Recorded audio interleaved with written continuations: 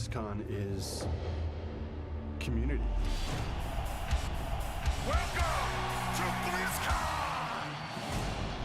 What you're seeing here today is just the beginning. None of this stuff exists without the participation of the community. We are excited as hell. It's when we get together with the people that actually, live and breathe these worlds that we build.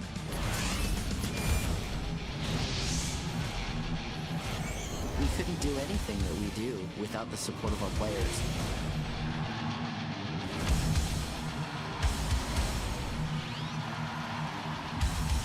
Are you with me, BlizzCon?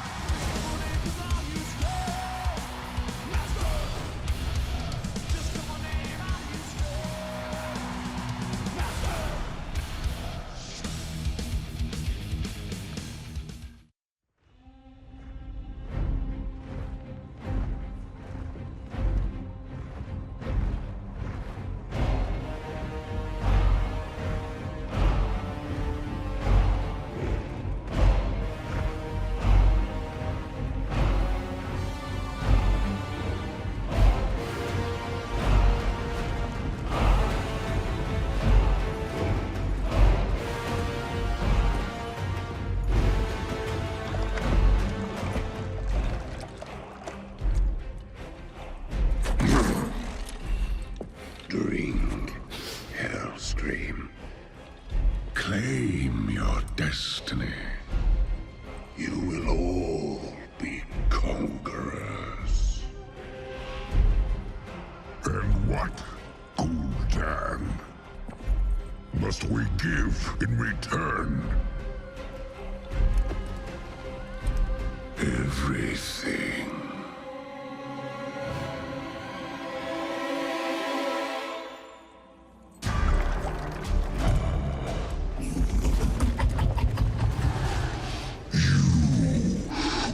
Reject this gift.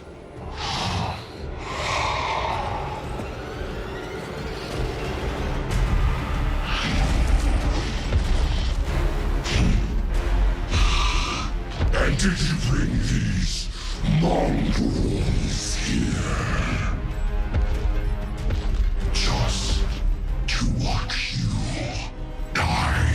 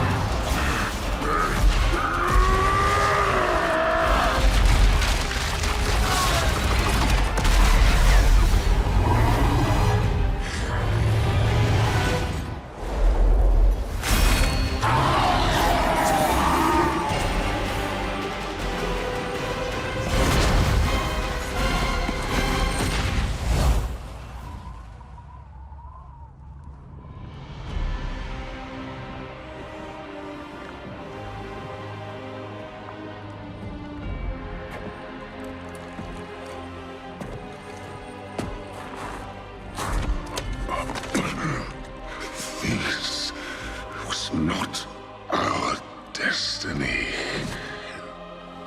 Times change.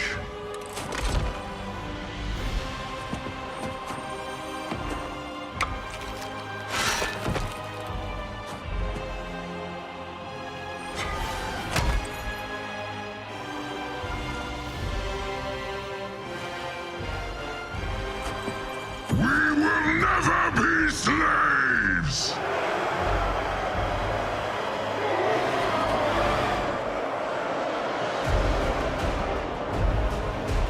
But we will be conquerors.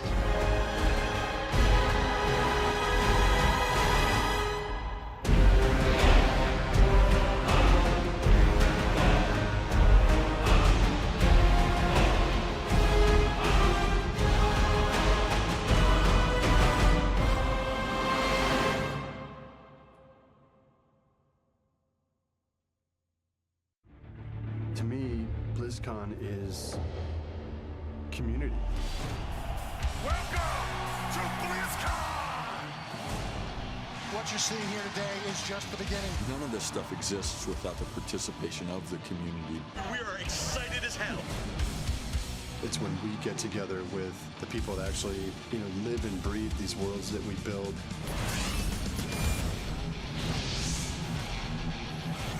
We couldn't do anything that we do without the support of our players.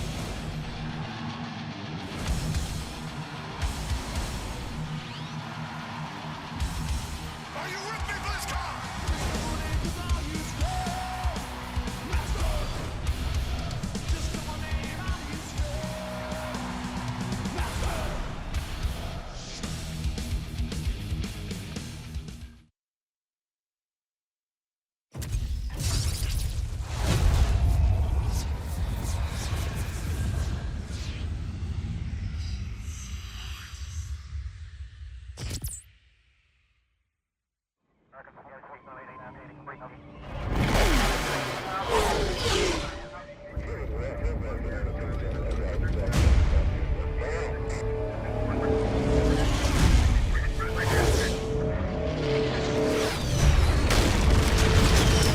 I am the swarm.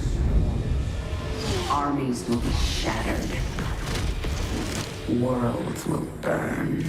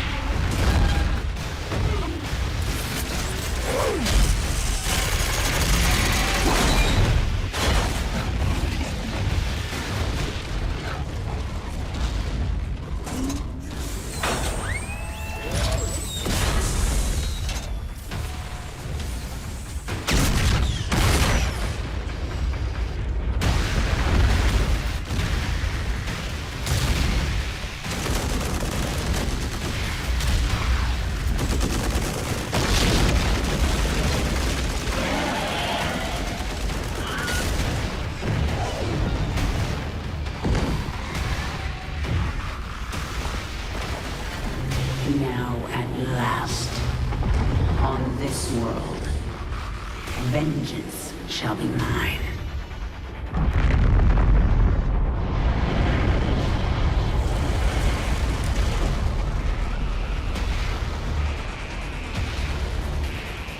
For I am the Queen of Blades.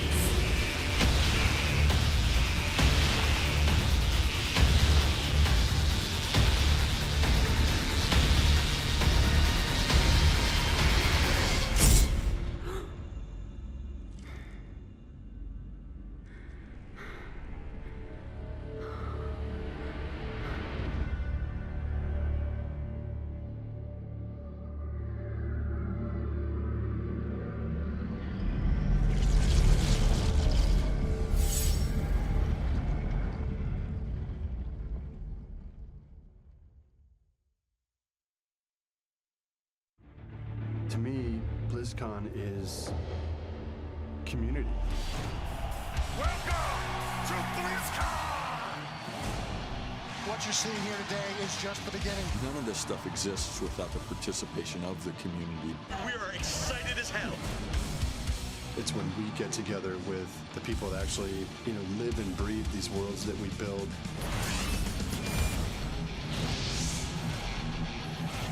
We couldn't do anything that we do without the support of our players.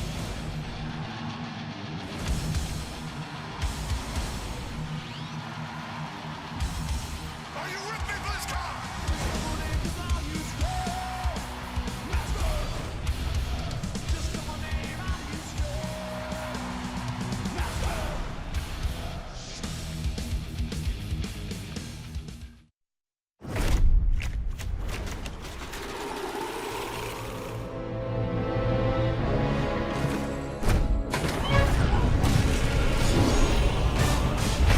Wars are only won upon the anvil of honor.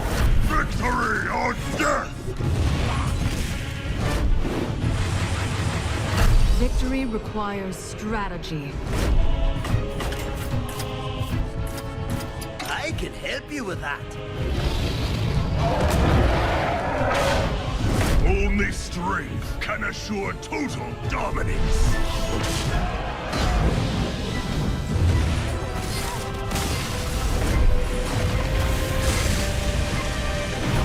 But of course, you could forget all that and just have fun.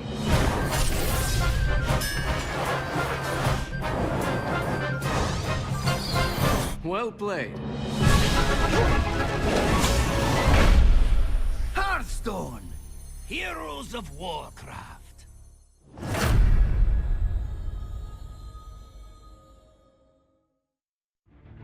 To me, BlizzCon is community. Welcome to BlizzCon! What you're seeing here today is just the beginning. None of this stuff exists without the participation of the community. We are excited as hell. It's when we get together with the people that actually, live and breathe these worlds that we build.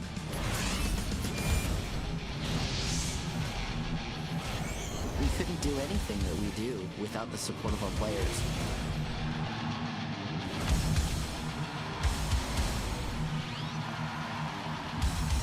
Are you with me, BlizzCon?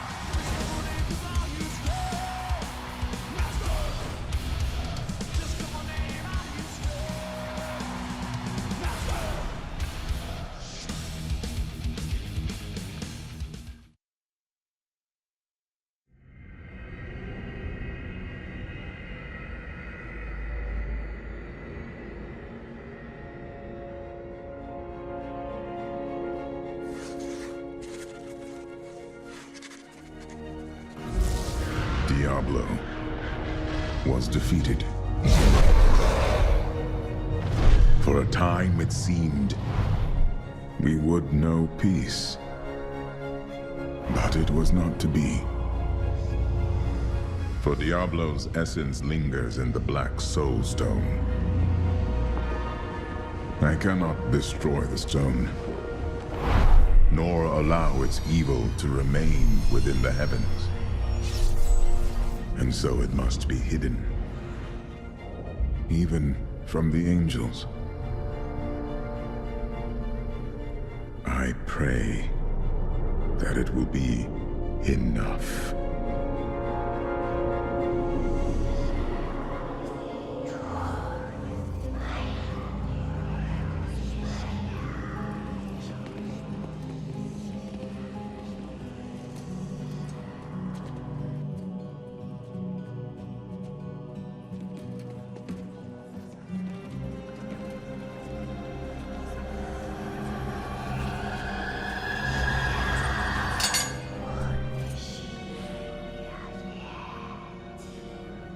You have done well, Horadrim. Your service here is finished. And you should all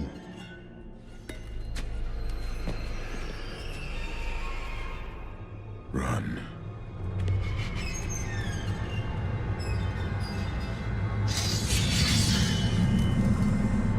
Malthael.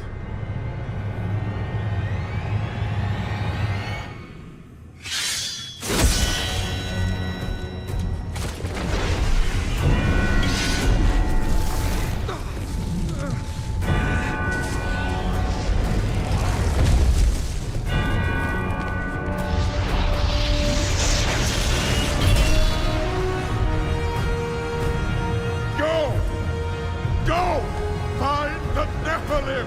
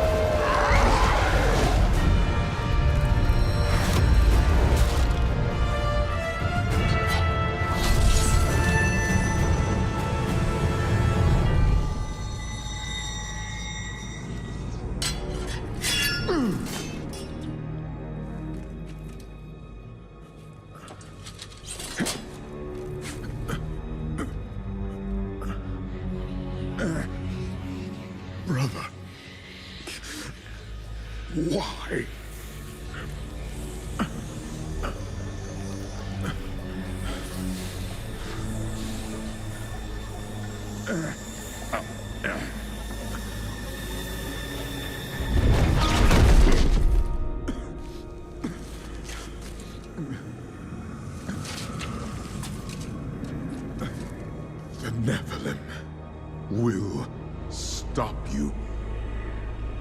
No one can stop death.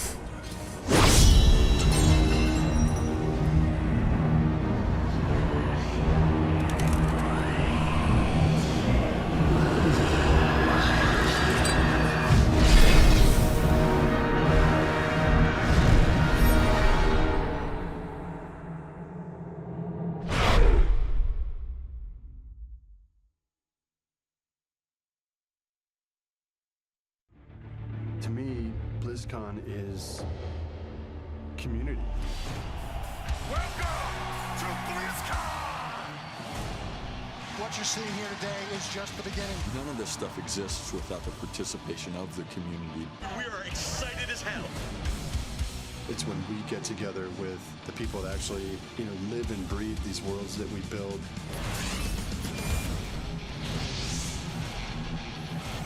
We couldn't do anything that we do without the support of our players.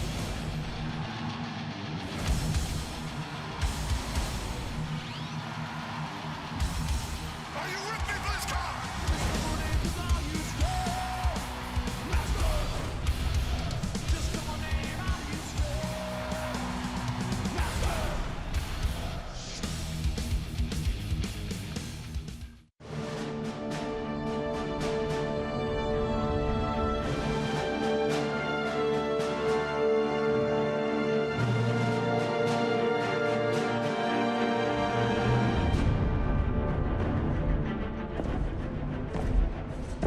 King Varian, the hour grows late. You must sign the declaration of war. I was just a child when my father rushed to confront this same evil. He didn't understand these warlords at all. That mistake cost him his life and brought this kingdom to ruin. You are not your father. I know. But how can I succeed where he failed? You can start by trusting my counsel. I have faced them before. On Draenor, you were there all those years ago. Yes. Believe me, they are not invincible. Then tell me of them, Murad. Tell me everything. Very well. Kargath had no clan.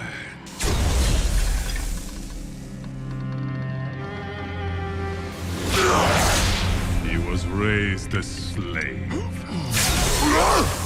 The ogre's cruelty was intolerable.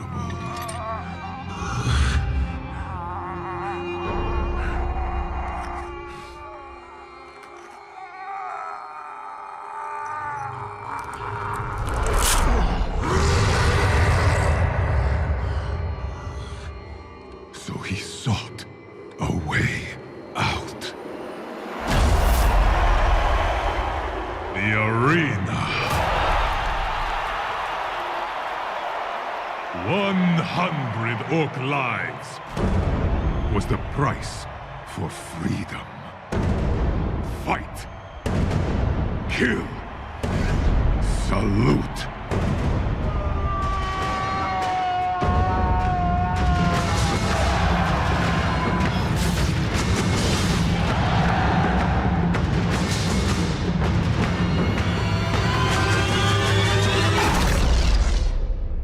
Kargath was unstoppable, and the day of his final fight had come. One last kill, and it was over.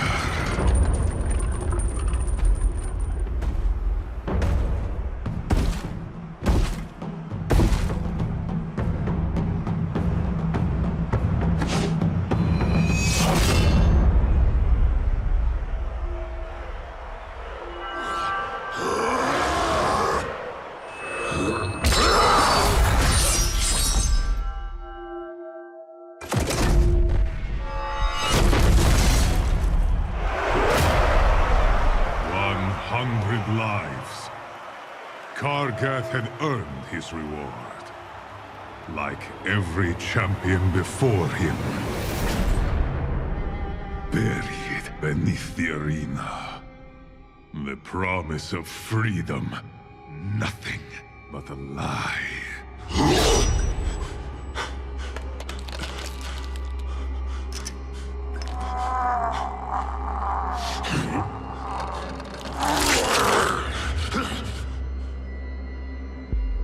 But Kargath would be chained no longer.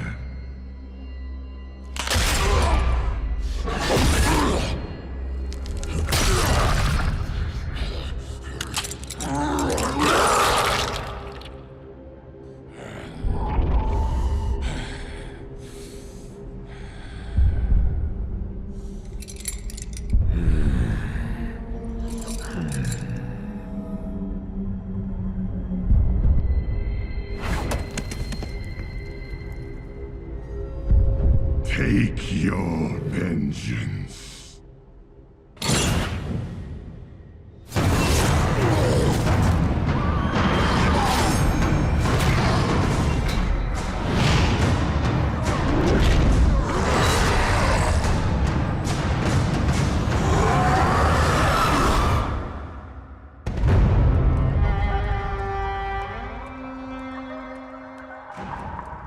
Bound by vengeance, their name would be spoken in fear.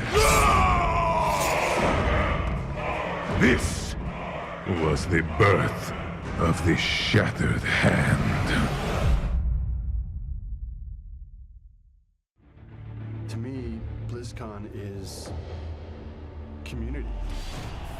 Welcome to BlizzCon! What you're seeing here today is just the beginning. None of this stuff exists without the participation of the community. We are excited as hell. It's when we get together with the people that actually, live and breathe these worlds that we build.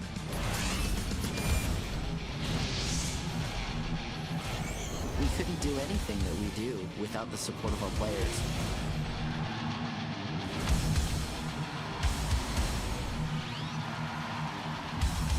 Are you with me, BlizzCon?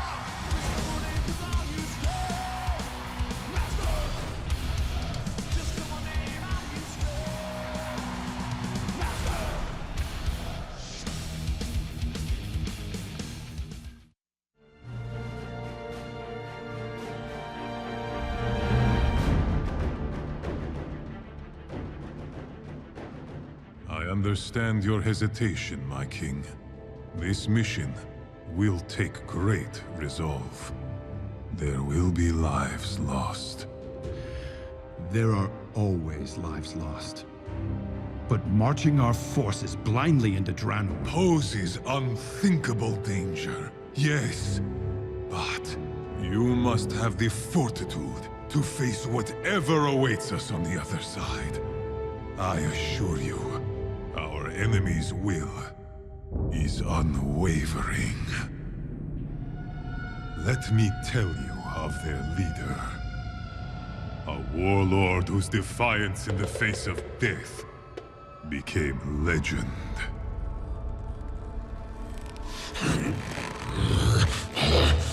Groma, mighty warrior, brought to heel at last. You are weak. Say it. Is that all? To think you once struck fear into my people.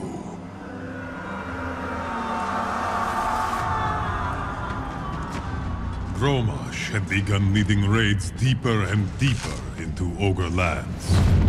He and his clan, the Warsong, were insatiable and relentless.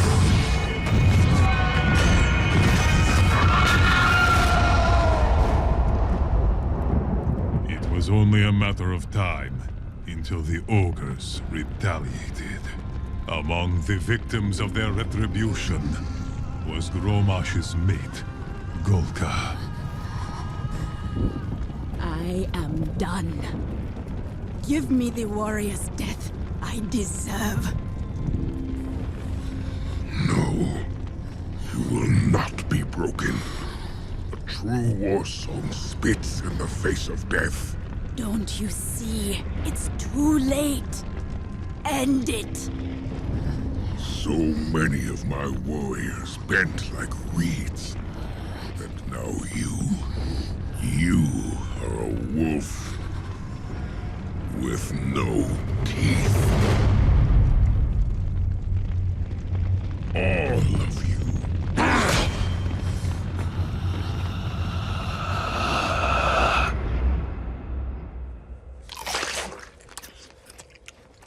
Look at you.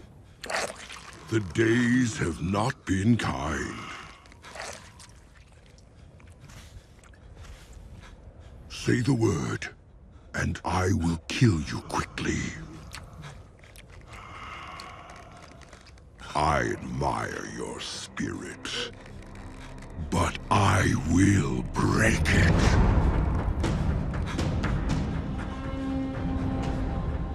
Gromash knew the ogres could not have gotten far. He called upon his forces to hunt them down. But for many of the war song, the cost had already been too high. Bury your weak. I will show you what it means to be war song.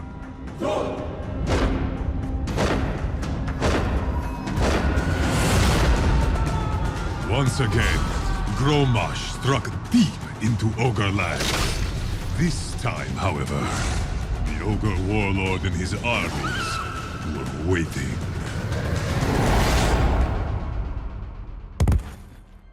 Your warriors. They begged for death. Your lands are mine. Your body is broken. You have nothing left. Say the word, and I will end your suffering.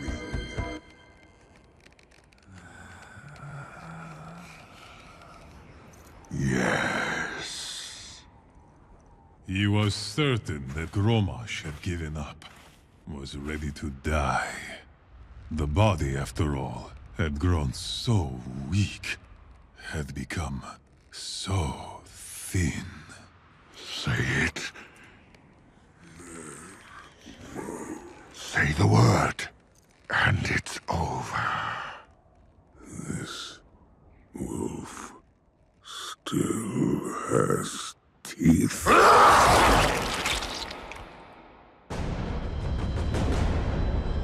From that day forward, the war song rallied to the banner of Gromash Hellscream. The warlord with the iron will.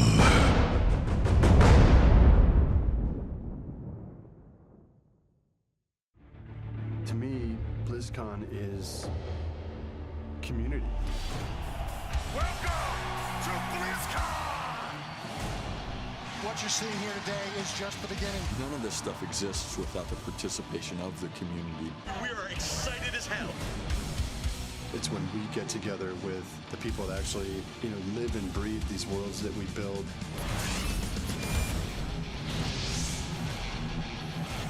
We couldn't do anything that we do without the support of our players.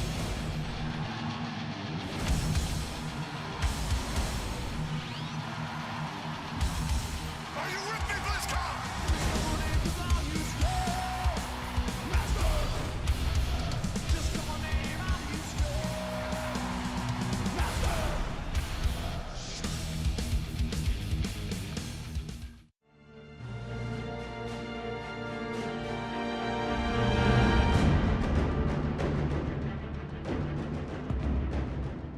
You cannot hesitate, my king.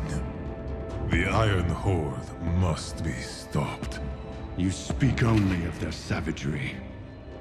But surely they are not all monsters. There was one. Durotan. His clan prided itself on suppressing rage, for they knew that those who succumbed to the beast within become their own greatest enemy. The clan was named for its kinship with the snow-white frostwolves. Together, they hunted the mighty Clefthoof. Every winter, the Clefthoof would migrate, and the clan would follow. But one year, when Durotan was very young...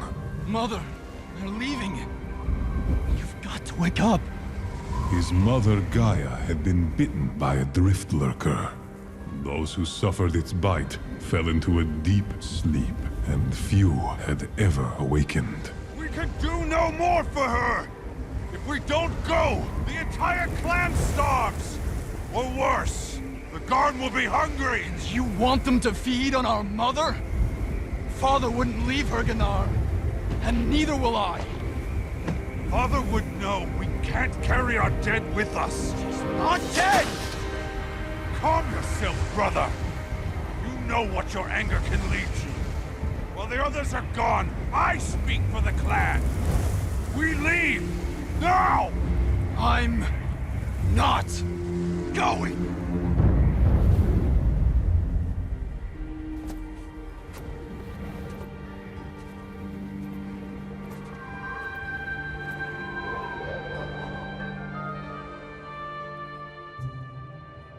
Days passed. Durotan remembered the lessons his mother had taught him, and with the aid of Gaia's old wolf Stormfang, they survived. Mother, winter is setting in. You have to wake up. Wake up.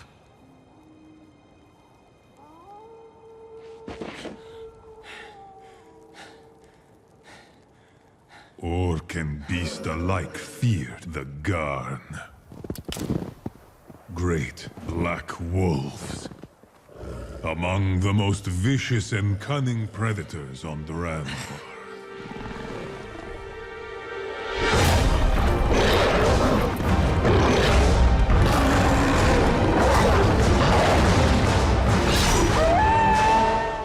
Durotan and Stormfang killed the lone wolf. But Durotan knew that the Garn hunted in packs, and with the setting of the sun, they would attack. He prepared to make his final stand. Mother, they're coming for us. You have to wake up.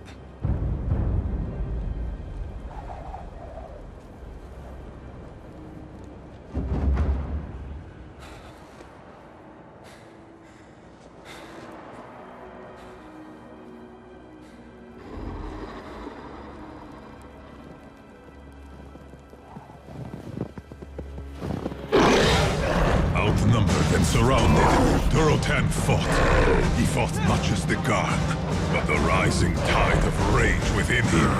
Durotan was driven to the brink, and in the heat of battle, bloodlust claimed him. Anything that moved, he killed.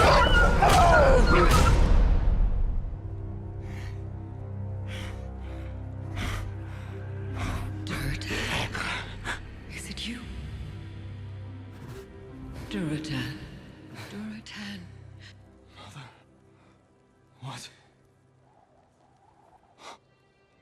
No.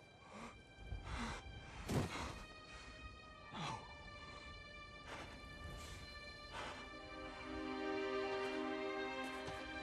I can see that you shed blood to protect me. But I would rather have died than know my son had become a beast. Durotan wore Stormfang's fur until the end of his days. A constant reminder of the old wolf's courage and loyalty. But a reminder also that even the most noble of orcs may fall prey to the savagery within.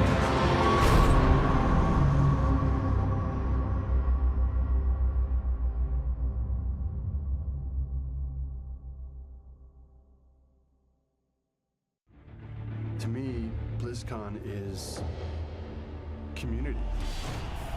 Welcome to BlizzCon! What you're seeing here today is just the beginning. None of this stuff exists without the participation of the community. We are excited as hell. It's when we get together with the people that actually, live and breathe these worlds that we build.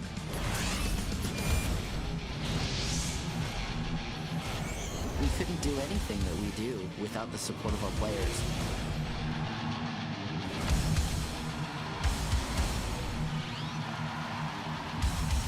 Are you with me, BlizzCon?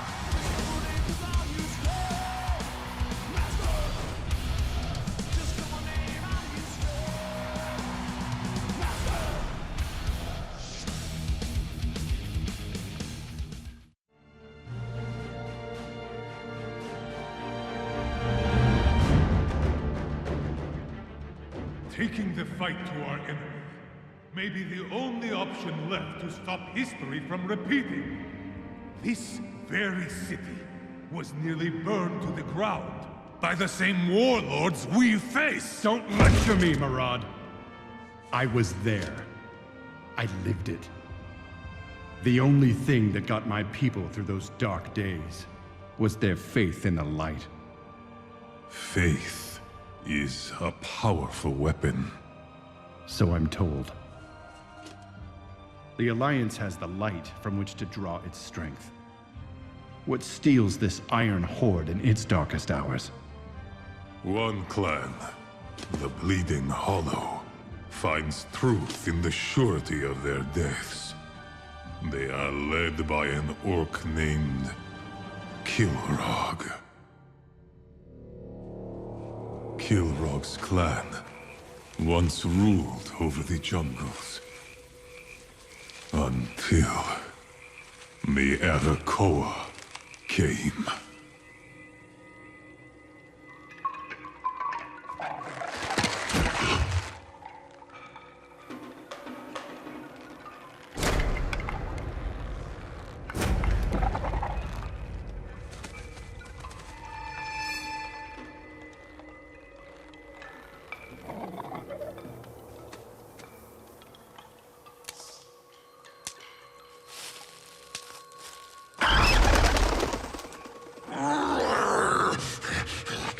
To survive, the clan went into hiding, living each day consumed by fear.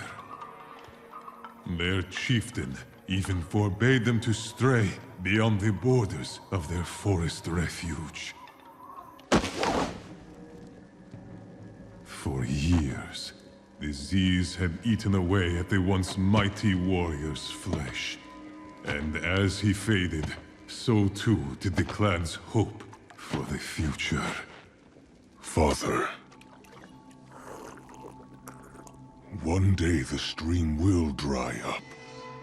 Then we will find a way to carry on. Like this. Look at us. We were never meant to live this way. Jumping every time the wind blows. Every chieftain must make hard choices for the good of the clan. Is this the death you saw then? No. This is not the death I saw. But perhaps it is time you finally saw your own. Go. Face your destiny.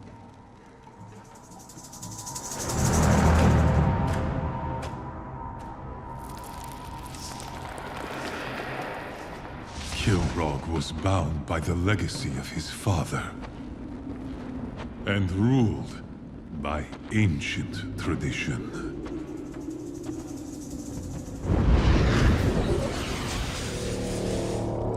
Those who would one day become chieftain performed the most sacred of rituals. They would sacrifice an eye for a vision of their own death. Sometimes, the vision would show much more.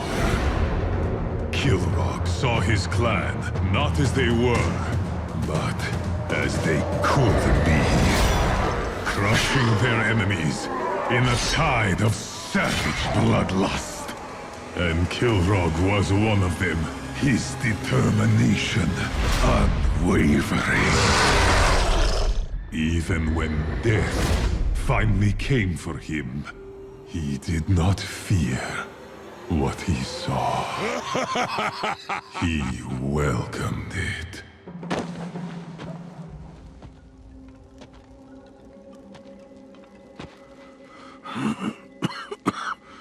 So, tell me of your vision, my son. I saw our clan strong and proud, victorious against our enemies. A glorious vision of the future. Why then do you seem so troubled? Because you were not a part of it. You were right. Every chieftain must make hard choices. For the good of the clan. At last. This is the death I saw.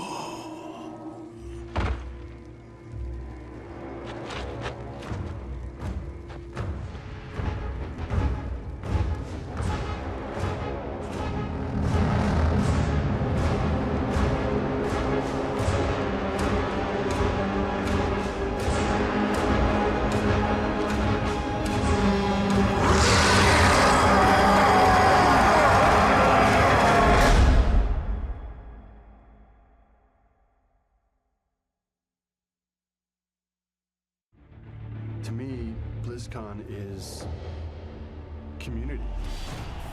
Welcome to BlizzCon! What you're seeing here today is just the beginning. None of this stuff exists without the participation of the community. We are excited as hell. It's when we get together with the people that actually, live and breathe these worlds that we build.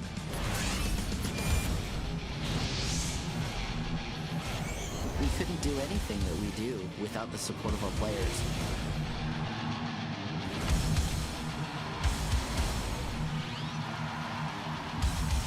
Are you with me, BlizzCon?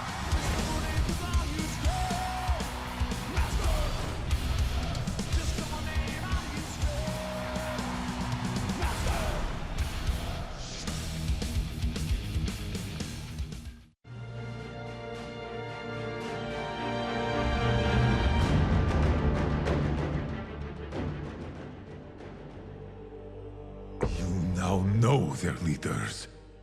You know what forged them into the monstrosities they have become. Put your seal on that order, and I will be the first to answer the call. Why are you so eager for this fight, Murad? For a paladin, you seem as bloodthirsty as the enemy. It is not blood I seek. When you look at me, what do you see? I see a paragon, a champion of the light. What you cannot see is the burden I carry each day.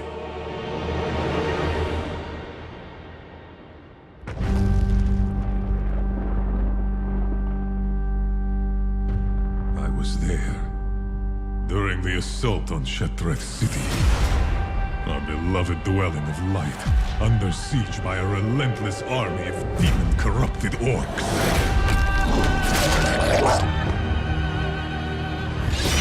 I witnessed countless acts of brutality, unspeakable horrors from atop the wall.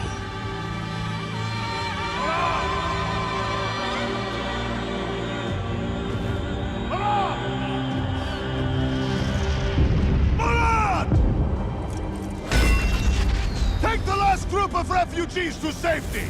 Go! Now! Yes, Exarch! I did as I was commanded. I gathered the refugees, led them away from battle.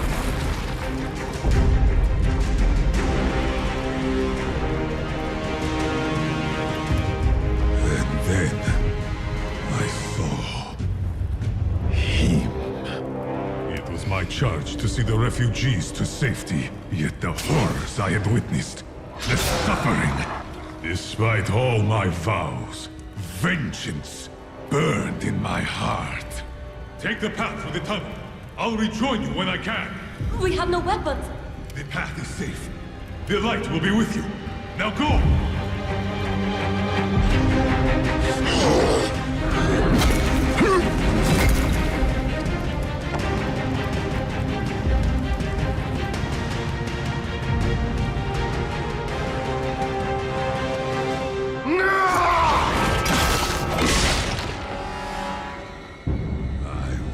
Avenge the countless Draenei who had perished!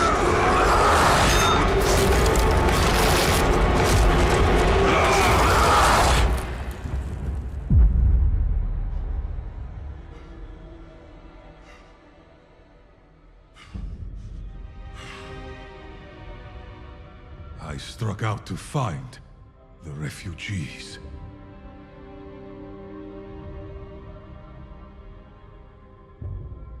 My heart fell.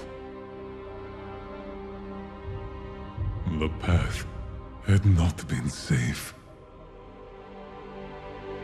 The light that I promised would be with them had forsaken them instead. Just as I had.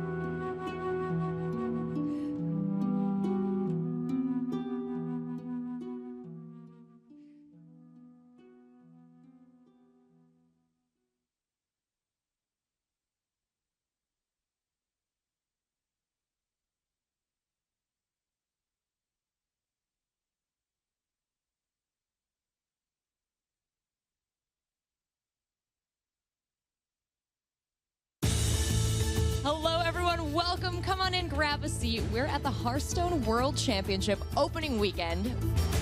We are here. The World Championships begin now. That's right. You know, 16 players come from all different parts of the world. Look at his hand. He has a high main, he has a sludge belcher, he has the freezing trap to protect this. This is getting horrible, and I think the Beast actually maybe, look at Tom's face, man. He is not too pleased about that. This could define the game right here. Oh, this is such a big deal.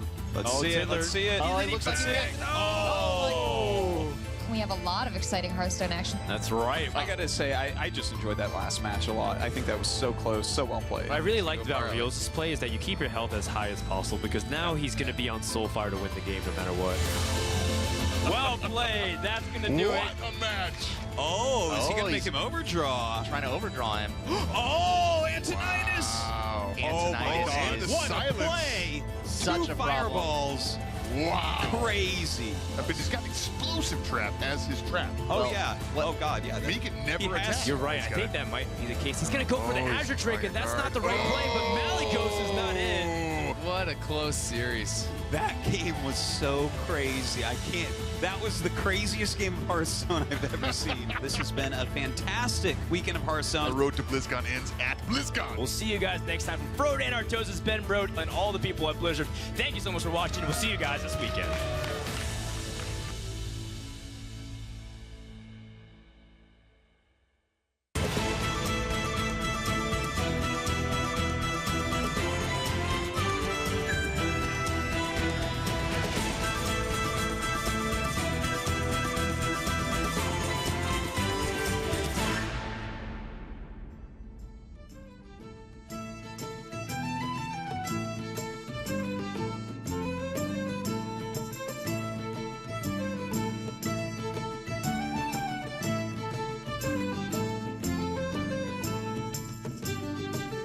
Welcome to the Tavern of Champions. The doors of BlizzCon 2014 have just opened. And even though the tavern isn't officially open yet, before, the opening ceremonies, we're still gonna sneak in a game today. I'm DJ Wheat, joined by Rachel. And Rachel, you've got to be as excited for BlizzCon as I am.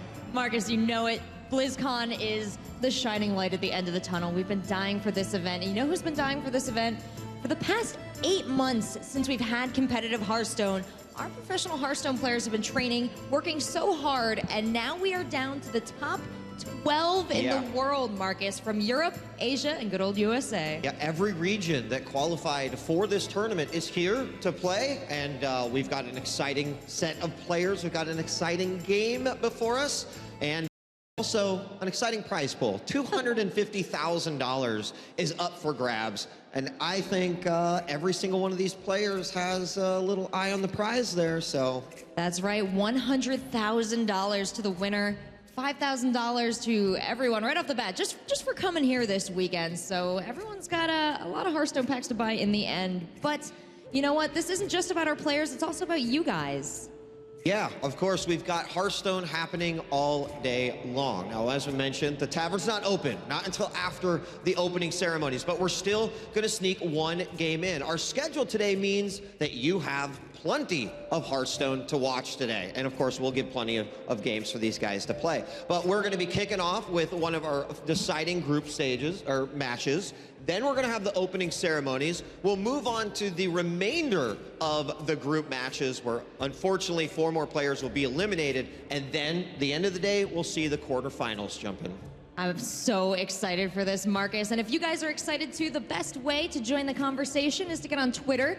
Make sure you're following Play Hearthstone and use that hashtag BlizzCon so we know what you're talking about. If you have any questions for the players, any comments about our fabulous set, any compliments for the wonderful host, feel free to get right at us. Anything and everything, whether you're here inside the arena or you happen to be at home, we want to connect with you all weekend long. Additionally, there's also the virtual ticket to check out. Head on over to blizzard.com. There's access to panels that you might not otherwise see, access to in-game items. It is truly a complete BlizzCon viewing experience. That's right. You can get yourself, if you buy the virtual ticket, you get all those sweet online items. There's even a special Hearthstone card back for you guys. And don't forget, you can watch on DirecTV too. Yep, and what else do we have? I mean, we want you guys to keep connected. We want to also say hello to all the people participating in the fireside gatherings. I'm not sure if anyone has ever been to one. I know I have. A lot of Hearthstone to be played. This weekend, a lot of Hearthstone to be watched as well. Absolutely, and taking us through that action, we have 3 very talented casters who've had a lot of experience in Hearthstone. Good morning, Artosis. Good morning, Frodan. Good morning, Nimsh. Good morning, Rachel and Marcus. How you guys doing? That set looks really good. You guys build it yourselves? We did. We've spent the last few days. My hands have a few calluses on them from all the hard work we've done. But yeah, no, the set's amazing. I wish that I could say that I built it, guys. Not the case. All we did was watch in amazement as it sort of came together and all the hard work to get there. But I actually have a question for you guys. Up there on the panel, if I'm not mistaken, you have a defending BlizzCon Hearthstone champion up there. I don't know if we would say defending DJ Weed. Okay. I am up here on the commentary desk where I truly belong, but I'm really happy to be here, be able to cast some Hearthstone and see who really is the best player in the world right now. Well, have fun, guys. Thank you so much, Joy. Marcus and Rachel. And yes, welcome everybody to the Hearthstone World Championships, day number 1. This is where it all comes down to, and this is where it starts to become a lot more intense for some of these players. But at the same time, as you can see, a new set from last weekend, and we're here to have some fun. Oh, and fun we will have, won't we, Nimsh? I mean, this is the biggest stage in the world. We're going to have so many people watching, both here and at home. Make sure to tell your friends, let them know that this tournament has already begun before even the opening ceremony. That's how much awesome Hearthstone we have to get in today. Oh man, I'm so excited to be here and to watch those players. They came like, they had a long way to be here, and best players in the world, best matches in the world that we'll be watching here. So a lot of excitement, a lot of really good Hearthstone to watch and spectate. Yeah, absolutely. We had 16 players come in from all different parts of the world. And you know, we actually have new commentators coming in from different parts of the world. Welcome, Nimsh, to the desk, by the way. Last week, I think you were doing some other tournaments, but this weekend, it's great to have you here. I think you're a wonderful representative, not just for Cloud9, but also for what you've done for Hearthstone over the years. So it's a pleasure to just be casting with you again. Oh, thank you so much. It's a pleasure to casting with you, like with Artosis as well. It's my first BlizzCon to be here on site. Oh man, you must be going crazy. Nimsh loves so everything excited. about the Warcraft universe. Oh god. There's a store over there, by the way, but you have to cast first. All right, so wait. Oh, okay. I'm staying for this match at least. So I was watching BlizzCon every time with the virtual ticket, and this time I'm here and casting with those wonderful guys. And I'm just Nimsh, look, thank you. You're going to enjoy yourself here as well. Like, if you guys haven't been to BlizzCon before, like, you may want to go ahead, get yourself a virtual ticket and check it out, because I think this is my 6th in a row or something. It is insane every year, and this year actually kills the other years. I look at the other years, I'm like, what was it, some podunk convention? But if you walk around this year, check out these stages, check out these matches. Blizzard has really outdone themselves this time. Yeah, absolutely. They went all out, not just for the Hearthstone stages, but there's all great stuff, action with World of Warcraft, with the Warlords or Draenor announcements. We have Heroes of the Storm exhibition matches. There's StarCraft 2 in the arena, which of course you can catch Artosis there as well. It's going to be one fantastic weekend, so make sure, guys, go on social media, #BlizzCon. Let you guys know, or let your friends know rather, on Facebook, and tell everybody that this is starting. And of course, we're just doing one match before the opening ceremonies, so don't get too carried away that we're going to be missing opening ceremonies. We're going to be able to watch that. That's too. right. I was actually worried about that when I was walking over here from the StarCraft area. I'm like, when does that start? When does this start? Am I going to be able to watch what Mike Morhaime has to say? Because it is always so much fun to see him address everyone at BlizzCon and hear about what Blizzard has in the works for the year. But yeah, we are not going to overrun anything, so don't worry about that. Stay tuned right here, because this first match is going to be awesome. Yeah, and after the opening ceremony, everybody's telling me you have to watch the opening ceremony. So after this match, we jump to that, and then we'll just continue with the full weekend of Hearthstone. And this stage just behind us is amazing. Oh my God, I have never seen anything like it before. I mean, Frodan, you've been around doing every Hearthstone event of any merit, really, in the world. Have you ever seen a stage anything like this? No. You see everything, all the small details. You see the barrels in the background. You see Rachel hanging out by the bartending table. You see a nice fireplace where both players will sit inside of a soundproof booth. It's going to be an amazing experience. Look, a Merla portrait on the wall. As it should be. It's like home. Auntie Murkai up there.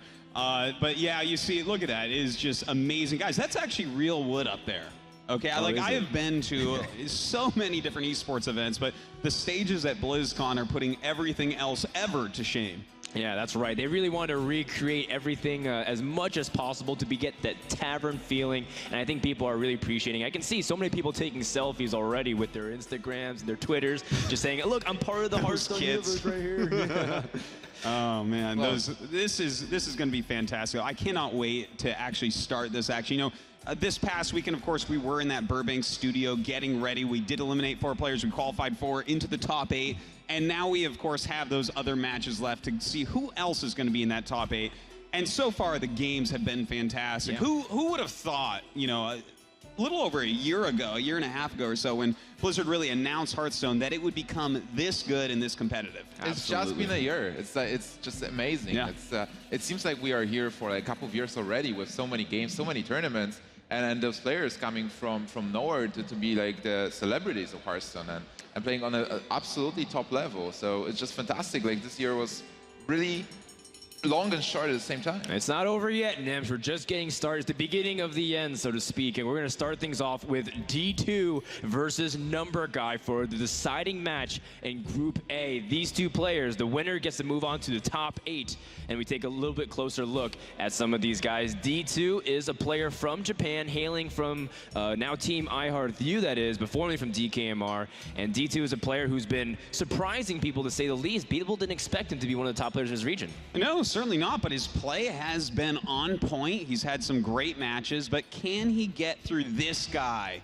A very young player, a Numberguy, just recently joining SK Gaming, one of the most fabled teams in all of esports history, and this guy showed us a lot of great games as he just tore through the EU qualifiers. Numberguy is certainly very young, but very dedicated at the same time. He just comes back from school, finishes homework, and then sits there and plays Hearthstone all the time, practicing, dedicated to be the best in the world, to try his strength. And he also went through very good players to qualify and to be here. So definitely a good representative for Europe, and a lot of skills and a good decks as well. Absolutely. And you know what? The fact that he might be 17 years old doesn't faze him, even though he's on one of the biggest stages yet of his entire life, right? Being here at BlizzCon, oftentimes the nerves can ramp up a lot, but he told me, I'm just going to get up there and play some of my games and just completely focus and zoom in. And already I can tell by his composure that he's not rattled, at least not yet. Not yet. Maybe the fact that you can see each other directly across the computer screen, though, there might be some room for a little bit of mind games there. Also, we've mentioned this, how awesome the stage is, but the insight for the players is just amazing. You're inside the box, like inside a small world, only with your opponent. And normally when you are playing Hearthstone, you're just facing your computer screen, but here, those guys are facing each other. They can look each other in the eyes. As you can see, there are no screens in front of them, so it's just your opponent in front of you. Dude, I gotta tell you guys, like, I am someone who has lived on the stage for years and years, and last year, with no money on the line, playing on the stage at BlizzCon, I felt so much pressure. So I can't even imagine what these guys are feeling right now. The audience is starting to fill in. Even though the doors just opened, we have so many people out here ready to watch this match. So there is a ton of pressure on these guys, especially with $100,000 going home to first place. That's life-changing money. Absolutely. And these 2 guys, you just saw a little bit more about him. D2, for example, I didn't know he played cello when he was in the orchestra, but of course, you know, these guys, they're not just good gamers, they're also very talented and smart people. Numberguy is, of course, getting straight A's wherever he goes. In fact, he plays Hearthstone and competes to challenge himself intellectually. Well, it is a very challenging game, intellectually speaking. You know, even though I may like to sit down and just play Murlocs all day, some of these decks they're going to be using are pretty tough to play, and we're going to be able to watch that and see the amazing moves these guys actually pull off that you would never even think of that will help them to win the title. Can you guys tell me more about the format, by the way? Because, you know, we all love Hearthstone. It's like one-on-one, we have our beloved decks, but we have a bit of a different format here at BlizzCon. So, Frodan, can you tell us more? Like, yeah, absolutely. For those of the people who've never watched competitive Hearthstone, you've played a few games through the tutorial, maybe even the ladder, we function a little differently here at BlizzCon. Every player is allowed to bring 4 decks, but during the series, before it begins, the player, your opponent, can veto one deck that you can't play. So you'll be bringing 3 decks, and you play a best of 5. When you lose with a class, that is eliminated until you basically have no classes left. We call it last hero standing. So you can basically follow along. When a player loses that class, they can't play it, and if they lose 3 games, they're out. So basically coming to the tournament, you bring those decks and you know how the format works, and you need to have strategy as well. Like you need to prepare certain decks and think, okay, what is my opponent going to ban? So which class am I likely not to be able to use, and what am I banning on his side? And then you have to think about different matchups, because certain decks and strategies, they match well evenly against some, and like they have an advantage. So you have to think about all those small details and then practice all the matchups that are possible. That's right, and you can change a deck. You know, these decks are just 30 cards big, so you can change a few cards in it. If you think you have a bad matchup that you want to fix to try to trick your opponent, you can customize your own deck however you like to try to get the upper hand here. So that is something that all these guys are going to be keeping in mind, saying, okay, what special cards does he have in this deck? What is his overall strategy with this deck? And how do I best choose the order of my decks and how to play the cards that I draw to win? That's right, preparation will matter just as much as execution. Let's take a look at the matchup screen and see what these guys have prepared for this series. Now, Numberguy and D2 are telling me that they feel like they have a good grasp on their opponent. Let's see if it pays off. And right off the bat, an unconventional ban from D2. He's going to take away Numberguy's Druid deck and leave up both the Hunter and the Warlock class. I think this is actually a smart ban, and he is really respecting the Druid from Numberguy. Numberguy was able to take Druid and win versus Fraser in the EU Regionals qualifier, and he was really presenting a splendid display of Druid skills. Well, so, yeah, you know what? I look at it and I think to myself, I kind of like this by D2. You know, he has Warrior and he has Priest, so he feels like he has two classes that could fight against Hunter here. Leaving Warlock up, though, that is always a very scary prospect. Warlock is one of the most flexible and strongest decks in all of Hearthstone. Yeah, it's also very hard because Warlock has two different archetypes, which means different decks that you can face, and you never know what your opponent is playing unless you are actually checking out and studying your opponent. But basically, you can play an aggro deck, which is a very fast minion-based deck that wants to kill as fast as possible. And the other archetype is a handlock, which is a control deck, which just waits, draws cards, and plays giants, and wants to win when just playing the big minions and attacking you in 1 turn or 2 turns. So that's why Warlock is really tricky to play against. I think throughout the tournament, you're going to see mostly Warlock bans followed by Hunter, and then in some special circumstances like this, you're going to see something like Druid ban, where you give a lot of respect to the deck, you give a lot of respect to the player using that deck, and you say, oh, maybe this deck is the one that I'm afraid of here. Yeah, I'm looking at really cool, unique bans, like against Shaman, for example. People really respect what Shaman's been able to do recently. The Rogue, which draws a lot of cards and bursts you out of the game. That deck is also really strong against some of the slower decks. So we'll see how these guys really respond to their opponents. And again, these guys have been preparing for the past 2 days. Whenever we said, let's go hang out, we're in Anaheim. It's Disneyland is like right in our backyard. And they're like, no, I'd rather practice and train and make sure that I'm getting these games in. Well, with that much money on the line, you win BlizzCon, you can go to Disneyland as many times as you want, Frodan. Yeah, but it's not even about money. It's about glory and fame, or like respect. You are here. Like, this is the pinnacle of Hearthstone, competitive Hearthstone. You want to be the world champion. You want to be the one. Like, Ardos, you want the Invitational, right? Yeah. Do you feel like this tournament is the first world champs, or is it the second world champs? Wow, really putting me on the spot there, the reigning champion on his opinion. Well, no, I mean, this tournament is the first or second. This had such a huge amount of qualifiers. Back when I was playing in this tournament, you know, it was just like select people were sent the beta, and they invited some of the good players to play. But I mean, these guys have gone through so much already. Even if you see someone lose 0-3 here, they have won so many matches to get here, and that's why they're going to go home with $5,000 still, because they've been trying to qualify for this for like 6 months already. This has been endless games to prove themselves as a top player. That's right. We came through lots of qualifiers, through the ladder rankings, through weekly tournament cups. We even had a last chance qualifier, which some of these guys got through, and that was just phase 0. Then we had phase 1 qualifiers, where we had it in DreamHack, and we also had it at the New York Hammerstein Ballroom. And then we finally got to phase 2 at Burbank, and then we're finally here at BlizzCon. These guys have gone through hell and fire in order to get to this stage. Yeah, definitely, and it only proves that you can't just get lucky to be here. Like, you really have to show the skills, you have to practice a lot, and be dedicated to build up your decks and to play them well. And really, like, hours of gameplay by those players to be able to face the difficulties. And not only that, because when you're playing on a big stage, you have to show restraint. Like, you can't be stressed. Like, or even if you're stressed, you have to play your A game and be able to like go through all your opponents. You know, I would be very surprised if any of the players that are left here in BlizzCon haven't played at least 10,000 Hearthstone games and watched countless hours, talked about the game for countless hours, thought about decks for countless hours. This is almost like a full-time job for some of these guys. Oh yeah, certainly. And one of the most beautiful things about competitive card games is that those guys playing right now in this tournament, they are growing while they're playing. So we've seen D2 and Numberguy last weekend playing against other people, but right now those guys might be a different D2, a different Numberguy. Like they skilled up. They had a week and they played those matches last weekend. We'll see, because the game is about to begin. Match number 1 between Numberguy and D2. The BlizzCon World Championships begins now, and already the fans want to see what these two guys have prepared. Let's jump into it. We're going to start things off with Warlock versus Warrior. Oh man, the Hunter is banned, by the way.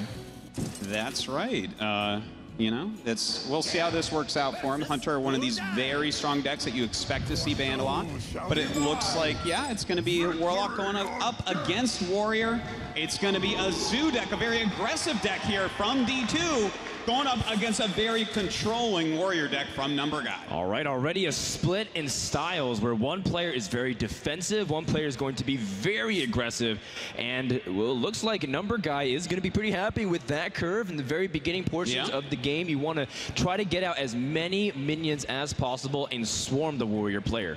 Oh yeah, certainly. He has like very good minions against the Zoo. Armorsmith is a fantastic card to gain life. It's really hard to deal with for a Zoo player. But on the other hand, D2 has a Flame Imp. That's a perfect card to start with. It's 1 mana, a 3/2.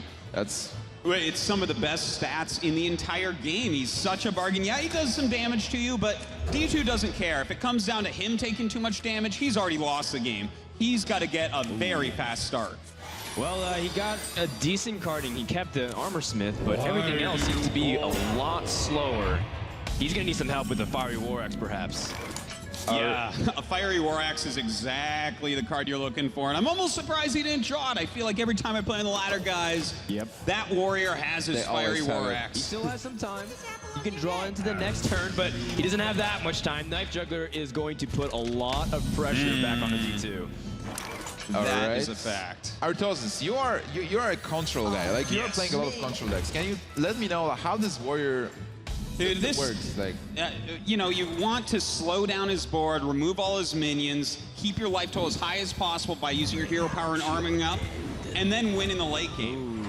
But if we take a look at this game and how it's working out so far, it's not actually going well at all right now. For D2, he's in a hard spot.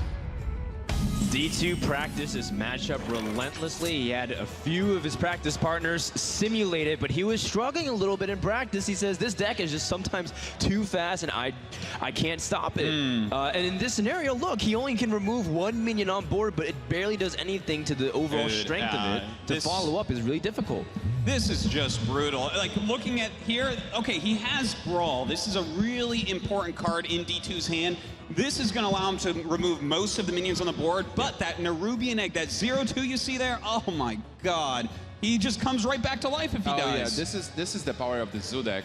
You are just spawning a board with the minions, and then when they destroy your field, you just use your hero power, pay 2 life, draw a card, and do it every turn. So basically every turn you're drawing 2 cards, and you can spend life because you are the aggressor, you are dealing damage, so you always have life to spend, and you just play more and more minions, and at some point your opponent's out of removal. Like, he can't clear your board, and he just dies. Well, it looks like D2 wants to go ahead and use a Whirlwind there. It will kill the Knife Juggler, but still, he's going to be taking a lot of damage next turn. Yeah, you got to do what you got to do. Kill off that Knife Juggler and just pretty much pass to your opponent and pray that he has a very passive turn. If he just plays really weak attack creatures, even if it's just another Nerubian Egg, that gives him some stalling potential where he can perhaps get this Brawl off. Well, let's see, guys. Draws the Undertaker. Kind of a dead draw right now. You don't want to be drawing Undertaker after the first couple turns. And yeah, but still, Undertaker is a nice card. It's like for 1/1/2, it's fine, but you can really buff it. Whatever you play with a death row, it gets bigger. And this board is getting really strong. Well, it does look strong right now, but That Brawl is going to be coming out this turn, I think. And if, let's say that Nerubian Egg is the one that survives, then suddenly D2 is in a very winnable position. Is there any value in just playing a Sludge Belcher, trying to stop the onslaught and then maybe Brawl next turn? Yeah. I mean, you definitely could go for something like that. In fact, he's going to go with the Fiery War Axe.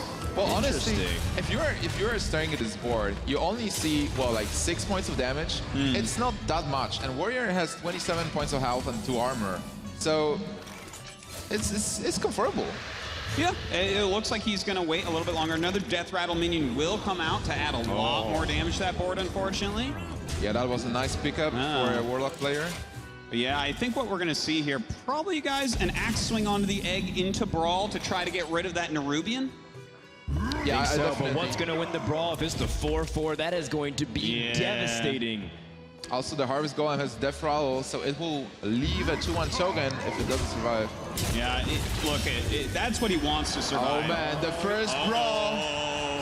Who's going to come out? Only one minion can survive. It's the Nerubian! Oh, man. If you're a Numberguy fan, that was excellent.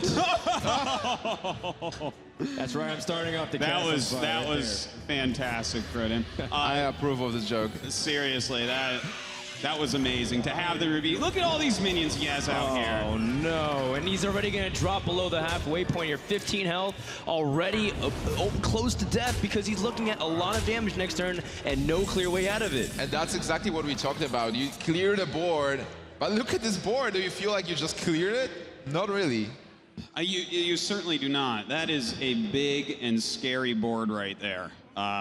You know, Zoo, man. This is the way it happens sometimes. He's got some defensive cards in his hands, but I don't know what this is going to really do. But there is an Iron Beak Owl just waiting for anything that has taunt or any effect. It can silence a card and just go through it. How much damage is there even on the board right now? It's 11. It's a lot. It's quite a bit. And I think we're going to see that Iron Beak Owl coming out. And that's, in fact, we could easily have him drawn to lethal this turn. If Numberguy gets 2 points of damage, he will win right there. That's right. Yeah. So far, in our Abusive Surgeon. Oh, right. He needs 4 now.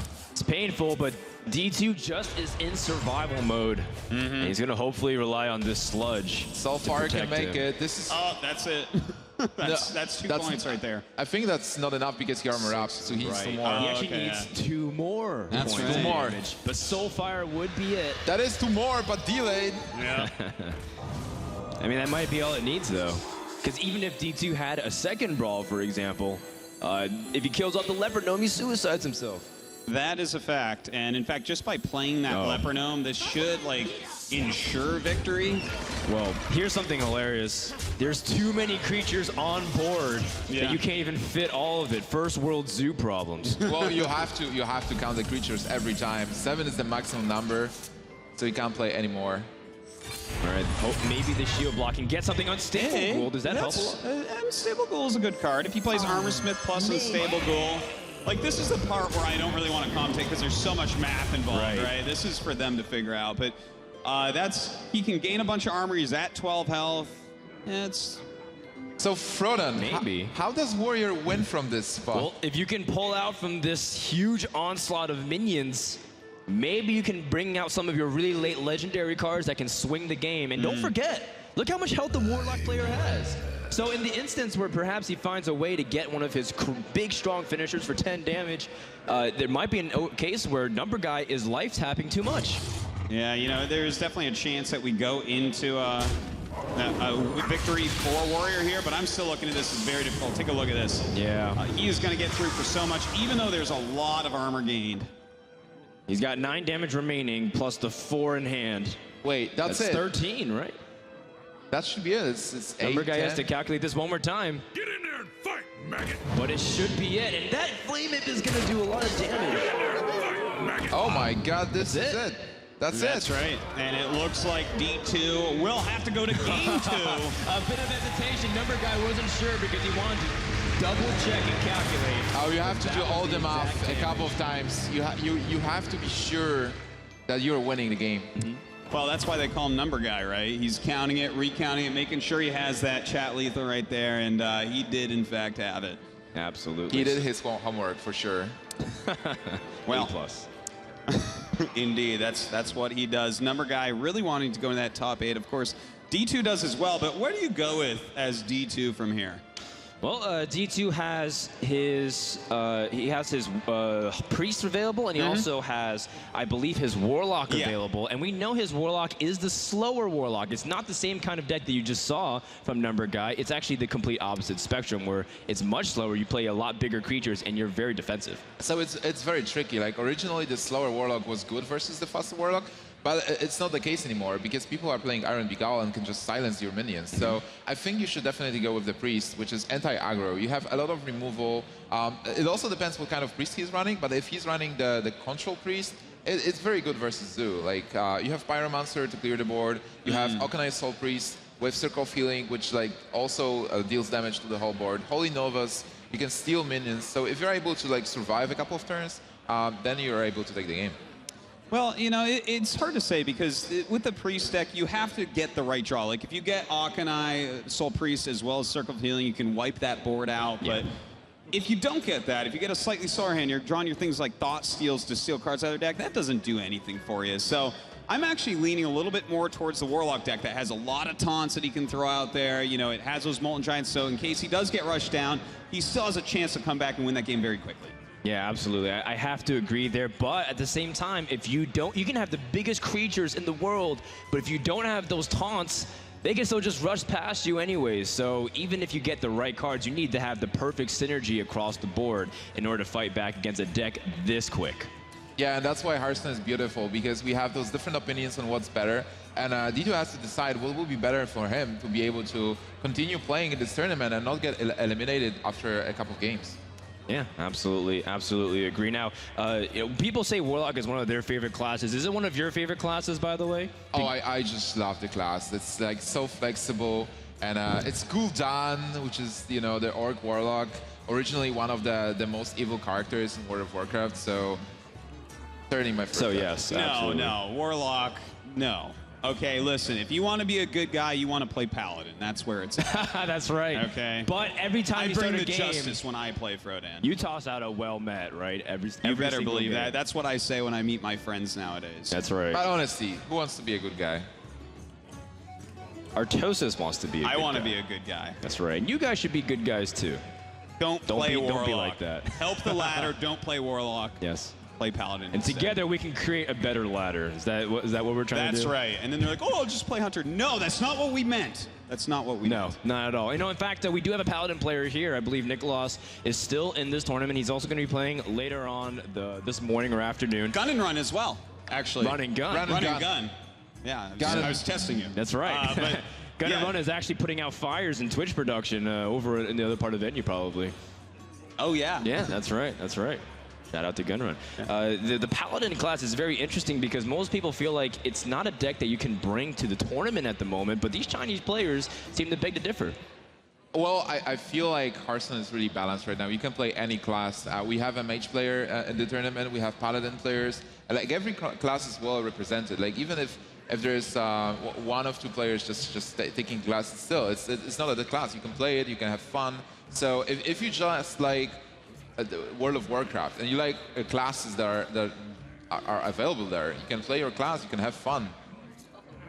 That's right. Yeah. In fact, I never played World of Warcraft. Okay, here's a quick little Artosis story time. I never played World of Warcraft. I've been playing StarCraft for 15 years. You should fix that. I skipped over WoW. I didn't play a lot of these other games. Sure. Just hardcore StarCraft. I started playing Hearthstone, loved it. Priest was my favorite class back then, and I now have a level 26 Undead Priest. Really? That is correct. I now play World of Warcraft. Wow. Well, already to level 26. It's only been a year. Wow. So in a couple of years, you will reach end game. I'm hoping so. I just got done, I think it was called Gnome Regard or something like that. Gotcha. I killed a bunch of leper gnomes, basically. It was sick. Oh, wow. It hurt. Yeah. I had a good time. But, yeah, we should be getting into this next game pretty quickly here. And by the looks of it, I think he is going to choose the Warlock deck. Yeah, I think so. The Priest, like you said, maybe still can get overrun by the fast Warlock. We call it Zoo. So I think this handlock deck, the control Warlock is very strong. Even if he had Hunter, I still think the handlock would be a much better choice. Would you guys agree or disagree? Yeah, I agree. Yeah, but there is also one more important thing. Numberguy still has his Rogue available to him. Yes. And Rogue is a natural counter to a Priest deck. That's a good point. So if you would take a Priest, which might be better against the Zoo, still, you know that you will be easily countered by a Rogue. And Handlock has a good matchup versus Zoo, and then it has a good matchup versus Rogue as well. Well, Handlock, yeah, it's quite the case. Like, he might be looking to get multiple wins here. In fact, I would say he is. But do we remember if this Rogue deck is, in fact, the board control Rogue with Violet Teachers? Oh, man. I want to put you guys on the spot. I think it is. I think it is. Like, Frodan, what was Numberguy's middle name? I don't know, because if so, I'd be able to get into his BattleNet account if I knew all the answers to those questions.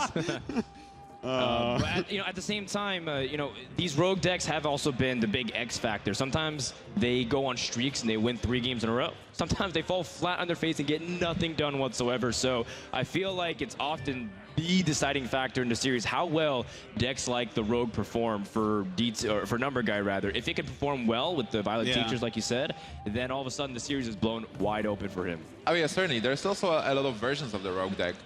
We call it Miracle Rogue because the decks are centered around Gadgets and Auctioneer.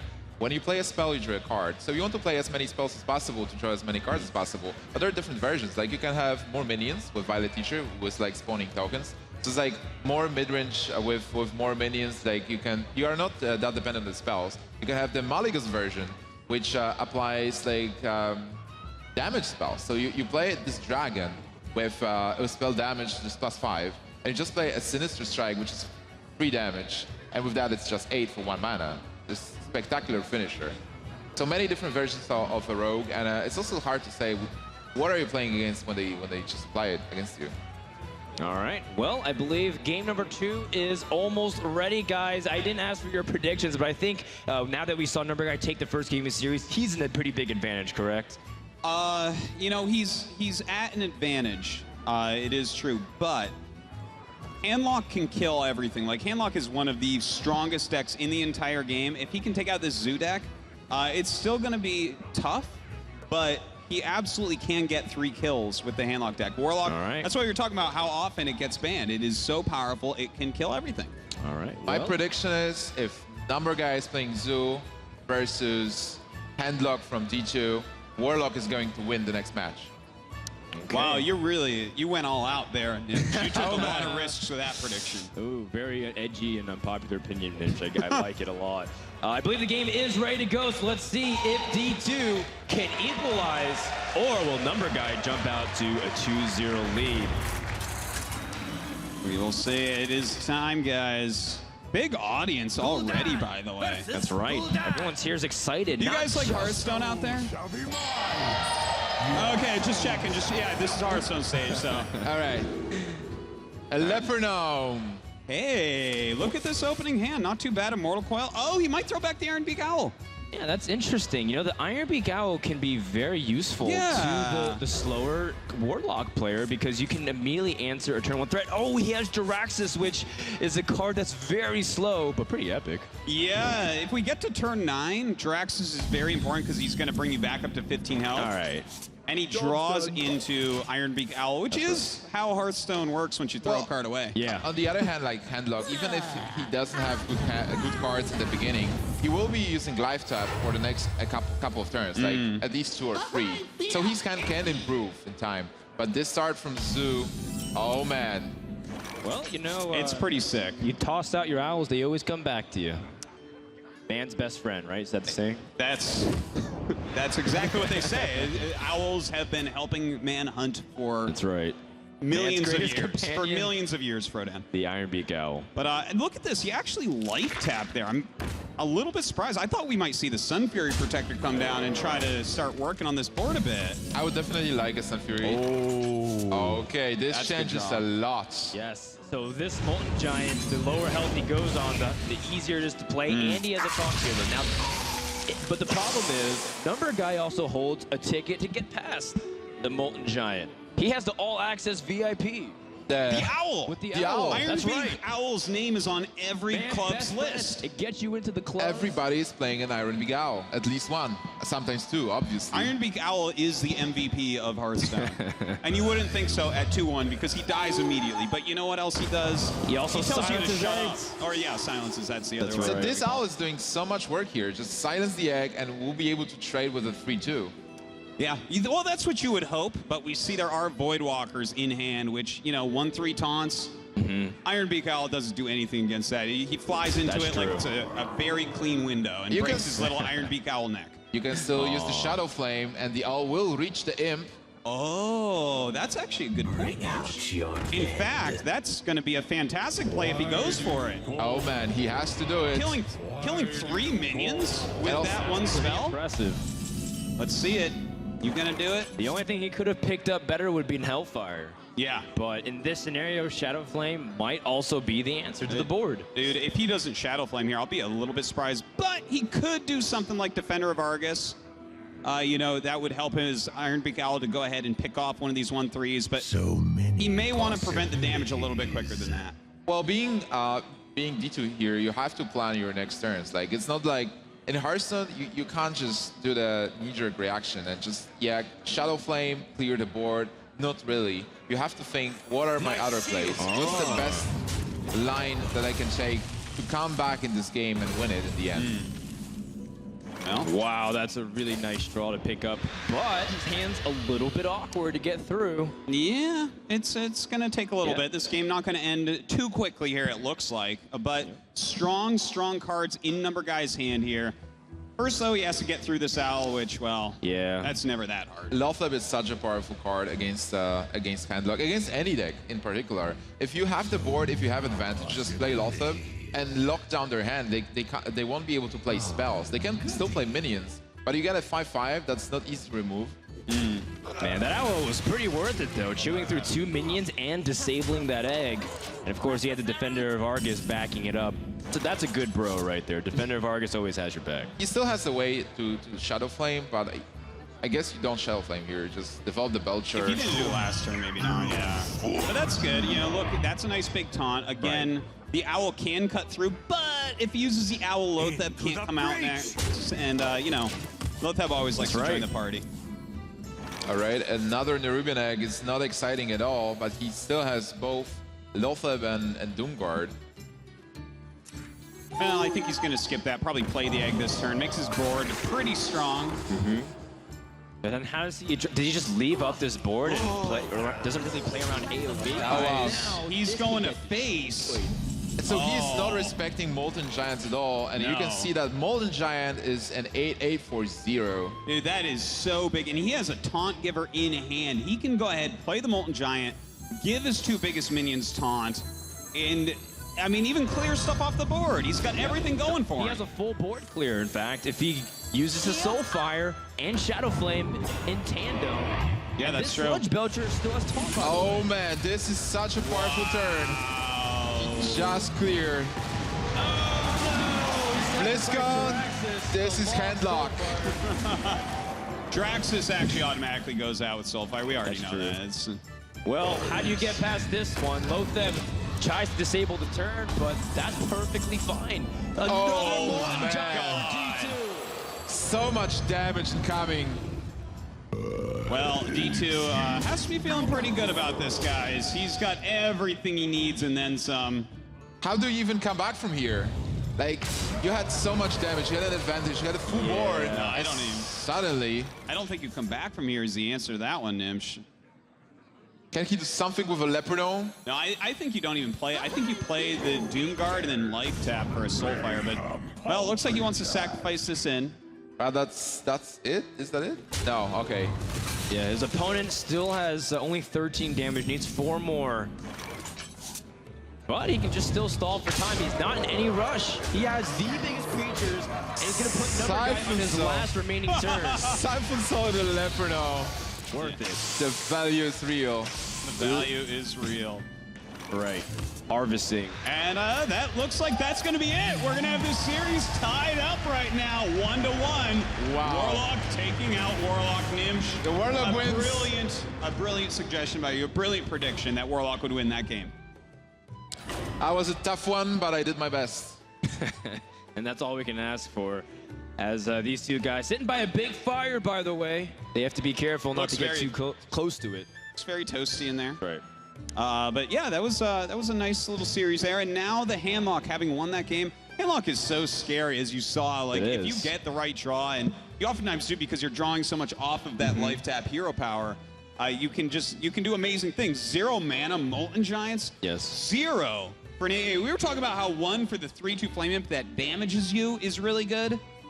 I would make 0 for an yeah. 8/8. Handlock is scary, you're right. For Halloween, I dressed up as Handlock, and I went knock knock, and they said trick or treat, and I said, Molten Giants! I just completely scared them off, and every kid in the neighborhood did not want my candy anymore. Did he life tap out of fear? What?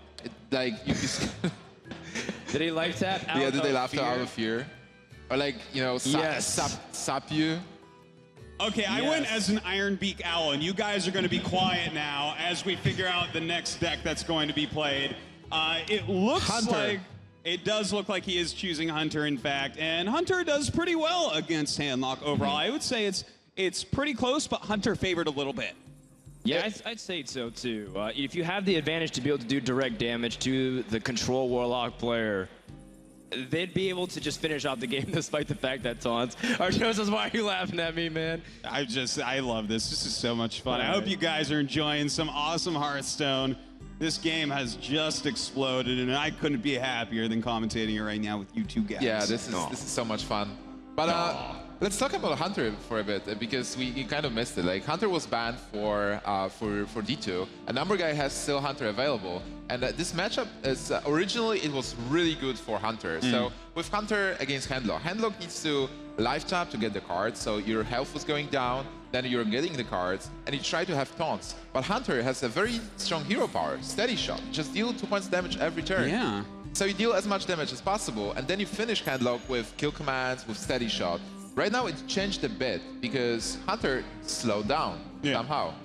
Yeah, it's not as aggressive as it used to be. You know, it's a little bit slower now and is, for that reason, better against other control decks like Warrior and sometimes Druid and stuff like that. The Savannah High mains are hard to get through, but, you know, what you said is very important. The hero power, like, in fact, you want the Warlock to use his hero power because you don't really care that much how many cards they have in hand a lot of the time. It's more like, well, every time they use their hero power, they take 2, and then you use your hero power and they take 2, and that's, Numberguy knows, that's 4.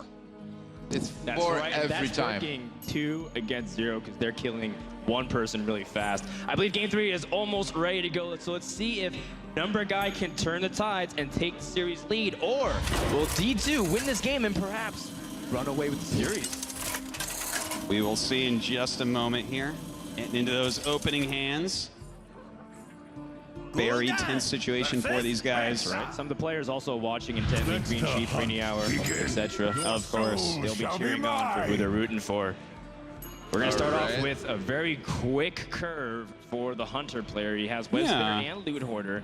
And Kill Command is one of those important cards that you do want to have against the Handlock player. That's right, but you want it a little bit later in the game. This is like kind of quick for him to be using. You want minions. You want to have as much pressure as possible. But on the other hand, D2's hand is fantastic. Ancient Watcher, Iron Vigal. That's a dream hand. Although, do you want to keep the Twilight Drake? Because you're gonna, it's dependent upon how many cards you're holding, right? And you're often not gonna be holding many cards. Yeah, but still, like for 4 mana, if you play it as a 4/4 or 4/5, it's a good creature. It's. Yeah, I think it's an okay hold. You don't want to draw something like a Mountain Giant. You know, it's just too expensive. You're never going to get it out. So I'm okay with him keeping that. I think his hand overall, very nice this game. Numberguy will be very sad if he sees Iron Beak into... All right. That's the power of the owl. You can silence your own minions. That's right. And your co-cashers when they make bad jokes. That is a fact. And once again, kind of being the MVP here, allowing him to take out one of these dudes. And now we get to see the Iron Beak Owl possibly just fall down and die. Undertaker a bit late to the party. Did he want Leok there? I don't feel like he did. No, Leok is generally the worst one to get. Muckler. Ooh, this card is bananas. This is kind of funny because if he plays that next turn, he's going to power up Twilight Drake. That's true. In fact, he can afford to because that's the first time that he's life tapping. He's at a comfortable health. Sometimes, as much as it's hard to believe, on turn 3 or 4, you might already be in the low 20s and the high teens based off how fast the Hunter is able to start. And look, Numberguy drew a little short here. He needed a little bit more to deal with this Ancient Watcher and play something on the board. This could not have gone better for D2 as of yet. Like, this is the perfect scenario to be at 27 health on turn 4. Like, that doesn't seem like a lot, but against Hunter, it oftentimes is. It seems like D2 is an aggressor here. He is dictating the rules. He is trading with minions and attacking phase. And look at that Ancient Watcher. Like, normally the card is just 4 or 5 blank. It doesn't do anything. But here it was able to trade with 2 minions and deal 4 points of damage to hero. Yeah, and the bow hit as well. We got to take into consideration that would have been 3 damage right to his face. So it's worked out fantastically. If we look at this hand, it's like everything he would ever need, he has in this hand. It's so awesome for him. That's right, and he's even up on cards. Normally, if you can be in this position with that much health and that much firepower, you're often holding 3 or 4 cards, but he's already at 6 and will pick up his 7th the following turn. D2 is in a wonderful spot. Savannah Jaime, one of the best minions of the game, but there is Siphon Soul. Oh, and even Faceless. Well, I don't know if you use Faceless here, to be honest. I think you're using this Siphon Soul. You don't want this Savannah Jaime to stay out. A 6/5 is just too big, and you have an opportunity to remove every beast from the board. And this is really important. The beast type of minion is super important for Hunter because it triggers kill commands, it triggers Houndmasters, and as we can see, both are in his hand right now. Yeah, but you still have choices. Instead of using Siphon Soul, you can just go for face. Like, D2 is so much ahead that he can be an aggressor here. He does choose to clean up all of those beasts for the time being. Smart. Yeah, you don't want to give any beast energy, especially because the Houndmaster there. He's just sitting there idling. Yeah, that Houndmaster a little bit useless right now. He's just a 4/3 for 4 mana, and that is not good value at all. You can still play the Muckler and then buff it to have a 7/7, but you are giving bananas. Right. You're giving ways for your opponent to strike back. What do you guys, like, I hate using kill command on minions. What do you think about, like, Mukla Freezing Trap hero power? I feel like that's, like, pretty good. That might be good. Yeah, that might be fine. I really want to see the Freezing playing Trap. Mad Scientist develop more tempo as well. We're going to see a Leperno. Okay, so an interesting choice. I think it's okay. Like, you want to keep the kill commands to actually kill him with, because he's going to have big taunts, but when you play King Mukla, you want there to be nothing on the board for your opponent. Yeah. Because you are giving those bananas. Bananas are +1/+1 for the creature. And a good source of potassium as well. Yes, they are. Thank you, Dr. Artosis. Yeah, no problem. You know, interestingly enough, there are ways to deal with King Mukla too. If your opponent has the big game Hunter, they just double banana and then snipe it down. So it's actually a very unfortunate situation. D2 didn't have that perfect scenario. Well, now we're in this situation that's kind of interesting. Like, do you play your Freezing Trap? I think you can For still. 7 mana, or you can play Houndmaster instead. Yeah, you're totally allowed to go ahead and do that, and he does, in fact, go for that. You lose 7 damage killing off this Lothar. Yeah, I don't know that I can get behind that, to be honest. That's really tough. The thing is, he can turn into a 7/7 with the bananas, or if there's a Hellfire, everything can get cleared. So I understand why he's thinking this. But I think you have to go to face with this. I think if Numberguy doesn't go to face here, he is going to end up really being in trouble. Well, if he did, he put his opponent down to 15, and that gives him room to play those Molten Giants, which are so nasty because the Hunter doesn't have an ability to deal with it. Yeah, but now it's like really easy to clear the board. Yeah. So how are you going to win from those positions if the board gets cleared? He was saying, I'm afraid of the bananas I have in your hand, but when he was being afraid of the bananas, he fell and slipped on the banana like a cartoon cat with this Hellfire just clearing everything out. Oh man, that was a tough clear. Rough. Well, at least Numberguy got a secret off of that Mad Scientist. We don't know which one just yet, but he does have something for his losses. And a pass from D2. Okay. He gets a trap. He won't be able to... Oh, he can actually play both of them. So he's his explosive trap. It probably is explosive trap. You're right. Wow. Okay. Well, that's extra damage that can go to face. So He still has his chances in this game, but this is looking really, really rough. Like, if he had gone to face with the 7-7, the Molten might be out, but the Warlock would be down 7 more health, down to 8 health right now. And 8 is something that's kind of easy for Hunter to get done. That's right. So, Headlock is just going to develop the board, and he still has Jiraxis. If something happens, he can heal up to 15.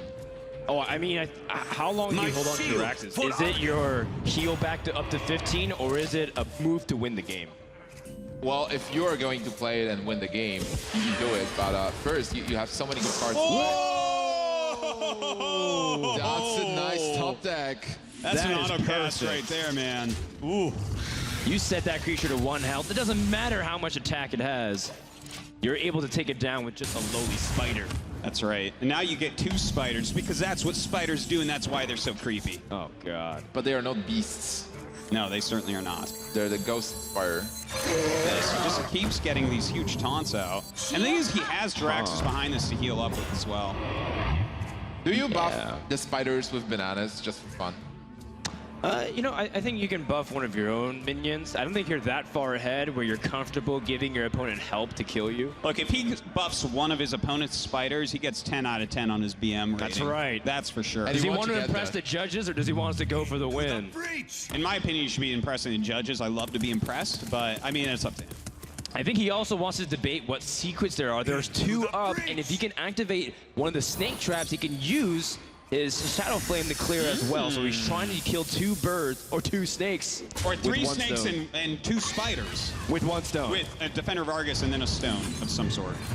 The other secret didn't pop too, so there still is 1 up. That should give him confirmation that this is Explosive Trap. That's right, which kind of makes me surprised that he threw away the 2-3 and not the 2-2. Because now with Explosive Trap out, he plays the Freezing Trap, and both of them will trigger. Both these minions are not going to be really doing very much. Unless he uses a banana. Into the breach! Feed him a banana! D2! Will, he doesn't feed the banana! He's just saving the bananas to finish the game with them. All right, well, I think he realizes... See the oops? That was a mistake. All right, well, time for contingency plan. Jiraxis. Well, that's going to be... Is that Eridar Lord time? Or do you face of the Burning Legion? Yeah. Is it? I think it is. It's the Burning Region or Legion. You face Jiraxis! Rifling, no. Oh god, there he is. He's got 2 Soulfires to back this up, by the way. So it's a lot of damage. And you know what? You can just have this this Twilight Drake as the impassable wall. Yeah, you can attack for days with that hero ability. You know, he has... His hands do a lot of damage. Oh wow, another Hunter's Mark. Man. Okay. Now he has to decide, do I take this out? Because that Hunter's Mark can take out this Twilight Drake so easily. That was actually pretty interesting because Jiraxis just heal damage, but it's only 13. So if Hunter is able to continue dealing damage and gets a kill command, maybe he can still win the game. Yeah, it is definitely a possibility here, but with so few cards in hand, it's looking really rough for Numberguy. Like D2 is... Especially after this turn, look at this. He's got Faceless and Sludge Belcher. He can get so many taunts out right now. He's in such a spot. Just like you said, if he puts out that Faceless Manipulator or the Sludge Belcher, it is just so many walls to get past. Yeah. And I mean, D2 also has killing damage the next turn because he's got 2 Soulfires in hand. That's a lot of damage. That's 8. That's true. If he doesn't discard a Soulfire, he can deal 8 plus 3 with an attack. It's 11. So Numberguy needs a big rebound potential, but I mean, Web Spinner is not the card he draws one of the No. weakest cards possible at the moment. Yeah, I mean, the best he can do is play his Web Spinner and kill off this Drake, and that's just not what you're looking to do. That's game. Well, it depends. It depends, Nimsh. Yeah, If Soulfire see. discards the other Soulfire, but I think you go for it, right? This is an opportunity to win the game. definitely Whoa! Now that does seal the game right here. This is game. But does he want to conceal that Ragnaros? He doesn't have to show it. That's information he's giving his opponent for the following game. Well, it looks like he is going to play the Rag. When you attack the spider there, I think that tells you all you need to know. Sure. Looks like he wants to go for it, and... Well, it's definitely not good to There's rush. a lot of ways to do this. Yeah. Okay, so he pops the Freezing Trap. There are no more secrets available. You have to play Ragnar's then to finish the game. Now, do you create an Infernal before you end the game? Or do you That is the Soulfire question, again? is Do you it? Soulfire again? No BM, and Ragnar is going to seal the game. Wow, a strong victory there for D2. Oblivion. And that handlock deck showing what we were talking about before. You can just beat anything with this deck. It's crazy. But another crazy deck awaits. Miracle Rogue, another deck that can kill absolutely anything. Or can lose versus absolutely anything. That is a fact as well. Against Priest, it's a pretty high order to lose, but absolutely it can lose against Handlock. Handlock is actually considered a good matchup against Miracle Rogue. Yeah.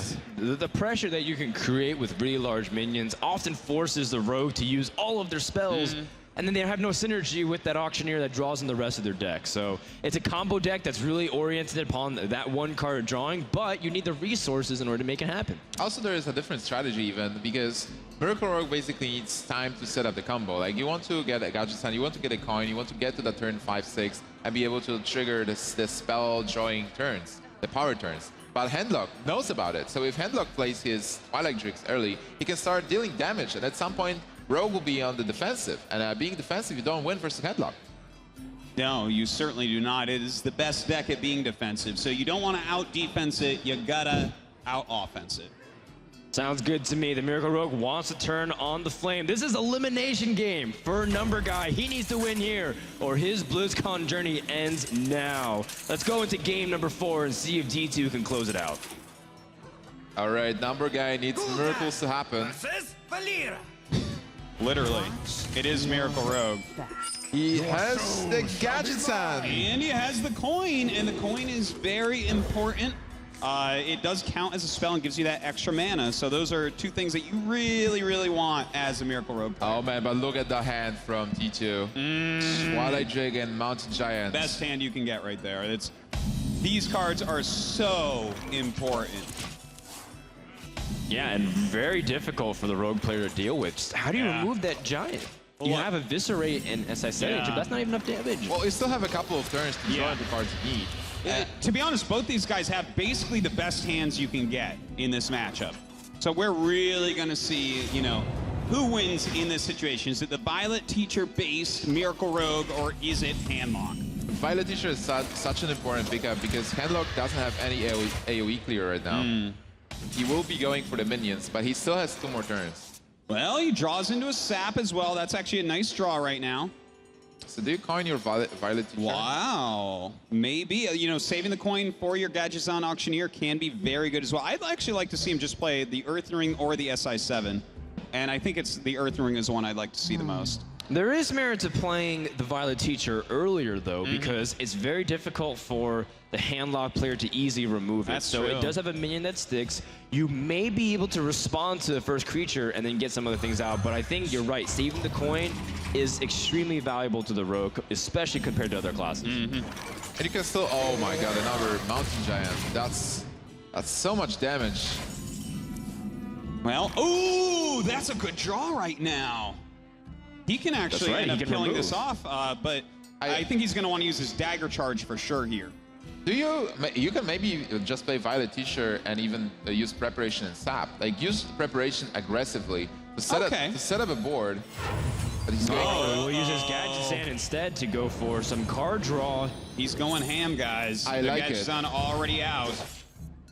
I like it as well. He will be able to draw so many cards and just cycle preparation, which is useless without Gadgetzan. That's right. Absolutely. And look at this. He does get to remove this. Really doesn't lose any cards there. The power of Miracle Rogue. That is just, what a crazy turn he has on turn 4 with that coin. And D2 can't deal with it. Well, the only way you can do is silence it with the Ironbeak Owl. And once again, the Owl shows his worth. And you have to deal with the Gadgetzan. You just can't leave the 4/4 on the board and let your opponent to cycle through all his deck, like through all the deck. But there's ways around it anyways. Numberguy can still draw and take board initiative with this Azure Drake. And this is what Miracle needs. He needs to get ahead of the Handlock player before they can get the threats out. Because now, any spell that plays gets amplified by that dragon. Yeah, and look, he has all these big bodies on the board. This is like really difficult to deal with. But that Soulfire was an excellent draw, too. Yeah, he needs the Soulfire, and it should be running right into that Azure Drake.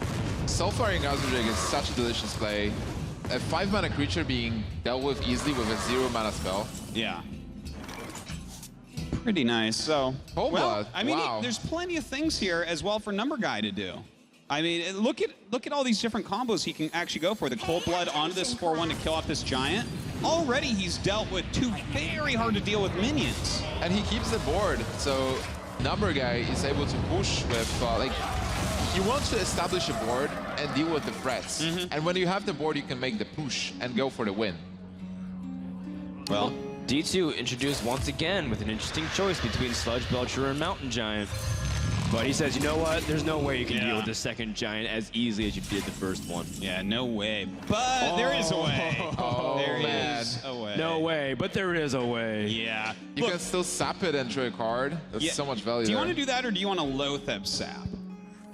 Because you're at the mana now where your Gadgetzan will be taken care of no matter what. Like, he will kill it the next turn if you don't do this. I like Loatheb Sap because you are able to attack this turn, and you know that nothing scary will happen. Like, the opponent won't clear this board because of Loatheb power. It just gives you so much to deal with the next turn, so... Let's see what he ends up going for. This is actually starting to look pretty scary for D2. Yeah, and his only line of defense is that Sludge Belcher. Remember, he discarded one of his Taunt Givers in the Sunfury Protector, and D2 already looked like he's stressed. Numberguy is pretty happy about the situation because he looked over at D2, he glanced at him and said, oh, it must be a bad situation for him. That's I like true. it. He's Using getting that the information. tells. He's looking at his face and saying, oh, you look sad, and that makes me happy. And isn't that just the spirit of Hearthstone right there? Absolutely. That's why Loatheb is such a powerful card. You can just snowball from there. It's just you play it, you attack with whatever you have, and then you know that you will be safe next turn as well. Yeah. And he has that sap for whatever is being played by That's D2. true. It's like free turn, and then you go for it the next turn as well. So much damage on board. Like right now, we see 11 damage just sitting there.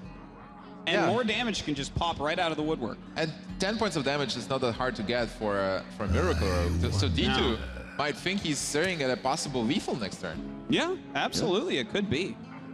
Sometimes these Violet Teacher rogues can be a little bit slower, and he already used 1 Cold Blood, so he's probably like, my God! He needs to hit one of these big creatures. No! Just that was the biggest 1-1 I've seen in this tournament. That is a good apprentice. Oh, man. He took it for the team right there, guys. All right, so what Numberguy can do here? He's shivving Ragnaros, implying that he doesn't want to sap it. Well, I think he should sap, though, right? Like, I feel like sap is pretty awesome. Like, removing it, I guess, is okay, but if you sap it, it's the same as removing it because he will never play this rag again. He will not have time to play it again. He didn't have the guarantee of being able to draw cards and be able to sap, but now he does with the preparation. So he can still draw 2 more cards here, or he can remove with his SI7 agent. I think you still remove the Ragnaros. Just deal a couple more points of damage. Sap a little bit longer. You have to be mindful of the Molten Giants. You don't want to deal too much, but you want to set up yourself to win in a couple turns. Well, then do you hold on to it and just weapon up, or I think Farseer is attack? Looks like he might commit to the board. Okay, I like the weaponing up here, to be honest. If you commit like so many minions to the board and he does have a Hellfire, then suddenly he's very happy to use it. There's no Hellfire yet. Shadow Flame is a clear. Yeah, it may be one that he has to do, but that will use up all of his mana. He can't really play anything else. If he goes Ancient Watcher, Shadow Flame, well, that doesn't even do it, right? You'd have to use a Giant. Yeah, it seems like he is 1 mana short or 1 card short to be able to play a Mountain Giant, Ancient Watcher, and Shadow Flame. Yeah. Well, you could Mountain Giant, Shadow Flame. Like, this board is very scary. How safe does D2 want to be? He's got to leave himself some way to win the game as well. Well, he still has like a lot of minions. He has Molten Giants and a Faceless. Do you have the flexibility, health-wise, to remove a minion with Siphon Soul and play an Ancient Watcher to try and set up for something next turn and just say, all right, well, maybe I'll take a little bit more damage. Molten Giant might become a little cheaper. Yeah. And then, hopefully you just don't kill me when I'm at 19 health. It's a little bit... Oh, Hellfire. Okay, he is going to remove everything. He doesn't trust his opponent. Yeah. But to answer your question, I think you still have flexibility to do that. Because you just seen Miracle Rogue just killing a Ragnaros instead of going for face. So you can probably risk it. Now, taking a look at this board, guys, like, and the hand that we have right now for Numberguy, yeah, he has some 0-mana spells. He has other spells as well, but these aren't spells that you just want to cycle through gadgets on. Like, he wishes he had a Shiv right now. A Shiv would be amazing, but what he has, like, it's a gamble. If he places gadgets on, he might not be able to protect it. I still think you go for it. Like, you think so? Passing the turn is not optimal. What do you think about maybe attack, re-dagger, and Earthen Ring? You're giving up too weak. You're giving up a lot of initiative on the board, and you still have so many cards you want to draw through. All right. He's thinking about healing his opponent to put him out of Molten Giant range. And that's not BM. What? That is creative. Or is that BM or is it not BM? No. He's obviously trying to play around the Molten Giant, which we know D2 has. And you know what? He can't play both Molten Giant and the Sludge Belcher. He has to make a choice. Double Sludge Belcher is still a very powerful turn. Yeah. Well, you know what? It kind of worked out for him to get the 2 Sludge Belchers out here because he can actually deal with these pretty darn easily with this Gadgetzon. This is not going to be hard at all for him to clean up this board. Oh, yeah. Right now, you just spell. You have to start a spell slinging. Yeah. Let's see what he draws into. Oh, that's exactly what he wanted, guys. That is exactly it. Now he just has to math this out because he has Blade Fury, which allows him to do a lot of AoE damage with his weapon. Destroy a card with Deadly Poison. Yeah, he's gonna draw into so much here. And look at the power of this deck. Like, this deck is really unique. Yep. And, oh my god, another Deadly Poison. Deadly Poison. And he's got to conceal. That's everything. It just doesn't end with Miracle Rogue. Christmas came early for Numberguy. And he's pretty much dealt with this board so effectively, he could play the SI7 agent and clear or even conceal. Yeah. Just conceal and I like the conceal. I really like it. That looks like lethal next turn. Yes, it certainly looks like it. Well, we'll see what his opponent can do. Does he draw into something that can actually remove this Gadgetzon Auctioneer? That's, you know, he does have the Hellfire for the other one, but that deals damage to him. And no, I mean, he doesn't have the cards he needs here. Does he have to life tap and hope for a Shadow Flame? You want to know something cool, Artosis? What? If Numberguy didn't heal D2, what would his play turn this be? It would have been Molten Giant, Sun Fury Protector, and Faceless. Whoa! Wow. Did healing his opponent win him this game? I mean, it's a factor in disrupting this turn at least, and this is a critical juncture. Oh my god, you are right, Frodan. This is actually kind of crazy. See, I've never healed my... Well, turn 2 Priest, the Light Shall Burn, you heal him. That's a standard move, but this one... This is World Champs. Those players play thousands of games, and they know those matchups really well.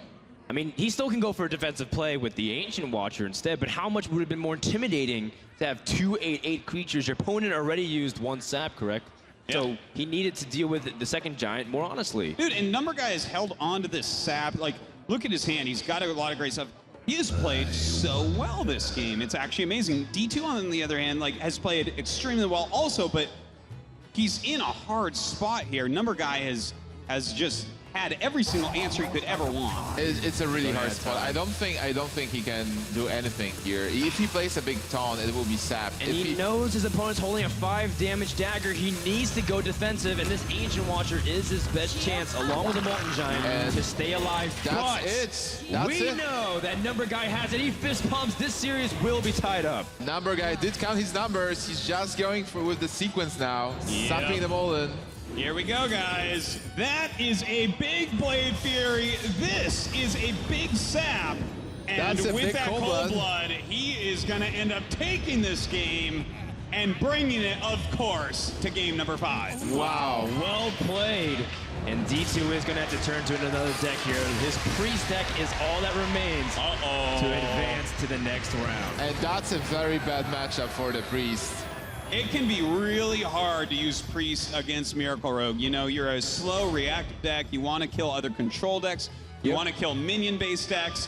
But Miracle Rogue does things that are outside of your sphere of influence. So it's tough, but I do want to point out that last week when we were doing the lead up to the road to BlizzCon, the final road to it, we saw Priest actually beat this exact type of Miracle deck multiple times. Yes. It is doable. It certainly happens. Not once, not thrice, but twice. It is doable, but is it D2able?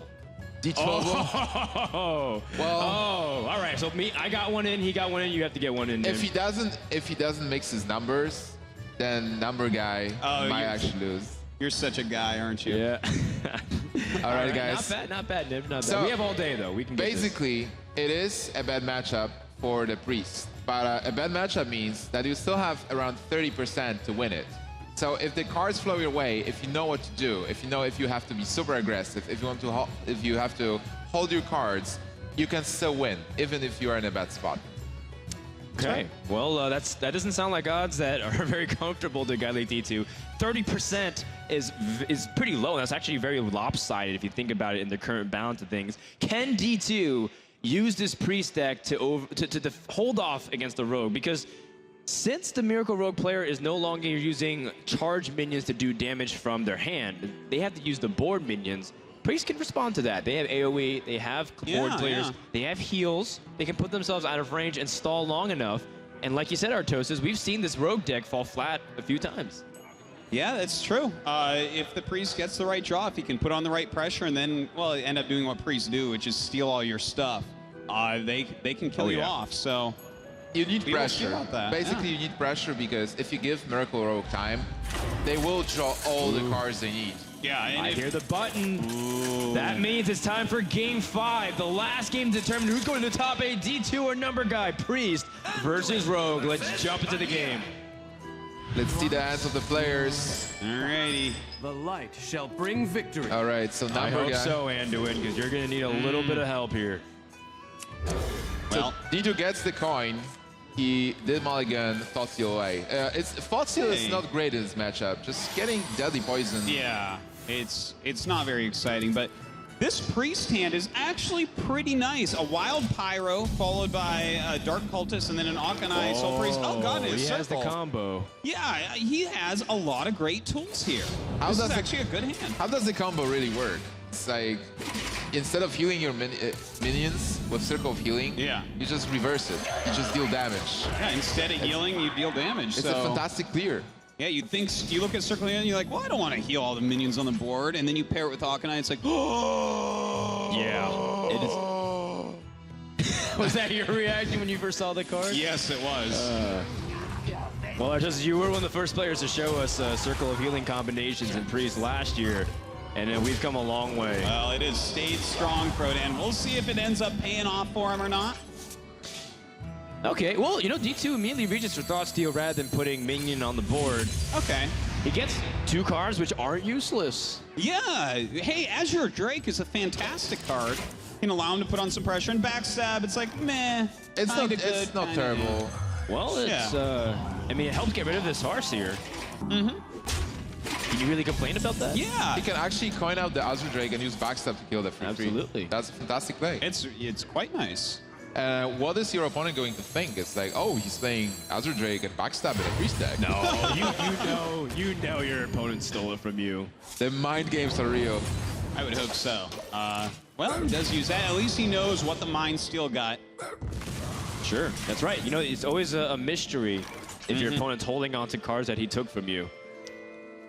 Well, this turn, I mean, it normally feels like the Azure Drake turn, but he was thinking about creatively taking out this Azure Drake just in case. But I think you don't really care as much about that compared to drawing cards. Yeah, and you just developed the 4/4 minion against the Priest. Priest, in general, has problems dealing with 4-attack minions. Yeah, 4-attack is, you know, Shadow Word Pain doesn't get it, Shadow Word Death doesn't get it. It's in that little sweet spot right in between, so can be a little bit annoying to deal with. All right, so Miracle Rogue still doesn't have the Gadget Auctioneer, which is the key card. But right now, spell power is awesome. This is, look at this. He just gets to deal with this so easily. He used 1 card here, total, because he got to draw Fan of Knives. He only lost 1 card to deal with his Sludge Belcher, developed his board more, drew deeper into his deck. The power of Miracle Rogue shown once again. That's a fantastic sequence, but are we going to see the Circle of Healing here? Whoa, I guess not. Not to time it. Okay. I thought we might see Circle that turn, Nimsh. Well, I think he wants to use it against a concealed Gadget Stand Auctioneer. You can't really reach a minion that's stealth if your opponent has it concealed away. So at that point, D2 says, I'm going to drop the Arcanized Soul Priest, use Circle Field, and clear the board. Also, it's a very powerful play you want to save for the future. And Sylvanas, you still have some health. Like, you have 25, so you can use your Sylvanas now. You won't have time for Sylvanas later. That's true. But what do you think about sapping her? I would love to see a sap. Well, I suppose you draw first before you... Ooh, you sap and you play Van Cleef. But you do that before you drop. So that way you have a 4/4 minion. Or do you play it as a 6/6? If you did that and he has Auchenai, for sure it's going. But I guess Auchenai is still going to have to come out this turn, right? Auchenai is still killing this because he will have mana for the hero power. Oh, yeah. Right. Or he still has silence if he didn't have the Auchenai. Yeah, but this is the Auchenai turn. You have to clear the board. Just play Auchenai Soul Priest, turn into the Shadow Priest, a bit like kind of the Shadow Priest. And then heal and kill. And okay, is going to choose to do this and play the Dark Cultist with it instead of using Hero Power, which is fine. The Silence card doesn't have a lot of targets in Miracle Road. Yeah, and you want to develop the board. You want to be aggressive. And you know what? He's done a good job. If we actually look at this, it looked great for Numberguy, but now his hand is very lackluster. He doesn't have a whole lot he can do here. Right, we're still searching for the Gadget Stand Auctioneer to draw those cards, and Numberguy, he's running low on resources after he gets rid of these creatures. If the priest stabilizes, he will be able to heal himself, but then you have to kill your own Auchenai. Right now, the hero power is for 2 mana, deal 2 points of damage. That's a powerful dealing damage spell, but... But I feel like looking at this hand that you don't have much option. I feel like you maybe have to clear this board, right? Like play that Earthen Ring, dagger up to kill the 3/1 with your hero power, and then use your Eviscerate on this 3/4. Because if you don't, he's going to be dealing so much damage to you. He can deal 8 damage a turn to you right now. Yeah, I think you definitely have to clear. And your sequence is very nice because then you don't buff the Alkanized Soul Priest. Unless you want to keep the Alkanized Soul Priest on the board so the priest will never heal. That is also... that is a strategy that you can use, but usually it's dangerous to keep up the Alkanized Soul Priest. Just because the pressure that it can put on you is way too much. Yeah, but hey guys, like we were talking about how this is very rogue favored, and we can see Priest is low on health, but as Froda and Nimsh were saying, if we don't see him draw into something big soon, he's going to be in a terrible spot. Sylvanas is coming back after the sap. She wants to have a mark on this game. Oh, she already has. Oh man, not the card you need. Still no Gadget Stand, but this is the Miracle Rogue. Like when you get a Gadget Stand Auctioneer, this deck is just fantastic, phenomenal. You use all those spells to draw another card every time you cast a spell. But if you don't have it, you are in trouble basically. What do you guys think about going all in here? Oh god, I think it's too risky. Like you could go for a Cold Blood on your guy and go for Conceal on him after attacking, deal like a lot of damage. But if your opponent has Shadow or Death, which all priests play at least one copy of, you are in so much trouble because they will just steal your stealth minion. If he steals that minion, that might be game right there because you spend all your resources. In fact, that probably will be the game. Yeah. But we do know that D2 doesn't have to Shadow Word Death. If he did the brave move, it would pay off, maybe. I think... Yeah, it's like you go all in and it maybe pays off. Is it the risk that you have to take? Is Numberguy left to this? This is an elimination game and he's running out of time. Oh my god, he might have to do it because... what else are going to do? Okay, he goes for the trade. He's not going to take that risk. I think this is okay. If he draws in the next 2 to 3 turns, that's generous, Auctioneer. Artosis, because Ysera looks like she's primed and ready to go down. She certainly is, and if you get a Ysera's Awakening off of her dream cards, whatever you get is good. Oh, that's true. Let's see what it is. A Drake. Drake is great pressure. That's just like a giant against the Miracle Rogue. It's really hard to deal with. This is not the card you want here, unfortunately. Still no Gadget Stand for Numberguy. Just has to continue dealing damage as much as possible, but now it's not that good anymore. Okay, he's going to Conceal. This means he's looking for a big play next turn with Cold Blood. But that's... how much damage is that? That's 7 plus... that's 9 points of damage. It's not quite enough, guys. He has to get cards to draw more cards with. So from here, the priority for D2 is to make sure, like when your opponent conceals, that's an act of desperation. Yes. On a weak minion like the SI7 nature, the 3/3 there, So D2 just has to play very careful. In fact, what do you think about drawing more cards first before you do anything else? Yeah, I wouldn't mind that. One thing I would look at, I'd say, I'm going to heal this turn. You know, another thing I'd say, I want to put on some pressure, but I think, yeah, I love this Power Word Shield. It's so good. Whoa, that's a good card. Too. Oh, he can gain so much health with that next turn. Yeah, and I think D2 might have found the key to unlock the top 8 for him, because that Holy Fire puts it so hard for Numberguy to kill him. Has to be an Auctioneer. What is it? Oh, it's no, Lothar. it's the That is wrong not 5 it. minion. It's a Lothar, and it doesn't change that much. God, this is so rough. Numberguy in trouble. He can deal. He's staring at so many dragons at the same time. Sarah. That's a Drake, Nimsh. But Sarah is a dragon. So many. Well, that's technically The a dragon Emerald Drake as well. is a Drake, though. It is like technically a dragon as well. Isn't a Drake a baby dragon? It should be a baby dragon. All right. Should be fine. Why is it more attack than your Sarah? Because Sarah is passive right now. Where's Ben Bro? She's just chilling. Don't look at me, Archosis. I don't question Nims when it comes to these things. Well, this is such a rough turn for Numberguy. Like, if he could draw that Gadgetzon, even this turn, he still had a good chance. But looking at it now, this, especially next turn when he gets Holy Fired, because guys, he will get Holy Fired. Unless he plays self-up. But he will get Holy Fired eventually, and that will just seal the game.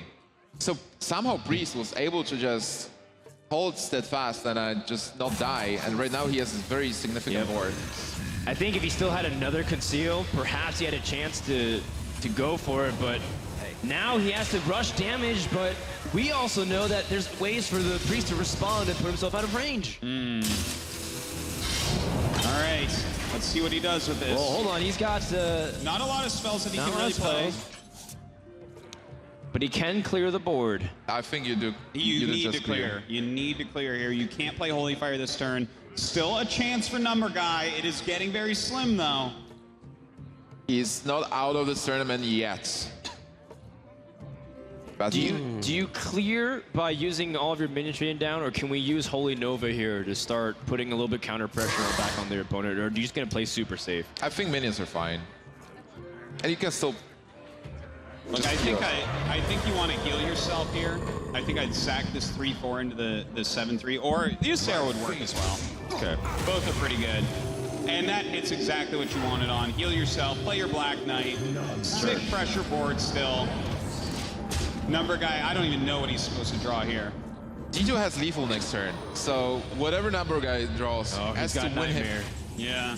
Got that +5, and That Violent is not Teacher's it. not going to be it, and I think Numberguy sees the writing on the wall, where his journey of BlizzCon might be ended on this next turn. Oh man, and he had such an advantage. This was a good matchup for him, but he didn't see the Gadgetzon Auctioneer. Yeah, a little bit unlucky. You know, sometimes this is what Rogue does. Even though it's heavily favored in some matchups, you don't draw your Gadgetzon Auctioneer, you can't get through your deck and do the things you need to do. That's going to be it. Well played gets tossed out. D2 will take Game 5 and advance to the top 8.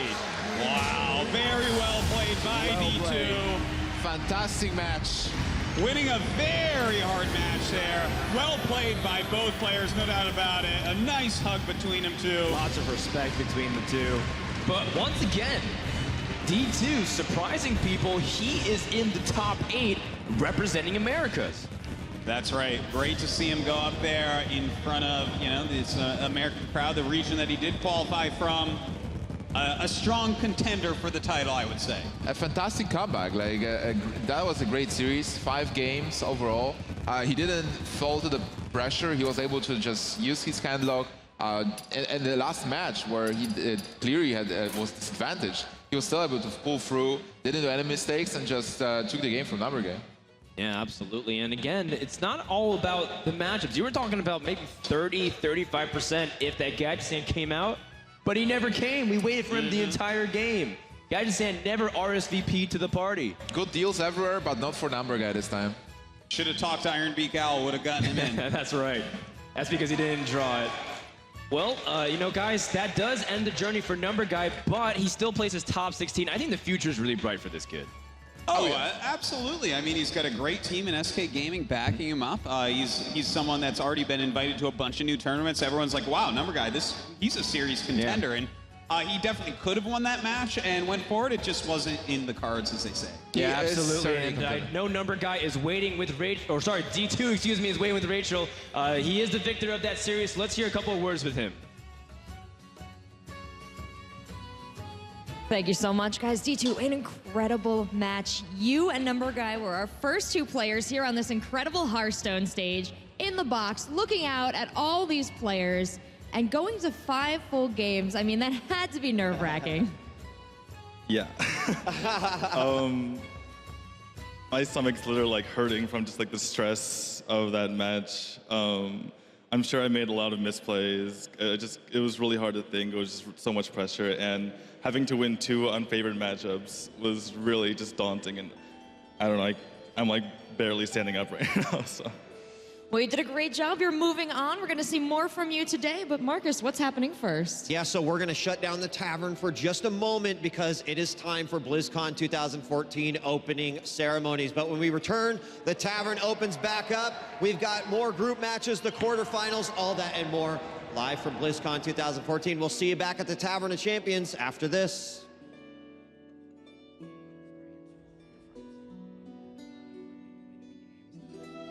9 years later, and he's got 5 or 6 max level characters. A full half of my best friends are people that I met in World of Warcraft, of course, including my wife. The human need for connection goes beyond what we can provide in a virtual space. We wanted to create a way to be able to connect with our players more intimately. An event, a moment, a platform for people to literally come together. Thank you for all the support that you guys have given over the years. Thank you to everyone for being part of this. It has been so important in so many people's lives. It's been the community that has made this the most amazing experience through passion for the game, through comments. It's what we rely on to continue doing what we're doing. And let us know how you guys feel about it. Yell as loud as you possibly can, because that just gives us more momentum. It's been a hell of a ride so far, and in many ways, we're just getting started.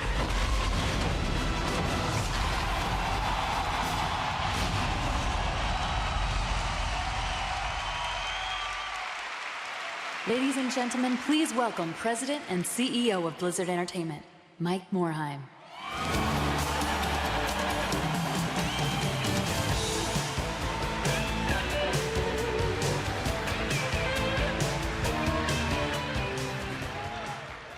Hello, everyone. Welcome to BlizzCon 2014. I know there are some of you who have attended multiple BlizzCons. How many of you have been to BlizzCon before? How many of you are joining us for the very first time? We are thrilled that you are here. Not only are you among friends, you are among family. Some of my favorite life memories have been created here with you at past BlizzCons, and I expect this year will be no different. This is an extra special celebration for us. It's our 8th BlizzCon together, and this show is our biggest one yet. Millions of people will tune in from around the world to watch the show on more than 50 broadcast streams and in 14 languages. And more than 25,000 of you have come here from all 50 states and from nearly 60 countries across 6 continents. You've come from as far away as Brazil, New Zealand, South Africa, and Russia. That's amazing. We truly are a global community. Whether you are joining us from near or far, I want to thank you for being here. Thank you for tuning in. For the next 2 days, this will be our home. We're going to be playing games, talking about games, cheering on our favorite esports and contestants in the contests. Before I go on, I'd like to take a moment to talk about something serious. Over the past couple of months, there's been a small group of people who have been doing really awful things. They have been making some people's lives miserable, and they are tarnishing our reputation as gamers. It's not right.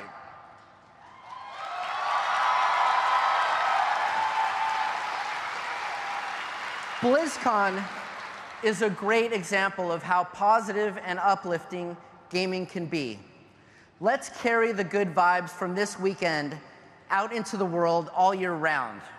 There is another person on the other end of the chat screen. There are friends, our brothers and sisters, our sons and daughters. Let's take a stand to reject hate and harassment. And let's redouble our efforts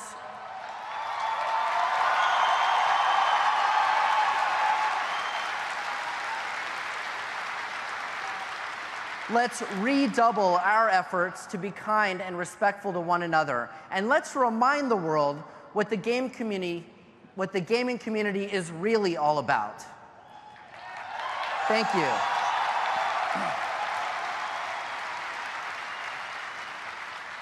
Okay, now as you know from the video, this year is the 20th anniversary of Warcraft. It's also the 10th anniversary of World of Warcraft. Seeing the history of Warcraft in that video gave me chills. It's obviously been a big part of my life, and I know it's been a big part of yours as well. We can see clearly how this community has grown around this amazing fantasy world. And I'm here to tell you that the best is yet to come for Warcraft. I'm talking, of course, about Warlords of Draenor. The game is almost here. It's coming in just a few days. We're really excited about it because we're going to take you back to some of the settings and characters that established the world we've been adventuring for the past 20 years. It's fun to reminisce about those adventures that we've taken in Azeroth together. To help you do that, we will be screening a special documentary to commemorate the 10th anniversary of World of Warcraft. It includes a look back at the making of the game and key moments in World of Warcraft history. The film is called Looking for Group, and the world premiere is tomorrow at 5 p.m. right here on the main stage.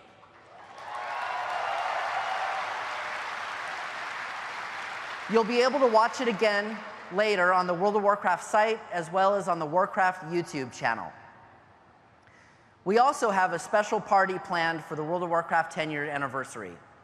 That'll take place tonight at 8:30 p.m. just outside the convention center. We will have food trucks and drinks as other fun surprises. The party is open to the public, so tell your friends to come join us. And there's also another cool bit of Warcraft news that we hope you'll tell your friends about. Coming in December, we're rolling out a new World of Warcraft charity pet. 100% of the proceeds made this year will be donated to support Red Cross in Ebola relief efforts. It has been really rewarding to partner with you to assist worthy causes in the past, and we're honored to continue the tradition this year. Okay, last but not least on Warcraft, the movie. We are very pleased to have Duncan Jones, the director of the Warcraft movie, who will join Chris Metzen and other guests on a special panel. That'll be here on the main stage this afternoon at 2:15. And throughout the show, we have a special theater on the 3rd floor of the convention center.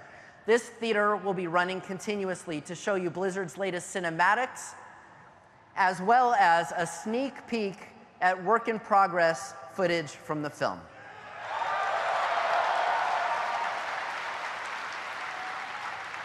And I gotta tell you, Dolby set up a special sound system in that theater that is completely amazing.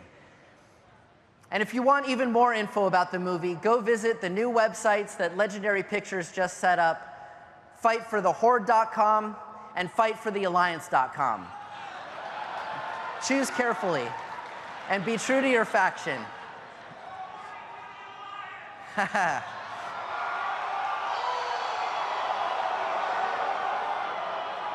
All right, there'll be time for that. So that's a ton of Warcraft for the anniversary. But BlizzCon is more than just Warcraft. It's a celebration of the entire Blizzard community, your passion, and your creativity. We have a lot of contests this year.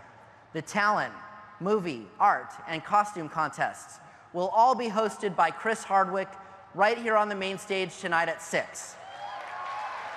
Don't miss out on that. It is always one of the best parts of BlizzCon, and it's a chance to cheer on your fellow gamers and congratulate them on their hard work and unique talent. We have some other very special guests coming to the show tomorrow. Level 90 Elite Tauren Chieftain will be back. And they will open for a band that needs no introduction, Metallica. And of course, I can't forget one of my favorite parts of BlizzCon, esports. This year, we have more games to showcase than ever before. Here's the Storm exhibitions, World of Warcraft Arena, Hearthstone, and of course, StarCraft 2. $750,000 are on the line during the next 2 days. And these talented pro gamers have run a gauntlet of grueling and challenging competitions all year just to make it to BlizzCon. We've got a video here with highlights of this year's competition to give you a taste of what's in store this weekend. Let's roll the video.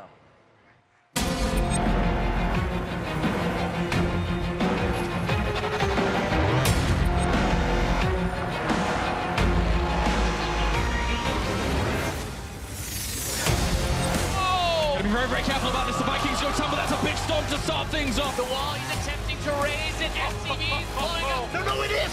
14 damage, he can do it. Yes. Oh, he can't use Blizzard. He can't use Blizzard. He can't do it, it will kill him. Oh, no. Not again. Not The Medivac caught on the edge of the map. Paul steps up, kills every single one. For the siege tank, he's going to bring that down as well. GG! He blocks offensively. Pry is going to go down. They're trying to break this tank line. He has gotten his ticket to BlizzCon. But there's only one high Templar left. The storm doesn't really hit the mark. This is a strong bio force here. Not enough. The procs come in. Soda goes down. GG!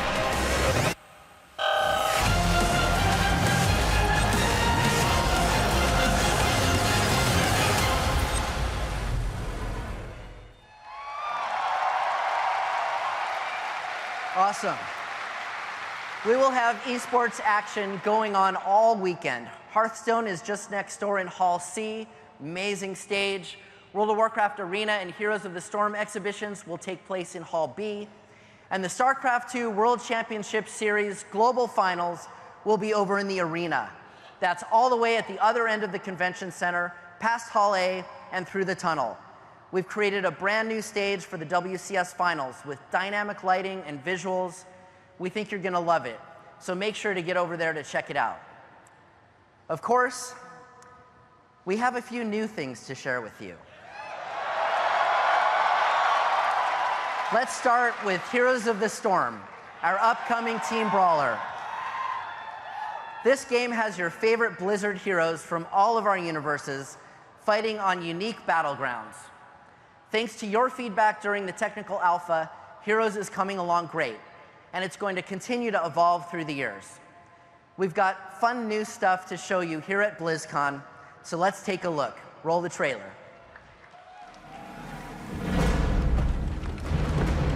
Come out, wherever you are.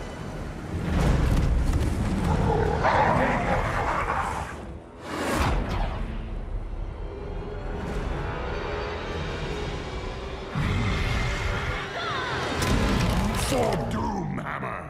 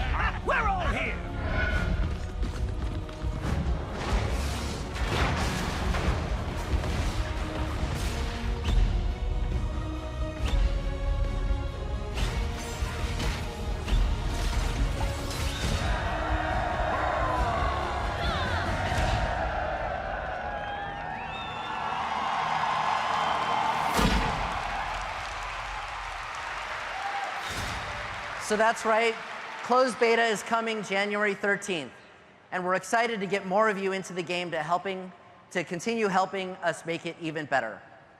All the new heroes and the Sky Temple Battleground you saw in the video are here at the show. You can get a sneak peek at what else is coming in Heroes by attending the panel discussions today and tomorrow. So like I said earlier, this is our biggest BlizzCon yet. We are so excited and have so many cool new things to share with you. To get us started on that, I would like to introduce our production director on Hearthstone, Jason Shays.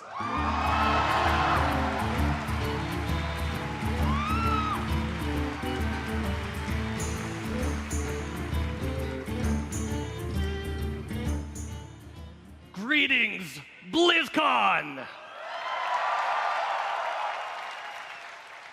Well, this has been an incredible year for Hearthstone. When we were last together at BlizzCon, Hearthstone was in closed beta. Since then, the PC version of Hearthstone launched in March. In April, Hearthstone for the iPad came out and quickly climbed to the top of the App Store charts.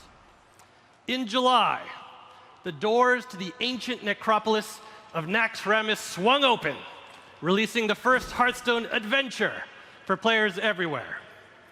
Then, in October, some of the top players in the world earned their tickets to BlizzCon and will be competing here in the first ever Hearthstone World Championship.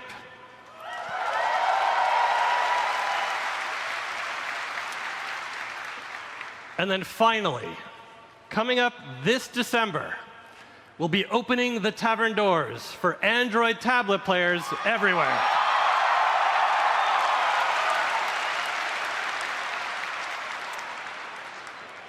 Now, Hearthstone has come so far already, but we're even more excited to geek out with you guys about what's to come.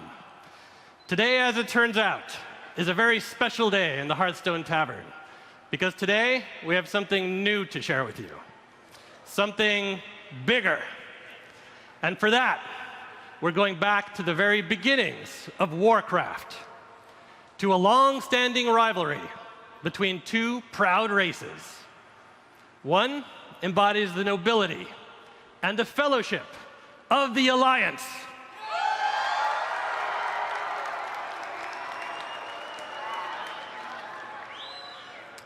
The other, the honor and the resilience of the Horde.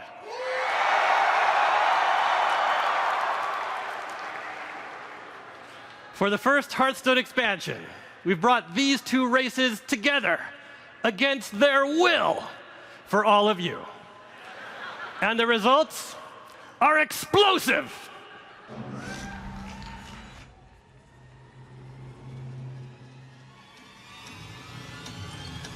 Goblins and gnomes. Goblins and gnomes. Both are super brilliant, but you would never know. Everything they seem to make is faulty or explode. Perfecting imperfection. Goblins and gnomes. Unleash Goblin Fury for Numberguy!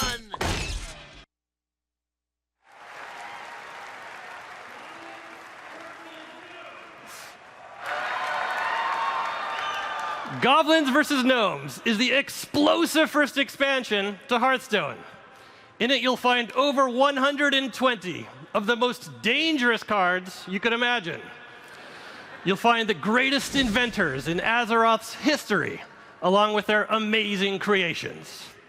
Creations of blood-curdling horror, like the explosive sheep.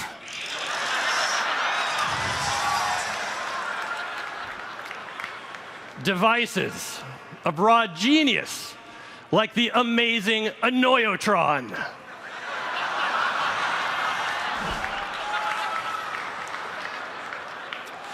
Now, the team is in its final balance pass on Goblins versus Gnomes, as well as our final safety checks. But make no mistake, the fuse has been lit. Goblins versus Gnomes will be launching for players everywhere next month.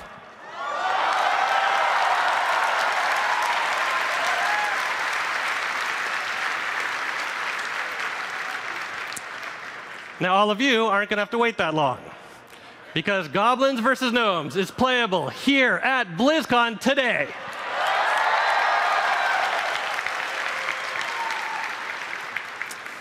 We've got a ton more to share with you on Goblins vs. Gnomes, so make sure to check out the fireside chat that'll be happening on the panel stage later this afternoon, where we'll reveal a bunch of new Hearthstone cards.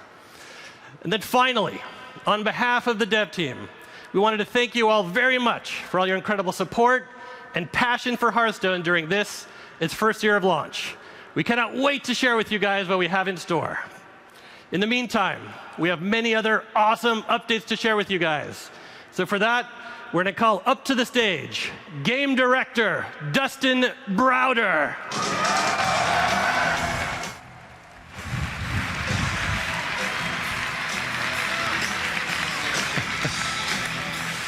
BlizzCon, I'm here today to talk to you about a game called StarCraft 2.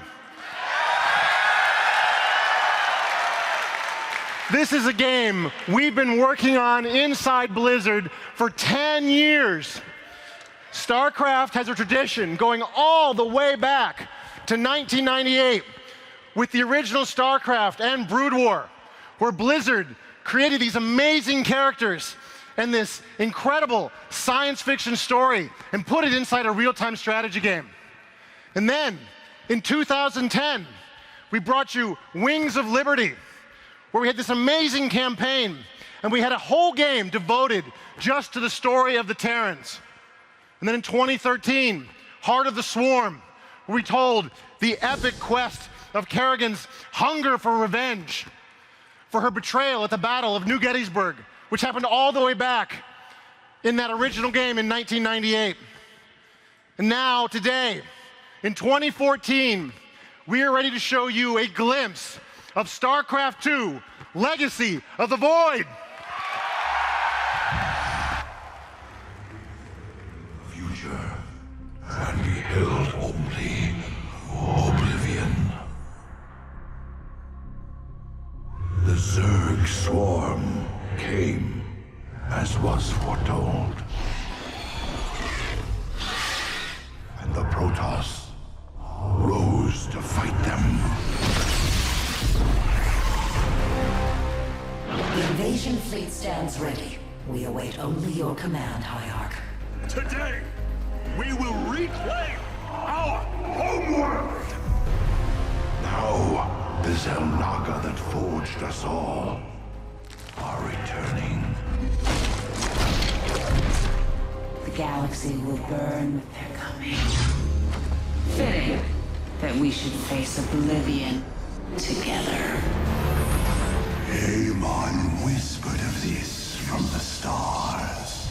He told you of ruin, extinction, end of all things.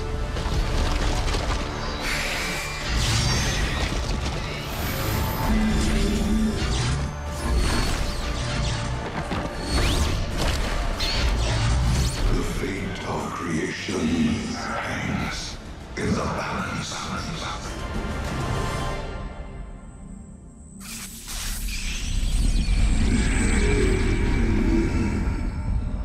My life for ire.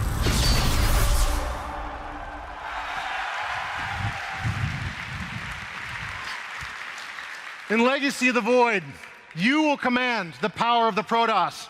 You will reunite the scattered Protoss tribes and find the ancient technology to create your Protoss army. You'll command the Spear of Adun, this ancient arc ship from a lost age that will always be above you in high orbit. With the touch of a button, you can command that arc ship to destroy an entire enemy army. And you're going to need that firepower, because the threat of the Xel'Naga is very real. In the end, all of your questions will be answered. The fate of Kerrigan, Zeratul, Raynor, Artanis, all the others, the three races of the StarCraft universe will come to a conclusion in this, the final chapter of our trilogy.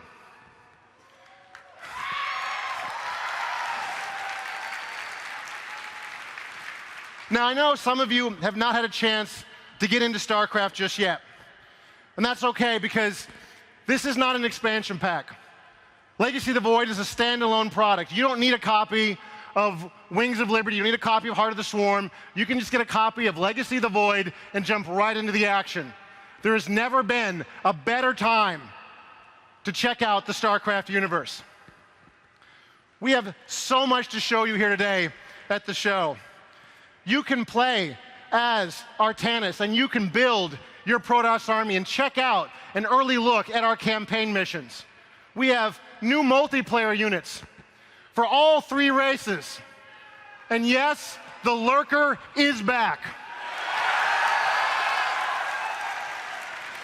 We have a new mode, Archon mode, that combines the best of cooperative and PvP play in a single mode, where you and a teammate will work together to control a single base and a single army together.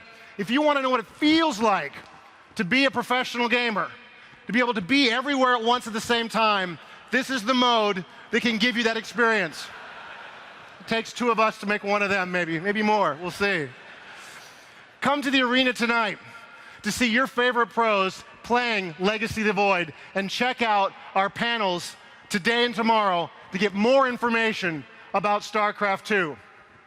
BlizzCon, thank you so much for your support of StarCraft 2. You've been absolutely amazing. And next, please give a warm welcome to Chris Metzen.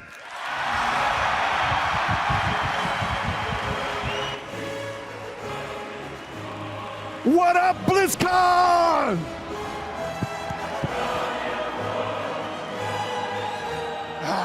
Holy cow. Guys, it is so good to be back with you all this year, especially given this anniversary we are celebrating. 20 years of Warcraft, 10 years of World of Warcraft. Looking back, it hardly seems possible. How is that possible? I know how it's possible.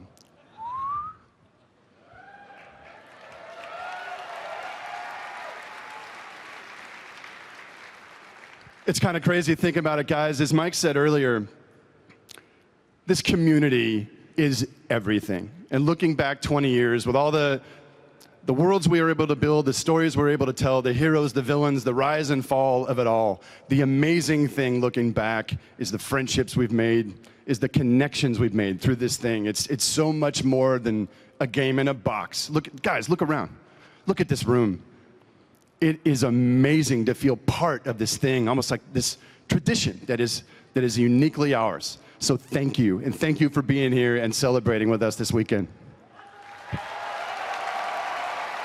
We love you guys. In light of that, I thought it might be fun to kind of do what we do in these opening ceremonies and take a little roll call. Get the blood pumping. I'm going to assume that most of you in here have played a little game called World of Warcraft. Oh, come on! 10 years, y'all. Here's an interesting one. How many of you have been with us since Warcraft 1? It's pretty cool. How many of you have played a little series called StarCraft? Oh my life for ire. Are you kidding me? So good. How about Diablo? Where's the Diablo players at?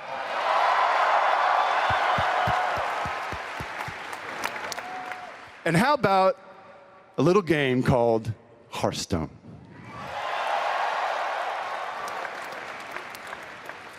It's pretty cool, guys. Think about this. We have shared, over the years, many adventures together.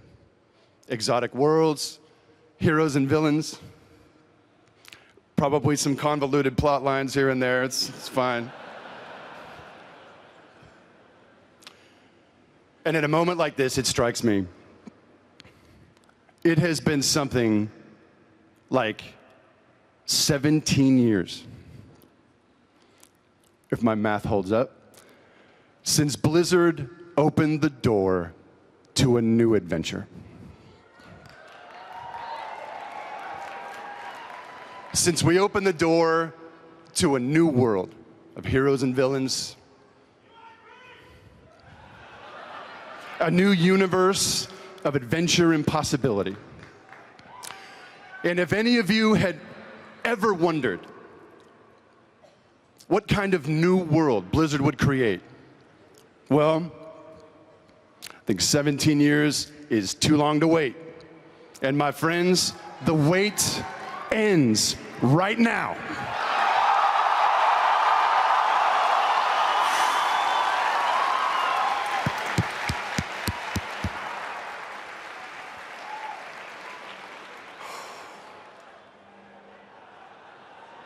Holy cow, this is going to happen. We're going to remember this moment, guys. I want you all, as I freak out, to relax.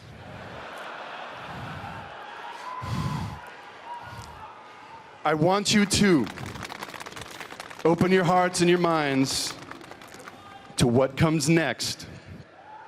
You are about to get a glimpse into the future. So my friends, get a load of this. We hope you love it like we do. I'll see you on the other side.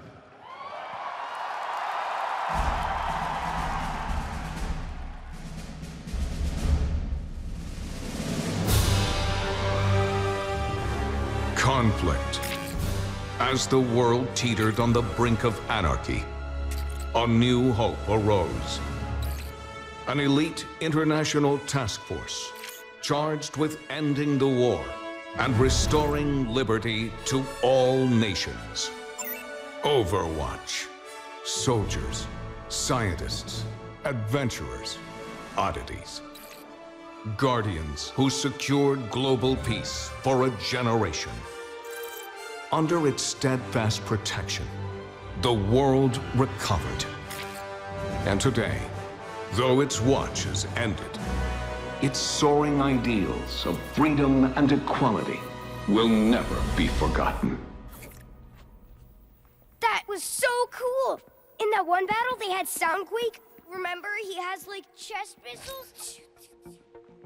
So which one's your favorite? Mine's Fusionator. No. Tracer. Yeah, Tracer. She's like, cheers, love. The cavalry's here. Pew, pew, pew.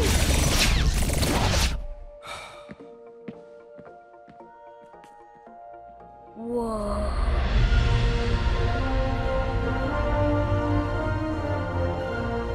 That's Doomfist's gauntlet.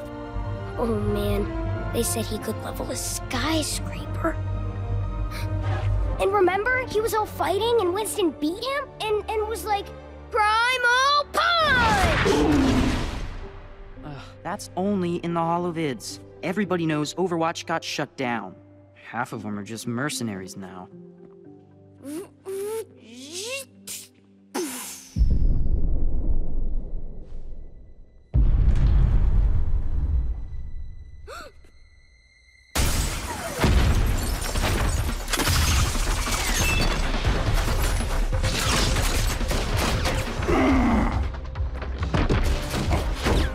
Enjoying the exhibit? All right, playtime's over. Get to cover. Come on, move it!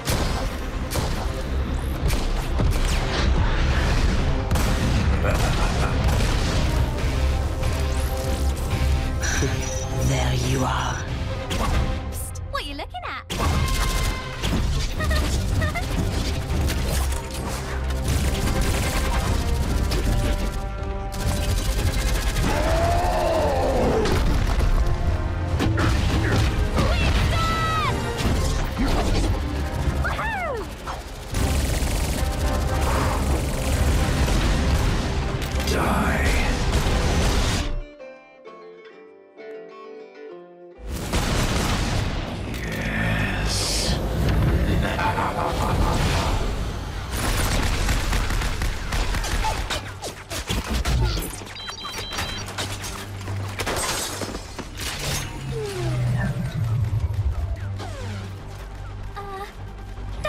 elves? Cavalry's here.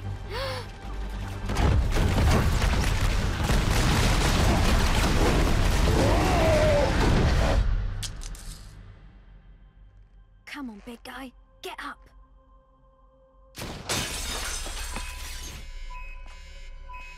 Oh no!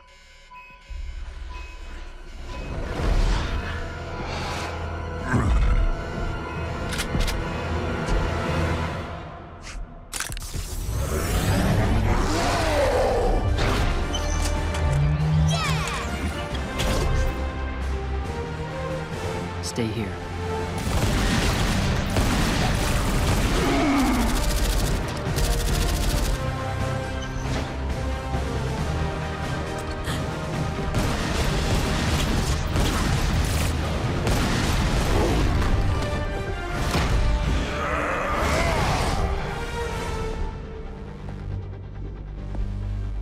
Watch out! Hey!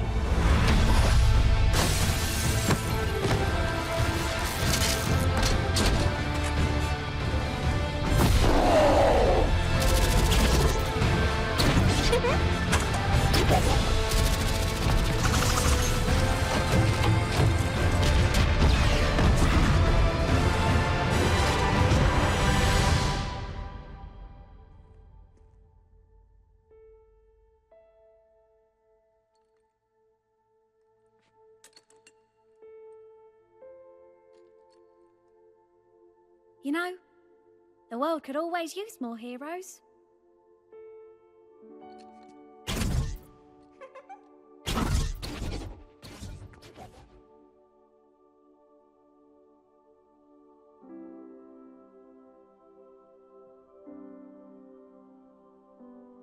Yeah!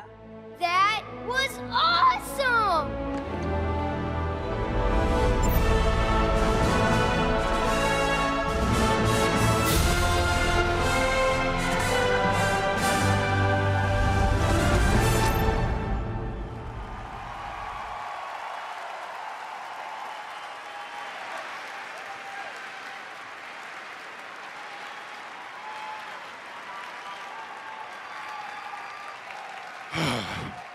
Overwatch. It sounds like you guys liked what you saw. It feels good to share this idea.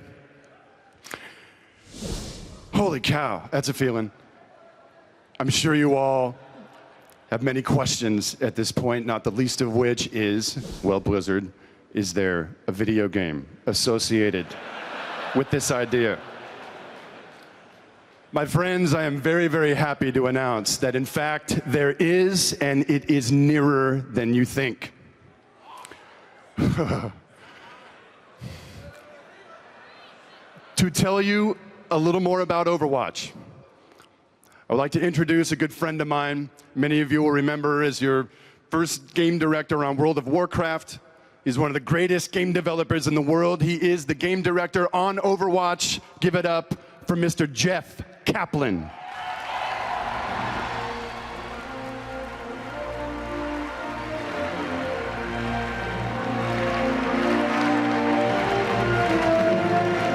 What's up, guys? It's so good to be back here with everyone.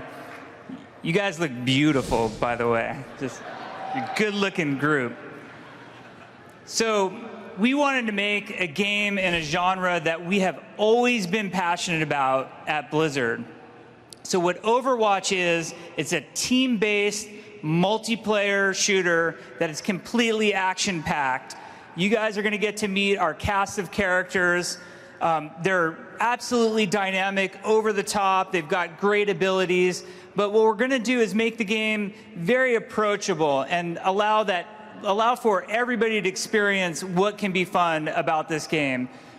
You guys know that with Blizzard games, what we like to do is find genres that we're in love with and game types that we're in love with and take the best elements of those and really amplify it and bring that out. You saw us do it with the real-time strategy genre, the massively multiplayer online game, and most recently the collectible card game.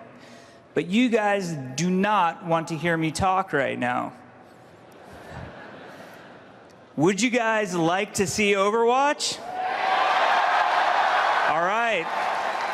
Play the movie.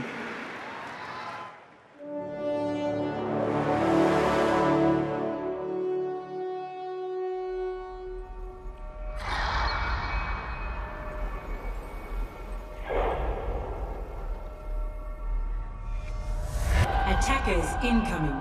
Prepare your defenses.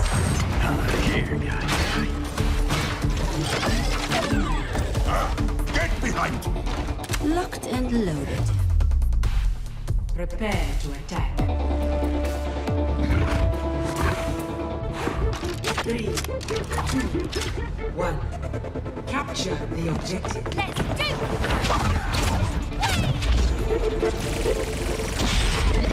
Let's try that again.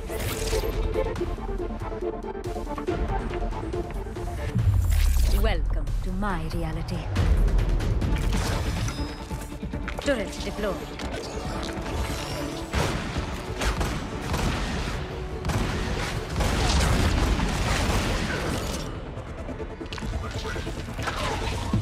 Teleporter online. Vara reporting. Justice rains from above.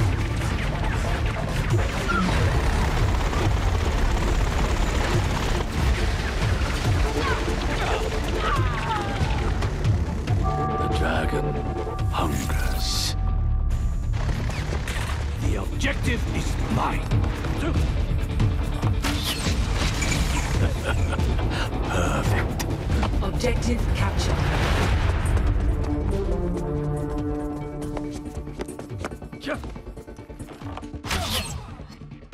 See through the dragon's eyes.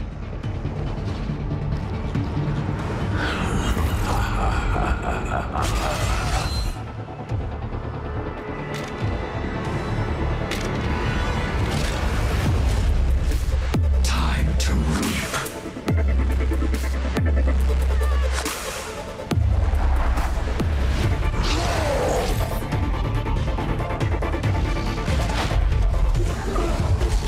Let's get to work! Come on. Damn machine. Shield up. Fall back.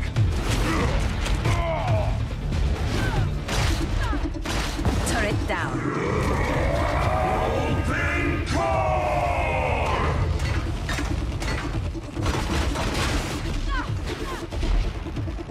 Armor here.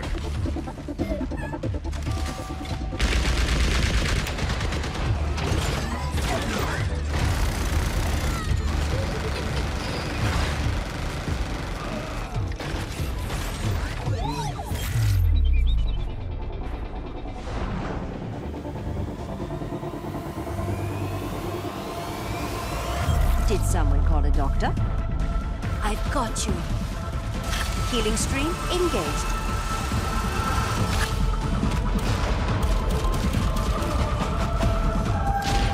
Sniper, be careful. Heroes never die. Oh, that's up. One shot, one kill.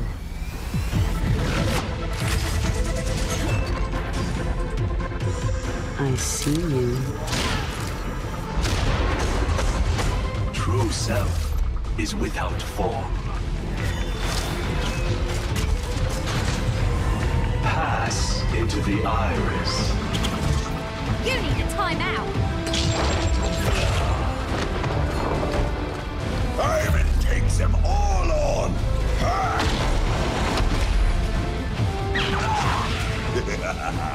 Unstoppable! Hammer down!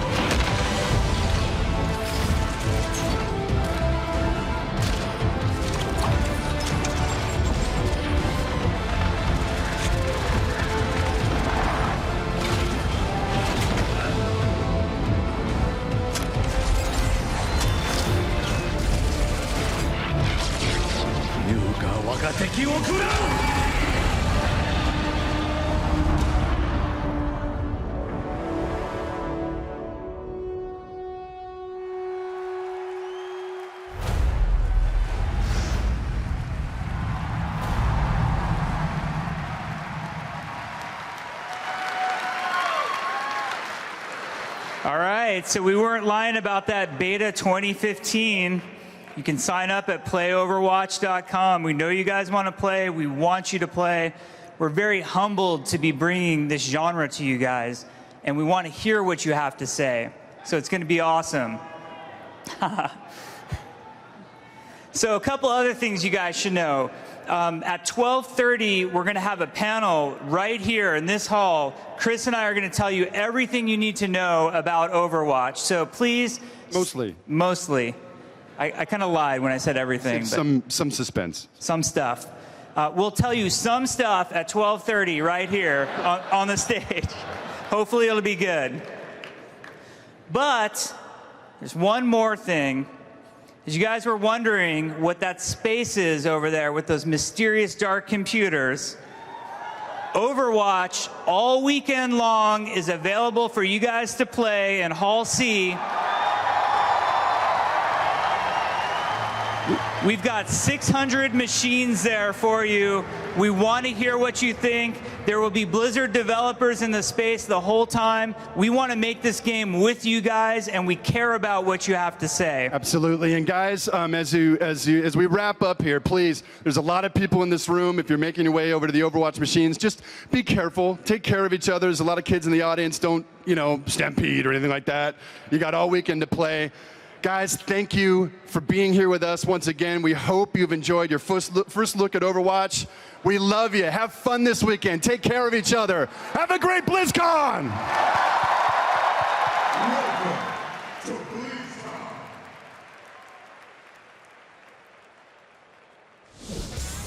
You're watching BlizzCon 2014, an original DirecTV production since 2008. Don't just watch TV, DirecTV.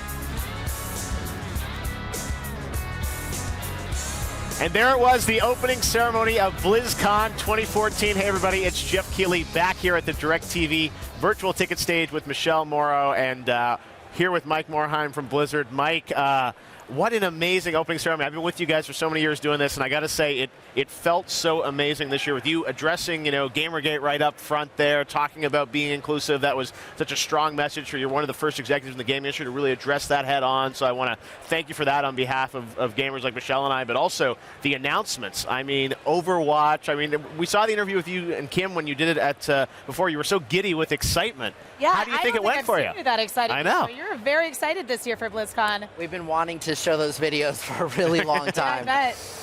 I love that there's actually gameplay footage.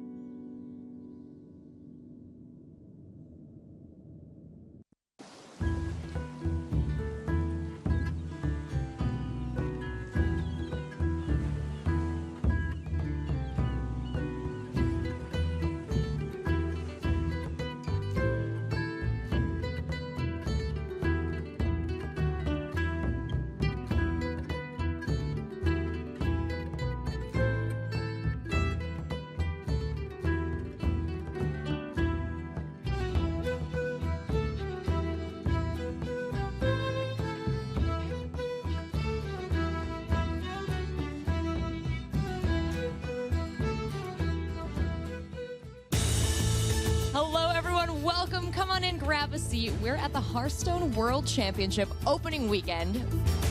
We are here. The World Championships begin now. That's right. You know, 16 players come from all different parts of the world. Look at his hand. He has a high main, he has a sludge belcher, he has the freezing trap to protect this. This is getting horrible, and I think the Beast actually maybe. Look at Tom's face, man. He is not too pleased about that. This could define the game right here. Oh, this is such a big deal. Let's see it. Let's see it. Oh, it looks like it. Oh! We have a lot of exciting Hearthstone action. That's right. I gotta say, I just enjoyed that last match a lot. I think that was so close, so well played. What I really liked about Reels' play is that you keep your health as high as possible, because now he's going to be on Soulfire to win the game no matter what. Well played. That's going to do it. What a match. Oh, is he going to make him overdraw? Trying to overdraw him. Oh, Antonitis! Wow. Oh my God. The What silence. a play! Such Two a problem. fireballs. Wow. Crazy. But he's got explosive trap as his trap. Oh, yeah. Oh, God, yeah. He can never attack. You're right. I think that might be the case. He's going to go for the Azure Trinket. That's not the right play, but Maligos is not in. What a close series. That game was so crazy. I can't. That was the craziest game of Hearthstone I've ever seen. This has been a fantastic weekend of Hearthstone. The road to BlizzCon ends at BlizzCon. We'll see you guys next time. From Frode and Artosis, Ben Brode, and all the people at Blizzard, thank you so much for watching. We'll see you guys this weekend.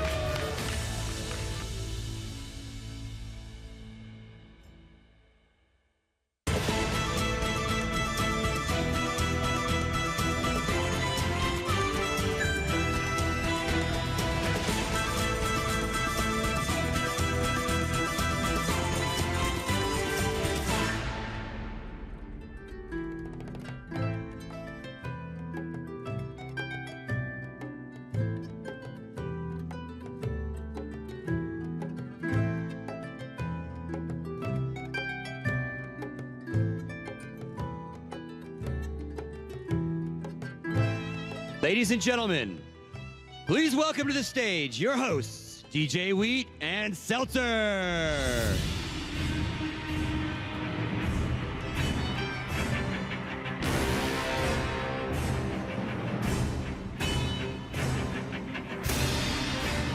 Let's try this again. Ladies and gentlemen, please welcome to the stage DJ Wheat and Seltzer.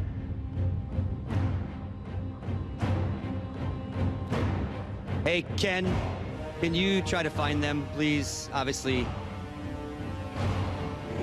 they can't read a cue sheet. Maybe check the ISO box, yeah.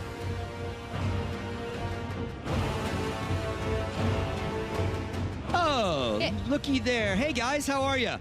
Hey, yeah, just one second. My goblins are all lined up real nice here. Okay, I know you're enjoying the new expansion. That's great stuff. My gnomes will not die today. You are going down. Do you guys mind if I start the show? Can we do that? Please start the show now. Yeah. We can start now. We're good. Thank you. Ladies and gentlemen, now please welcome to the stage your hosts, DJ Wheat and Seltzer. Welcome to the Tavern of Champions. This is BlizzCon 2014, and you are here for the Hearthstone World Championships. Yes, I cannot believe it, coming off of the opening ceremonies, Goblins versus Gnome, and next month, we're not privy to this information, so I'm really excited to be hopping up on here. We've got some great competition. I'm DJ Wheat, joined by Seltzer. I know you're excited as well. I am so excited. And you know what the best part is? We don't have to wait until next month because we're here at BlizzCon and we get to play it today. So that's pretty cool. It is very cool. Rachel, this is my 8th BlizzCon, and I know counting on 2 hands is tough for me to do, but it is amazing to see Blizzard consistently one-up themselves from year to year and just how much they care and service this community. It's amazing to be a part of it. So thank you guys for letting me be here on this stage and experience this with you. It's very exciting. Absolutely. Blizzard is a life-changing company for a lot of us. And this weekend, it's going to be a life-changing event here at BlizzCon for 12 players in Hearthstone from all around the world. We have representatives from Europe, Asia, and good old USA here to compete for an enormous prize pool. Enormous. $250,000 is the prize pool. But you know, I did a little math backstage, and more importantly, that first place prize is $100,000, which happens to equate to 80,000 Hearthstone packs. So if one of these players wants to perhaps finish a completely gold deck, or they're going to be completely ready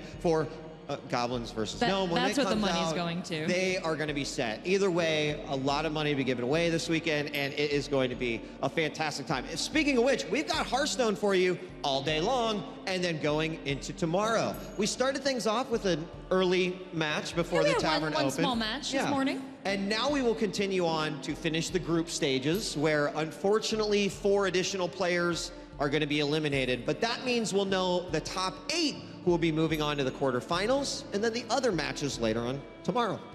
That's right, Marcus. And if you want to join the conversation, or if you guys want to join the conversation here at BlizzCon or watching at home thanks to the digital ticket, you guys can get at us on Twitter. That's at @PlayHearthstone. Use that hashtag BlizzCon. Let us know how much you love the set, any questions you want to ask the pro players, how extremely good looking the hosts are.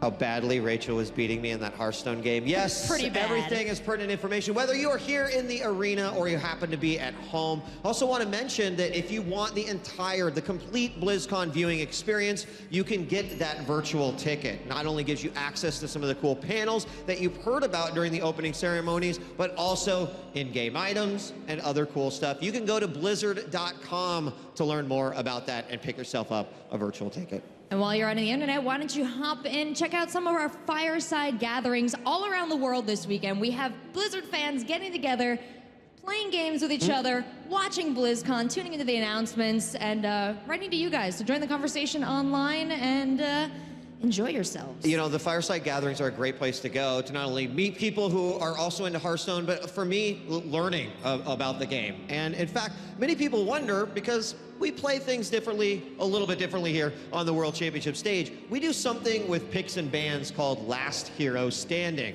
It's how we can make these matches a bit more diverse and really show the true strengths of these players. But anyway, we've prepared a little video to tell you a little bit more about this format.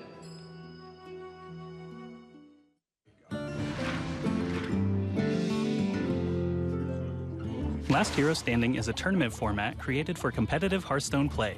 Let me explain. Each player begins with a set number of decks using a unique class for each deck. For example, a player can have a warrior deck, a priest deck, and a warlock deck, but not 2 different warlock decks. When a match begins, each player selects their first deck without telling the other player which one they've chosen to play with. Garrosh versus Uther. When the first game ends, the losing player's deck has been eliminated, and they must choose from their remaining decks for Game 2. The winning player continues playing with the same deck they won with in Game 1. Once a player has eliminated all of their opponent's decks, they have won the match and will move on in the tournament. Some tournaments allow for an additional veto step, which takes place before a match begins. For example, players may submit 4 classes, and their opponent chooses to preemptively eliminate one of those classes from the match entirely. Now that you know the format, try competing in a weekly cup online or at a fireside gathering near you.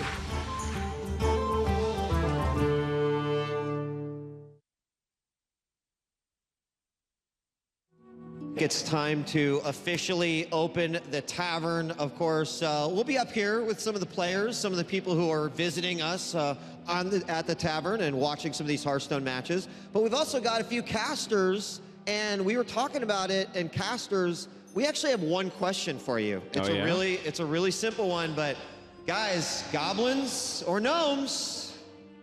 Oh man, first I gotta go to Nimsh at this one, because he's the one who always follows these lore questions. What's it gonna be, Nimsh? All right, so first, for the Horde, so the answer is goblins. Admirable. I'm going with gnomes. I like the Well, I gotta go guys. with the Horde as well. I think the gnomes, but you know what? Rachel and Wheat, we saw you guys playing, even though you picked your classes. What are you gonna go with? My goblins crushed. I'm not one to brag, but I destroyed Marcus. I'm gonna have to fight for the gnomes from this point forward, thanks to that match there. So I think we've got our rivalry set up here as well. Sounds good. And you guys will be serving all day at the bar, is that correct? Oh, that's right. Yes, sir. Come by and pay us a visit. I will when I'm not casting here or playing other games. Guys, you see the Overwatch and the Gnomes and Goblins expansion, and well as Legacy of the Void. This BlizzCon already got off to a crazy start. I'm jittery because as much as I'm anxious to see these games, I'm also anxious to get my hands to play on some of these games. Yeah, you're telling me. We were sitting down in the pit watching it, and Maz and I were kind of looking at it. We were like, you know, maybe we can skip commentary for a round, head over to Overwatch, check out some goblins and gnomes. Oh man, guys, I have a tummy ache. You know what? I don't think I'll be here later tonight, but I'm just gonna go walk over here and play some Overwatch. Yeah, exactly. Seriously, like next month. Next month is the release. That's right. The expansion. I can't believe it, and it's so quick because we're like used to announcements. It's like, okay, well maybe you have to wait early next year or something, because that's what happened with the closed beta announcement of last year's BlizzCon for Hearthstone. But no, as soon as December, we're gonna be able to access this new expansion, 120 new cards, and we saw what Naxxramas did with just 30. How can you imagine 4 times the amount of cards going to impact the metagame? It's just incredible, and specifically with gnomes and goblins, like there is this specific theme of like explosions, inventions. Well, we have a couple of goblins and gnomes in the game right now, and they are pretty exciting. Like, can you imagine the whole expansion? Like, I want to try it right now. I just want to know if there's more cards like Gelbin Mechatork, where you just summon a random invention that does things, or even, you know, Mad Bomber that does like weird stuff. And like obviously it's a little bit of randomness, but that's what's one of the most fun stuff in the game. Yeah, I agree with you. I think there's a lot of people, you know, they talk about RNG being in these games. That's part of what I think makes Hearthstone so interesting. You take a look at other card games, and oftentimes to kind of get the ball rolling, you have to draw certain cards to really do that. Hearthstone gives that to you, so it has to have some more random element in it. So adding these things where you can manipulate certain scenarios of random things, that's really what the entire game is about, is seeing what you can actually do when things are seemingly out of your control. Oh yeah, certainly. Yeah, like already on the trailer, we could see like a gnome freezing the face of a goblin, but the goblin still having dynamite and like exploding. Oh man, it's like. Well, you know what, guys? We're not the panel. I mean, we have to wait to see what comes out more, because I'm sure they're going to show some great cards. So again, guys, get your virtual ticket and get into those panels as soon as you can to see what's going to come up later today. In the meantime, we're still here going for the round of 16 and see who's going to the top 8. Let's take a look at the groups to see where we sit after 2 days and a little bit of play. We have Group 8 already decided, as Tiddler Celestial and D2 will be advancing to the top 8. But Group B, only Kaur is the guy who has advanced so far. We have Nicholas versus Tare coming up. Yo, yeah, this matchup I think is this is one of the more interesting ones to me, because Nicholas is one of the 2 players who brought Paladin, and Tare is the only player who brought Mage. And I played both of these decks in the tournaments leading up to this point, and sometimes they're thought to be some of the weaker decks in these kinds of tournaments. But these, I mean, they're putting up numbers with it. This is an elimination round for both of these guys. It's ultimate bravery here. Yeah, exactly. Both these guys picking rare classes to a tournament, which, I mean, if you don't bring a class, it's often because you don't feel like it's consistent enough, and yet these guys are bringing it to the table. Yeah, the surprise factor is so important in Hearthstone. Like, Hearthstone is a game of information, and if you're hiding information and using a deck that people are not accustomed to play against, and Tare is bringing a freeze mage, and he was able to free out the last match I was watching. It's just incredible. It's the, you know, a deck that not many players know how to play against, and it's like a different type.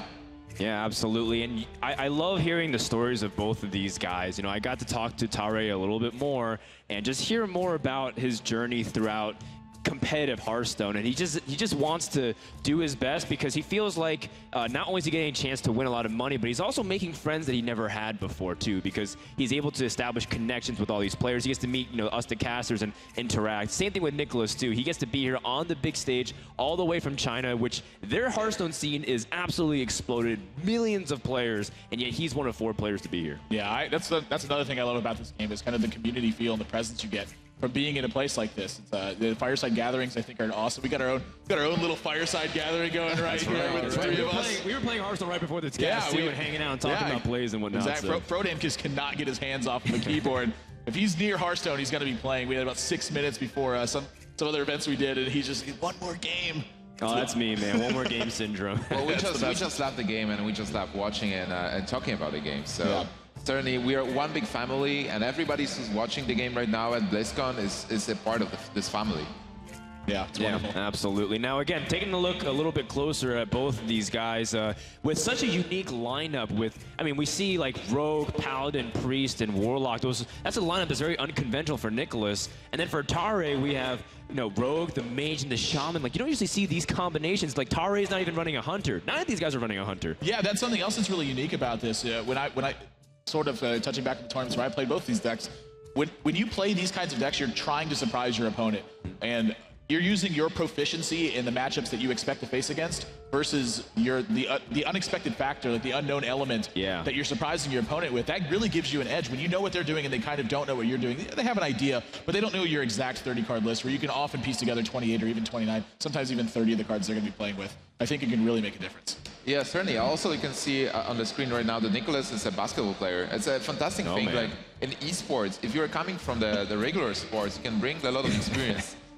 Yeah, the competitive drive to win the basketball. I mean, I'm actually really interested in the last fact that we see here, that he wants to own an online store. He's not the only competitor that wants to do that. And it's cool because not only get to play Hearthstone, have some fans and meet the players, but you also get to make some dreams come true. If he wins that 100 grand, he can open up his own online store and perhaps be able to make that reality come true. Yeah, Karo was doing the same thing, right? He wants to open the bookstore. Exactly. A lot of ambition coming into this tournament. No surprise to see this. And of course, Tare, this guy, I met him at Stage 2 BlizzCon. He plays phenomenally well, and he has some unconventional choices in some of his deck lists, but they really work out for him.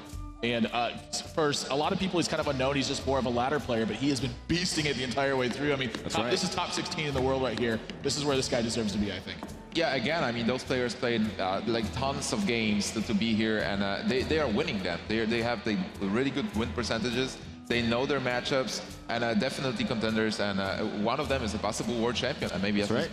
Tare didn't even have to go too far. He was from Irvine, so he's a local to Southern California. Although if you have to beat the traffic, it's kind of like flying from China.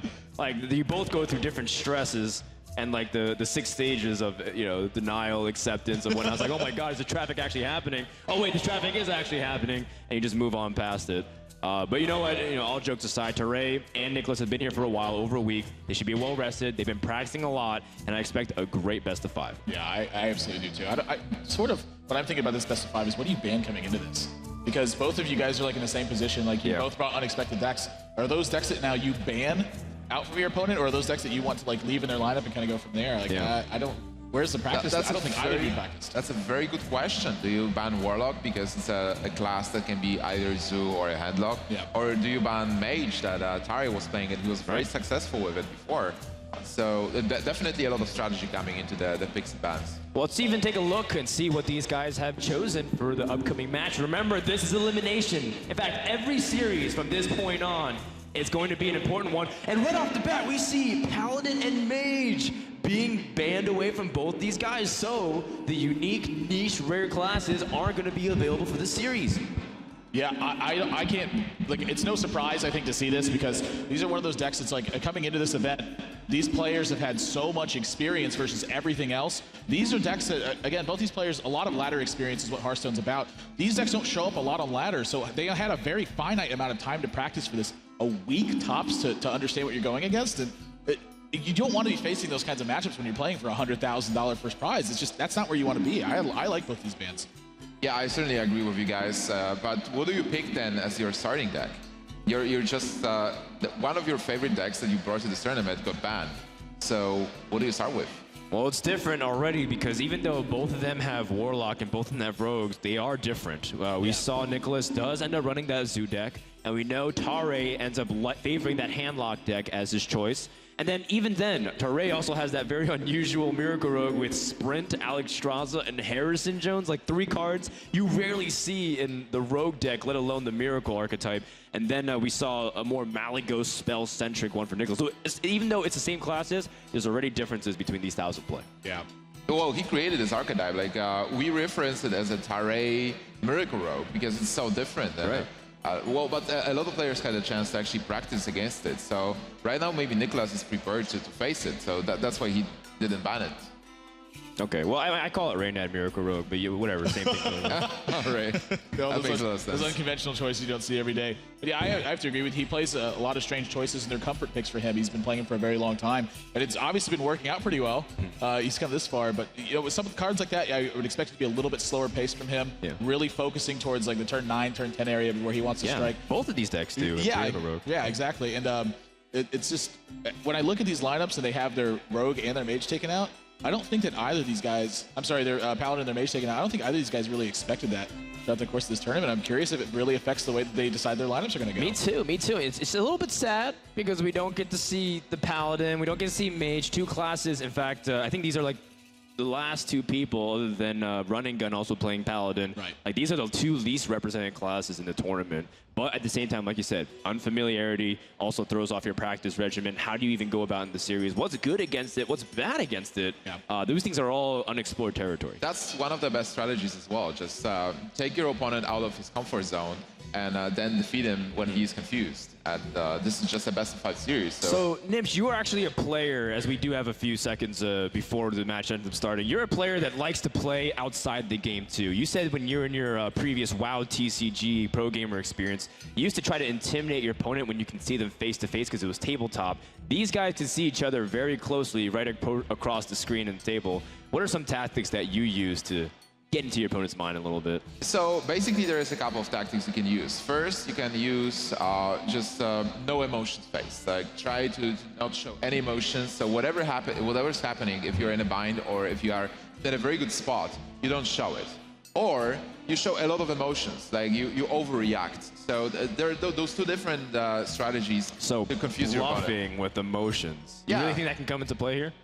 What do you think, Ethan? I definitely think it can come into play. It's something that I've employed in a lot of games that I've played. Really? Because card games especially, I've been playing them for a very long time. And Hearthstone is a game where you can never take advantage of that fact. You don't have that personal aspect a lot of times when you're face-to-face with your opponent in some of these tournaments because they're all played online. This is completely different. This is an aspect that I think that a lot of these guys are unfamiliar with and they haven't practiced too much. It really can come into play. We saw in the first match, actually, Numberguy really torn up over what's happening. And it rightfully so. There's a lot of ups and downs. Sure. I mean, this is a really big tournament. But imagine if say, like, D2's kind of on the other side of that, and he's playing Priest, and gets into a sticky position where his opponent continues to put minions on the board, and he's got a board clear in his hand. If he's emotionally overreacting that, like, oh, this is terrible, your opponent can be like, this is the time to strike, I'm gonna get him. They try to punish you, and you put it right back on him. I think that really can make a difference if your opponent's paying attention to that.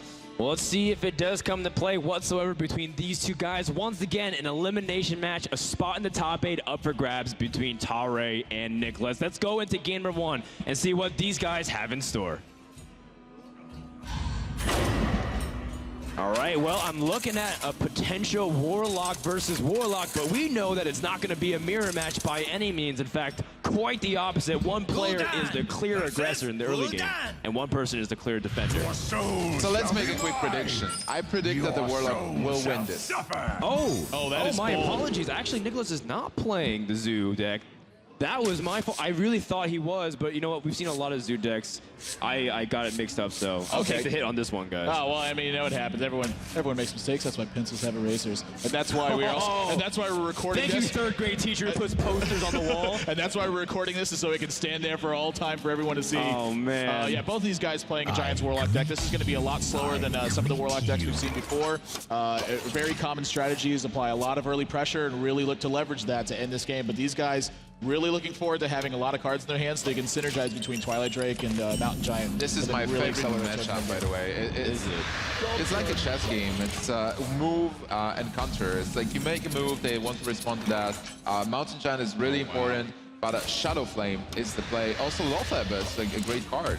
Yeah. Something right away that I want to point out is we've seen Power Overwhelming in one hand, and we see Big Game Hunter in the other hand, and that is indicative of two very different approaches to this matchup. Right. It's like they're blessing and curses and kind of in their own way. Power Overwhelming can really look to push for a victory a lot earlier, but Big Game Hunter is exceptional in this matchup. I mean, it kills a Mountain Giant and puts a 4-2 on the board for only 3 mana. That's pretty looks important. like a really good hand for Tare. Even though you go second, I know a lot of handlock players like to go ahead of their opponent so that way they can get the threat out first. Do you feel like this is a good spot for either player yet, or it's still undefined based off how early it is? I think just based on the Big Game Hunter alone, I would have to give an advantage to Tare. He's also got 2 copies of Mountain Giant. He's also got a Twilight Drake. But I feel like he's almost kind of more comfortable playing from behind because his hand's so powerful. And Nicholas, on the other hand, that's of course is a really important draw. But this could come back to haunt him. We know he's got Big Game Hunter.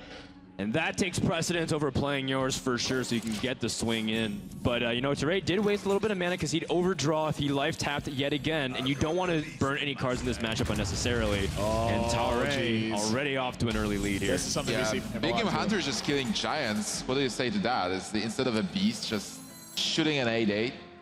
That's a big deal. That's a big stone. The giant is made of mountains, literally made of mountains, and he's shooting it with a gun and killing it. Sounds like the dream, man. I mean, I wish my guns did that too in real life, but unfortunately it's not the case. I still think the matchup is not decided yet. There's a lot of mountain giants there. And normally it goes back and forth because of the cards like Iron Beak that can silence the Drake. And Shadow Flame being important. Like, even if you seem like you're winning, getting the board control with a handlock, you push, and then the Molten Giant comes, and your board is cleared with Shadow Flame, and then there's Jiraxi. So a lot of back and forth, I would expect. So this is where you already suspect your opponent might have that Iron Beak Owl, which is always starting to impress us, right, in the current meta game. Not just for Death Rattles, but, you know, the Twilight Drakes. But Tare doesn't have one. So instead, he might have to play a minion to try and take advantage of the board, or he has to expend a lot of resources. He has to use his coin really early, even though he has a hand where cheap Mountain Giants are available. He has a lot of options, but this Twilight Drake doesn't represent that much pressure. It's just a 4-attack minion. You have a good board, you have a good follow-up. Just expanding your board is fine as well. I really like here that he played Twilight Drake before he played this other Mountain Giant, by the way, because your opponent already has a Twilight Drake developed. So if you play the Mountain Giant, you are risking it dying to just the Soulfire. And that's the position he's looking to get, is to establish a Mountain Giant on the board and really take advantage of it. And the Drake ends up living too because he has 9 health. But this is also something that you were afraid of. But I don't think you're as upset as you would be losing your Mountain Giant easily. The Twilight Drake is very vulnerable in this matchup. Yeah, I think he's pretty happy with it. Drake still got in 4 points damage. It's pulled the silence out of your opponent's hand. Obviously not what you're hoping gets happened, but not the worst. Certainly not as bad as a single Soulfire really turning the game around. Sometimes the cup's got to be half full. Yeah. All right. It looks good for Tare, even though he only has the Big Game Hunter now. Do you develop the Mountain Giants? Well, the unfortunate thing is that this owl was challenging the BGH. That's exactly. I mean, what you I'm use a looking gun at. to kill a mountain, but I use a bird to kill off a BGH. It's pretty good, you know. Look at that handsome guy. It would be. Look at those spalders. His beard is nothing on you, Admirable, though. I just want to put that out.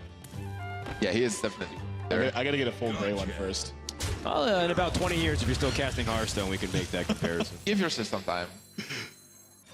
Yeah, I think Hellfire is not that useful in this matchup. There's a lot of minions in this deck that have above 3 health, so doing 3 damage to everything often doesn't get much value. So in this scenario, I think it's perfectly okay to let that go. And look at this board right now. We had Twilight Drakes, we had a Mountain Giant, but right now we only have Ancient Watchers that don't do anything. They just stand there and watch. Well, he does have a Giant to play now. So Nicholas does have that available. Or you can go for a defensive play too. You have to be mindful that You are at 15 health, and you're not really sure what your opponent can do. You have to make sure not to get too carried away to potentially die at any time. Of course, we see power overwhelming in his hand. Exactly. That oftentimes will indicate he's got some sort of charge minion in his deck that he really wants to put with, like Leroy, Arcane Golem, something like that. Is he thinking that his opponent has that exact same thing? Sure. Because right now this is a mirror match in terms of both these strategies are very similar, but that's the difference we're seeing is how the approach goes. Or are you comfortable because you've already seen Big Game Hunter that you are kind of thinking your opponent didn't have room for something like power overwhelming, and so your life total not as much of a thing in your mind as it would be had you not seen that Big Game Hunter? Well, he decides to play the Lothar to be able to push with damage. Like, he is getting behind on health. But still, this matchup is not being decided who's more aggressive. It's like one key moment where the board is being cleared, and then one of the players just dies next turn. Well, you know what the power overwhelming tells me, to follow up on your point, Nathan, is that he might be running cards like Sylvanas in this deck too, because Sylvanas also has become a very strong card in the recent metagame after Blizzard has changed the death rattle orders. Because before, it used to be a very specific set of rule memorization. Like, if Sylvanas trades into another creature, then like this would happen. Yeah. But after the recent patches where Sylvanas will activate second, she's become a great choice, especially after the Leroy Jenkins nerf. So I feel like maybe that also could be a possibility if you see a power overwhelming. You have to be mindful. That's definitely a possibility, but you can also just run power overwhelming to have a bit more power to push and to combo it with Shadow Flame and then Iron Big Owl. Yeah, those are also big ones too. Like power overwhelming here is going to be an all-star. But then, do you play the Mountain Giant before you do that? Yeah, I definitely think you play Mountain Giant. And you exactly have 5 mana left. So power overwhelming on the Ancient Watcher and clear the board. Oh man. We're thinking the exact same thing. Oh gosh. Oh, it's so ugly when you sit in the other seat. We've all been in this position before where you're staring down 2 extremely large minions in the mirror. His hand's not too. I mean, his hand's still really great for a position like this. That's true. He's gonna somehow take some damage this turn, but it's a matter of how much he can actually mitigate. Like, how much damage are you gonna take? That's really the big difference here. So even though he had a Big Game Hunter, he is behind. He's behind in terms of like board position. I don't know if I'd really call him behind though. I think this position is still pretty even for both players. It really depends on how Nicholas is going to be able to attack through a board setup this turn. That's really what it comes down to. Behind is very relative in this matchup because it's very swingy. The creatures hit hard, but there's also a lot of removal against it. So you're either in extreme danger or you're perfectly okay. And the dance is very delicate and intense. Now, here's something that's kind of intense also is that in my experience with this matchup, the first person to play Jiraxis usually has a significant advantage. Yeah, you've been telling me about this. Because they can start churning out the 6/6 minions with hero power. Does it change at all, though, when you have Molten Giants in hand? Because don't you feel like you want to get those cards out before you play Jiraxis? You want to play Molten Giants before Jiraxis. Exactly. You feel like you want to play this, because once Jiraxis is in play, your life total's 15. Until you're down to 5, you can't cast Molten Giant. He's going to cost more than 10 mana.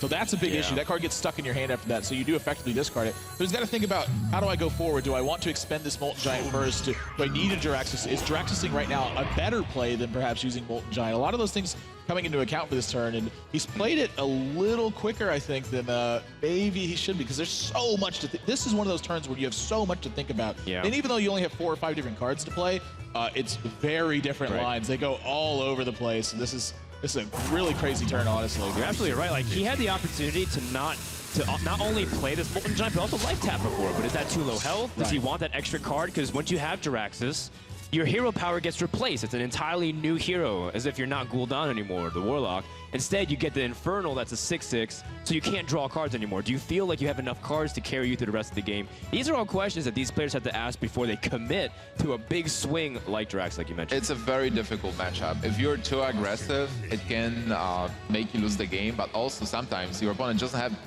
doesn't have the card to respond. For example, right now, Nicholas was able to develop the board. Entire doesn't have a clear. Like, he doesn't have Shadow Flame or Hellfire. Just like you were mentioning, too, Shadow Flame, one of the most important cards in this matchup. He doesn't even have a taunt giver other than the taunt creature, or taunt minion, excuse me, with the Sludge Belchers. So it's a little bit of a nervous situation because it is a significant amount of damage on board. Yeah, he played this Sludge Belcher instead of playing the Molten Giant. Right. I wonder if that means that he is thinking that his opponent could have something like an Arcane Golem with the power overwhelming and really make a big push for damage. Yeah. Because that seems like that's a really safe play to make when you have an opportunity to just play another Molten Giant. But then again, of course, another thing that's coming to his mind, as you mentioned earlier, Nimsh, Shadow Flame. It's like one of the most important cards in this matchup. Yeah, it's like if there is a Molten Giant with Shadow Flame and you would play your own Molten Giant, you just lose the board and then you start dancing again, but you don't have the minions. Well, okay, he's gonna use the interesting. If he gets rid of the coin, that'd be great. Faceless. What do you think about discarding the Faceless? Was it a good or a bad card? Probably one of the better ones to discard, I think. Okay. He's gonna need Sludge Belchers. He's gonna need Siphon Soul. Loatheb is not gonna be like too important. But I think it's probably better than Faceless Manipulator, honestly, because once the board gets cleared down and if you're stuck with a Faceless in your hand, that's not a position. This is so close, by the way. We're talking about swings in this matchup, Nimsh. Do you life tap to get a Soulfire and win right there? Well, I mean, you can do the same thing by just drawing out this Owl. In fact, if it is Soulfire, it is lethal. Oh my gosh! That is a huge draw right now. Soulfire for the win. Oh, he's not even going to use Jiraxis. Yep. But he's going to discard it. Oh, he doesn't discard it. I don't think I've ever seen that happen before. GG. Oh, man. Nicholas taking it game one. Very well played game. And, of course, I thought that Big Game Hunter was really going to make a big difference, but he responded extremely well. And you saw Ironbeak Owl being just as important of a card. This matchup is so delicate. Card for card, till this final moment when you explode. It's just fascinating to watch. And it's a lot of information that they have to assume that their opponent has. You know, we saw that Nicholas could have gotten away with a little bit more aggressive plays, but he still made the conservative play while being able to weigh his probability. So I think it was an excellent game to start off the series, and Nicholas winning this matchup was crucial because look at the rest of the classes. There's still that Miracle Rogue deck that you want to deal with, and even Handlock can face well against Shaman. So I think Nicholas is in a really good spot. Yeah, Tari still has a Shaman deck, which is originally a deck that can fight Handlock really well. With Earthshock just killing Twilight Drakes, you have Hexes, you have stuff to deal with what Handlock is throwing at you. Yeah, I think before the Leroy nerf, it was a lot worse than it was because Shaman was really focused on removal spells. Right. But now they have stuff like Haunted Creeper, and they have sort of these early game minions that they're focusing on. That gives them a lot more leverage with cards like Flametongue Totem, and but at the same time, that makes them more vulnerable to stuff like Shadow Flame and stuff like Hellfire. So they're fighting like a different front on that level, and with the addition of Sludge Belcher, Handlock really got strengthened in that matchup. I don't think it's nearly as bad as it used to be, and certainly not as bad as I think a lot of people right now think that it is. And it's also a very delicate matchup and a difficult one because, well, as a Shaman, you have to mulligan properly, you have to get those removal cards, or you have to be super fast. Like Flametongue Totem is the best card you can get. You just use the totems you are like playing every turn and push with damage. Yeah. Also, like there are different versions of the Shaman. Do we know which version is he playing? Is he playing a super fast one, or? I think he's playing more of the early game board control. I did see Zombie Chows in that 2/3 creature that gives your opponent 5 health, but it costs only 1 mana. So it's more early game board centric. In fact, usually against every other matchup, if you have Shaman and you're up against a normal class, you usually keep Zombie Chow in your opening hand. But against Handlock, you might throw it away because you're like, I don't want to give more health to my opponent if that's the case. And that's only if you choose to go for it. Now, also the sleeper deck is that Miracle Rogue from Tare. Like, what can that do against Handlock? Do you know how it fares at all? I know that traditionally Miracle Rogue's pretty poor against Handlock, but a lot of it depends on kind of how your builds are, and of course, more importantly, exactly how you draw in that matchup. Because in that matchup, it's a little bit differently. You're usually relying on Gadgetzan Auctioneer, Conceal, looking for these explosive turns where you draw a ton of cards with everything that you have. But one of the best ways that you actually win that matchup is just getting actual damage from your minions. It's one of those matchups where you have to pick apart everything your opponent does. So they're going to be playing Twilight Drakes. They're playing Mountain Giants. You need to kill all these things. Backstab Eviscerate is not enough. You have to have something a little bit extra to go through it. So cards like Azure Drake, really important. Not only is dealing 4 damage, but it's also drawing a card. It's taking you closer to that Auctioneer, where eventually it's really important. But more important early is just to kind of draw a few cards, stick some minions on the board, and look to get some value. Tare is still playing Leroy Jenkins, right? Yes, I believe so. But in fact, I think he's not going to queue up that Rogue instead. He's most likely going to be leaning towards his Shaman. I believe game number 2 is almost ready, guys. So Tare needs to win this. To be down 0-2 and have to win 3-0 with one deck is going to be a tall order. So we know that Tare needs to equalize right here. And Tare knows that he's playing versus handlock, which is very important. He will mulligan his hand accordingly. Yeah, that makes a big difference too. Actually, that's something I want to talk about is when you're playing on ladder, it's a lot different than if you already know what you're playing against. Because if you're playing against something like Zoo, you want cards like Lightning Storm, you want Lightning Bolt, Rockbiter, these early removal spells. But against Handlock, he can just keep Hex, he can keep Earthshock every time. Hex is not a very good keep versus a Zoo lock, but it's a really great keep in a matchup like this. That's the key. But on the other hand, it's the hand that Tare got with a Shaman is not that great. It's very slow. He has one Hex. But you want minions. You want a Flame Doom Totem. You want those sticky Haunted Creepers to be able to deal as much damage as possible, as quick as possible. All right, well, like you said, he has the Hex, but he even draws a second Hex. I think also you like to pick up that Earthshock to silence the Twilight Drakes that can often terrorize the board as well. But in your opinion, how do you deal with those cards like Sludge Belcher and Sylvanas that have such high impact, but you don't necessarily want to use those Hexes and save it for the Giants instead? Well, that's where Flametongue Totem comes in a lot of times. It helps to really leverage that kind of board position, but it's not like a bad thing to use Hex on a Sylvanas. It's totally fine, because at a certain point in the game, you probably do have enough damage or enough minion presence that you can continue to kind of hurt your opponent's board. But again, one of the things that hurts you so much is when you're so focused on these early game cards like Flametongue Totem, Haunted Creeper, it makes you more vulnerable to Hellfire. That Hellfire is going to be a very key card in this matchup, and certainly one of the ways that Nicholas can actually win the game. Do you use it now, or do you develop the Giant? Oh, you can't develop the Giant even because you don't have mana for that. I certainly don't think I'm using it now. I think it's pretty easy to wait. Taking damage in this matchup isn't like the worst thing ever too, because you have Molten Giant right there. Yeah, this is a matchup where Shaman does have some burst potential, but it's not usually much more than about 15 damage unless they have a bunch of stuff already on the board. And you also want to deal with as many minions with the Hellfire as possible. You just want them to overextend and swipe the board instead of like dealing with only first bird. That is a really weird play. Why did he do that? Well, I assume he wants to get out board pressure and respond immediately. Make it awkward for this Flametongue Totem to get full damage and trade out so he can Mortal Coil, but he's also going to dedicate his next turn to Mountain Giant anyways, if that was the plan. But you know what? On the flip side, he also can just use Hellfire now a little bit more cleanly. There's a lot of value to the Hellfire now. Right, but I mean, the stuff you're actually perhaps is to bait out. Yeah, I was just about to ask that. Do you think he was trying to bait out a Flametongue Totem there? Because if that's what he was doing, that's a fantastic play. Yeah, that was a very nice play. I think that was exactly what he was doing. He thought like the Sunfury Protector doesn't have that much value there. And if there is that Flametongue Totem, then he just set up a fantastic Hellfire. This is dangerous. When you go for a Mountain Giant, it can immediately get hexed, and then your opponent can gain tempo to start pushing for damage. And it is getting to those stages where if you're wondering if your opponent has the burst to end the game, things can end very quickly for the Warlock player. Yeah, I don't really think he has much of an option here, though. I mean, this is kind of a turn that you've been waiting for a little bit.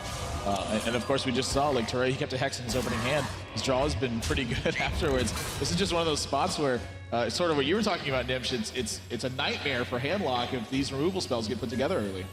Yeah, exactly. And also, you can't wait with the Mountain Giant and be afraid of Hex. You just have to play your cards. You can't just wait and be afraid there. That's a burst card. Alakir is a fantastic card to steal the game. That's what you're trying to do. As a Shaman player, you want to draw closer to the burst. It's not all about the board control like the entire game. Towards the middle or end, you really want to pick up Doomhammer or the Alakir so that way you can find a way to Oh, man. Misclick and silence your own Twilight Drake. You just want people to get punished by their... Oh, man. You want Hearthstone mechanics to be a thing. Yeah, just nerves coming into play. That's just how it is. None of these players have destroyed any of the surroundings around them, by the way. That tile is still intact. That sign's still there. The box is next to the Griffin. The lights are still on. Yeah, really peaceful. Oh, no, the bucket and the whale has fell down. Oh, that's one of the weird ones, too. It is. It is. Yeah. The whole city would be crushed if it was me by this point. I wish you could destroy everything. I hate that they make me leave that building intact. I want to just pull the boards off the side. Yeah, really absolutely. Move the portrait maybe of the hero as well.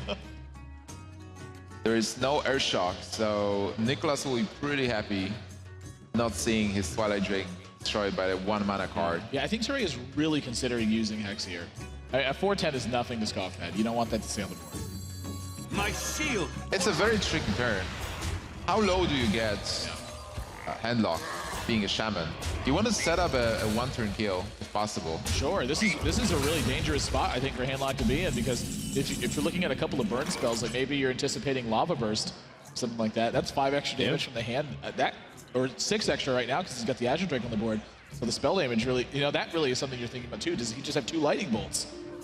Yeah, but you don't have that many options. You'll probably have to Siphon Soul. Sylvanas is a very courageous play. Oh god, yeah, that can be a very problematic card. He's got 14 damage right now.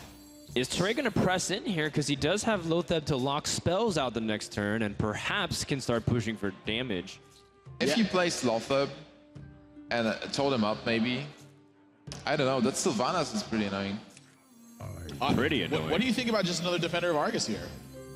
Oh, he can't play that. He only has 3 mana left. Yeah, he would have to totem then. Yes, he can't use Feral. If he uses Feral Spirit, he can't play Alakir the next turn. Right. That's something he's got to think about. The Overload for 2 mana is going to leave him on 7 instead of. Can he play Feral Spirit, like play Lotheb, then ensure that he won't be able to remove your board because all the spells are locked, more or less. You play Feral Spirit, so your board is huge. You're safe from Sylvanas. Just go for face. If they have Molten Giant. Is he contemplating trading now to disallow Sylvanas to do anything? I don't think it's like if you were gonna do that, you wouldn't have played Lotheb first. Gotcha. That's what I think. Right. So this tells me he's going for face, but how much does he want to attack for face? Because if he puts his opponent too low, he's gonna activate Molten Giants. So if he chooses not to attack with these guys, it's not because he forgot. This is a deliberate not attack. Exactly. And 4 health is or 4 cost on the mount. On the Molten Giant, I don't know if it really makes that much of a difference here because your opponent already can't Shadow Flame. I think it would have gotten in that 3 extra points of damage. Well, it makes a difference if there's double Molten Giant. He won't be able to play double Molten Giant and Defender of Argus. Sure. It's true. He only wants to deal with, well, hopefully the Sylvanas doesn't steal the 5/5 because that would be devastating. Any other smaller creatures I think he'd be okay to live with because he can immediately use Fire Elemental. Let none survive. Gosh, I mean, this is to me like is sort of an obvious one. Like Sylvanas is going to hit this Azure Drake. Then you have to evaluate on what's going to happen afterwards. Whoa. You know, he could though. I guess there is a potential to Defender of Argus this instead. Man, he takes a 5/5. Okay, 2/3 Wolf. 2/3 is fine. No Molten Giant. Wow. Hovers over Twilight Drake. Well, he saw his opponent didn't have Earthshock to deal with the previous Twilight Drake. But he also saw 2 hexes, so I think neither of those targets would have been bad. Yeah, so at that point, he just wants to get more mana efficiency. Oh, a Flaming Totem. Oh, wow. How much damage is this now? So he's got Lightning Storm. Lightning Storm's going to be... You do 2 to Totem 3 up damage. first, do you? Yeah, well, it's important to calculate damage. So he's got, let's see, 5, 3, 5. That's 13 plus 2. That's 15. That's if he can get past everything. Yeah, though. he's still pretty far away from actually being able to kill his opponent, but this Flame Tongue really going to do a lot of damage. Yes. And you know, Mad Side Totem getting some work in, even though it's been silenced previously by the Nightbeak Owl. Yeah, for sure. This is another danger of this deck, too. It's like it's just silencing stuff doesn't know what he's doing. They have all these cards that buff on the minions they already have on the board. Sometimes you don't have to be worried about Bloodlust coming in. You do 3 damage to everything. That can add up to a lot of damage. Imagine Bloodlust right here. This would be a ton of damage. Also, very good positioning, by the way, because he will be able to attack with Defender of Argus and still have the Feral Spirit buffed. So Flame Tongue Totem in the middle. Positioning is very important when you're playing Shaman. He doesn't get the spell power totem, but he rolls high on 2 of them. One of them, that's the one he didn't want to roll high. Yeah. Either way, it would have been fine for him. Yeah, so I imagine both these guys are going to get traded out here. When your opponent plays Twilight Drake over playing, say, a Molten Giant there, do you just think maybe your opponent doesn't have Molten Giant? And the other thing, too, is this is just 7 damage. Is that enough? Like, yeah, here, you have your Molten Giants for free. I just tell you 7 points of damage. Possibly. You're running out of cards, so you want to push the game forward. This can be a huge swing turn. Just clear. Well, let's see, how do you want to do this? You want to get rid of a lot of those creatures, and you have Siphon Soul available, but you also have free Molten Giants. I guess you draw first, because you do have the coin available. You still use 9 mana. Well, you want to heal yourself for sure. Oh, Soulfire. That's a really good one right now. So what's the sequence?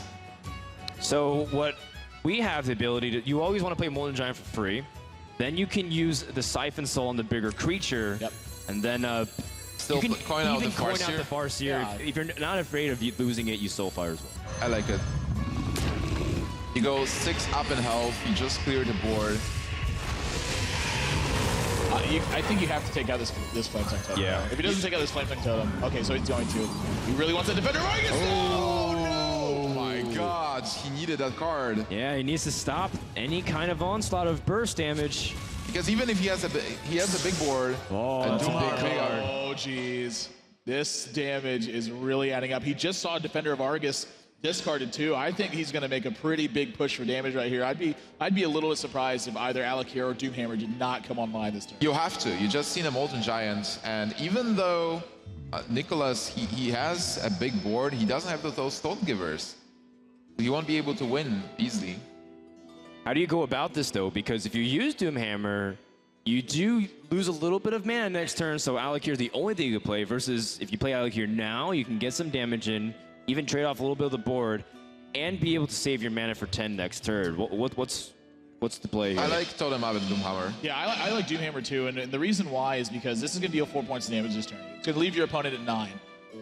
If you play the Alakir instead, there's a threat of that Alakir dying. It's not going to get another turn to swing in either. Siphon Solar Step. Wow, this is a really different play. Well, he gets a Taunt Totem, and that's really important. Do you think that Taunt Totem really influenced his decision to play Fire Elemental? I don't think so, but it positioned himself better. Like, you can play Fire Elemental if you see it on Totem. Now it's protected from the Molten Giant right now. It's true. Yeah. You know, also, maybe not even beyond the Taunt Totem, because that it might be thinking a little too deep into it. But also, if you don't put Doomhammer, your opponent's a little bit more relaxed. If they see Doomhammer up, they're naturally like, oh, I'm going to die soon. If I have to be careful of it. You keep Doomhammer as an element of surprise, even if you don't get the damage in. Definitely makes sense. Well, Nicholas needs to clear this board. Do you life top? Well, that's really tough. Gosh, I don't know what you do. I mean, 10 cost Mountain Giant, not exactly sounding like a deal right now, but he's got to make something happen. I mean, you see a Fire Elemental on the board, that has to die this turn, one way or another. So if you're going to end up using Shadow Flame right here, I like life tapping, because maybe life tapping gives you some more options. You life tap first, and see what you get, and then Shadow Flame. For sure. Well, he's running out of time. He's got to make a decision quickly. We have seen some players, unfortunately, get roped. Oh, this is Mountain Giant is ultimate bravery. We know Torre doesn't have the lethal damage. Yes, Defender of Argus. Oh, he didn't. Oh my gosh! Wow. Another huge draw has just happened. He doesn't even know which way he wants to do it. He's gonna be. Oh, he's got all the options in the world. He can do whatever he wants. Just in case. Just in case. Gosh. That is not. I think he's deciding which one he wants to kill his opponent with, because we've seen Teray before. He likes to kind of throw in some BM every now and then. GG ties up this series. Very well played Shaman game. That Hex was so important to keep in this opening hand. Absolutely. And now it's a tie, so anything can happen. How do you counter Shaman? Well, he does have Priest available to him, and a lot of players feel like Priest is an excellent choice against Shaman because of how much you can outvalue them. Your cards, card for card, can match them very favorably for the Priest. Yeah, Priest is a terrible matchup for Shaman. I have been on both sides of that, and I feel like I think the only time I've ever actually beaten Priest with Shaman was like coined out a turn 2 Manatite Totem, and it sat on the board for 5 turns. So, I definitely agree. I mean, matchup is so tough for Shaman. Your board is getting clear, and at some point when you get like to middle game, you want to play your 1 attack, 2 attack minions. You want to throw them up even, and they have Cabal Shadow Priest to just steal your stuff.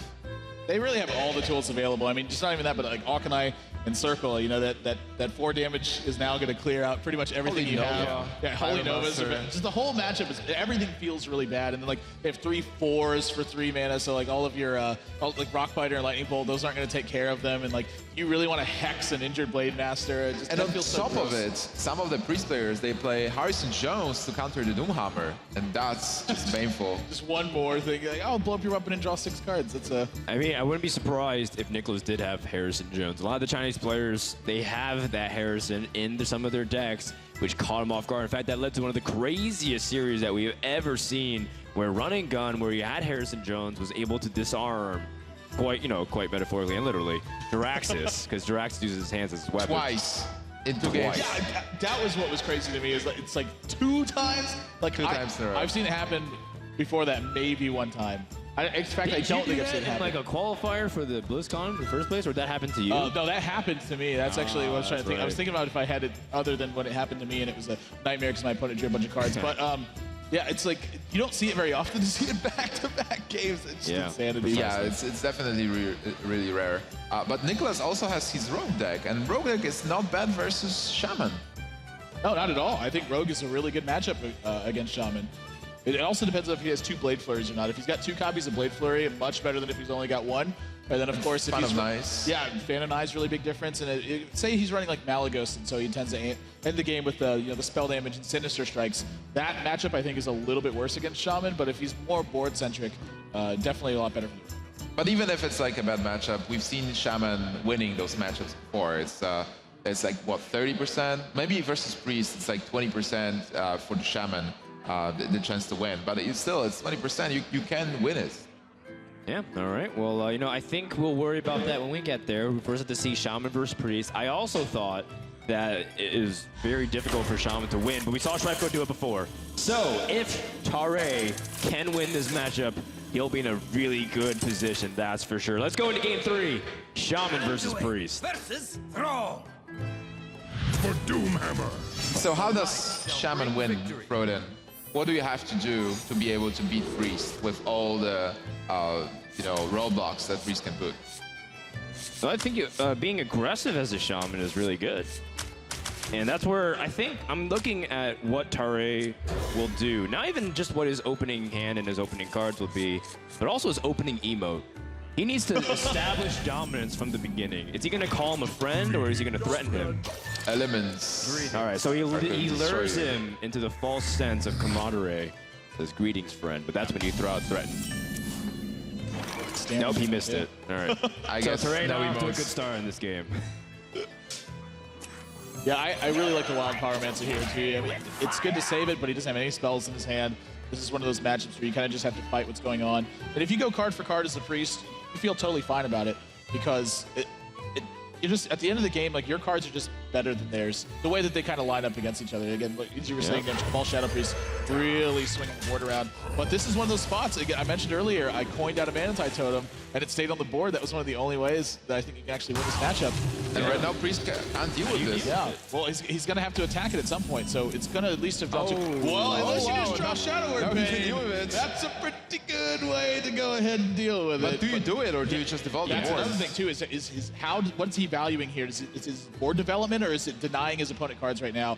I think I would like to see Shadow Word Pain here, because if your opponent's going to be drawing 2 cards a turn, they feel comfortable burning their spells. You might see a Hex happen, or you might see 2 removal spells. I like Shadow Word Pain right away. Don't have the kind of thought of it lingering in your mind. You know, what happens if this just stays on the board and I lose? That would just be... I like it as well, because Priest wants to stall the game. So as long as you just respawn card for card in this matchup, you're going to win eventually. Yeah, I agree with you. It's just the Priest has an advantage long term because of that. Well, he wants to get... Oh, he has a Spell Power Totem. Oh, that's going to change things. He wants to get the Haunted Creeper on board earlier before the Cabal Shadow Priest could potentially steal that creature. But now Lightning Bolt is such a great card. Yeah, it's pretty appetizing, right? Yeah, you deny that Death Rattle too. That's really important. Do you double Lightning Bolt face? That's 8 damage. 8 damage. I mean, you chunk basically a third of his life by attacking with the Harvest Golem as well. Definitely better use for your cards. That's a statement, right? No, well, if you want to make a statement, you Lightning Bolt your Spell Power Totem. I don't need this thing, and I'm going to kill it with the very thing that it trusted. Got him. Good BM. I would be very surprised to not see Lightning Bolt here. You really need to take out his opponent. Here's another thing. You say you let that live, and he starts attacking your minions. His Hero Power just heals it right back up. That's how Priest gets such a distinct board advantage. Right. Once they've gotten to the point where they have initiative, they keep initiative with Hero Power. It's very, very tough to fight against, especially if you don't have kind of tools to really combat that. You want to keep removal cards for minions. Yeah. We talked about Sludge Belcher being a problematic card against the Warlock class. How does the Shaman... Is it approached the same exact way against the Priest? I think it's really close here. It wouldn't surprise me to see a Hex right here, but it certainly is not a play I think he's comfortable with. Hex is an option. What are the other targets you wanna Hex in this matchup? If he has Ysera, you need a Hex for a card like Ysera. You need to be able to deal with Sylvanas as well, but you have Earthshock. So these are 2 cards in the back of your mind. But if you don't get ahead by dealing damage, you would just lose when the Ysera drops anyway. Right. I think even more than that, this is something Admiral always talked to me about when in our previous cast before BlizzCon. He's like, what does Hex gain you? Hex in this case just controls the state of the board and protects a board that's a little bit fragile anyways. Yeah. And it's not even pushing for damage that much. So using Hex in this spot to remove a 3/5 actually doesn't gain you that much position on board anyways. You might be more willing to part with something like Rock Fighter and save Hex for a bigger target. Yeah, I like that a lot. He gets to keep toteming. You like your own analysis? Is that what you're telling me? Yeah, I don't mean to brag about anything, But this play, it makes a lot of sense to me, simply because he wants to. It's important to, if for no other reason, just to keep a scary board for your opponent. The threat of Flame Tongue, a lot of times, is just as good as Flame Tongue totem because your opponent's playing around it the whole time anyway. Sure. Power Word Shield, of course. This is one of the spots we were just talking about. The Priest is about to get enormous value by keeping this little taunt guy around and then using Northshire Cleric. He's going to start drawing cards from this. But he has a couple of other options too. He could just enter Blade Master and use Northshire to draw cards. He could just not continue to save Northshire Cleric, maybe draw some cards later. You can just use the taunt here to kill the 1/1 and then leave it. Because Shaman's board is not scary at all. He's got so many options. That's really where the strength of this comes in. Is the Shaman doesn't have a ton of options, and Priest usually does. So do you really... Oh yeah, you want to develop the board. You want to have something to be able to counter whatever Shaman is going to play.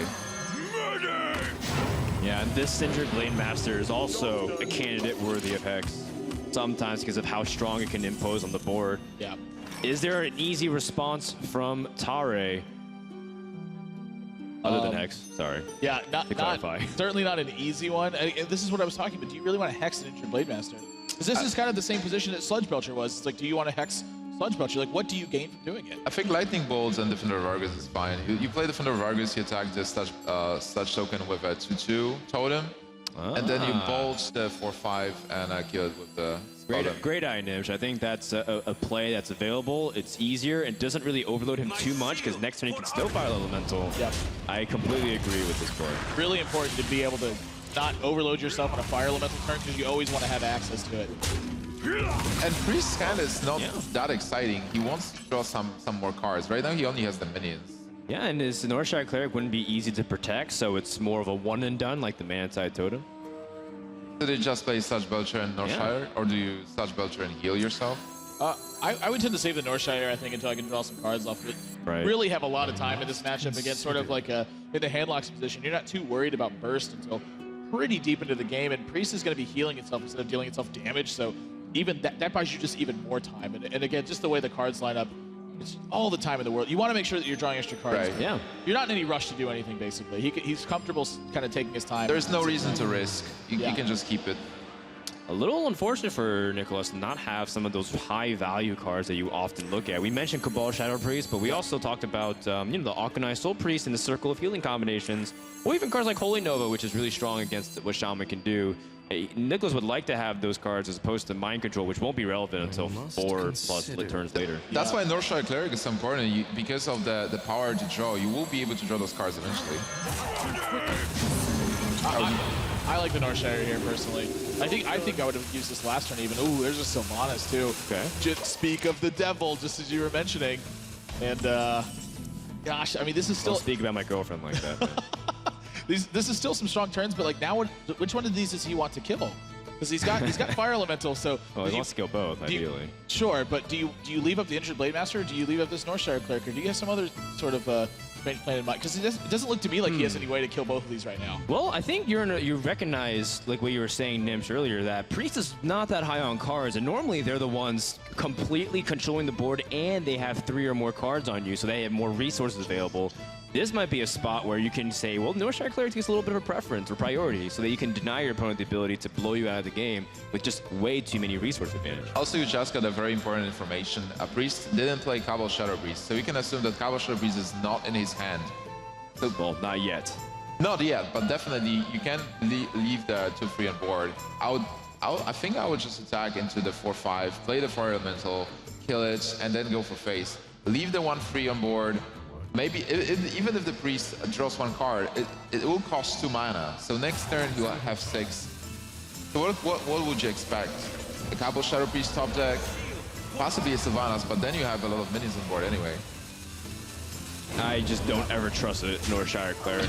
I'm the same way. I would kill that Northshire They cleric. tried to sell me some timeshares once, and I said, all right, maybe. And after that, I said, no way. Why, timeshares are a great deal, Frodan. Are you kidding me? Oh, gosh. Holy Fire is not one of those cards. It's a great thing to deal with the Fire Elemental, assuming you don't have Shadow Word Pain. This is still a little bit slow for the Priest player, unfortunately. We've seen one game, Shaman versus Priest, when both players just refused to do plays. They just passed till they got all the cards, till it went to fatigue. And then Shaman was able to win. So does this clear the board? It looks to me like it does. Wow. This is a really strong turn for Dre to get That's Searing Totem. Yeah, it's just... He can still play the Fire Elemental if he wants to. I'd be a little surprised if it got played. I think he just wants to spawn the board again. Yeah, I think you just put some small minions on the board, really pressure what your opponent's going to do next. Use the Fire Elemental to follow up on something. I think it's usually a better play. It's a respond card. If you use the 3 damage to your opponent's health, yes, you get him closer to dying, but you didn't really get the value that you can of getting a 2-for-1 with Fire Elemental. I like the positioning. He's just positioning minions on the left to be able to use their Flame Tongue Totem as much as possible. Ooh, he's afraid of overextending into a big combo clear, isn't he? Yeah, that's exactly what he's thinking about. Oh, there's half of it. Good read. Well, it's a half read, which summarizes my high school English class experience. Rodan, did you read Troy? Yeah. Half of it. I have no time. A few pages here and there. I read the back. Did you miss a lot of classes? No, I actually attended all the classes, so I had to endure all the laughter from my classes when they told me to recite stuff about what happened. Oh, this is a really good target for Hex, though, by the way. And it payoffs that he was able to keep it till now. And again, no Cabal Shadow Priest to take the Flame Tongue Totem, perhaps, and fight for value. I mean, Tare is slowly gaining more confidence, but one card could crush everything Shaman's worked for. Yeah, and Mind Control Circle of Healing.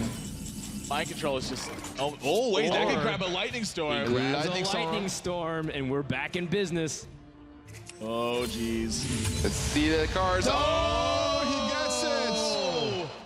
Lightning Storm pickup will clear the board, possibly? Now, here's something interesting to note. Like, how long do you have until you need a Lightning Storm? Like, can you use Holy Fire this turn? Because if you Lightning Storm now, you're going to leave your opponent with 4 tokens on the board from those Haunted Creepers. That is true. And let's say you rolled low on the Lightning Storm. That Flame Tongue Totem's still going to be there. So now what he has to think about is how much time does he have to wait until he can actually play this Lightning Storm? Like, does he want to Holy Fire the Flame Tongue Totem maybe? Does he want to start clearing out the Haunted Creepers first and kind of take out the tokens afterwards? Flame Tongue Totem. That makes a lot of sense, actually, because if you Holy Fire the Flame Tongue Totem, it's only 3 points of damage staring at you. You just want to use Alkanai Soul Priest and start picking I mean, Alkanai Soul Priest also gets rid of the Flame Tongue Totem if you use Rock Biter. Yeah, just it's almost the same thing effectively, although you do give up Rock Biter. A lot of lines of play this turn, honestly. This is a tough turn. Again, only a few cards you can play, but a lot of different targets and a lot of different turns that happen next turn. I actually don't mind keeping Holy Fire because you do know there are targets, like after the first Fire Elemental or even like another creature like Loatheb, Holy Fire might be more useful, or even Shadow Word Death. If you want to use Holy Fire onto the Fire Elemental, save Shadow Word Death for Loatheb, etc. Yeah. He prepares for this Lightning Storm next turn. Lockbiter of his own. All right, well, you see the Alkanai Soul Priest, and you just see a hero power. What does that make you think? Like, when he just hero powers your Flame Tongue Totems, like, does he have Holy Nova and he's just afraid to use it? Or did he take Lightning? Like, can you play around the Lightning Storm steal at all? I think you can. Holy Nova feels like an appropriate read here, but sort of as you were mentioning, can you play around Lightning Storm? Well, this looks like a Holy Nova, so yeah, I think you can kind of assume that your opponent maybe did steal a Lightning Storm from you. It's not unrealistic. I think this is a really good spot to get value from these totems. As he continues to attack the lineup next to that Flame Tongue Totem, that's 7 points of damage. Sure. He's looking at being able to put in this Alkanai Soul Priest. I think that's a really good, So he guarantees gets the roll on the healing totem, a wise choice, because he wants to heal up his totem a little bit longer. I like it. And his board is really big right now. And even if the Lightning Storm is being cast, the spiders will spawn the small Spectral Spiders. This could be tricky, and he's also got the Fire Elemental he's got to deal with. Another turn. Oh, that is a really important one right now. He can take one of those Haunted Creepers, get the 1/1s for himself. And then Yeah, so he's Shadow Madness first and then Suicide into the Fire Elemental. Not even necessarily Suicide. He could Rock Biter it and put it in the Fire Elemental. You're right. Make sure that you're right. Yeah, there's a lot of different things that can happen He has here. to clear with the lightning. Whoa, that's crazy. Something he wants to keep in mind, though, is like a lot of people, I think, this is a mistake that I made before. I'm tempted to take that 3-2, and you take it, and you're like, oh, great, I get a 3-2, and I can, it's not next to the Flame Tongue Totem anymore. That's a 1-2 you can take. Make sure you don't make that mistake, as I have done. It's pretty brutal. Yeah, you know what, Nicholas? Instead, he's using the Rock Fighter to go for a clear. Is he going for the 3-2? And then the Shadow Madness also kills off the 1-1s, but this way he also still, does he have mana to kill off with the Fire Elemental as well? Yeah, the Holy Fire. Oh. But do you Holy Fire, or do you kind of Shadow Word Death? It's a little clumsy. I think this is a good spot, the Holy Fire. You have to kill a Fire I like Holy Fire. It's mana efficient. You're healing yourself. You can use Shadow Word Death for whatever being played next turn. I just realized he's overloaded for 2. That Mind Control is not going to be active next turn. That is true. So you can't use Sarah or Mind Control. Yep. Does that give Tare the small window? Not with the Zombie Chow, though. With a Loatheb, it might, though. I mean, if you play Loatheb, he's not playing Mind Control anyways. He can play Shadow Word Death because it's exactly 8 points of mana. Oh, you're right. And that's where saving that Shadow Word Death or Holy Fire does end up paying off, like we mentioned. No, a direct answer, but there's a lot of pressure developing here. This is... Oh my god. The first Cabo Shadow Breeze just arrived. It seems like every time we start to talk about a board state, some card gets drawn that really changes how the game's going to be panning out. Few cards on both sides, but Airshock is a blank for now. He needed Rock Biter start putting on a lot of pressure back onto his opponent. If he gets a Doomhammer, that would be huge. Yeah. Oh yeah, that'd be 10 points right off the bat. Well, that's what I meant. The Doomhammer with the Rock Biter. Excuse me, I was reading the card. Oh, and there's a Holy Nova. So many good options available for Nicholas right now.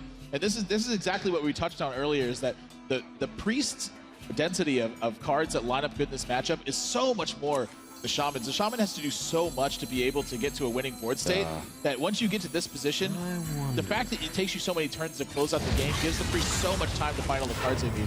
But, well, he does leave up the Zombie Chow, so there's still a little bit more damage. I wonder if Tare can pick up some cards to help him get some burst through it. But on the other hand, the Zombie Chow represents a 5 heal. Well, so if you're able to kill it, it's not possible. Yeah, but then Cabal Shadow Priest takes a Spirit Wolf. And you follow up with Shadow Madness. Oh, take a Spirit Wolf. Let me change your mind. Or do you? Well, I mean, it just runs into the Taunt Totem. I guess you're not too crazy about that. Ray still needs to pick up his burst card. He still has a small window. That's not a bad one right now. That's not honestly too bad either, like you said. That's a pretty good one. Does he have to use... I guess he's not out of this game yet. He's not out. He needs the Doomhammer. Right, and Mind Control takes the entire turn, so Doomhammer still would be a possibility. A Pyromancer, is that a possible clear? 4 options available for me. We were just talking about how he could Mind Control this turn, but now he's got to think about how the interactions with all of his spells line up with how much damage he can do. He doesn't have a clear. I still like the But Mind he Control. can use Wild Pyromancer and Shadow Madness here to effectively clear the board. Yeah, this is fine. I mean, this is like obviously a very fine turn. Sure. This is a ton of damage, and Tare, even if he drew Doomhammer here, he wouldn't have the damage to Oh, kill Lightning him. Storm is not bad. I'll tell you what, Alakir would have killed him though. You're right. That'd be 14 damage. That's also very risky. This feels like a really strong Lightning here. Like you're not like thrilled about it, but you're gonna get to kill both your opponent's minions. I think you definitely go for it because you buy yourself time. You will be able to draw into something to finish the game. I think one of the worries he has in his head right now is how much of an impact is Sludge Belcher going to have if my opponent draws this, because then he doesn't have the Earth Shock anymore. Right. All right. Well, the outcome of the Lightning Storm had 0 impact because the Earth Shock was the deciding factor there. This Zombie Chow is doing so much damage. Yeah. Another Thought Steal. Wow, and look, that's a spell for Wild Pyromancer and a good one. Thought Steal will also grab 2 big cards. Great cards. That's Heals for 5. Azure Drake. I don't even think he needs to use the Silence this turn. Hey, we did say. Harrison gets picked up for Doomhammer. Hex is not good right now. Man. Oh, Tare needed definitely like one of the cards that just got stolen from him. Such a passive turn for him. Well, but even if he gets Doomhammer, it doesn't win him the game right away, and then Doomhammer is being destroyed by Hearthstone Jones. I think this game's about to start slipping away. That's what I think. Tara in a very bad position. Wow, 10 cards remaining and he didn't draw either of his big finishing cards. Yep. So do you hex the 4/4, or do you just pass? That's painful. That's really. He's already drawn a card off of it. It's like you don't have anything. You're not even like really getting anything out of this except that your opponent isn't attacking you for 4 damage anymore. This is rough. Tara needed his own Azure Drake to like play it, develop the board, and do stuff. But right now he's in a very tricky spot. He needs every card he can get. And this is because, in my opinion, Priest didn't draw very well in this game. He drew like mind control pretty early. Didn't really get a lot of the combinations that we normally see. In fact, we haven't seen Circle of Healing at all. And that's usually a card that you can blow your opponent away if you have the Organized Soul Priest. Well, I mean, there's just so little cards left. But yes, I do have a gift. Thank you. every time you and I cast together, this always happens. Right. We talk about a card and it just appears. Well, the chance to draw the card wasn't that low. Not gonna stand to Lightning Storm. Airshock, another passive card. So do you Airshock the Frog and then concede? Like I said, you Airshock your own Lightning or Spell Power Totem. Show who's boss. Wait, if you silence it, you silence it deals it. damage. Oh, you're right. You can't even kill your own Spell Power Totem with Airshock. You're absolutely correct. Well, clearly I've never done that play, so I don't know the outcome of it. That's nice BM, by the way. Yes, it is. Airshock. Dang it, I thought it was going to kill it. Yeah, no. I still prefer Airshocking Frog and then attacking with a Rogue into 3-1, I guess. It's so So you have to shoot the Pyromancer, right? All right, if he drew back-to-back Azure Drakes, is he back in this game? I mean, you know, he might be until Nicholas perhaps draws his second Organized Soul Priest to go for the 4 damage clear with Circle of Healing. Well, to be honest, Nicholas doesn't have that much pressure on board. So if you are shocked this 3-1, there's only the Nomish Inventor, which is 2 points of damage, and you're comfortably sitting on 28. I feel like to me he doesn't want to play it because he doesn't want to like give away cards that are in his hand. Like it feels to me like he like if my opponent thought about it this long, to me it would feel a lot like a Lightning Storm, and he feels reluctant to Lightning Storm this few minutes. He's gonna go ahead and go with Earthshock. I mean, I can't blame him. He's got to save some damage at some point. Because that Wild Pyromancer continues to attack every turn. That's a lot of damage that's racking up. It's 3 and it's 6 and that's 9 damage. It's just too much. It only gets worse from this point on. And it's like you said, there was a window of opportunity for the Shaman to potentially come back, but Priest has healed back up to 21. Stand ready. How do you win from this point? How do you deal 21 going for the Frog's Taunt? Azure Drake's the way to start. Okay. Okay, now he needs a second one. And wow, he gets a Doomhammer though. But then your opponent has Harrison Jones. But you don't know it. Yeah, but here's the thing. You have a Rockbiter too. Do you want to save for the Rockbiter? Like, he has another Rockbiter left in his deck. You have to start chewing away the Priest health. He's too high. Right, he doesn't have another Rockbiter left in his deck because we saw him use it earlier on the Sludge Belcher. So I don't think he's thinking about drawing a second one and dealing that damage. Obviously, he's probably remembered that card at that point. And not like a... It's really tough to kind of say whether it's right or wrong to play Doomhammer here because Harrison is a fear that's in your mind. If your opponent Harrison's your Doomhammer, you have suddenly a 0% chance to win this game. Well, there's a couple of reasons why you're not playing it. First, well, you can play it if you really want to win and you feel like if you don't play this Doomhammer right now, you're going to lose this game. So then you're forced to play it. You have to go with it. But you can possibly try to stall the game and wait for the Harrison to come. Another Azure Drake. Another Azure Drake is important. I mean, back in the card count. And he There's has an both Alec of his here. finishers. I mean, he got so deep into his deck. He's on his last 5 cards. Now, let me ask you this. Now that you've drawn the Rockbiter with the Alec here, I feel like he's not as worried about this Doomhammer maybe getting Harrison, but maybe he is. Oh, if he does Harrison, though, his opponent goes too deep into fatigue. Oh my gosh. And then he starts even racing against him. Oh, then you definitely go for it. I was not even thinking about that. Do you ever play Doomhammer and not attack to deny your opponent the ability to play Harrison Jones at all? And then your opponent just has to draw 8 cards? I've never even seen that be an opportunity. That's something that happened at DreamHack Bucharest Finals when the weapon was played, denying the win. When the Harrison was played to destroy the weapon, like ties just destroyed Gara there. And he needed the 5-forward body just to start dealing damage. Yeah, exactly. It was like he was forced to do it. So if you play Doomhammer now, do you deny Hearthstone? I think you might actually. I don't want to draw 6 cards when I've only got 4 left in my deck. You do also restrict your mana. So Alakir Rockbiter can't come out next turn too. There is a con to this play. I think that's what he's actually thinking about. That's a very correct the play. second one, and he does it. Wow, Tare is trying to play around the Harrison Jones to say, if you want to take it, you're going to have to pay a big price. That's 10 health and fatigue damage. And cards that Nicholas is drawing is not helping him. He's getting closer to fatigue. Oh, that power, yeah, exactly. That power shield is going to put him 1 point closer to that. That damage really starts adding fast. 1, 2, I mean, and 3, 4. The slower that Tare plays, it doesn't matter because then he can still keep up enough charges to push Harrison Jones into fatigue as long as he's swinging perhaps once per turn instead of twice. Is he running his Sarah, by the way? That's Nicholas fishing for his Sarah. That's also a possibility. He needs to get his Sarah right now. If he doesn't, if he gets another spell. Right. If your Sarah is the last card in his deck, there might be an opportunity for Tare to win this off fatigue. Oh my gosh. I wasn't even, Shadow or Death is that a was like blank. one of the possibilities I wasn't even considering. This just dig your opponent so deep into their deck that you've run them out of threats, but you let them die. This is crazy. This is one of the unique versions of this matchup where Shaman and Priest are going to fatigue. Here's another thing. Priest is running out of minions to do damage with, and Tare still has cards, like I believe he has another copy of Lightning Storm, doesn't he? Yeah, he should have one. Because it was stolen from him, so he never played it. Oh, this Harrison Jones is playing with fire, and Nicholas knows he has to pass it back. Oh, there is a Lightning Storm. You called it, Froden. Oh, come on, there's 4 cards left. You called it, Froden. Thank you. I will take credit for that one. So, Mind Control has been played. We've seen Holy Fire and Alakir. We even saw Shadow or Pain being played. Shadow Madness. We've seen one Shadow Madness? No, we haven't. Shadow Madness do against an Alakir is like, cool, you.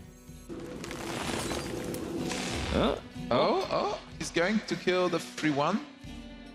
Well, if you just Alakir, you clear the board, and Alakir will heal up a little bit from the healing totem, so you have a 3 remaining. Is he taking too much damage from clearing his opponent's board? Because he's gonna have to actually attack the. Well, he's only gonna attack once, right? He attacks once onto Akanai, and then he just clears. Every point of damage is so important right now, though, too, because your opponent's gonna be able to heal going into fatigue, and you aren't able to heal as a shaman. Like that makes a really big difference. I think it's fine if he actually attacks with the Roguebiter. Will heal the. Do you even kill the 3-1? The priest won't be able to heal. I don't know. Like, what are the remaining cards in his deck? Does he have another zombie chow that he has to avoid playing at all because his opponent might heal up from it?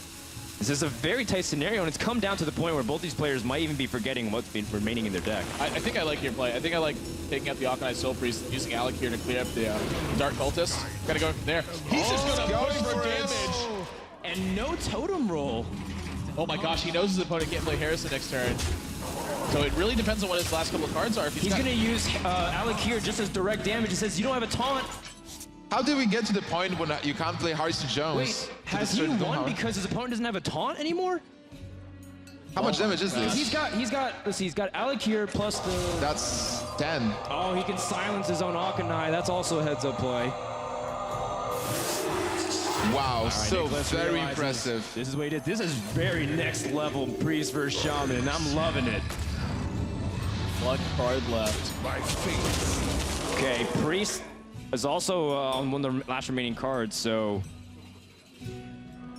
this is starting to get really tight. Yeah, do you circle? I think you circle. There's no point in holding it, right? Yeah, you want to protect your minion. Can't make use of it right now. You just need to health on your minion. An inventor. I mean, it is a body. Yeah, Harrison Jones is stranded in the hand now. He can't ever play it. Yeah, and unfortunately, I think because we knew the right cards, I think the Alakir would have paid off. But I mean, we had the luxury of knowing. Yeah, but still, then a very impressive line of play by both players. Yep. Just playing around Harrison, then not playing Harrison, not lose the game. There's like this kind of game only proves that those players are on a top level because you have to count like everything, fatigue. You have to make plays that are not really logical, like counterintuitive. Elements guide me. Definitely attacking pace here. Yes. No question about that. You still don't care about the Harrison Jones. How much damage remains? Does he have a lightning bolt remaining? I think that's what it is. I think he still has a lightning bolt. I think he used both. Like, we wanted to deal 8 points in. Oh, you're right. We joked about that. Imagine if you can do 8 points of damage to face now. He's missing it now. He's like, I was so close. Oh my really God. Wait. You do tone him up, right? Why is he not making a totem here? I think he doesn't want to give him taunt. Yeah, he doesn't want to make a taunt totem and have it get stolen by something like Cabal Shadow Priest. Oh, right. That's really well played. There's the split, by the way, the Coleto split. Do you play Holy Smite or do you play Ysera? And it is. Yeah, he's playing the Holy Smite. So no Ysera in this deck. Next turn, Tare has a lot of damage. He's got the 14. He's got 14 damage. Yeah. And Nicholas is only going to have 11. No, I think that's game. That's game. Look at how heads up of a play it is, by the way, for Tare to have played around the possibility of rolling a taunt totem 25% of the time and then it also getting stolen by Cabal Shadow Priest. That is This is such an impressive game. I am blown away right now. I cannot believe that Tare is going to take this. With the way that the mid-game position looked, I thought for certain that Tare was out of this game.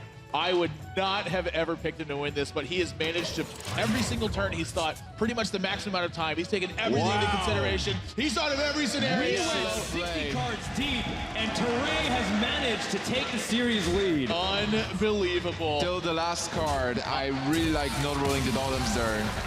Fantastic foresight. We are watching World Championship level play right now. This is insane. Excellent.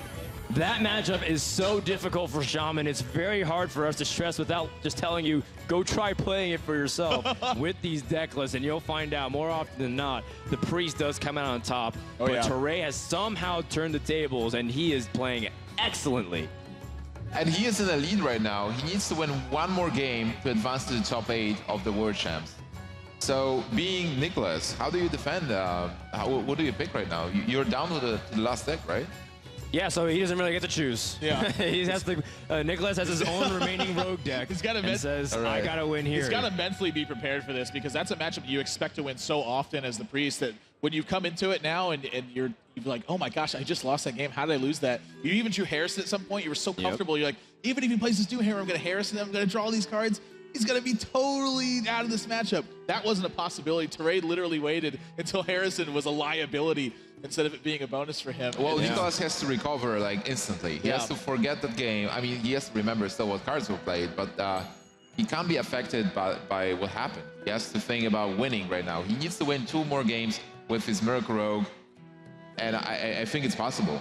Oh, well, it definitely is possible with this Rogue class, and I wouldn't be surprised to see that too. He's also been playing very well. And let us know what you guys think too on social media, on Twitter and Facebook. Make sure to use the hashtag BlizzCon and tell your friends about what's going on. We've been seeing some excellent Hearthstone so far, and I can't wait to see how this series will conclude. It's going to be a fun time. So again, at Play Hearthstone or /Play Hearthstone on Facebook, let everybody know about what's going on here.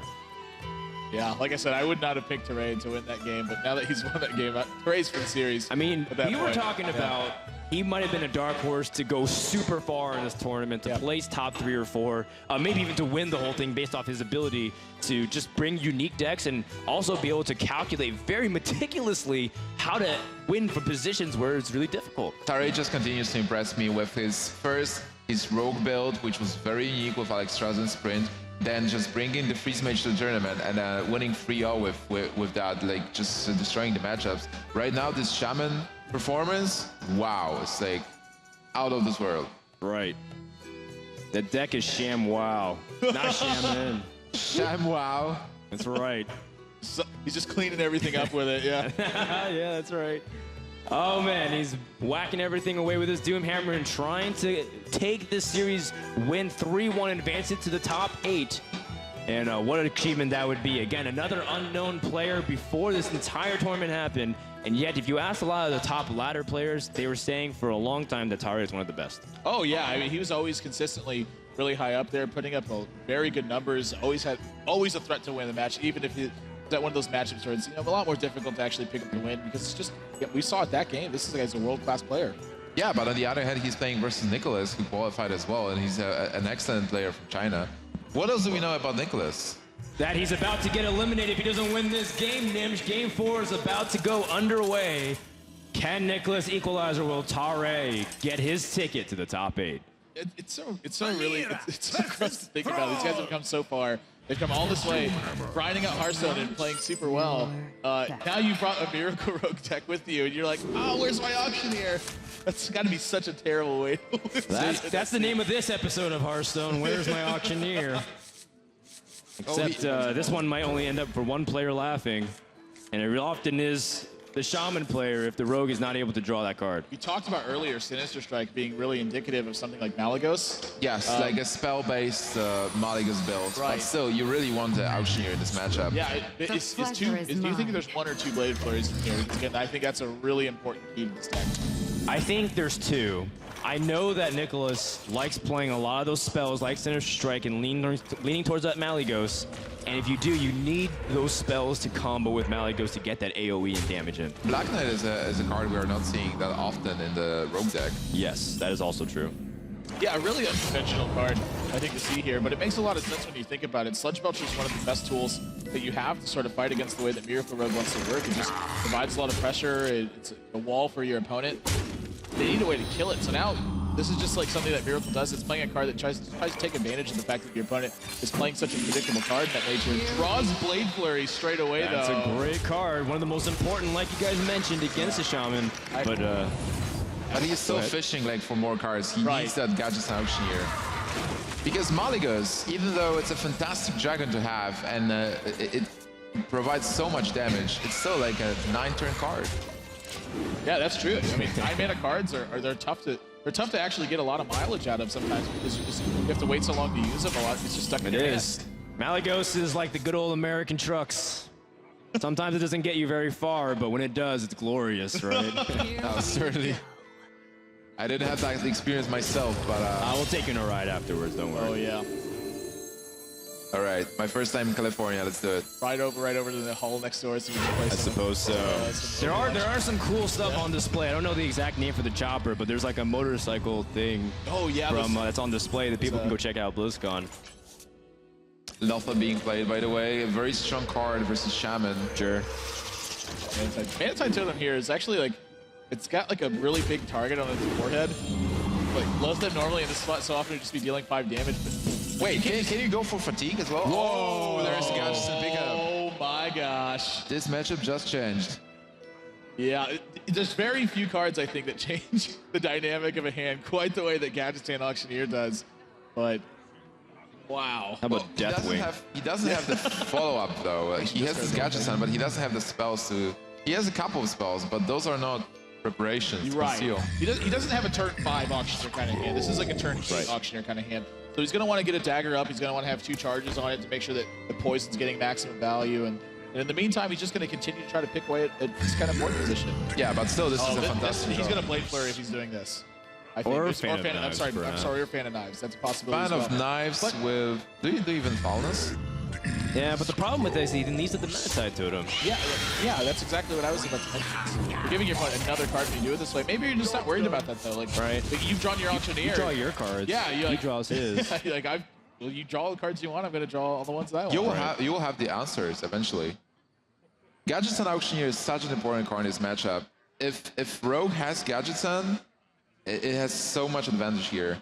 You just draw your whole deck. You can answer everything. Like Fire Elemental, sap it. Even like Eviscerate with spell damage. Tare picks up Lotha, by the way. That is the answer for that Auctioneer. And you know what? He even gets a healing totem. So this Manatide is going to do work and perhaps bite Nicholas back in the butt a little bit for not killing it off. Well, he still has the deadly poison and Blade Flurry. This is one of the positions I think you're waiting for too. When you have Blade Flurry, is you want Barrel Spirits to get used. 6 points of taunt health from your opponent. And so something else you have to get through. And frankly, it's not something that you're willing to always cut for. Right. He's gonna actually. This is, I think, a much better board player. Now that I look at it, instinctively I look at it and I go, oh yeah, Blade Flurry, great turn here. But you really have picking up the SS7 nature was really key. It's good to sort of look deeper into these turns. You find better plays like this. This is why these guys are sitting in the World Championship chair, and I'm here at the castle. Yeah, just almost cleared the board this year, and developed. Just this year. People who don't really get to follow the qualifiers. Admirable was also in the top 16 there too. So next year, buddy. Yeah, next year, man. Thanks for rubbing it in, guys. You can do it. I got you. Doomhammer coming out though. That's a lot of damage he's gonna end up taking from it. And Do you think that's his best response to what's happening on the board?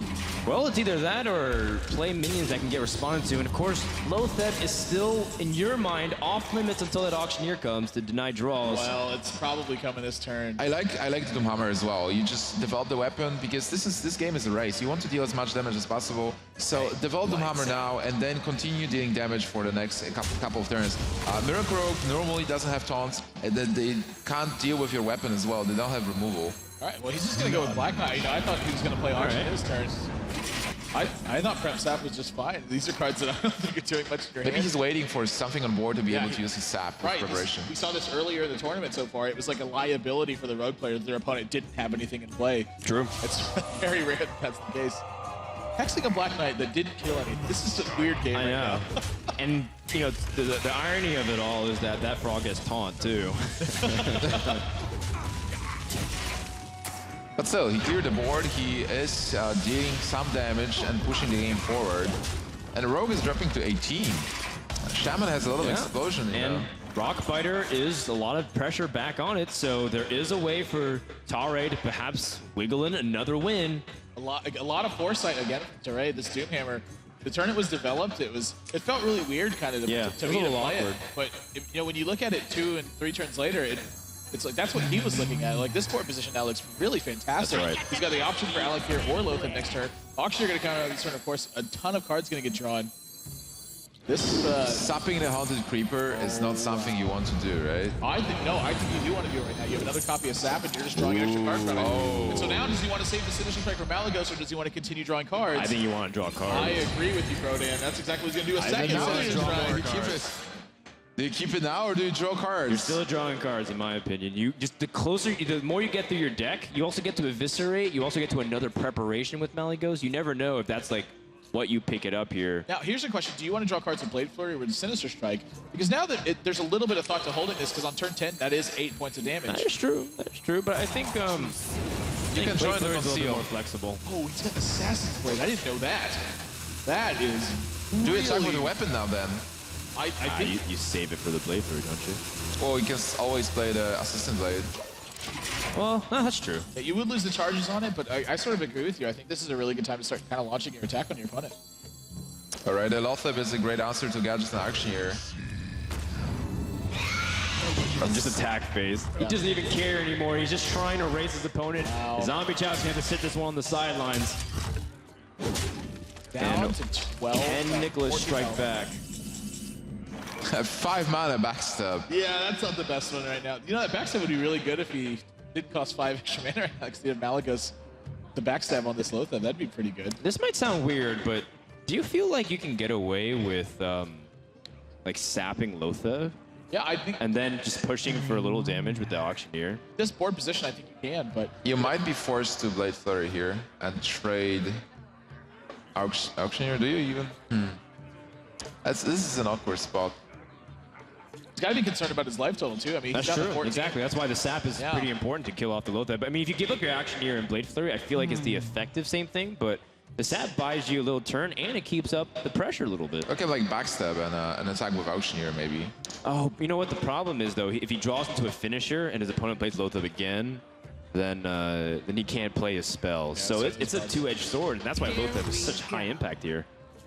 This is a tough turn. Okay. That's why Lotheb is so powerful. Even though, like, he didn't have that many spells to follow up with Gadgets, and it's still stopping actions from him. Yep, drawing a card. But now do we get on Rockbiter to end the game? Flame Tongue Totem would do it too. Flame Tongue Totem would do it. In fact, he's got, what, 10 damage right now? Just needs a little bit more.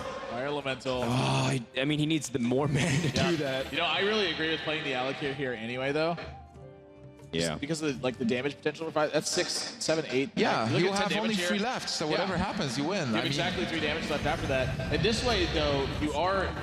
Here's the thing. Teray knows his opponent is playing the Malagos version, so he knows that there's not a bunch of charge minions that are going to come at him.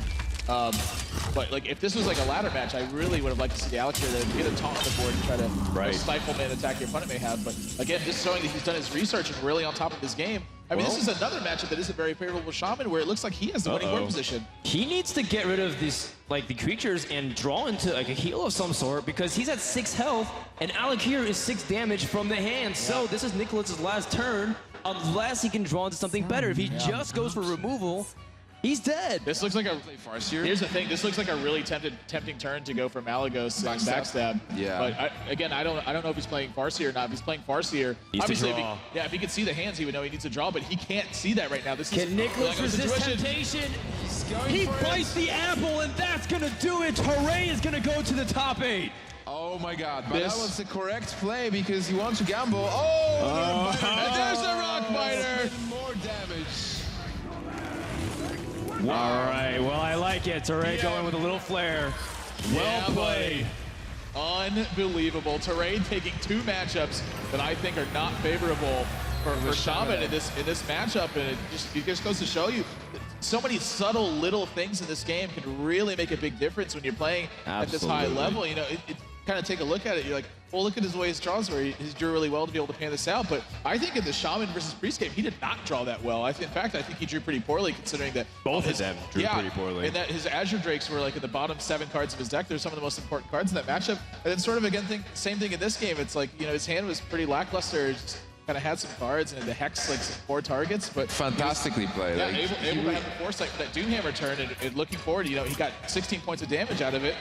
It seemed like he was really ahead with every play he did. It's like just playing around stuff that Priest could have, and really outplaying Nicholas somewhere in like those small spots. Yeah, Torre, he's an oracle. He's got a lot of foresight to see everything. I'm going to consult him a lot more often. As soon as I add it to my friends list, I'll be like, well, this is the play I need to do. What should I do? And he'll help me out. Very well done, and he goes to the top 8, and we're still figuring out all the brackets, but I do believe that we do have the predetermined things, right? So the winner of this goes on to play who, Nimsh? So I'm actually not sure. I think Tiddler Celestial. Okay, so he has to go up against Tiddler Celestial. That's pretty difficult because Tiddler looked like one of the best, if not the best Chinese player at the moment. His play was solid. Do you think he can do it? Oh, yeah. I think that this matchup is like another clash of like these 2 guys who are really, really deep into the game, and perhaps you may not have heard of him, but Tiddler, he did very well in OGN. I think he had put up a 9-0 at some point. In the qualifier run, it was insane. At WC, I watched him play too, and sort of there was a match here or game here and there where like maybe his nerves are getting the better of him, but really fantastic play. Understands his matchups really well. His decks are built, what I would consider pretty close to 100%. Yep. And making those aggressive pushes and really putting their opponent on edge. Yeah, well, a player that's also been playing 100%. It's Torre, the winner. I think he's been doing great. Rachel, Wheat, what did you guys think? Oh, we liked that match a lot. Torre, you did some really impressive stuff in that match. You proved to us what we're watching here is top-level Hearthstone, and no more was that evident than in Game 4, when you were Shaman and you had a blank board, and you had plenty of mana, but you refused to totem, and it took us a while to figure it out, but can you explain that to everyone here, why you didn't totem?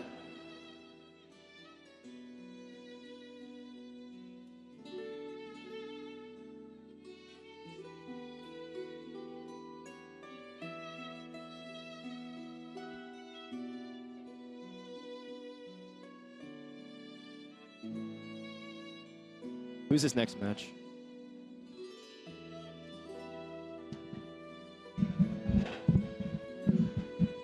Absolutely genius. That's the kind of high-level thought that goes into pro Hearthstone. Yeah, I feel like I get yelled at sometimes when I don't use all my mana. So it's great to see and cool to hear an awesome explanation. So you advance out of Group B, and obviously you're moving on to the top 8. You've got to be ecstatic about this, obviously. Yeah, I'm very happy about it, and I'm very thankful to my teammate Dengshi for actually teaching me and my team how to play Shaman. I think I probably played around 50% of his level during these matches, but I hope to be able to play as well as him in the coming ones. And it's true that your deck name is named after your teammate who helped you? Yeah, Dengshi is basically like the the creator of all shaman decks and such, so I named after him. An homage to them. All right, well, also here at BlizzCon 2014, of course, the new expansion for Hearthstone was announced. So the question is goblins or gnomes? Which side are you on? Gnomes, because I hope it'll affect Auctioneer and make him even more buff. Oh, yeah. I bet a lot of the goblins are going to be on the other side of that. But yeah, all right. All right, Trey, was there anything else you want to say to all the fans who are watching, this packed crowd, and everyone at home? Yeah, that's fine. Yeah, Just thank make you sure to put all this around my your back. fans for watching, and I want to thank my teammates for helping me prepare. We worked really hard to work on the ban strategy and picking which deck to pick first, and I'm glad it worked out. I'm glad it worked out too. I'm happy to see you here. So close to that championship title, so close to that $100,000 for first place. Yep. Well, congratulations. We'll be seeing you in the quarterfinals later on today. We really appreciate it. Now, before we move on to our next match, that'll, of course, be the Group C decider, I want to remind you guys that, of course, keep in touch with us via social. You can use @PlayHearthstone using the hashtag BlizzCon. We want to know what you think of these games. We want to know what you think about these decks, what you think about these players who are moving on. Unfortunately, we've got 2 more players that are going to go home before we move on to the quarterfinals. So we're going to be finding out coming up next year in the Group C decider. I'm ready for some more Hearthstone. I might have to get out my iPad and play along with some folks here up on the stage. We're not allowed to play anymore. We got to stop playing. We're holding up the show. We've got trouble already. But, we're ready for the next matchup. Let's shoot it over to Casters. Casters, are you ready for some more Hearthstone?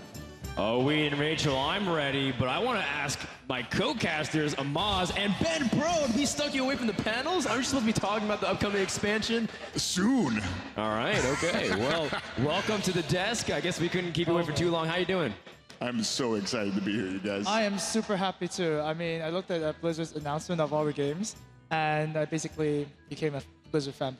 Yeah, Craiggasm all over the chat. We knew it. And like, oh my God, this is happening. Oh, this is happening. It's just a bit too much for me. I was crying in the opening ceremony. Oh, yeah. But it is so exciting. Oh, I heard you. It was an open weep of joy, right? Just in the background. That was Ben Brode. Well, you know what? The new expansion is very exciting, but also this third match is pretty exciting as well. We have yet another America representative versus China. We have Chiro versus Firebat. And Firebat also is really meaningful matchup because he's also on your new team of Archon. So how did you get to talk to Firebat? Like, how's his mentality going into this match here? Yeah, I mean, Firebat beat Chiro already in the open weekend. And he actually said that his lineup is not that good against Chiro's. So he got pretty lucky with like 3-0ing with his Malagos Rogue. So hopefully that'll happen again. I mean, I don't want to be biased. I think Chiro's a great player too. So as always, I just want the best player to win. But Firebat, if you don't win, we have to have a talk. We're making some cuts here early on. Oh my God, yeah. Well, the level of play has been outstanding already just to start off today. Did you enjoy that series, Ben, by the way? Did you get to chance to catch any of it? It was amazing. Yeah, that was ridiculous. Like, he's setting up his Doomhammer to play around Harrison Jones. It was 7 incredible. charges. Like, wow, that's really impressive stuff. Really well done. Really well done. Now, taking a look at these guys, the winner of this match will go on to play Kaor for the top 8, and I think all these guys have been playing really well. But just looking at how the bracket ends up setting up, the winner of that will have to go against StrifeCro or D2, and I'm looking at that bracket and thinking, oh my goodness, that is stacked. Well, Very I mean, crazy. at this point of the competition, you're always going to be facing against a strong opponent, right? It's not going to be easy from here on out. So, yeah. And how do I say it? Like, I'm rooting for StrifeCro too, personally. I don't know if I'm supposed to. Gotcha. I don't know if I'm supposed to say favorites or anything, but yeah, I'm really interested in seeing his game. Well, thank you for letting me know, so then I can pick the other guy to make sure we have an even bounce cast. And then, of course, Ben's just happy to see Hearthstone on the screen because it's my baby to see it on here. I mean, how crazy is it to think 1 year ago, it was just a group of 8 very well-known figures in the community. We had Husky, Day9, Hafu, and Trump, and Artosis, and they were all having fun. But here, this year, it's completely ramped up. You're giving the same prize pool effectively for StarCraft 2. Like, was this the vision that you had for Hearthstone? Or was it just like a serendipitous moment where it just came to be because of how popular it got? I mean, I don't think anybody could have expected this amazing event today. This stage is nuts. Yeah, it's crazy. It's so exciting. So yeah, we're really jazzed, and the competition's awesome. These players are really good. Yeah, absolutely. Did you get a chance, by the way, to talk to any of the fans about what's going on here at BlizzCon yet, or have you been just so busy? Yes, I had a couple people come up to me and say they played Goblins versus Gnomes. Oh, yeah? Super fun. Oh, I'm so jelly. When do I get my break? I want to go check. I'm allowed to go play on my break, right? I'm sure, yeah. That's right. I'm getting to talk about some of it. Really fun stuff, guys. And, of course, we want to make sure to let you guys know about everything that's going on BlizzCon. So, once again, get your virtual ticket if you haven't already.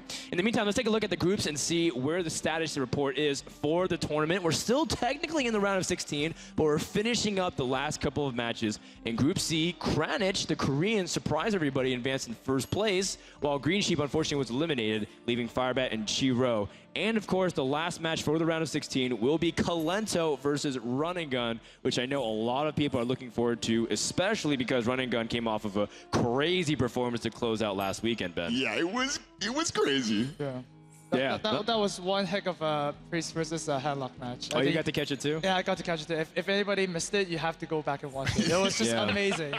It was not a game that's normal, you know? Yeah, absolutely. I think the only thing more outrageous about that is the fire got bigger behind the players. I mean, they look over and this thing, like in the cage is frosted, so you can't really see too much outside of the cage whatsoever, but you look inside, there's this ginormous fire that's about the size of half of a Ben Brode, and it's just completely overpower you, because Ben is a huge guy, but that fire is only about half as big as you, dude. I mean, the room is air conditioned as well, so it's kind of like the fire is an optical illusion. I went inside and I was like, oh, this is kind of weird. Yeah, it's weird. Your brain thinks it's going to be scalding hot in there, and you walk in and it's like a refrigerator. Well, I mean, we need to keep those players warm somehow, right? That's exactly. in order to get their mechanics going. Let's take a look at the matchup screen and see what Firebat and Chiro have selected. They've met before. Have they changed up their bands at all this time around? It seems like they haven't. Actually. Oh, actually, no. Firebat banned the Shaman before. That's because right. Chiro did sweep with the Shaman in the open weekend. So yeah, he's choosing to ban Hunter instead. And of course, Chiro is afraid of the Rogue. I mean, I am afraid of the Rogue, but you don't see the faceless, pirate haha play a lot.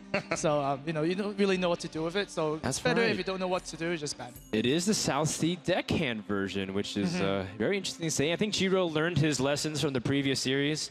And, he wants to get through to the next round. He's going to have to rely on perhaps his own Rogue.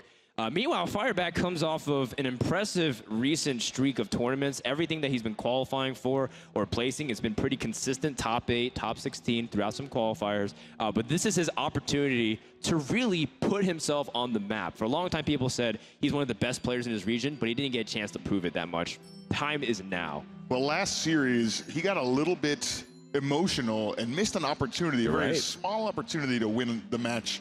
Very small. And ended up not using. I mean, it was very unlikely that it would have gone his way, but it could have. Yeah. So we'll see. This is a little bit more stress here on the big stage. It is. We'll see if these emotions get to these players. Well, I mean, you can see the players right across. There's no hiding behind your screen this time. As you briefly saw on your screen, apparently Chiro plays WoW and raids for the Horde. Does that surprise anybody, or is that just like another cool fact?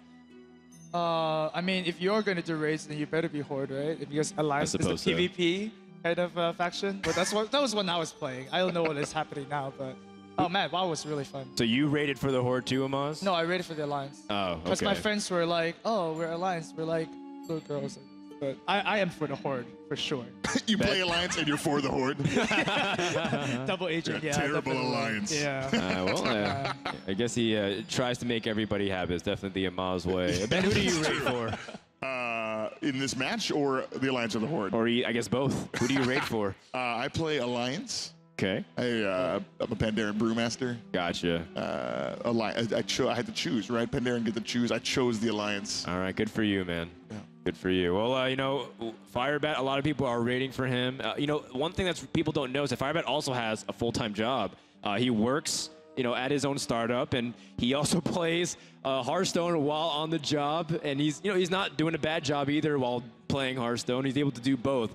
And that's how he's able to cut his teeth playing these weekly cups and whatnot. So Firebat has been working his way up. He didn't come out of nowhere. He played a lot of those weekly tournaments that you see for like $100. And it wasn't a lot of glory. It was just a lot of practice. That's how he's able to cut his teeth on competitive There's play. a lot of glory coming up if he can win this match. Oh man, It is. He's been practicing a lot. He's been doing, daily tournaments with his group of friends, just playing like 8-man tournaments, just going at it and practicing the band format really. And I think he's ready for this. I know Firebat's a big fan of spreadsheets and numbers. I wonder what chances he would give himself to win this match. Oh, that's a really tough one. I know Firebat was telling me before the match that it heavily depended on what his opponent would ban, because then that would dictate a lot of the matchups. I mean, he's a player who believes that it's all about the strategy of preparation for the tournament more than the execution. So if he feels like he got the right ban sequence, then he told me that he might be okay. But if his opponent picked the right one, then he's going to be in a tough spot. Did he tell you what he was worried about his opponent banning? He did, but the way Firebat talks is extremely fast, and he uses a lot of Hearthstone terminologies and statistical definitions. And you know, he just talks about like, well, you know, if you just play along the mana curve of the initiation, so that way your taunted minions can get the spell power, and your hero power finishes off in turn 2, so that way you have a perfect curve in order to finish off your opponent. And I'm like, yeah, Firebat. Yeah. Yeah. Nice. Well, I believe that game number 1 is about to begin. It looks like it's going to be Warlock versus Rogue to begin things off. And of course, Firebat, he feels like he's the underdog. But at the same time, I feel like we've seen some underdog upsets despite having tough matchups. Well, I mean, yeah, Zoo can always just beat up any deck with the Godlike draws. And if you do not even get the Godlike draws, you still have a good chance, right? So it just depends a lot. So, yeah. All right. Well, we do know it is the Zoo. So let's see if Firebat gets a good curve. Let's see if Jiro can pick up his anti-Zoo tech. What does the Miracle Rogue player need, Amaz, to hold off the pressure from Zoo? Well, the Miracle player needs the coin, which he didn't get. That's kind of sad. I mean, look at the coin SI is really good. Yeah. Here from Jiro not getting the coin. Oh man. But yeah, I mean, if he gets something that can clear creatures really fast, like Deadly Poison or Backstab, that can really help with the matchup. Wow, but yeah, look at Firebat's that gonna. draw. Oh my God! You don't want to see Mauer go so fast. Jeez. This is a great opening hand for the Warlock player. Oh, it's just perfect. You really do want the Undertaker to start. There's synergy all across the board. Undertaker has a Death Rattle above it, and then the Haunted Creeper splits into minions to get knife juggles. Although I'm sure Firebat isn't on speaking terms with his knife jugglers at the moment. Maybe train him after a while after that open weekend then. Perhaps. I hope so. Well, that Deadly Poison draw is probably like one of the only things he's got to be able to handle anything. Yeah, but the sad thing is that even if he's gonna Deadly Poison, he can't clear the Undertaker because he's gonna get buffed again. So I actually agree with this SI play. It was pretty good. How important is the positioning on the creatures like the Haunted Creeper and the Harvest Golem here? Because before, you want to try to aim things up for Defender of Argus. Like, do you think Firebat's positioning it for taunts to defend creatures or to be more aggressive? So yeah, there are actually two positionings that are really important. The first one is Direwolf Alpha, where you actually want the Death Routers to be as far as across the board as possible, so far left and far right, so it can shift. The other one is Argus, and you do want to Argus your Death Routerman. So this way he's playing with Argus. He didn't really see a Direwolf Alpha yet, so I think this is good. And you want to Argus those guys, that way your opponent has to go into them and spawn those extra minions. Oh yeah, and protect the valuable Undertaker. But the Undertaker's gonna get taken out here. That was pretty good with Jiro. If he Deadly Poisoned last turn, he could have activated his SI, the second one. I mean, he has Gadgetzan and Conceal, so there are ways for him to get some high impact. But we also see some Zoo players are also leaning towards including Lotheb into their decks nowadays, which also is powerful tech to shut down that Auctioneer. I mean, Lotheb is all around just a very good creature. Ooh. So, okay, so he has to decide if this is going to hit. If this hits, it's does he get to decide, or does the juggler get to decide? Okay. Oh man, so he has to sacrifice his spider as well, which is really not that bad. I mean, we don't see any AoE clears in Chiro's hand right now. And even if we did, that Nerubian egg is getting in the way. Yeah, definitely. Wow. You got to go for it, right? You go for it? I guess you do. Oh, you also did have Azure Drake available to you, but you draw a couple cards. You might pick up Backstab in the process to snipe that Juggler. But I guess you have to use your own health instead, which you're starting to get a little bit low. Is there any point where you're just like, this is too low, I can't take any more damage? Like maybe right now. Is that it? Is now the time? You never want to take damage. That's just bad. Okay. Yeah. Zoo is often trying to clear the enemy minions and get a commanding board position at some point against this Miracle deck. Yep. Are you just trying to go for the face and finish the game off? Well, yeah, the Miracle Rogue only has like minions early turns, like turn 3s and turn 4s, like Farseers and SIs. So once you're done with that, you just basically just go for the face. Because if you trade in your minions, you're just trading in 3 minions to kill Gadgetzan or 4 minions to kill Azure Drake. It's not really worth it, unless you have like Abusive Sergeant and stuff like that. So here, I think Firebat's just gonna see how many turns he needs to get lethal. It's not like he has an option here anyway. Yeah, right. Going into Concealed Auctioneer, impossible. Yeah, it looks like Firebat might set up for like a 2-turn lethal after this one. It just depends on what he draws. So really, Chiro is just on a ticking time bomb right now. He needs to draw an AoE clear really quickly. Right. He has 3 minions out of 4 cards, but it very easily can turn around if he draws into preparation to cycle into some more cards. Yeah, like Blade Flurry would be pretty good. Oh, that's not bad. Well, Phantom Dives draws 2 cards. It does. Auctioneers, You're right. That is a good start. But yeah, the thing is, the Nerubian is going to be very annoying. Oh, man. Oh, he wants to Blade Flurry Flurry here? Yeah, he wants to Blade Flurry. Well, he's got one more chance to try and draw it with that Sinister Strike, unless he feels like it's too late. Bail out, play Phantom Knives. Oh. Phantom Knives is a safer route, and Black Knight would have been the next card drawn. Oh, that's pretty sad. Well, he's still got it available. He still has his weapon up, even after he attacks here. That stings. Yeah, it seems like the minion-heavy Miracle Rogue is not this good in this position because you have an Auctioneer that's not going anywhere and you just draw minions. Yeah, and you can't attack that egg because it unleashes another spider, or Nerubian. You don't want to... And you're going to be in trouble. Yeah. Nerubians get offended if you call them spiders. Do they? Yeah. All right, well, I'll make sure to avoid that. Thanks, Ben Brode. Jeez. All right, another chance for Knife Juggler to do some work here. Unless Firebat wants to pop the egg. I don't think so. I don't think you want to pop the egg because the only thing you lose to right now is an AoE clear. Ah, yes. But you do have another egg. You do have another egg, I guess. So we'll see if this egg pops it first. Oh, man, these juggles. All right, I guess you can pop it now because you do have another egg. Well, and you know what? As much as these juggles have been missing the targets, they've also been allowing him to make trades that hit to the face as well. So he's getting some good damage in. That's 4 extra juggles. That rogue would have been at 9 health otherwise. Yeah, some good value, I guess. And another juggle once again. But yeah, here's so now he's on Soulfire. Uh-oh. Yeah, that wasn't actually a mistake. But it was just unfortunate that he had to take 1 more damage. Yep. With that spell power, he can deal 4. Well, I guess he maybe wanted to take the damage onto the Drake, because now Soulfire becomes an out. Ooh. Oh, that's not an out. Oh, that's okay too, I guess. Because it sticks on the board. Yeah, it does shut down spells for the following turn. And Firebat just needs to like stall, right, as long as possible till he gets to this reminds me of this other game where Firebat's just waiting to draw lethal for the longest time, and he didn't get it. He just couldn't do it. So yeah. Well, he's looking for Soulfire or Doomguard, right? Or Doomguard, yeah. Because we know that rogues don't play any taunts. That was a very ominous sound effect. It was. Yes. The whole room just shook. It was. Well, what are you looking for as the rogue player here? Oh man, if you sat that, it's kind of like... You need heal or taunt of some kind. You just need to like not die to what your opponent can draw off the top of his deck. Right. But I don't know if he's running more than 1 Farseer, and if you only have 1 Farseer, that's a very specific card out of the remaining 10 plus cards you have. Well, right now it's very bad. It's just a bad position because you need to kill the Lothar for sure because 5 damage kills you. Right. There's only 2 ways to do it, and they're both 7 cost spells. Oh my god. Yeah. Shiv and Sap. Yeah, you can't use your face to do that. And there we go. Okay. Game over. You dare summon me? That was incredible. Thank you. I've heard it a lot of times, Ben Brode. Oh man.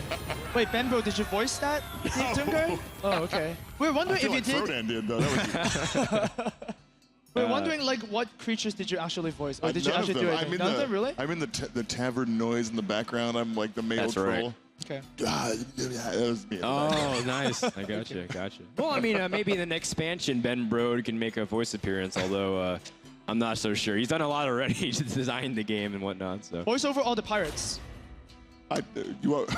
All the pirates. All the pirates, especially if you guys do a pirate expansion. All right. Well, maybe we can't get information out of them that way. Pirates versus ninjas. We can ask them at the panel, which is at 3 p.m. I believe is the 3:30. 3:30 p.m. at the Fireside Chat and the panel stage. So make sure to check that guys out if you guys are watching here at BlizzCon with the virtual ticket. In the meantime, first game is over. The zoo has prevailed, and was that expected, or did you feel like that was a big upset for Chiro here? Well, it's really swingy because the coin really matters for the SI opening. So yeah, a lot of people think that rogues are the deck to beat zoos with, but I think it's with the Death Rattle minions right now, it's actually closer than it has previously been without next round. That was a great game. Yeah, no, I agree. And for once, Firebat actually drew a card that he needed to end the game. It would have been really devastating if, like, multiple times throughout this tournament, he just couldn't find his runner to end the game. So more often than not, it should happen. In the meantime, we see that Game 2 is queued up. Priest versus the Zulok. Chiro needs to equalize the series because, again, if you go down here 0-2, and Amaz, you can speak from experience, to be down 0-2 is really difficult. Oh, sorry. Yeah. I was distracted. About goblins and gnomes, right? Oh man, yeah, I believe so. But yeah, I mean, you would definitely like choose Priest against the Zulok. I mean, even if you draw really bad, you have a lot of us. You have Pyromancer Smite. You have like Arcanine Circle. Even the Death Rattle version of a Priest does pretty well. Yeah. If you get the Power Shield to buff it over the Soulfire range. And you're just trying to stop the early aggression from Zoo and then heal out of range of that Doomguard kind of ending. Yeah, and then they just fall off because while they have life tap to get more creatures, you have to heal to keep your creatures alive. Of course. Yeah. So it's really just about the stabilization of the early 5 turns, I would say. So if the Priest is 20 health or above in the first 5 turns, I would give it to the Priest to win the whole thing. Well, Amaz is the Priest expert, the savant, if you will. Because even before Nax Rammus, you were saying you liked Priest versus Zoo. Yeah. Even though it was unpopular opinion, people were like, well, you know, can Priest even compete? But you were saying that for a while, it's a great class against it. I actually liked Priest before Nax Rammus came out because it wasn't popular. People don't know what to do about it. Like when they face me, it's like, oh, what do I do against a Priest? I've never seen one of these before. But now everybody plays Priest, so I guess I just switch to another underdog class. Are you going to switch to another class? A Paladin, maybe. Paladin? Yes. Yeah, Okay. maybe. All right, well, you know, there was a Paladin, but you saw it too, Ben, bro. Paladin was banned last series. How did that keep happening? Terrible. Well, we still have one after this. Run and Gun is also playing Paladin, so stick around. I remember. That's right. It was great. It was excellent. And this game will be 2. Game number 2 is about to begin for Priest versus the Warlock. Chiro needs to win this one badly because Firebat's in danger of once again 3-0ing Chiro and getting a ticket to the top 8 to potentially play against Cower. I mean, even if he loses this one, he's still a Shaman, which is a good matchup against like the other Firebat decks. But yeah, he just wants to win the game with the Priest because this is a favorite matchup, and he wants the Priest to have like an extra chance against another deck. The light shall bring victory. That's a pretty good start. He's on the coin. You always emphasize how important that is for the Priest. Yep. And then he even has ways to put on stuff on the early board. How, you know, you're throwing away the Injured Blade Master. Is that a card you want to keep early on because it is a cheap minion? Or do you feel like it's just too in danger of getting traded easily for your opponent? Yeah, with the Priest opening hand, you really need to look for those board clears like Pyromancer and Arcanize. But it so happens that Chiro does have a pretty strong opening hand already by itself. Like the Cleric is a fine turn when play if your opponent doesn't have a Flame Imp, because it does limit your opponent's options a lot, because they can only do a Flame Imp or a Coin Knife Juggler. Well, he does have a Flame Imp, unfortunately. Yeah, unfortunately. So, Well, he decides to pass it. Yeah. Right, he's got ways to bolster whatever he has on board. Not to mention that, well, you know, I was thinking if there was a Dire Wolf Alpha, all of a sudden Power Shield can't go in the 3-2, but the Egg is just a better setup. Right. Now, I haven't seen a ton of Priest running Shadow Word Pain. Yep. Is that specifically for this matchup, do you think? Oh, right now, I think the meta suits Shadow Word Pain a lot.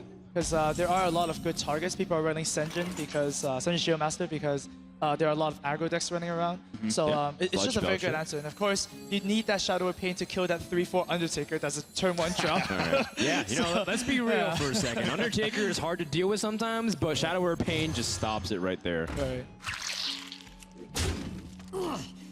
Okay, so then Firebat, is he playing one of his 1-drops here to prepare for a turn 4 Defender of Argus? I think you just play it, yeah. Because you might be thinking about like an Arcanine Circle and losing a card, but then the Voidwalker will get more long-term investment because if, like, for example, Chiro does decide to put a 3-drop right now, the Voidwalker does soak a hit and protect the more valuable minions like the Wolf or the Flame Imp. Well, Chiro's still not picking up any activators. He's thought stealing. Wow, he's going pretty greedy here. I mean, he gets 2 cards that don't have too much applications, but they're minions nonetheless, and that's something that he wasn't holding before. He held primarily spells, but does he have enough time to be able to survive? Yeah, Chiro really wants to bank on the Pyromancer draw. You see that he's valuing the Powered Shield a lot, because otherwise, if I was him, I might have considered throwing out the cleric and just cycling the power shield for something better. Well, he needs to draw something to clear this board. Yeah. Right now, Firebat. Well, he doesn't have Circle of Healing. Yeah. I mean, Firebat played it so to counter Holy Nova. All his minions have like 3 health. So. Oh yeah, Holy Nova just makes you take more damage next turn because it pops that egg. Oh my god. Yeah, it's just pretty brutal right now. Yeah, that's quite amusing. In fact, Holy Nova actually helps your opponent. Was that you whispering in the background, Ben Pro? Oh. By the way, that stuff's gonna give me nightmares for days. The damage minimizing play here is it silence the Direwolf and Shadowward Pain the Argus? Argus? Oh, I don't think you want to silence the... you really want to put the silence on the egg, but there is no way of like Handlock, Zoolock to pop it without your minions by yourself, right? So he wants to save that for the Pyromancer. So he's not actually using it. So right now, I think you pain the wolf to minimize the most damage, and you actually throw out a minion and try and point out, like, you just need more cards right now. You want to find that circle ASAP. Right. So the power shield would be a good play here. So he needs to basically draw Pyromancer or Circle of Healing. Or Circle of Healing. Next turn. Yeah. Or this game's over. This game is over. But then, if he does draw that, it might actually turn around. Yeah, even so, there's still lots of ways for the Warlock to pressure. Oh, no. So, do you Argus and Leper Gnome here, or do you just put the Doomguard and go It fits the curve so nicely, and you still have Doomguard the following turn. Plus, you're not overextending into AoE clear, and on the off chance you have. I mean, it looks pretty good if you go for Doomguard next turn.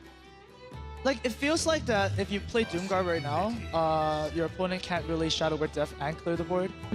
Yeah, losing 2 cards, not that big a deal for the Warlock. You can life tap, draw 2 more cards, play them both in the same turn. Exactly. He also is putting this this Flame Imp into range of Shadow Word Death, so maybe he can see if his opponent has it. Oh yeah, bait the Shadow Word Death before playing. If his opponent has it.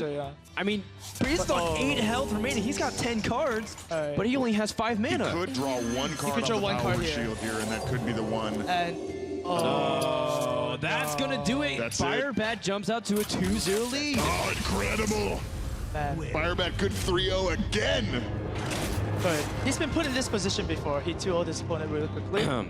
True. And I mean, what was the name of that person who beat him? Name of who?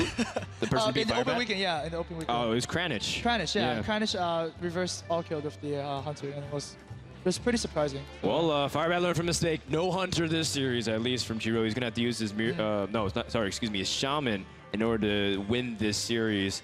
And you know what? The Zoop deck can always 3-0 anything, and just because it's brutal efficiency, and Firebat's playing pretty well. He doesn't seem like he's affected the way he was in the previous series, where he was, emotionally distraught after a few unlucky juggles. No, he seems stone cold today. Yeah. Did we ever find out why he named this Zoo deck Argent? That's a question for Amaz, not me. Do you know why? Oh man, I have. Wait. Oh, if you guys have no idea, I'm not gonna say why.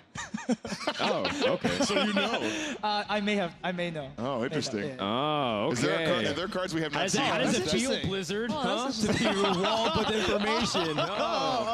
Soon. He'll tell you soon. Well, this last deck from Shaman, it struggles against the Zoo deck, but it does have answers to some of the early aggression with cheap spells, and it does have Lightning Storm. And after you clear the board a couple times, maybe twice, you can fight back pretty effectively as the game develops. But do you feel like, is it even? Do you feel like the Shaman has the edge, or even the Warlock player has the edge? Who are you leaning towards here? It's actually very easy for a Shaman to stabilize, especially early on with Rock Biters, Lightning Bolts, and Earth Shocks. They do have a lot of cheap 1-mana spell creatures, 1-mana spells to destroy your Zoo opponent's creatures. But once again, the Zoo is just very consistent. That's why it's popular. Even though a lot of people say, oh, there's no skill involved in playing Zoo, there is a lot of skill. You need to know what kind of play, what kind of tech cards you bring into a tournament. And in the end of the day, you do want to bring the most consistent decks to a tournament. So, absolutely. Yeah. Well said, Amaz. I would say that's still not going to turn people away from hating the deck when they face it against Ladder. Oh, yeah. Yeah, but I do like watching Zoo vs. Zoo Mirror. Right. A lot of people don't want to watch that, but I think there's a lot of skill involved. Yeah, I completely agree here as well. I think people really undervalue like a lot of the small things that Firebat is doing. We talked a little about positioning, but also calculating damage and knowing when to trade is often a mark of a great player versus some of the best players. And so I think Firebat's playing on point. At the same time, I feel like there's nothing really that Chiro is doing as a mistake at all. I feel like he's playing pretty solid. Just the only thing that you can debate about is that as the Priest player, he only played, I think, 2 or 3 cards that entire game. Yeah. So perhaps he needs to be a little bit more aggressive on board against the Zoo deck. That happened to me a lot when I was playing ladder. You know, you queue against a Zoo and you're playing Priest. You play 2 cards and oh, I can't do anything. Yeah, it's so crushing, you know. You gotta be able really to stop that early aggression. Yeah, you do. Well, Chiro needs to stop Firebat some way, somehow, or else he is out of BlizzCon. And that is not a hand to do it. Yeah. So, yeah, maybe he'll find something better. That's right, he is playing Sylvanas in his deck. This sound is a little bit weird. And because he has Kel'Thuzad. Oh. KT, that's the first time we'll see him all tournament. Yes. Yeah. Although we might just have to have a gallery view. I'm not sure if he's able to get in there against Zeus. Yeah, that's... yeah. Well, if he wins this game, we could see him again next game. True story. Why do you fall? Amaz is shaking his head. No, please don't let that happen. But yeah, once again, you see that Zoo has a very good opening. Any 2-1 drops are a good opening in a second. There's like no good target to Lightning Bolt, and even if you do, you pull up your mana for the next turn. Yeah. And this Leopard Gnome is just going to go to town on every totem that comes up. Why is it important to kill the totems here as the Zoo player? That's a good question because that's a very good question because Shaman is known for like buffing their minions a lot, even though they're like just zero attack minions, such as like using Flame Tongue to give them attack, use Argus to make a wall. So it's quite important to actually kill a Shaman's minion. I've often felt during this tournament that these Shaman players should be playing one Bloodlust. There's so many turns where a single Bloodlust. I mean, some players do. You know, one of my team members, Gara, he likes playing Bloodlust because he sees too many Harrison Jones, and he says, well, you know what? Doomhammer isn't that reliable if everyone has a weapon destroyer. I'm just going to play Bloodlust as another way to finish my opponent. So sometimes you do see it. We have seen a lot of Harrison Jones. We've seen a lot of Oozes, too. That's right. I mean, we have not yet to see Bloodsail Corsair to remove 1 durability. Wow. But I mean, maybe if there's a pirate expansion, Ben Bro, we can see it. Oh no. All right. Okay. So here as a Shaman, you can you know, use Feral Spirits to set up a wall. You do have to keep in mind that Overload messes up your next turn. So with 3 mana, you could use Stalnos and Earthshock. So you do have like a play next turn. So I think Feral Spirits is okay here. Oh man, how unlucky is it to draw 2 of the most expensive cards after you drew the 3 other most expensive cards in your deck? Yeah, I would say it's pretty bad, but at the same time, Shamans don't normally run such high creatures. He has Sylvanas in the deck as well, right? So there are some games where you do have to draw them, and you do have to play, you know, play around that. Well, this just highlights the power of Defender of Argus. Playing Feral Spirit looks really good. It looks really good. 2-1s and 1-3. Yeah. But obviously, Defender of Argus turns those guys all into doggy killers. Oh. That's right, and they do 4 damage collectively just from its Death Rattle effect. Yeah. Leopard Gnome's hug is not really that good. No. You don't want to hug. Insight from Amaz. Do not approach a Leopard Gnome. Well, you know, I wonder if Chiro also has Reincarnate in this deck, because we see there's Kel'Thuzad, and there is some synergy with that card, especially around Sylvanas. That would be awesome. If you reincarnate Kel'Thuzad, he comes back and then he resurrects himself. That's right. The one that died earlier. Wow. And that, yeah, it's really because now you have to kill both KTs or else they resurrect each other every turn. Yep. And if he did, then I wonder if he plays a Rupian Egg and then other ways to synergize all. But either way, he has to find some way to relieve this pressure. Yep. He needs to find a Lightning Storm or something to stall. Like, I don't think Chiro's Shaman deck is meant to face against aggro. He really wanted to win the last game, so that this goes really good against control. So this is a problem. This is a stomp. Well, I hope somehow he turns this game around, because I want to see more of this Kel'Thuzad Shaman deck. This is great. You might have to browse the Chinese tournament VODs if you want to see that. They like this deck over in China, and Chiro brought it over, but in this case, it's not working out for him. I mean, cross-regions decks are pretty interesting. If you ever get to see the Chinese scene, they have pretty interesting stuff going there. Well, he really needed to draw a Lightning Storm last turn. Oh yeah, he needed to draw spells, really. Right. And even if he draws one next turn, is it too late? It might be. It might be the... Especially with Lothep making it cost way too much mana. Yes, a million. 8 mana, that's out of range. You can't even draw it next turn. Yeah. You don't want to now. That's an excellent point. And with that consideration, the follow-up damage I mean, he can't even really play the Feral Spirits either. That costs too much mana. He can't play Alakir. Those are his taunt givers. Yeah. Or to give him, to protect his health. Yeah, the only play from his hand right now that he can do is maybe taunting a totem or using Fire Elemental to kill off a threat. But if Loathsave comes out here, that's he needs something else. Another Sludge Belcher? Is there anything that keeps him alive? 7 mana Deathwing. 7 mana Deathwing. He needs a Deathwing. Oh man. Oh, look at Shiro. He's putting down his headphones already. Yeah, I think he realizes that's his This is done. And just as quick as it started, Firebat goes to the top 8. Incredible. That was a very quick series. 3-0 from Firebat. Oh, nice. Well, Firebat really wanted to win, but you can see the disappointment in Chiro's face. That's not how he wanted to end the tournament run. Right. But, you know, for Firebat fans, they've been expecting a good play out of him, and they expected to see him advance from this group. You like that Group C, you peg Firebat as one of the heavy favorites to go in from the start. I think Firebat did it for you too, Ben. Because you have to go to a panel soon, right? Thank you, Firebat. Get me there on time. That's right. He's really considerate. Well, you know, Firebat goes on to play Cower in the top 8. That'll be happening towards the end of the day. Right. How do you feel like he fares up against that match? Oh, I think Cower is a really strong player. I haven't heard of him before this tournament, and he's been playing really, really solid. He needs a nickname. We should call him Cower the Crusher. Cower the Crusher. Because he's just crushed everybody on his way up here. I think so. Yeah, absolutely. And you know what? He also brought his family today. I saw his son and his wife. And great! Yeah, it's a very cute thing. I even took a picture of it. Then there's a whole Reddit thread of him too. It was like Italian pride. And I was like, oh my god, it was so big. He is the Cinderella story of the tournament, coming from a remote part of Italy and stuff. And Firebat will have his hands full. But I'm, obviously, congrats to Firebat. The moment's about him at the moment. We don't want to take away from his win at all. And he's overcome Chiro, which means Run and Gun is the last remaining Chinese player of the round of 16 that's yet to advance, leaving, if he doesn't qualify, then Titter Celestial is the last Chinaman standing. And Tiddler's no joke. No, Tiddler's no joke either. He is really good. He's a really talented player. Everybody's really good. Jeez. Absolutely. And I think it's good for confidence-wise, the 3-0.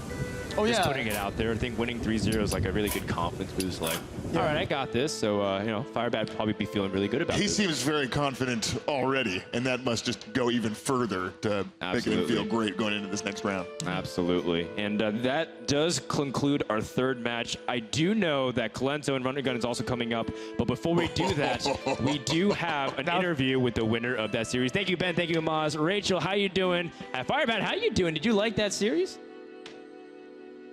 Gentlemen, I know that Rachel's voice might have deepened a little bit since the last match, but yes, both Rachel and I are here, and we are with the winner, Firebat. They say that you look confident. Are you feeling confident after a 3-0 victory, something that obviously has to be defined as that went my way? Am I out? Am I staying? Yeah, I feel really confident. I feel great. Couldn't have went better. I mean, when you go into a match like that, we've seen so many series here in Hearthstone during the Hearthstone World Championships that have gone 5 games because you guys are amazing. When you are able to defeat one of the opponents who's still in 3-0, that certainly has to be an additional booster for you. Yeah, it feels really, really good. But the lineup was, that's sort of how I expected it to go. Like, either go or lose. Got over the priest hump, it was like, I got this. Yeah, I mean, and we saw pretty much total domination. I mean, you controlled in a lot of the cases. There were a few times I look over and I'm just like, there's no minions on the, on Shiro's board. There's none, and it was like a couple games like that. A game like that, I imagine, it has to be, like we said earlier, it has to build more confidence. Yeah, it builds a lot of confidence, but even with no minions on your opponent's board, while you're playing Zoo, you always got to be like scared of Alkanai Circle and stuff like that. Like against the Priest game, I saw him hold 3 cards in his starting hand, so that's why I played the Egg instead of the Direwolf. So like, I don't know if that was too cautious or not, because I was really afraid of Wild Pyromancer, Coin, Power Word Shield to just kill all my 2 health minions, and then if that happens, like he just wins the game on the spot from there. So even with nothing on the board, you still have to fear him. That's good. Absolutely. Firebat's our resident statistician. He keeps his Excel spreadsheet. So I want to know, most players they predict, you know, 1 or 2 turns in advance. I want to know, how many opponents in advance are you predicting here? Are you mathematically seeing yourself at the finals right now? Not yet. I'm not that cocky. Good. You're fooling us a little bit. No, I mean, I love the confidence. All right, here's a question. Gnomes or goblins? Goblins or gnomes? Which one do you go for? Let's go with goblins. Okay, we've got a split right down the middle so far with our top players. 120 new cards coming out next month. Yeah, I can't wait to see the updated spreadsheets after Blizzard adds over 100 new cards to the game. Is this work that you look forward to, number crunching and figuring out strategies, or is this stuff like, crap, back to the drawing board? No, it's awesome. I love trying to figure out the most efficient ways to do everything and the best ways to deck build with the new sets and all the combos, and just figuring out everything exactly to the 1% to make it as perfect as possible.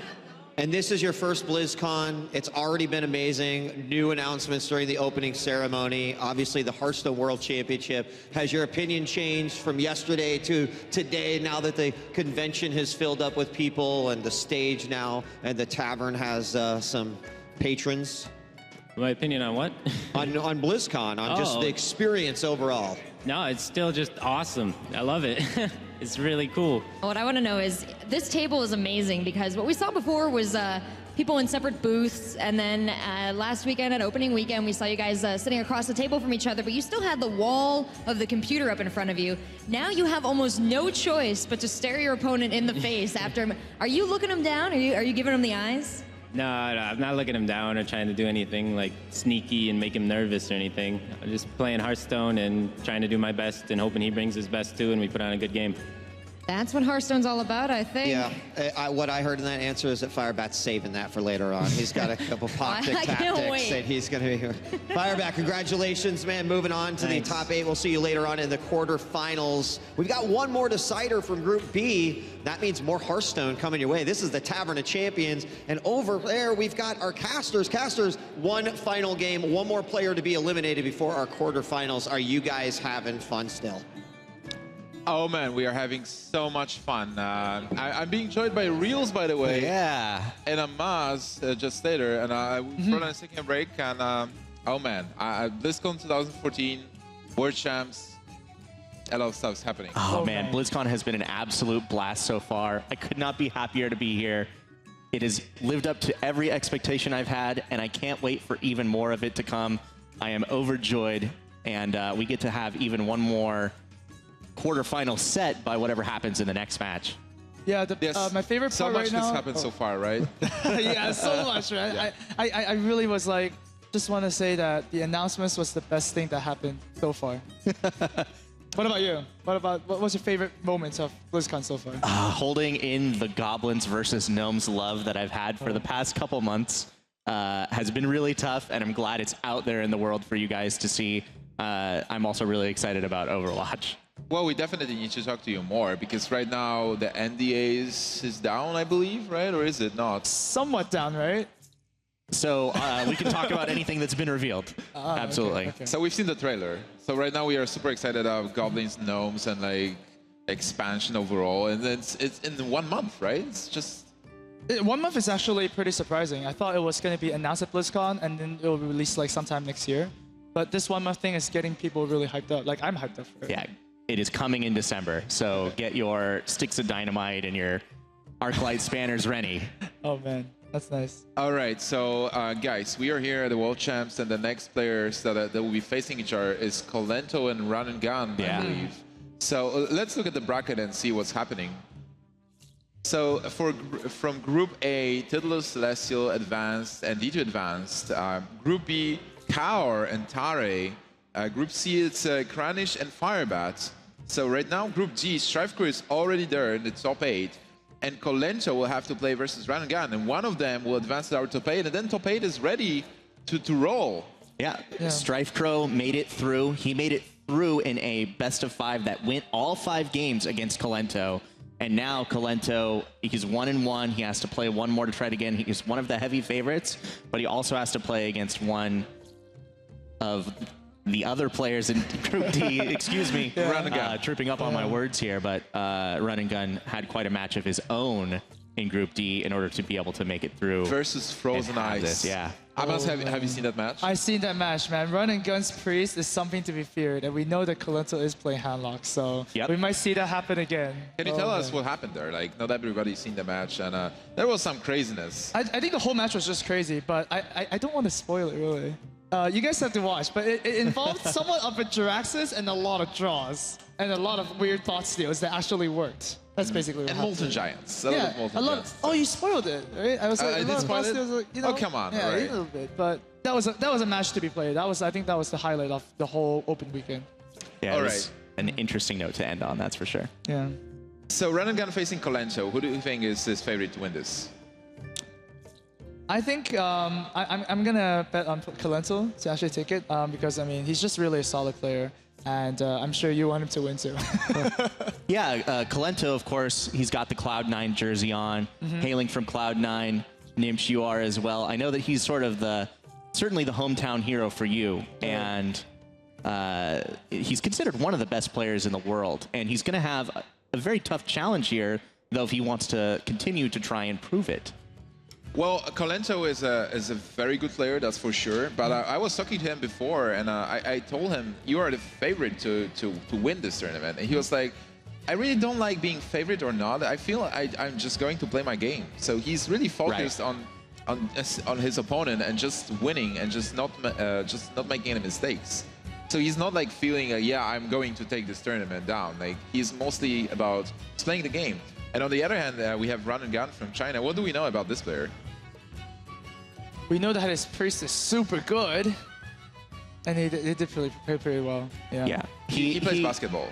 He's had a really tough road even to get to the point where he is.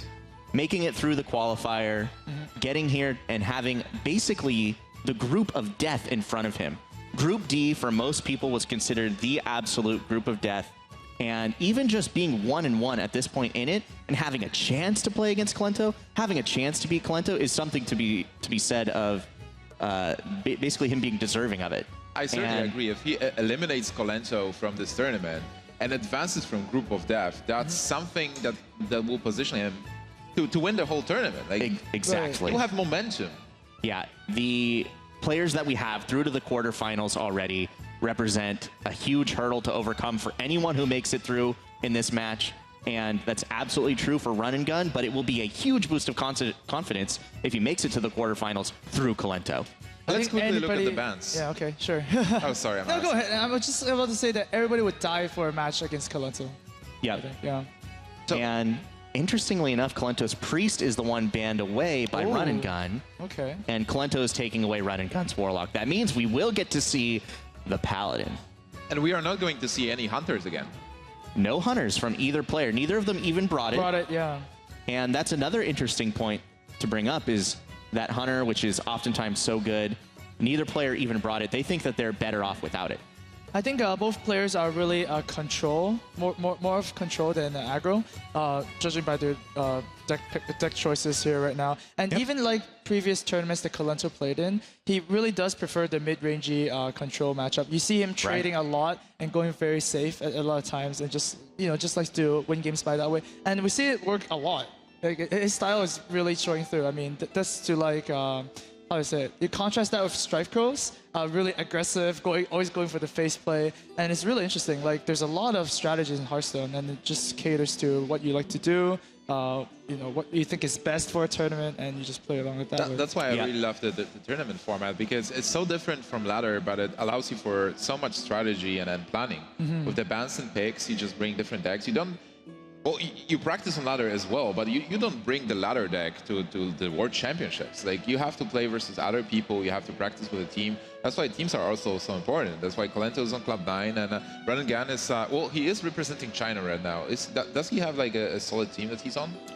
I think he is, along with, I wish I had it in front of me. I think he's one of the players who is in that sort of Chinese power group that they have. And I don't know if it's like an official sponsored team or anything like that, but they do have a collection of players that all work together who have been at the top of the tournament scene, at the top of the ladder on the Asian ladder, and I believe that he is one of those players who basically gets along with them very well and works with them. Well, it's also important that he has a very interesting mustache that the fans are just loving, totally. It is going to be a clash of styles and a clash of facial hairstyles as well.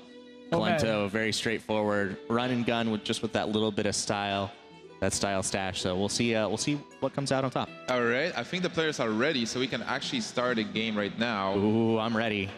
I'm ready as well. Kalento versus Run and Gun elimination match, last round of the round of 16. And here we can see the mulligans. So we see, yeah, Kalento's style of Shaman, that's pretty good. And Run and Gun, actually playing a Paladin first. That actually surprised me a bit. I like it. Yeah. He had a lot of different things that he could have come up against that Kalento can bring. Obviously, all three decks still available. And he decided to go with the Paladin, and he ends up running into the Shaman. Is this a matchup that you've played either side of before? Oh man, I have not played a Paladin match since forever. Either not with or against? Yeah, neither. It's just like, it's really been falling out of the popularity, I guess. Right. Yeah, and it'll be interesting to see what Run and Gun does. I mean, with his mulligan already, it's interesting. He kept the Sludge Belcher in his opening hand, so do we know what kind of plan? Do we know what kind of Paladin this is? Is this like a mid-range version of, like, not the control version we are used to see? Maybe an Undertaker Paladin, possibly? I think it is the control Paladin. So it is a pretty standard control Paladin. He's got a couple things going on in his hand that I think are betraying the style or strategy that he's going for. Right, but the outdoor does, the outdoor does, put it already. So yeah. And you mentioned that he kept the Sludge Belcher in his opening hand. And I think that means to me that his strategy for the game when playing against Shamans is to grind out his opponent and try to run them out of resources so that your powerful cards can eventually overpower the Shaman and take over the game.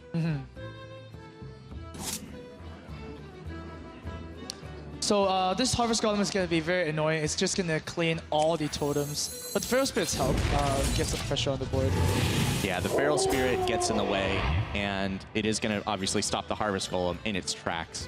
If you are the Paladin here, is there a particular strategy that you have going forward that you're going to use to try to break through what the Shaman has? Can you tell me more about this matchup, by the way? Like, who is favored to win? It seems like I would give the edge to actually the Paladin, to be honest, because as soon as there are big, minions that come up, you can just like equality consecrate it away. There's so many board wipes. It just really needs. I think this matchup is all about card advantage, to be honest. Yeah, I think one interesting thing that's actually going to happen in this game, the Shaman player has already played one Feral Spirit, and we see another one in hand, as well as a Harvest Golem. Usually, Sludge Belchers are really, really good at playing against those cards. The Sludge Belcher survives; it can kill two Spirit Wolves, and still survive. But if he's able to use this Flame Tongue Totem to good effect, he might actually be able to break through even some of those. Right now, he attacked into the Harvest Golem. He could have ignored it, but he decided to attack into it, and now he's going to lose a Feral Spirit, a Spirit Wolf rather, for it. Well, also I think it's important to note that Paladin doesn't have much AoE removal in his hand. Normally you have Consecration, you have Equality, a Pyromancer, but there is nothing like that. He will be only playing minions. Yeah, but he's doing it in a pretty good spot right now, to be honest. He has a sword equipped. He has a lot of Belchers to stop all the 3 health minions. I mean, look at the Shaman's hand right now. You have Harvest Golems, you have Feral Spirits, they're all 3 health. So I think yeah, Run and Gun is doing pretty well for himself. Yeah, Run and Gun is definitely doing quite well. And what he does have is the promise of a lot of draws to come. Even though he doesn't have all of those AE removal in hand right now, between 2 Sludge Belchers, a Holy Light, the heal from his True Silver Champion, and maybe even Loatheb to a certain extent, he's going to have a lot of time to find hopefully the answers he needs. And I think it's actually interesting to see that Kalento didn't put the Azure last turn. He decided to do Totem and Feral Spirits just so that he can get more value out of his Flame Tongue. And that actually paid off him really, really good. So that was a very good move. Yeah, he had to choose whether or not he wanted to play Fire Elemental on turn 6 or try to make sure that he could get good value out of his Flame Tongue Totem. The Totem was already out there, so I agree that that was an interesting choice that he made, and I think it was pretty good. Oh, Kodo is a big draw. Wow. Damn, beating Kodo. It's a great card to get to remove the totem. So you have other options Do here. you just slam Kodo here? I mean, Kodo right now does kill every single Shaman creature. You could just equip the sword and kill the Flame Tongue Totem that way, but then you kind of lose the ooze. You lose the ooze. You lose the ooze, and without developing the board, right? So, So is there any value in like keeping Kodo and Aldor Peacekeeper to like combo them out against the Shaman? Shaman doesn't have that many big minions, right? well, yeah, you do want to put the Aldor on the Fire Elementals, right? Or the Lotheb that comes up later. Yeah. So, yeah, I think Belcher here would be fine. Sorting out the Flame Tongue would be fine too, because, you know, And just use the hero power. and just use the hero. Yeah, hero power is always good. I think hero power is really important in this matchup as well. You're just building up the board, and those 1/1 tokens are very annoying for the Shaman to deal with if you don't have the Lightning Storm. I really wonder what Run and Gun is thinking about right now. Move quickly.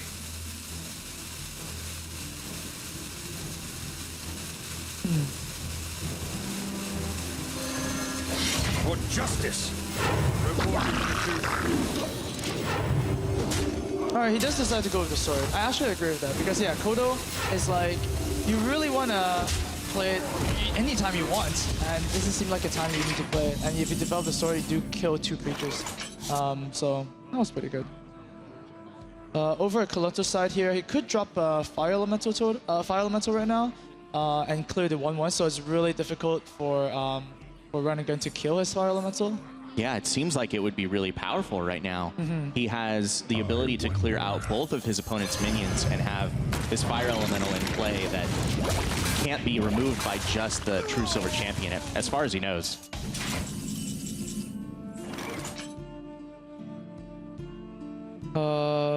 So Kalento here, I think an Outdoor Peacekeeper would be pretty good. I mean, the Fire Elemental is pretty scary. You don't want to, sacrifice anything to it.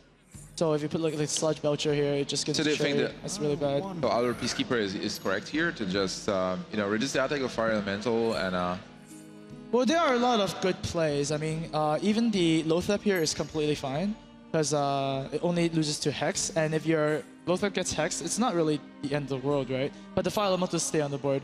So I think you really need to deal with that big creature right now.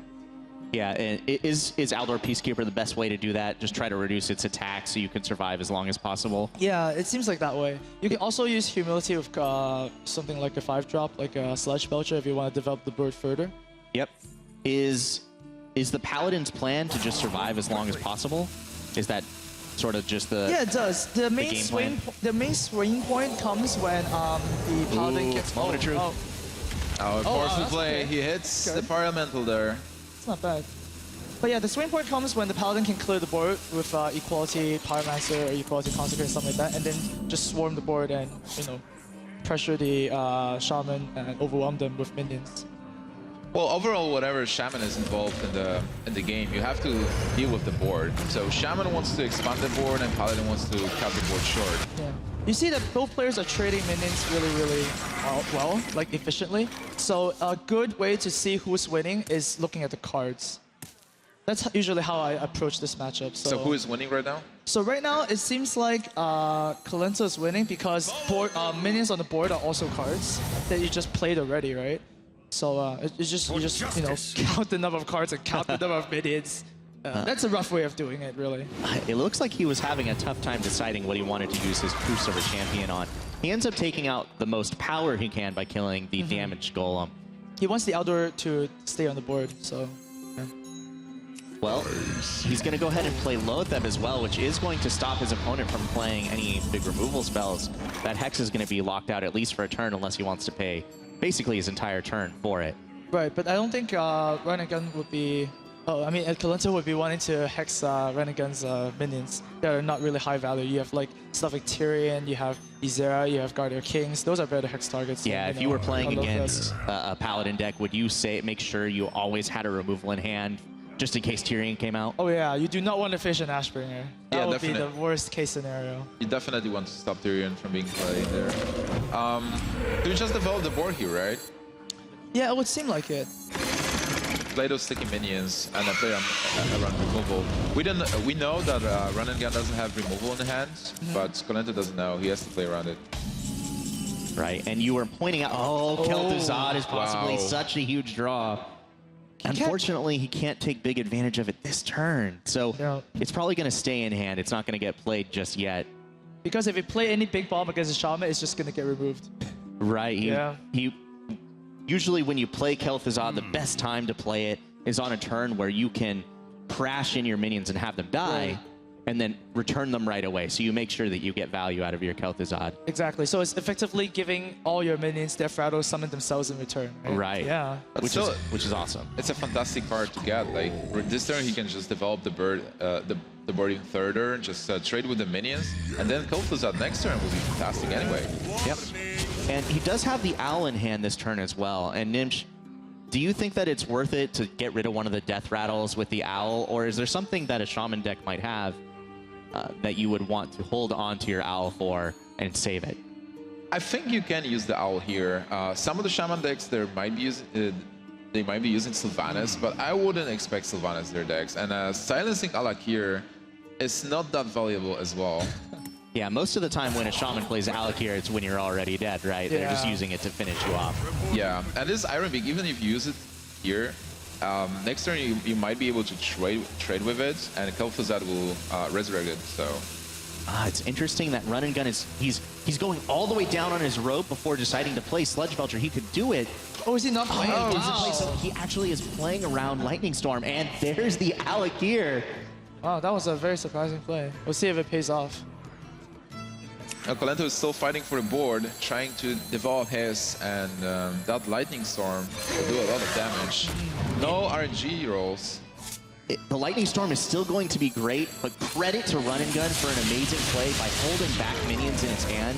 Yeah, that was actually a great play. He saved the Sludge Belcher. That was a great read. If his Sludge Belcher had taken a bunch of damage from a Lightning Storm, he almost certainly would have lost it. And he could have played the Owl as well and lost that.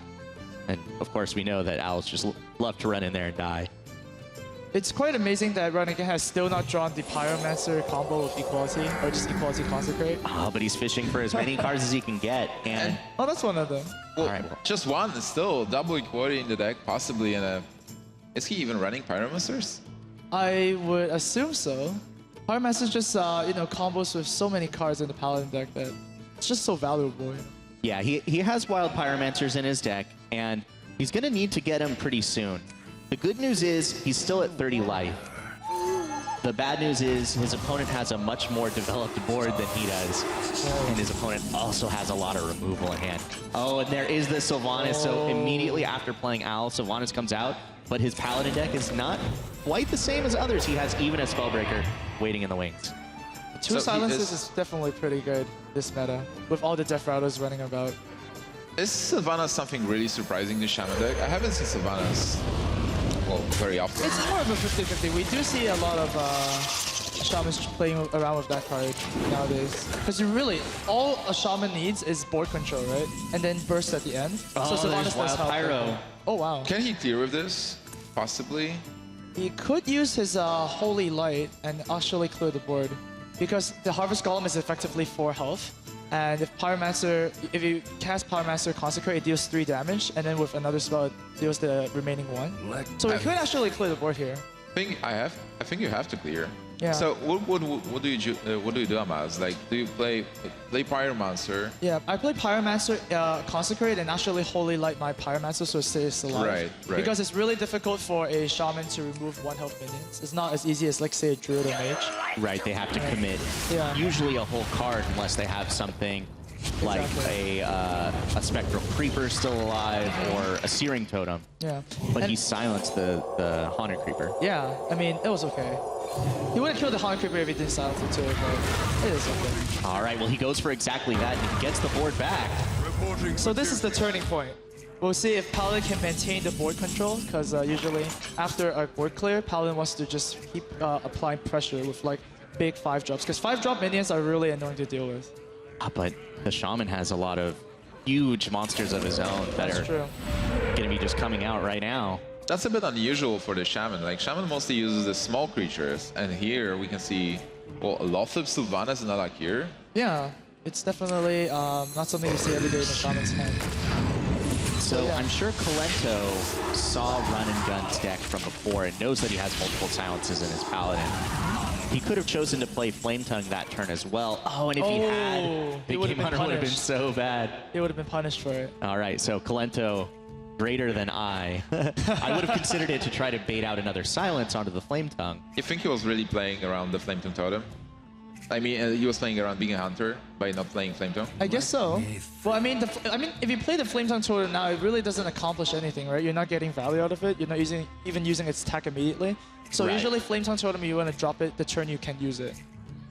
Right. It's also like concealed damage. Right, exactly. Well, there has been one Consecrate and both True Silver Champions played by the Paladin, so Colento knows there's not much left, but even still, the potential of getting blown out by something like Big Game Hunter that actually got drawn would have been pretty bad. So yeah, I mean, it's just a bit more careful, really. And which is exactly the style of player that Colento is. He is pretty careful. This is such an awkward turn for Run and Gun. It really is. He can't really kill anything right now, which is a shame. He isn't holding any spells, so at least the Lotheb is not a big punish right now. It's just a vanilla 5/5. Right. Ooh, and a second Hex drawn. So removal for days. And if Colento can keep up the pressure, he may be able to end up taking this game out from under Run and Gun's Paladin, but Run and Gun still has a chance to top deck a little bit more removal to go along with his very powerful minions. Right. If Colento clears this board, well, he possibly can't clear, right? Or can he? With Alakir? I don't think he's looking to clear the board. I mean, if you clear a board versus Paladin, it's really awkward. But you want to do it to avoid equality, right? You do want to do it, but then your opponent didn't use an equality for the longest time. So you would kind of expect them to have one. You don't want to overcommit. You want to kind of swarm your board with totems, get some value out of Flame Tongue, and then hopefully draw, you know, your finishers later, like a Rock Biter on the Alakir. Colento is going to have to make a tough choice here. He may just end up playing something like the Sylvanas. He could also play the Alakir. If he were to play the Alakir sort of just to play it, he's going to run into the Black Knight, and that's exactly what's going to happen. Run and Gun, his eyes might get big here. Oh wow, this will be a huge turn for Run and Gun. Or Rope and Gun. Oh, 2 Holy Lights. That's interesting. Oh, Wolf Pyromancer, that's you know, if this Paladin deck is anti-aggro, it makes sense. It does make sense. I mean, heal for 6 and deal 1 damage across the board. That's a pretty good spell to have. Maybe he did cut the Guardians. Oh, that's actually... Guardian is much slower. Hey, yeah. Oh wow, the Black Knight is killing the Alakir. Oh man. No, Alakir, goodbye. My only friend. But Lotheb is still there. My free Lotheb staring at you. Yeah, Consecrate number 2 would have been the ideal draw off the top of the deck. Now Run and Gun has to decide if he wants to use something like Spellbreaker just to get another minion onto the board. Is there any value in developing the Big Game Hunter? You've seen the Lightning Storm. Yeah, exactly, because in a Shaman's deck, you don't see any creatures you can actually Big Game Hunter, aside from like a Flame Tongue something. So, yeah, would have liked to see that. Well, this turn, he still has the opportunity to token, so now it's he went for interesting, that yeah, instead. but it's interesting he attacked the Healing Totem, because obviously, like, why would you attack a Healing Totem? Just heal back up to full, right? He's kind of like guessing that his opponent has Argus, so if the Healing Totem trades for something, it will be at 1 less health. Or Flame Tongue. Flame Tongue, even, yeah, exactly. So that was pretty smart. That was good, yeah. And 1 damage into the face, it really doesn't matter at this point. It's a control versus control matchup. The board position matters much, much more. I really like when players do this preemptive attack. It happens with Druid as well. Like you shapeshift and you attack into something to be able to kill it in 1 turn or 2 turns.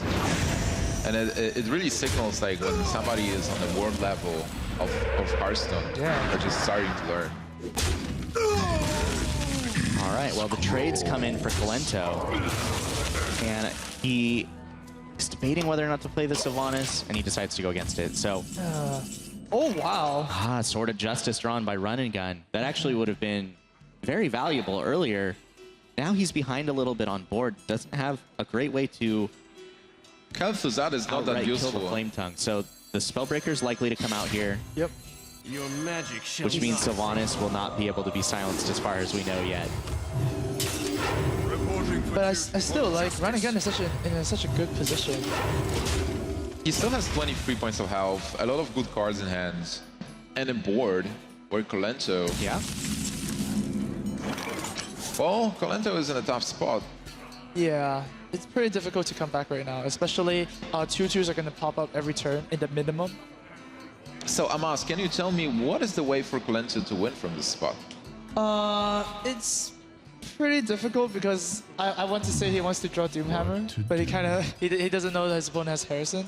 Because you know, up to a certain point, Shaman does lose board control, and then you just have to win it first. And the 2-for-1 Black Knight ended up being really important. And that's an interesting card that we don't see very often in Shaman. If you were to build a Shaman deck today, would Dark Iron Dwarf be one of the first cards that you would look to put in? Yeah, it wouldn't be in it, but it certainly is a great card in Arena, right? So then, because you can just activate your totems anytime. So Colento kind of took that perspective and just put it in, and didn't work too well in this game. But I could see it being. Oh, it's Kel'Thuzad time. Kel'Thuzad is just resurrecting the minions. So getting back a 4-3 is, he says, good enough. Yeah, it's good enough. It is a lot of value. It's going to run into Hex pretty much right away. And Colento could consider doing something like Sylvanas and Defender of Argus. Oh. He has seen 2 silences already played by Run and Gun, so that could be pretty tricky. Yeah, that it would be pretty scary. Yeah, especially if the Sylvanas steals the Kel'Thuzad and the Kel'Thuzad resurrects the Sylvanas. Oh, that would be unbelievable. It would be a huge risk to take. Yeah. And my shield. He has a couple of choices, right? Of course. The safest play would be to hex the KT and not do any funny plays. Absolutely. I think he's going for it. Yeah, he's going for it. As much as I wanted to joke about it, Colento, of course, the best odds almost certainly are just in taking out KT. No reason to lose everything there. And the first equality is drawn, so there's 1 Pyromancer left in his deck if he's playing 2, and there's 1 Consecrate left in his deck. And now he has an equality as well. 7 cards, 9 cards. Are we going to go to the fatigue? I think it's more likely that the Paladin deck, if it is going to win, will eventually be able to punch through. Right. Either way, I don't think the game is going to go all the way to fatigue. Oh, and Reincarnate is drawn. Wait, what is happening? Oh, wow. He can kill every minion besides the Guardian and have Sylvanas and Guardian in play. Wow. Unbelievable top deck for Colento. Such a huge card. And normally, this card is not that good. I mean, it needs setup, and this is exactly setup that Colento needed. Yeah, he set it up, and the setup is there. It is here. It is now. Colento is going to think about exactly what he wants to do in subsequent turns. I know that he knows the play is there. Yeah, of course he does. But he's probably considering what could happen that's bad after this that he needs to prepare for. Possible equality in clear, like right. You don't want to get equality consecration or equality pyromancer after you just took over the board. But man, the 2-mana mind control is looking so juicy. Right? As a priest specialist, what do you say to that? 2-mana mind control. Give me 5 of those in my deck. All right, Colento is going for it. Well, yep. Sylvanas is coming out, and he doesn't play the Reincarnate. Oh, that is interesting. Oh, and a dueling Sylvanas drawn by Run and Gun. This might end up being even better for Colento. Yeah, because if you're the Paladin right now, you kind of don't want to drop more minions. Do you want to drop Sylvanas or not? You don't even want to drop anything because the Sylvanas is just going to trade with your Guardian and take whatever you put out, right? Because the Guardian is obviously going to attack into this Flame Tongue right now. So this totem with Taunt is so annoying. Oh man, it's really awkward right now.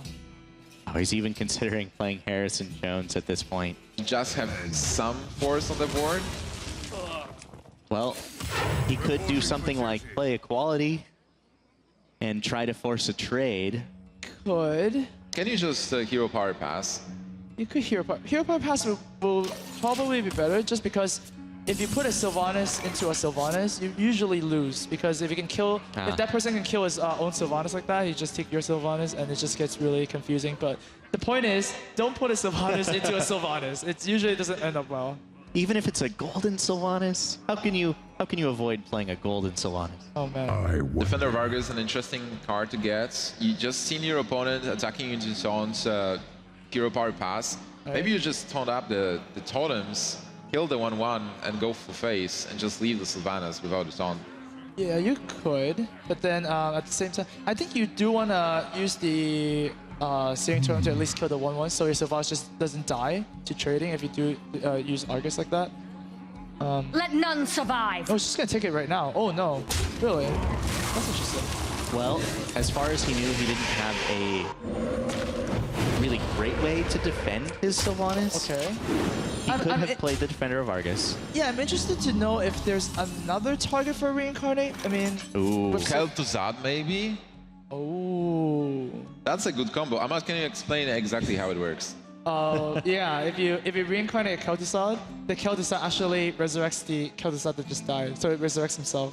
So you have double Kel'Thuzad. You have double Kel'Thuzad, and then all your minions get resurrected twice. So that's crazy. We might see that happen. I'm not really sure. All right, well, Golden Sylvanas left play, and Golden Sylvanas is back. But this time it's on run and gun side of the board. Oh man. Kolento still has a very, very tall hill to climb. 26 health is an intimidating amount of health, especially when your opponent has Sylvanas in play. I guess he has good answers in hand for Sylvanas, but he has to find a way to deal 26 damage, probably in a short number of turns as far as he knows. What's the line of play he's taking here? Because Kolento seems to be mostly trading. Is he really going for fatigue? Like maybe he wants to answer all the threats that Paladin has and just win fatigue because... It's so cool that they are still playing board control up to like what turn? This must be like turn 17 or something. They have they're like still playing board control. Yeah, left. they're not going for any face or anything. So really cool. They're both down to only a few cards left. I imagine somewhere in Run and Gun's deck is Tyrion. Yep. And Kolento very, very wants to hold on to either Hex or Earthshock, at least one of them for Tyrion. There's little time. Well, he knows Kel'Thuzad is out of the way. So if he deals with Tyrion... Oh, he even killed the Guardian. So what's left that's beefy in the Paladin's deck? Tyrion or Ysera, basically. All right, well, I don't recall if he has Ysera in his deck, but he might, and Tyrion has arrived. Put your faith in the lights. Well, if you put your faith in the light, you're going to have a shiny frog. Yeah. Actually, I guess maybe not even a shiny one, just a regular old frog from a regular old Hex. So, put your faith in the shiny frog? Yeah, it's probably not going to work out for him if he does put his faith in the light in. And you can see he just checked it 4 cards to 6. Okay. Is there any way to use the Pyromancer? Like, do you really want to Pyromancer clear this board? Oh, you probably can't even clear. No, like you don't want to use equality even. Oh, okay. But you only have 2 spells, and one clears the board, one does 1 damage, so probably not. That's so awkward. Oh no! Like, look at Renegade right now. He's like. Yeah, because there is no way to force the Hex. Like, if you play Hearthstone, Jones, it will probably die to whatever, but you don't want to play Hearthstone. Or do you? Because even if they play Doomhammer, you won't be able to play Hearthstone. Oh yeah, that's true. So just play Harrison as a creature, right? We saw that happen with the with 2 series ago where Harrison just was unplayable. Yeah. Yeah. They just play Doomhammer and you're like, I can't play Hearthstone. Oh, and there it is. So Harrison indeed does come out, and he thought about it for quite a while, but he realizes he only has 4 cards left in his deck, and he can't just draw 6. Oh man, if Kolento draws Kel'Thuzad, it's going to be the biggest draw ever. Wow. Well, to be honest, if he draws Kel'Thuzad, he only has 7 spots on the board. Oh yeah, and there's a Pyro equality, but still, it would be very amazing to see a KT reincarnate. And he gets a second rock fighter. That's a lot of possible damage. If he gets a Doomhammer, how much is this? Well, if he gets a 16. Doomhammer, it's basically a fireball, right? Rock Biter weapon is basically Right. a fireball. So that's how I calculate anyway. So yeah. Yeah, it goes from 10 damage with one rock biter to 16 with the other. Starts off at a base of 4. So a lot of damage potential for Colento in hand as soon as he draws rock biter. And as far as he knows, with 27 health, he'll have time to draw it. It's Harrison Jones versus the world. Oh man, I feel like this is a game of chicken. Whoever uses their removal first loses. Yep. It's going to be pretty scary coming down to the wire, and Run and Gun is trying really hard to bait out that Hex, but... Yeah. This Harrison is not doing much. It's clean totems. It's something. It's doing something, yeah. But it's not the Hex worthy. But then it's just gonna, keep on clearing your board to deal with. Oh, okay. All right, well, Lightning Storm is a great draw. Otherwise, I was going to ask, at what point do you choose to use a rock biter for removal instead of holding it for damage, and now he doesn't need to? Well, I think as long as he has a Taunt Totem, he doesn't have to use the rock biter. But at the same time, your opponent did drop Harrison, and he didn't drop any other creatures. So it seems like he's running out of actual playable minions. So I think that Lightning Storm here is pretty justifiable. But do you even want to Lightning Storm? Maybe just attacking into a 1/1 and passing the turn is the play. Harrison will attack into the Taunt Totem, and that's it.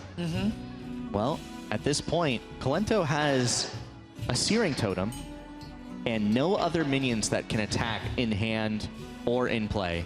So he's banking on either running his opponent entirely out of cards or finding something that can deal damage. With that in mind, I think it probably is worth it to just pull the trigger on Lightning Storm, kill off that Harrison before it turns into damage for his opponent, try and make sure he can win the Fatigue Race.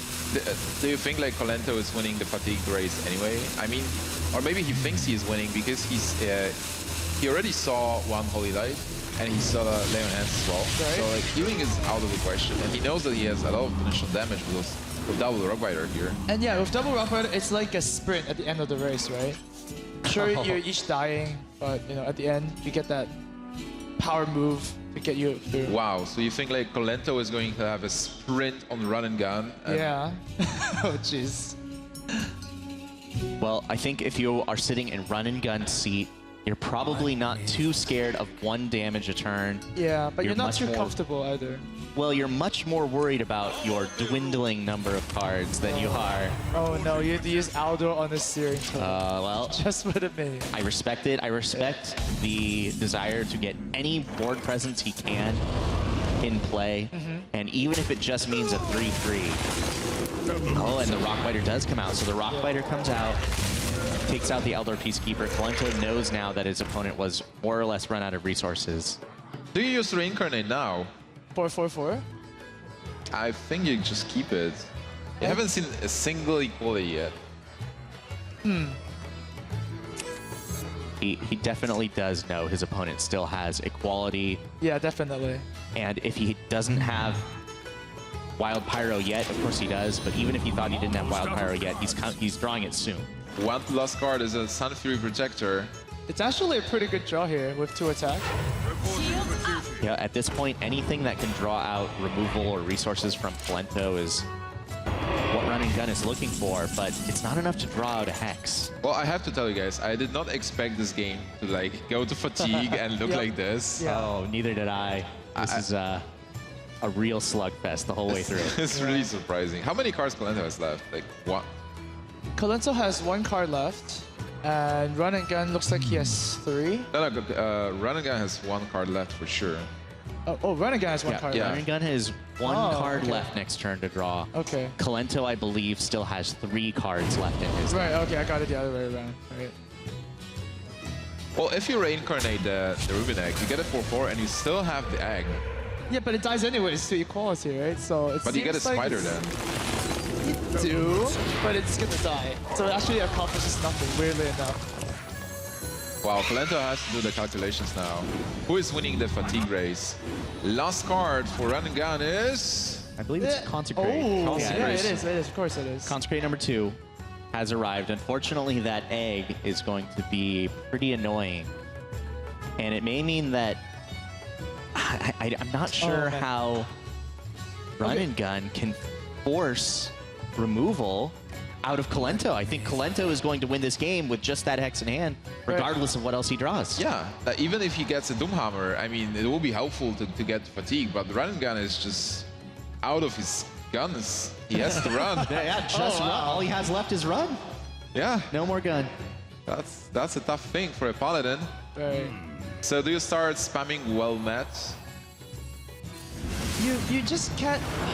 Like, I'm trying to think of a way Run and Gun can win from this position, but it looks really, really grim.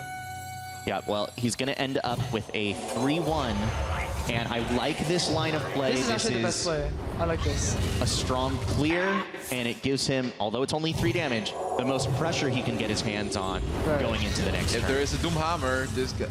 Oh! But this is a weird card to get. There's no Doom... Well, he has to have a Doomhammer. Come on.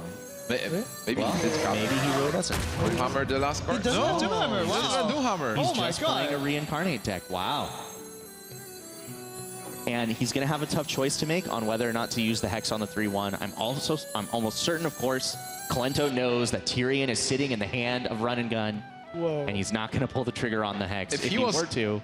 If he was really counting cards, Kolento knows exactly what 2 cards Run and Gun has in his hand. Yeah. Right. But wait a minute, if Kolento does decide to put the egg right now, the Pyromancer can trade for the egg, and then Equality wipes the board, and then Run and Gun can just spam 1/1s and win the game that way. That's right, yeah. But does he have enough time, though? Oh, this is so weird. Because we know the Hex is going to go on Tyrion. What? Wow. Wait, you're right. This is so weird. You're right, the 1/1s will be super important because there is no Doomhammer. Oh, this is so weird. Run and Gun can still take it. It's interesting that we assume Doomhammer. We've seen Kolento play this deck before throughout the World Championships. I don't believe we've seen him draw his entire deck, though, so we just assumed there was Doomhammer there the whole time, but it is a reincarnate deck instead. So both players are out of cards in their decks, but this game is still undecided. Oh, look at Run and Gun. He's trying to count the cards and just really deciding, like, what cards would Kolento be holding? Certainly not a Doomhammer. You certainly wouldn't hold a Doomhammer in this position. And this was really smart from Kolento, deciding not to play the egg in the reincarnate. Oh, yeah. The 4-4 alone, of course, threatening his opponent's 3-1. And even if Run and Gun decides not to use Equality here, he's going to have to hope that Kolento rolls, I guess, a Searing Totem? Because that's the only way that his Silverhand Recruit will be able to trade for the Azure Drake and force Kolento to do something else. Yeah, that's exactly right. But still, being Run and Gun, you have to think about a Doomhammer. You know, everybody's playing a Doomhammer or even a double Doomhammer now. Oh, wow. If he plays a Tyrion here, that is actually so smart. Because the Azure Drake can't kill the Pyromancer now. Yeah, because the Throat Token will stop it. Yeah. This is the weirdest game I've ever seen. So who's in the lead, Boss? It really depends on when Kolento decides to pull the trigger. Because if he doesn't, I think he wins. Because Kolento's gonna pop his own Nerubian egg by reincarnating it, and 4 damage a turn is a lot. He will have a 4/4. Yeah. So, but man. Do you think Run and Gun is forced to kill the Azure Drake now? Oh, he doesn't. Oh, he does. Oh, he does. Okay, so he goes ahead and uses the Equality, but now it's going to be a 1-1 versus a 4-4. Oh, man. But Kolento's going to have to go to the face with his 4-4 and try and win the Fatigue War. Is it a taunt totem? No, it's only 1. That's still good. It's still good. So who's winning this race? Wait. I think the Paladin can't win this because sooner or later Kolento's going to get a taunt totem. You're right. But then Kolento's only has 13 health left. So what's going to happen? Yeah, let's count it quickly. Reals. You're good at math. Oh, Reals, go. Someone out there has done the math for me. I'm just going to buckle up and be along for the ride with you guys. Wow. I'm sure Life Coach already knows. Okay. But does it depend on when the taunt totem is going to be drawn? If you get a taunt totem, you are able to stop 2 points of damage. Yeah, because you want to squeeze in as much damage as you want. I mean, if I'm running out, I'll just go for the face right now. Because, I mean, if you clear the board, it's not going to work. There's a 4-4 on the board, right? And 4 is bigger than 1. So, you know, you have to go for the face here. Is there any merits in trading the 4/4 into a 1/1? I don't think so. No. you wanna kill over 4 turns? There's 16 damage to your face. There's no way. And Run and Gun got fatigue damage first. Okay, yeah. Run and Gun does decide to do that. Oh my god. 3 points of damage from fatigue. Oh, so it doesn't matter anymore because Kolento will take 4 and 5. Yeah, right? So Kolento needs to beat Run and Gun in 2 turns. Yeah, he has this turn to attack and next turn to attack, and that is it. Yeah. So it is theoretically 5 damage. Exactly. And that's it. So actually, the 1/1s actually don't do anything, does it? Do they actually do anything? Well, next turn, one of them can take out the Searing Totem.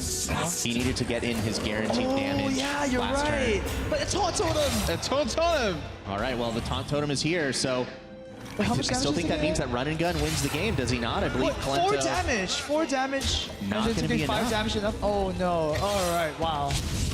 So Run and Gun is going to win this. Kolento can't do it. Run and Gun winning the Fatigue War. Oh, man. Oh, wow. Kolento knows it's not enough damage. Oh. And he just concedes the game before the fatigue gets him. Wow, what a series. Run and Gun. What a game. What a start to this amazing series. Well, Kolento versus Run and Gun. I definitely did not expect that. I think that one No game part of that. may have been just as long as the entire last series. Yeah, with Firebat Sue, right? The three Ozu. Winning the 3 in a row with the aggro deck last series, and now we've got a real series on our hands with just this amazing fatigue game for game 1. Absolutely down to the wire, a slugfest the whole way through with Run and Gun barely taking it with Control Paladin. I think he played exceptionally well. Like, he was counting into the last points. He held to Tyrion almost to the last moment as well. Right. He didn't get his equalities early, but he was able to get them by the end of the game and use them perfectly. Yeah, that Tyrion play was actually amazing because it the game-winning play. Yeah, it's a game-winning play because the Hex means that the Azure can't kill the Pyromancer. So that was crazy. So Right. he got like sneaked in a couple of points of damage and was able to win. Yeah. Yeah, he identified the exact moment where he knew that no matter what, his Tyrion was going to get hexed. But even though it got hexed, that means that, like you said, the Azure Drake was not going to be able to kill off his Wild Pyromancer, and then he was able to use his Wild Pyromancer the very next turn to clear out the board. Fantastic play. Wow. Imagine his relief when he saw like there is no Doomhammer. Yeah, I was surprised that there wasn't Doomhammer, but it makes sense, right? I mean, we see a lot of Oozes, we see a lot of Harrisons. You know, why play something that's gonna get you blown up anyways, right? Right, so, yeah, right. Makes sense, but wow, that 8 mana 0/1 taunt. It was an 8 mana 0/1 taunt, that little froggy, and we were sort of joking about how inconsequential and how Tyrion's gonna be a frog. And it was like the game-winning frog. It really was. Put your faith in the shining frog. That's right. Wow. That's the thing. We were joking about it too, yeah. All right, so Kolento lost his Shaman, and right now he's down to his Druid and Warlock. What is he going to pick to counter the Paladin? Probably not the Handlock, right? I mean, Shaman does really well against Handlock, so I would be expecting Druid. But at the same time, I think Druid matches up really well against both of those matchups. So Kolento has kind of an uphill battle here. Yeah, it makes a lot of sense. I mean, Handlock is Handlock versus Paladin is a weird matchup. It seems like Paladin has an edge because you have a lot of answers to Giants with Aldor Peacekeeper. Right. You have equality to control the board. But on the other hand, there is Jiraxis, and it warps the matchup a bit. Jiraxis is one of the cards that does very well against Control Paladin, but Control Paladin is one of the control-beating control decks. It is one of the decks that does better against other control decks than almost any other class in the game. So we're talking about Control Shaman, right? Oh, are we? Oh, actually, Control Paladin. Yeah, Control Paladin does better against almost any other control yeah, that's true. than any other class in the game. So I would have to imagine that it's much more likely for Kolento to take the aggressive route of the Druid and try and get that pressure on board, get that early damage in, and follow it up with that high burst, of course, with the combo Force of Nature and Saboteur. All right, guys, I think the players are ready, so we can actually jump into the second game, and see how it goes. I think Kolento is actually going with the Druid deck. Yeah, Okay. as we expected. So we'll see how it works. I do think this is a good choice. The Paladin deck absolutely is capable of beating Druid, but they need to keep the board clear early and often so they don't take too much damage early. All right, so tell me about those hands. Colento is playing a very aggressive Druid with Echoing Goose. Oh, wow. Yeah, we did see in the opening weekend that Colento is playing the Token Druid, the one he made a while back with the Echo News. So if Run and Gun is, you know, knows about this, he really wants to see, you know, single removal early on, like a sword, and then at later games, a Consecrate combo, you know, just to clear the board like we saw just now. Right, well, speaking of a sword, I think that you were referring to a True Silver Champion, but a Sword of Justice is drawn. What does that card do in the matchup against Druid? Absolutely no idea, to be honest. I haven't played with Sword of Justice in ages. It was like in early beta that I played it. It was a crazy card, right? Plus all your creatures, but yeah, it's crazy. So Haunted Creeper play here is, yeah, it's pretty good. I mean, the Echoing Ooze might be buffed up by Argus, and the Creeper does represent that it's going to stick on the board. So I think it's pretty good play there. Well, the sword is there, and it is available to be used. He could use the coin to play it out, but it looks like he's going to wait until a future time, maybe even just next turn. All right, so for Colento, is this hand good? He's not playing Wildgrowth, so he didn't expect to get it, but Innervate is important. Innervate is important if you have another card to, you know, go along with it, but right now it doesn't seem like that's the case. Well, better to draw it sooner than later, I guess. You don't want to be top decking Innervate. So if Colento draws something big, like an Ancient 4, for example, the Innervate could come into use really, really well. Colento is probably very happy that there was no coin consecration to clear the shade. Yeah, at this point now, he can probably assume that he does not have a consecration in hand, and that might make him even play both of his 2-drop minions. Now he's drawn the second Haunted Creeper as well, and that would be the most pressure he can do. His hand doesn't have, like you were saying, a lot of resources for the later game, so that Innervate doesn't look too good yet, but if he were to draw something like Ancient Lore, it would be a big deal. But what if he never draws it? He just has to find a way to win with the cards that he has. And now that he knows that there's no Consecrate, he might do that by playing all of his minions.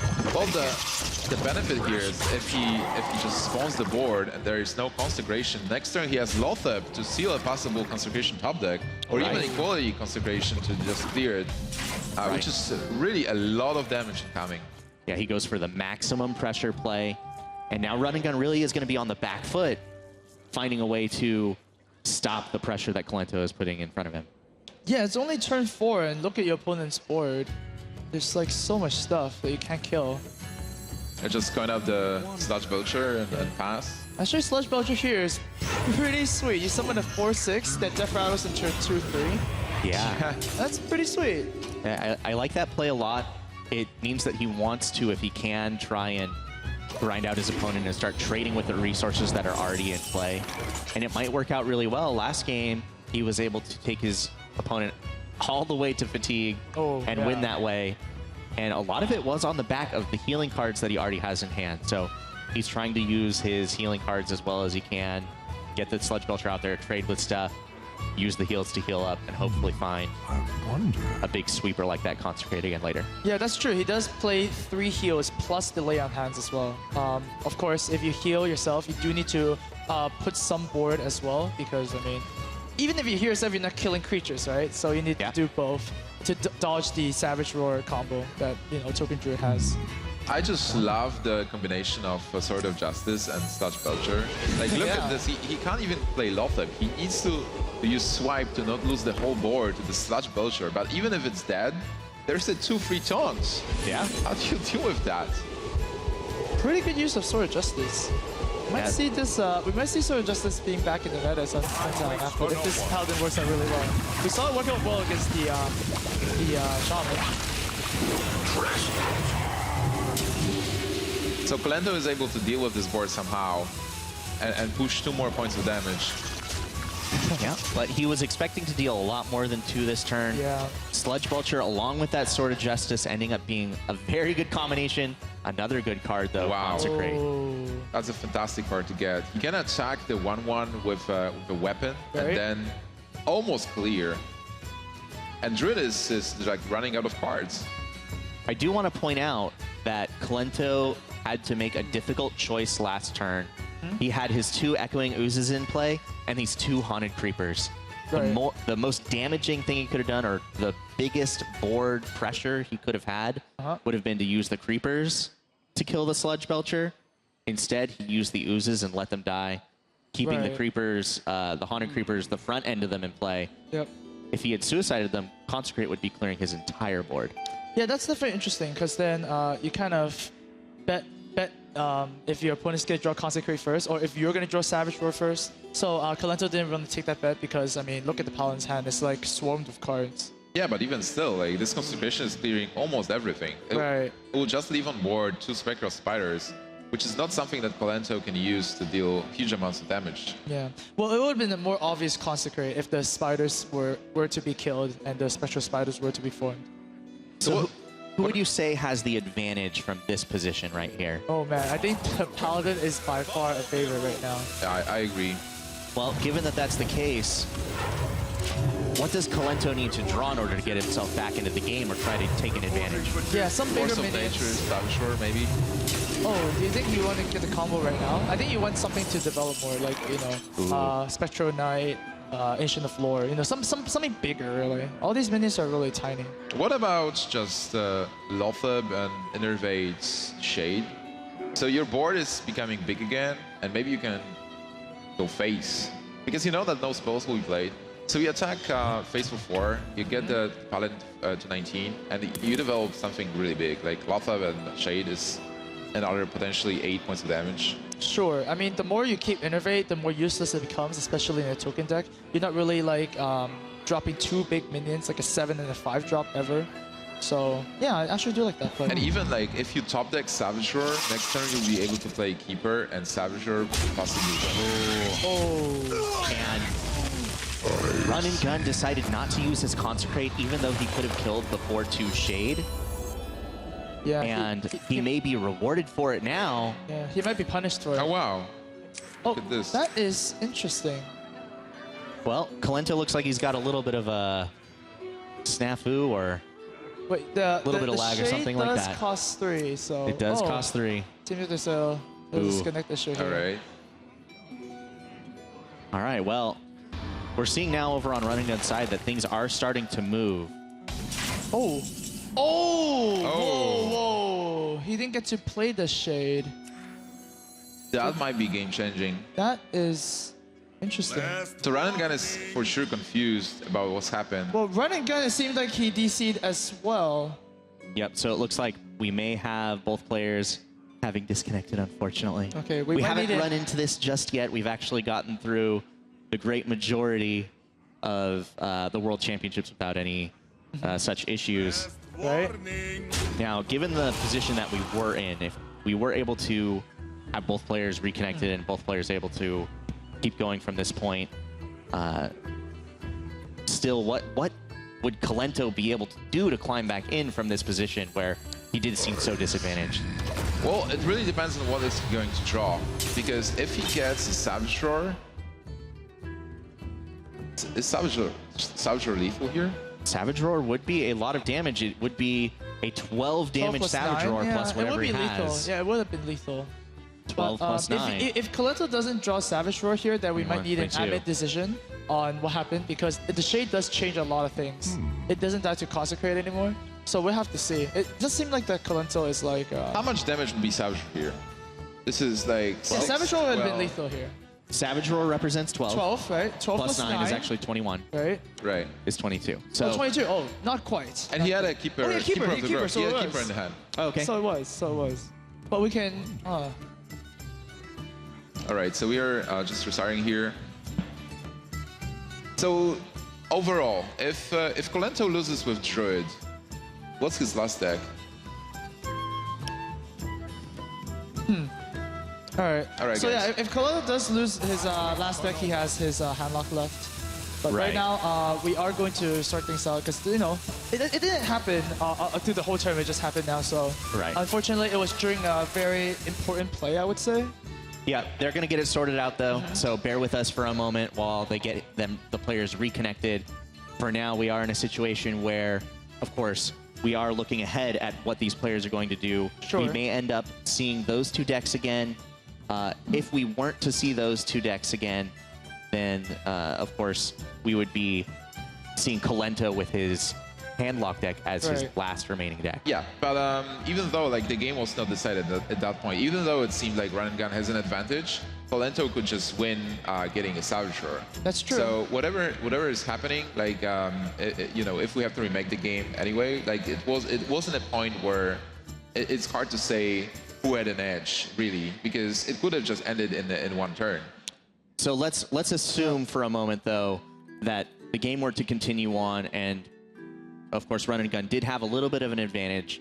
He was at risk of just losing, but he did have a little bit of an advantage. Let's say the game played on and he did win the game, and you had to play handlock into Paladin. Is that a comfortable position to be in if you were Kolento in that position where you had to be on just your Paladin? I'm happy that you added if you were Kolento, because I've seen Kolento winning handlock versus Paladin many times. Like in general, I would say that it's a bad matchup for handlock, but Kolento really knows how to play it, and I've seen him winning it many times with Jiraxxus.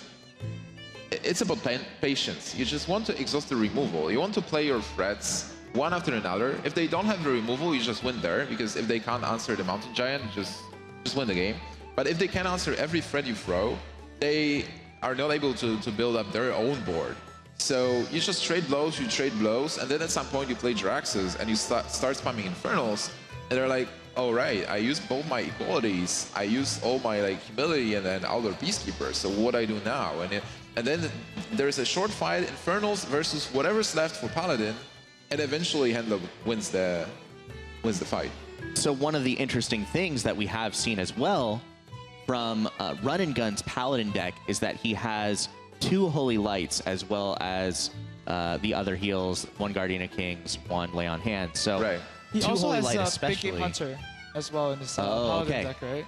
So there's a couple things there. The Holy Light is usually a card that is actually not very good against the Control Warlock, the Handlock that Kolento would be playing into it.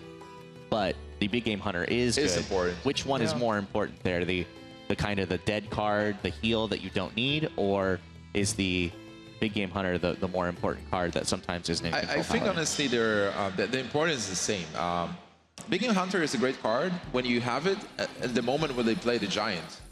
But it's highly possible that you won't get the card. Like even if you mulligan for it, you might not have it at the moment where they play one of the Giants. They have 4 of them. We've seen before, I think Kaur was playing double Big Game Hunter in the EU Regionals, and he was playing versus Handlock, Druid versus Handlock with double Big Game Hunter, and he lost because he didn't get those Big Game Hunters at all. Like the game was over before he was able to draw into them. Well, if the match continues anything like the beginning of the match has gone, we will see them draw every card in the whole deck. So certainly anything could happen with that. I do want to point out, it is true though, you kind of mentioned it before, Kolento is one of the best handlock players in the world. Whether we end up seeing a regame of that game or not, you absolutely cannot count him out yet. He is one of the cleanest, one of the best. He rarely ever misplays when playing a deck like Handlock, that Control Warlock with all the Giants and all that. Well, as his team captain, I certainly agree, and I'm happy about your opinion. And just for the guys who are joining us right now, we are watching BlizzCon 2014. This is the World Championships, guys. Kolento versus Run and Gun, the last round of round of 16, elimination match. Right now, Run and Gun is in the lead, 1-0 versus Kolento. We're playing out the second game and just figuring stuff out. So we'll be back with the game soon. Amaz, what do you think about Run and Gun till now? Like, you've seen his Paladin game. Yep. And what do you say? I am actually quite impressed by his play, I would say. I was impressed already by his Priest versus Handlock back in the open weekend. And that Paladin versus Shaman really just confirmed that he is actually a pretty good player. So I'm excited to see how far he can take his Paladin with. I mean, Paladin in the finals, that's certainly something I want to see. Wow. Yeah, I certainly agree. it only strengthens the fact like how cool Hearthstone is. So a lot of people say Paladin is not the best class you can play on ladder, but here we can see Paladin just winning the first game versus Colento, like one of the best players in the world, and it's just fun to watch. Like, say, because I mean, the community as a whole has decided, in a sense, with the meta, that Paladin is not a good class. It's like not a class you want to bring. But here, Running is showing us that I can make Paladin work. Yeah, Sword of Justice, Belcher. Sword of Justice is actually a great card. That's what actually Paladin needed to beat everybody else. So if he does go really far, we might be seeing some Paladins again. I do think that is also actually an interesting choice or adaptation for his deck, is highlighting that Sword of Justice. In the past, when we've seen control Paladin decks, we've often seen things like maybe, let's say, Acolyte of Pain, or Gnomish Inventor, or even sometimes Azure Drake in the deck. And they're cards that are relatively low impact, and you're playing them to try to get a lot of value, but what you're not getting is a lot of card economy, where each card is doing something very high impact through the whole game. In the game we saw against Shaman, he won a fatigue game. And if he had something like Acolyte of Pain in his deck, he might have hit fatigue sooner without having really good card economy. So I think it's really interesting that he's decided to use Sword of Justice as a card that can sort of increase his card economy without going through his whole deck as quickly. Very cool. Right. I also have a short announcement. We really apologize for the inconvenience, guys, but the convention center is having some connectivity issues. So we are working on it to resolve this as soon as possible, and you know, we will update you as when they are being resolved. So, Amas, how are you enjoying BlizzCon so far? Yeah, the best part right now is just the announcements. I got chills sitting there, and I wasn't even at the main announcement hall there. I couldn't get in. There was just too many people. And yeah, it was just really exciting. With the, what's it called? Goblins and Gnomes expansion? Is it like Goblins and Gnomes or Goblins and Gnome? Goblins versus Gnomes. Goblins versus Gnomes. That's Goblins right. versus Gnomes. Yeah, it's still really new, so. And Jason mentioned that there was like those two ancient races fighting from the beginning. Ancient races. I love that. That was a wonderful little bait and switch, and I thought it was fantastic. So they got everyone to go, you know, yeah, for the Alliance, for the Horde, and then Goblins and Gnomes. I was like on an emotional roller coaster because I knew that there was a copyright from Blizzard, which is Eye of Ashara. Oh yeah. So and Ashara is the queen, like Queen Ashara from the old times, like Wall of Eternity. So I was convinced that this expansion will be about gnomes and goblins because of the blueprints that were sent. Right. But on the other hand, I kind of hoped for Well of Eternity as well. Yeah. So when Jason said two ancient races, I'm like, wait a minute, maybe it is Well of the Eternity. So what the heck is Eye of Ashara? No idea. Okay. All right. But no, yeah. nice try though. Yeah. All right. What's worth a try? So Reels, you've been working on BlizzCon for some time. So how do you enjoy the fact that the work is over and you can now enjoy the events? Well, for me, the work continues, of course, in order to be up here with you guys, and I couldn't be happier but to be able to do that. I did get to watch the opening ceremony. That was an absolute blast. I have a few friends who either flew or drove in here to Southern California to come to the event as well, and so I was able to, you know, share that moment with them and finally have it revealed why I was saying, guys, you have to come to BlizzCon. This is going to be the best BlizzCon ever. And the opening ceremony. Yeah, a lot was revealed in the opening ceremony. My friends play all of the different Blizzard games amongst them, and so that was great to be able to share that. I'm so excited finally to be able to talk about Goblins versus Gnomes as well. It is an absolutely amazing expansion. I cannot wait for it to be fully released, and of course the demo area is playable with a ton of the new cards basically on display there. So hopefully we'll start to hear some stories even just from the demo area of some of the cool things that have happened in the game from that experience. Hopefully we can check it out, you know? Yeah, you know, as soon as we get off the caster desk and if anyone rotates in for us, or, you know, run right over there. Yeah. But did you have any like final touch with to the stage as well, because we have a fantastic stage behind us. Did somebody consult you on like Reels? What would you add to this Hearthstone stage? So I didn't take any part in the planning for the stage. I got to be one of the people who was there when the esports team came and said, here's the concept for the stage, here's what we want to do. And we all just went, oh my gosh, this is amazing. Yes, this is Hearthstone. Do that. And I was so excited for it to all come together, and it came together beautifully. Our stage was amazing, and it just feels like Hearthstone, and that's what I love about it the most. Amaz, do you like the stage? Yeah, it was crazy because I arrived here 2 days ago and there was nothing.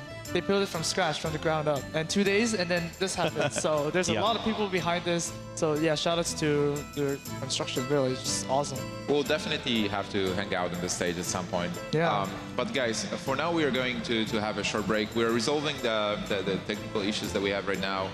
We're going for the break, and then we'll be sure to be right back. Don't go anywhere.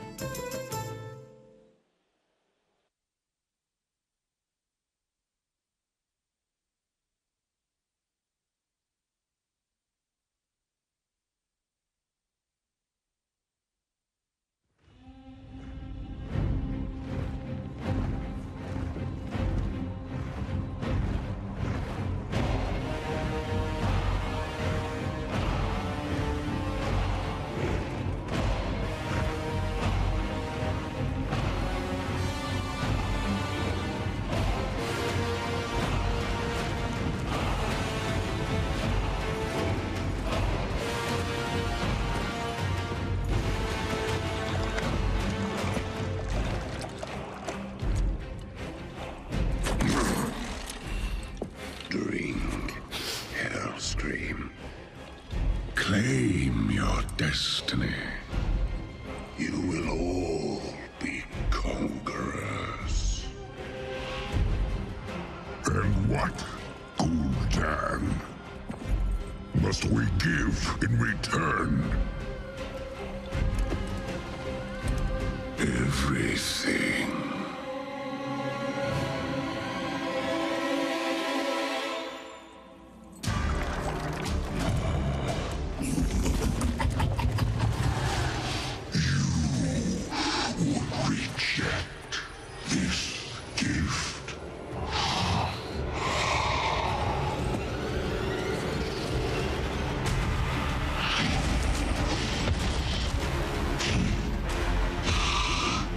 Did you bring these mongrels here?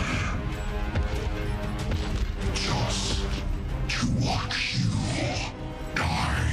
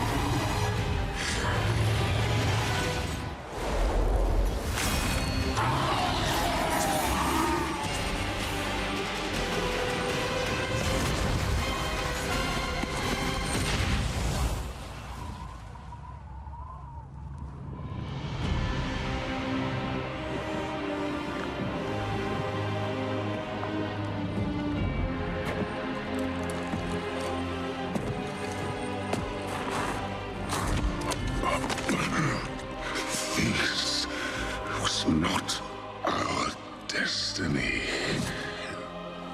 Times change.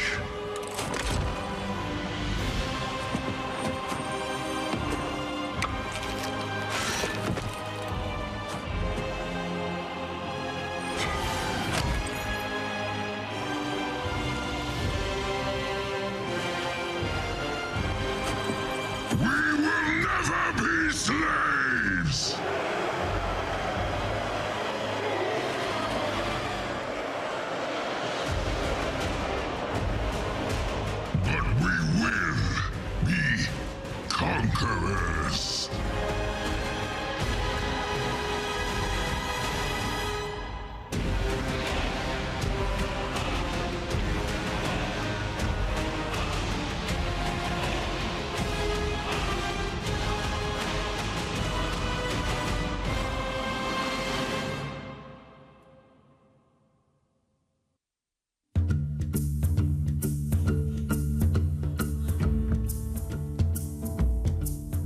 metagame is the mix of different decks that players bring onto the ladder that you can expect to see.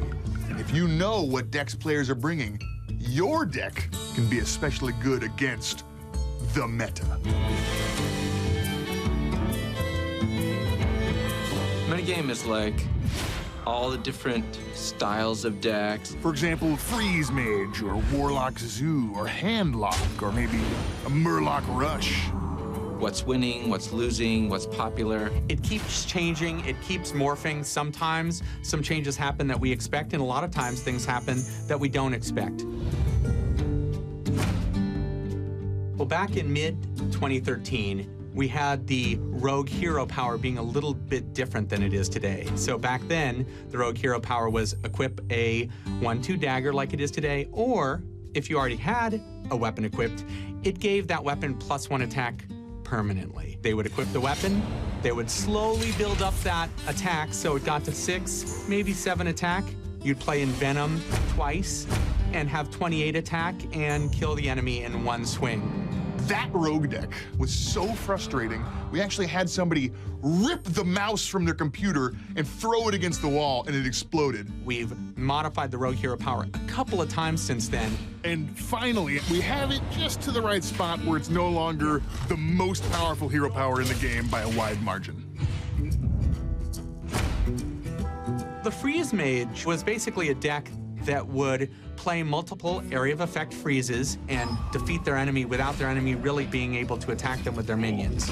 You play a minion, and your opponent freezes it. You play another minion, and your opponent freezes it. And you play another minion, and your opponent freezes it. You're just furious. Freeze Mage was kind of interesting. It let us learn a lot of good lessons. And normally, we like to introduce new cards that counter old strategies. But in this case, we had to step in and nerf a lot of these freeze cards. And still today, you'll now and again occasionally still see a Freeze Mage sort of appear and then vanish again. It's there to keep you honest, but it's not endemic. It's not all over the place. So those changes worked out exactly the way we wanted them to. Unleash the Hounds, in its original incarnation, didn't work out so well. When we first put it out there, we made it a card that gave all of your beasts +1 attack and charge. Players, being very clever, ended up putting out a couple of things with Wind Fury, made sure that those things were buffed up, put out wolves that gave all of their other beasts +1 attack, and then played that card to defeat their opponent in one turn. So we changed the card entirely to a different type of card that instead gave you a 1/1 Hound with charge for each minion your opponent has. We modified Unleash the Hounds, brought it down to 2 mana, had these very strong combos with Unleash the Hounds and Buzzard. It was just kind of overwhelming. People couldn't handle the card draw plus the pressure all at once. Once we had seen kind of what hunters could do with this card, we realized 3 mana is a much better place for this type of effect. Before Naxxramas, there were some really strong decks. People were starting to get tired of them because they're so long since launch. So then we released the Curse of Naxxramas, which infused new cards into Hearthstone for the first time since launch. It's been cool to watch them try out these new cards, beat the old decks with new ideas. Every week it's changed. One of the most exciting things about releasing new cards is seeing the metagame just in upheaval. So many crazy new deck strategies and new combinations of cards. The creativity and excitement that players have about making new decks and trying to break the meta. Without us making very many changes, the metagame's been shifting back and forth as the players devise their own answers. We're getting to create a bunch of exciting cards and put them out there, but we're not really owning the meta. What I'm expecting the meta to contain is a bunch of surprises that you guys, the players, bring to us. The future is unknown. Who knows who is going to create the next Zoo or Miracle Rogue or Mad Range Hunter? It could come from you. And that's one of the most exciting things about the future of Hearthstone.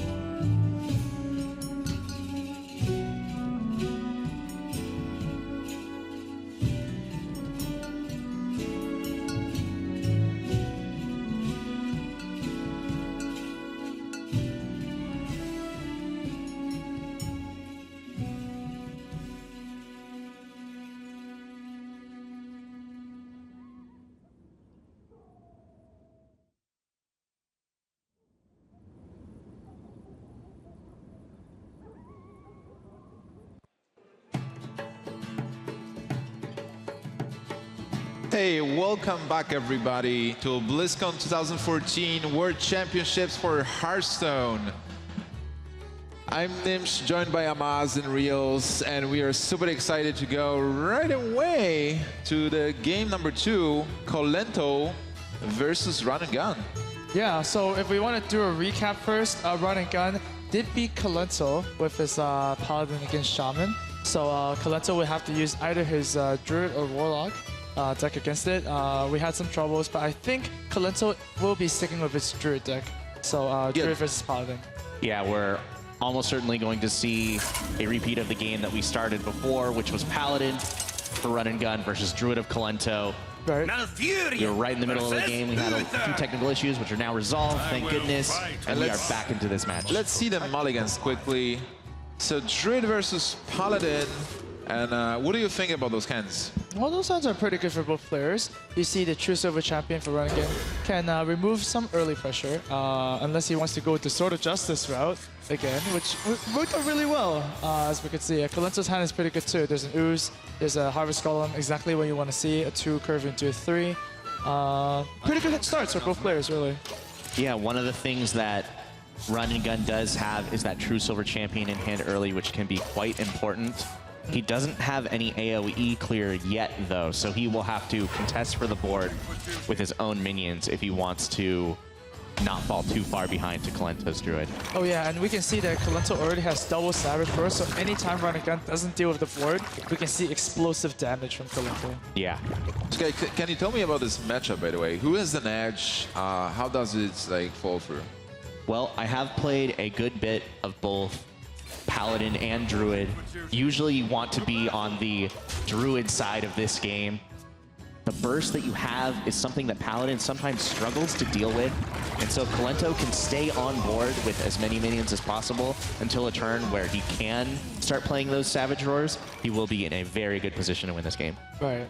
And just now we see that Colento did trade for both the 1/1 recruits, and of course it's playing around, you know, Consecrate and whatnot, because to a Paladin, one health really equals 2 health. There's not really much that can deal with this except for like a Pyromancer and a and Holy Light or something. But you know, you're at full health. You really don't want to use Holy like that. So that was a pretty good play by Kalento. Wow, and an Innervate drawn by Kalento. Nothing that is too impactful right now, but it could let him power out something like both Force of Nature and Savage Roar in the same turn if you were to draw something like Force of Nature. Imagine if you have Lothab, just coin Lothab, and then next turn double Savage Roar. Oh man. Face. That would have been just game right there because each Savage Roar represents 10 damage with you know, 4 minions on the board. So Can it still like finish the game if he coins the Spectral Knight here? Yeah, and the Paladin doesn't put any taunts, it might just be over. To be honest. There's Lothab, but you definitely just play Aldor to counter the Spectral Knight. I guess. Aldor against the Spectral Knight is really, really good because, you know, as a Spectral Knight, you can't really affect it. You can only affect it with minion battle cries, and Aldor is the key to dealing with that. But still, 2 Savage Roar is very volatile. Kalento's just gonna explode sometime soon. Oh, he actually decides to take the 8 damage now. He doesn't think that he's gonna keep the board for long. Do you play the? Oh, he didn't play the Coin Goose. Huh. Well, wait, how much damage is this now? Because can he win with Swipe and Savage Roar next turn? Oh wow. Well, he'll do the same damage with Savage Roar next turn, which is 12 in total. So not quite, but I think Kalento's what he's thinking is that he's not gonna have 3 minutes on the board ever again. So then he used the 1 Savage Roar. Another reasoning for his play would be that he wants the 1 Force of Nature combo with Savage Roar. He doesn't really need to kick 2, because sometimes 2 Savage Roars really just does nothing. And the best target taken out by the Stampeding Kodo. That was actually a very, very good thing to happen for Run and Gun. And a little bit rewarded for waiting with that True Silver Champion last turn. He decided to take the chance to hold on to it. Right. Wow, he gets Force Nature, so now he has the combo and Innervate and the coin. The game. Turn 6 combo? Wow, that would be crazy. He can do it next turn. Yeah, turn 6 combo. So to Oh, just develop Spectral Knight, go face, and win next turn. Yeah, what's his opponent gonna do? The Spectral Knight is gonna do 3 damage with the Roar, right? If it gets outdoored. So, wow. If he holds on to even a single minion by his next turn, he can just end the game. Oh my god. This game can be over next turn. What is Run and Gun going to do? Oh, he drew a Belcher. That could help. That's a fantastic card to get. Right, but the Spectral Knight is not going to be dealt with. But easily. would you expect a coin Innervate combo next turn? You wouldn't, so that's why you wouldn't play Holy Light, especially. You want to develop the board with more 1/1s, right? Is he going to use Holy Light? Ooh. Well, no matter what he attacks here, if he doesn't play Holy Light, he would have been dead no matter what. His opponent has, even if he killed both Echoes, 17 damage available. It's going to be even more than that. That is crazy. He's dead, just like that. You can see the relief on Kalento's face. He immediately sees it. The turn 6 combo is just very, very unexpected. Wow. This game is just over after the fatigue war that we saw in game 1. Wow. And Kalento is going to tie up the series versus Run and Gun. That was a fast game. That was a fast game. We saw game 1 fatigue war. We saw technical issue break, and then we get back into game 2, and Kalento takes it down really quickly, ties up the series at 1-1. Fantastic. Man, like, what turn was that? Like, that was turn 6. Turn 6. Yeah. Yep. It was like a 50-minute game versus a 5-minute game. That was just complete reverse. I'm in utter shock. So, what does Run and Gun do from now? Do right now? Is like, what are the decks left for him? He has access. His Warlock is banned away. He cannot play it. And now his Paladin is defeated. That leaves him with both Shaman and Priest as options. Both of those are pretty good against a Druid. Of course, we see Kalento playing that token sort of double combo Druid. Right. Don't you think they're awkward a bit? Because, you know, the Druid has a lot of 4-attack minions, like Druid of the Claw. He does. And then Priest has problems with those, like 4-attack minions. It's very good versus aggro, and this Druid wants to be hyper-aggressive and like spawn the board, but like swarm the board. But then again, it's 4 attacks, so it's tough. And the other deck is what, Shaman? Shaman, yep. So how does Shaman fare versus this Druid? Shaman is actually not that bad because you do have spells like Earthshock to remove all the silly death rattles that stay on the board. And you know, you have cheap removal like Hex to remove innovative stuff like an Ancient of Lore. So I think Shaman is a good pick here. With Priest, I don't think that deck really runs a lot of 4-attack minions. The only one is Spectral Knight, but then Spectral Knight is it's just so powerful that you can't really deal with it, right? Innervate Spectral Knight. Yeah, Innervate Spectral Knight, you can just, you know, he says thank you for playing. Yeah, I'm just gonna own you, and yeah, it's just really difficult. So I think a Shaman would be a bit better here. Because Priest can't really heal above 30 health as well, right? We see Warriors do pretty well because they could armor up and dodge the combo that way and stack a lot of health or effective health. But Priest really has a lot of struggles against Druids. Well, I think his chances either way are actually pretty close for that matchup. Sure. Either Priest or Shaman. I don't recall if his Shaman is, I think it is not the double Doomhammer version that we've seen. So it's going to be, I believe, one Doomhammer, one Alakir in the deck, and I think that still is a pretty decent chance even against Druid. And I don't know which one he'll choose. I really do think it could go either way, about even odds. Yeah, I think like Shaman is pretty even, but our players are ready, so we can actually go. No more guessing. No more guessing. We get to just figure it out. Because there are a lot of Shamans in the tournament, and it's easy to like, you know, confuse them because they do play a lot of similar cards. Because Shaman class cards are very effective and very efficient. Right. Yeah. We've actually seen 3 or 4 different versions of Shaman. Yeah. They use a lot of the same cards among them. Right. But their style of chosen finishers often changes.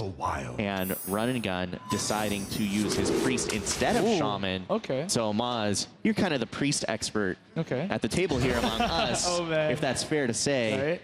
How do you approach the game when you're playing Priest against Druid? What are you trying to do to try to get yourself in an advantaged position and win the game? Well, first I try to go second. And it seems that Run and Gun did that, so that's really good. Yeah, right. Success. Check. Yeah. And now you need to, you know, kind of get the advantage of going second. Like, why do you want to go second is because you want the coin to combo with like the Pyromancer. And he drew it, so that's perfect. So now he just needs to look for more cheaper spells like Power Word Shield, Silence, the 0 mana Silence even. Oh, I have to agree that Run and Gun is really good Priest player. Injured? Okay. Oh yeah, it's Run and Gun. It's not some normal Priest. That's right. So, and we're going to see now, Kalento is playing the deck that has those Haunted Creepers and the Echoing Oozes, and he's decided to play it right into his opponent's Northshire Cleric. Right away. Because the thing with Kalento's deck is that every minion is lower than 3 attack, and the Cleric is just going to draw cards, so you might as well develop a board and just say, okay, fine, you can draw a card. I'm going to develop a board. If you decide to draw more cards, you're not going to develop a board. All right. Well, that is the path that he has chosen for now. There is the Power Word Shield that you mentioned, and now that will give some options here for Run and Gun about how he wants to manage his opponent's board.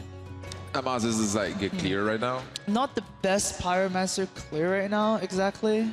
Because you can't really use the coin. I mean, you could, but then the coin is kind of wasted. You're just dealing 1 damage across the board, and your Cleric most likely is going to die if that happens. And you don't have the turn 4 play also, right? Right. So this is not the easiest turn. I think Power Shield and a Cleric to see what you draw next could be good. Yeah, this is not an easy turn. You have to choose something here, basically. Well, it looks like he may commit to using Wild Pyromancer and Power Word Shield.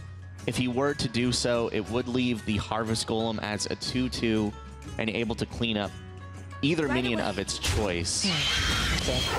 Kalento would have that option. So instead, he's just going to opt to... Ooh, very interesting. Yeah. Now he has to decide if he wants to use a Power Word Shield or save it for next turn. You know, if I was in Run and Gun playing right now, I would actually regret killing the Spider a little bit, because if I hit the Harvest Golem and healed my Cleric instead and drew the Power Word Shield, I could have cleared the board next turn with 3 spells. Right, well, so yeah. There was no way to anticipate, of course, drawing specifically Power Word Shield number 2. Right. And it's now pretty hard too, because you're already holding 1. Right? My shield for Argus! And Defender of Argus is going to let Kalento clean this up. And it's going to put it back on Run and Gun to find an efficient way to clear. He does have the potential to do so, or at least get it down to just the Harvest Golem. But Kalento is able to keep pretty decent pressure on the board, considering how many more resources Run and Gun has after drawing a couple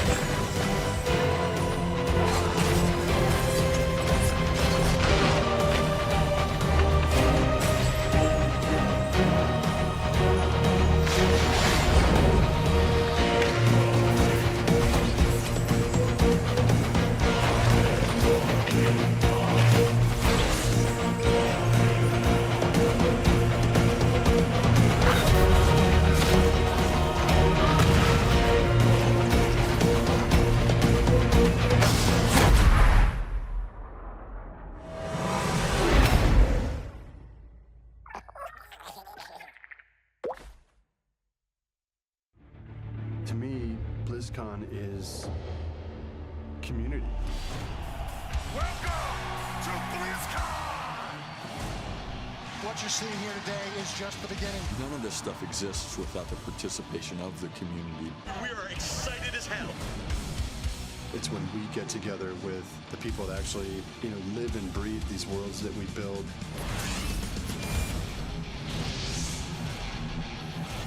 We couldn't do anything that we do without the support of our players.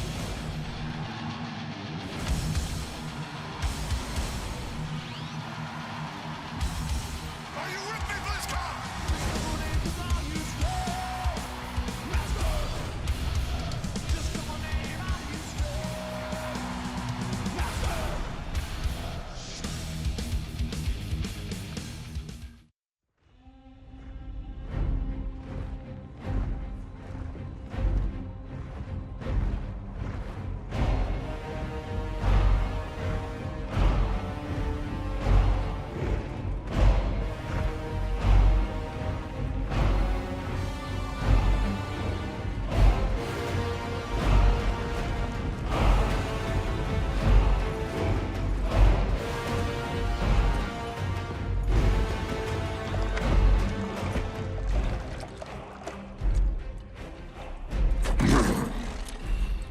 Drink, Hellstream.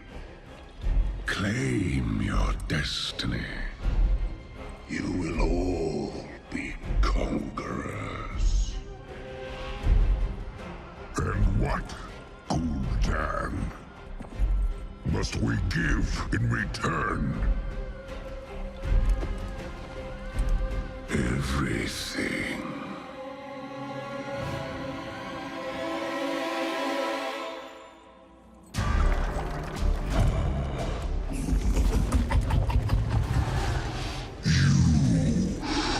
Reject this gift.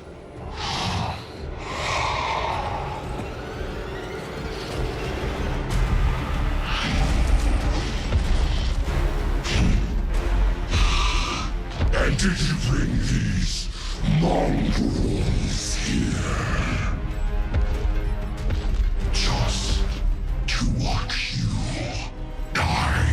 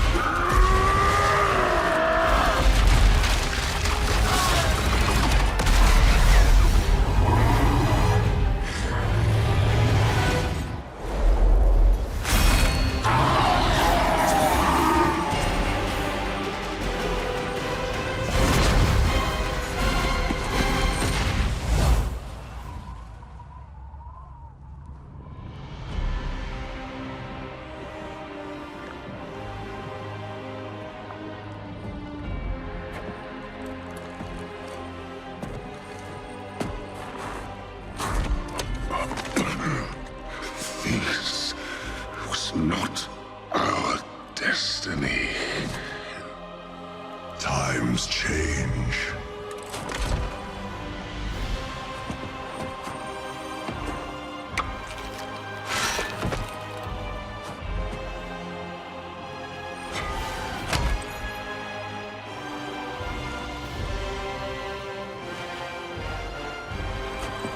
We will never be slaves!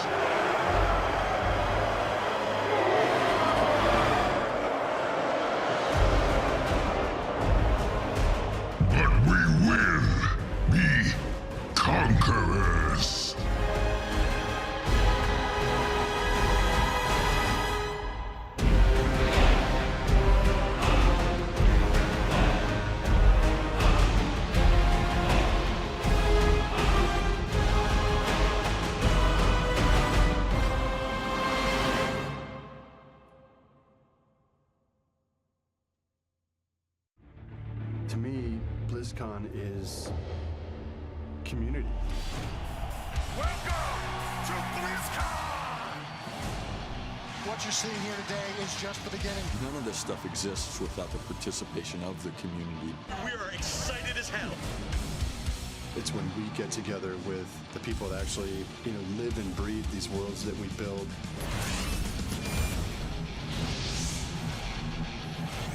We couldn't do anything that we do without the support of our players.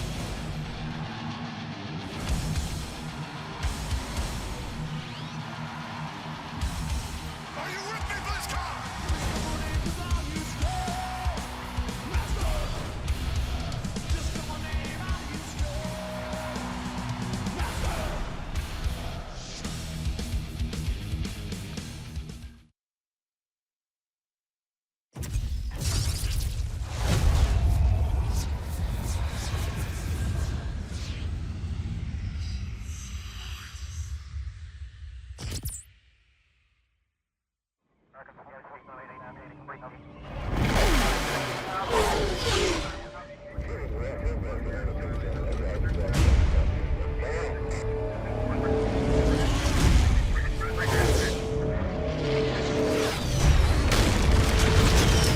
I am the swarm.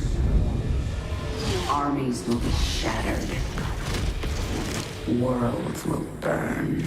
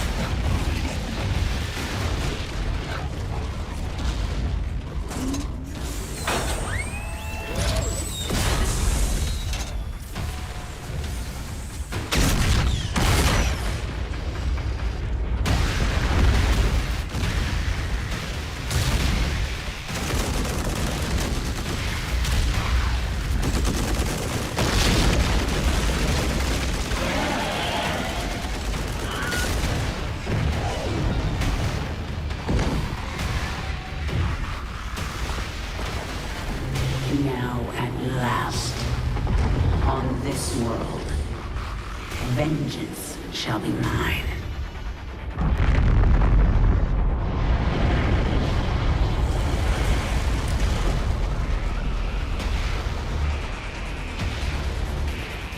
For I am the Queen of Blades.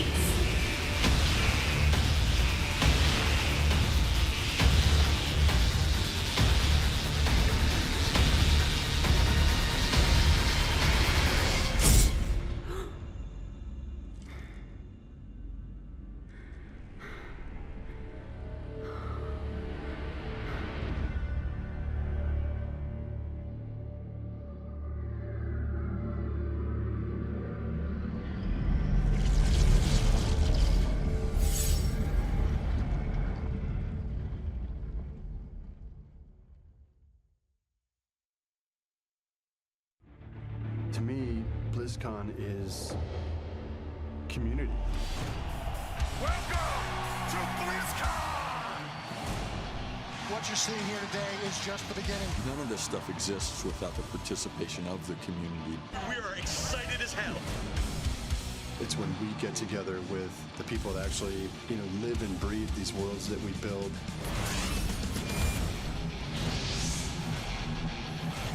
We couldn't do anything that we do without the support of our players.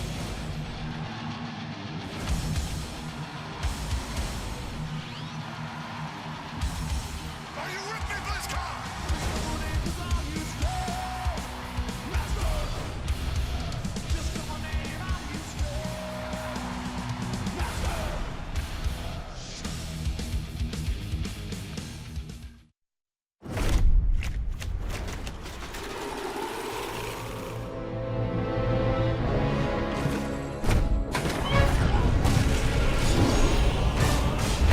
Wars are only won upon the anvil of honor. Victory or death! Victory requires strategy. I can help you with that. Only strength can assure total dominance.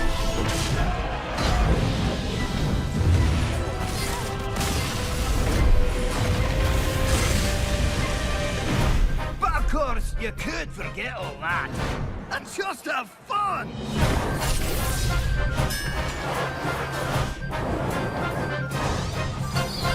Well played. Hearthstone, Heroes of Warcraft.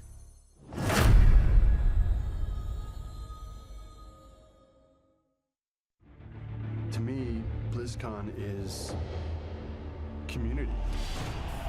Welcome to BlizzCon!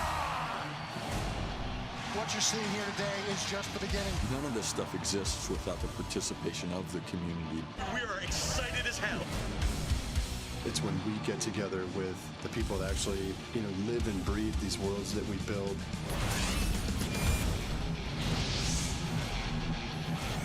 We couldn't do anything that we do without the support of our players.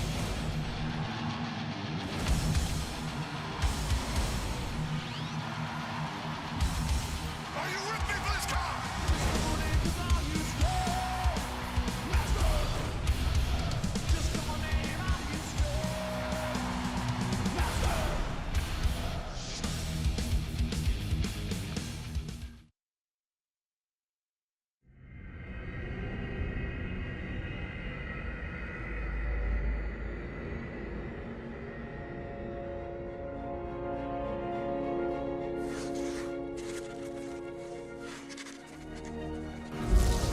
Diablo was defeated. For a time it seemed we would know peace. But it was not to be. For Diablo's essence lingers in the Black Soul Stone. I cannot destroy the stone, nor allow its evil to remain within the heavens. And so it must be hidden, even from the angels. I pray that it will be enough.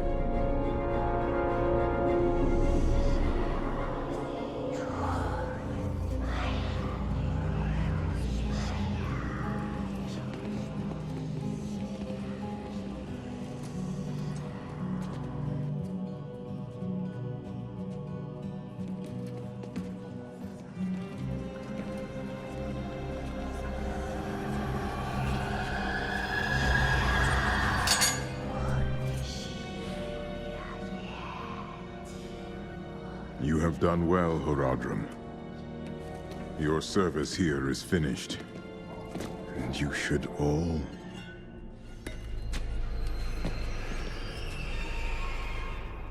run.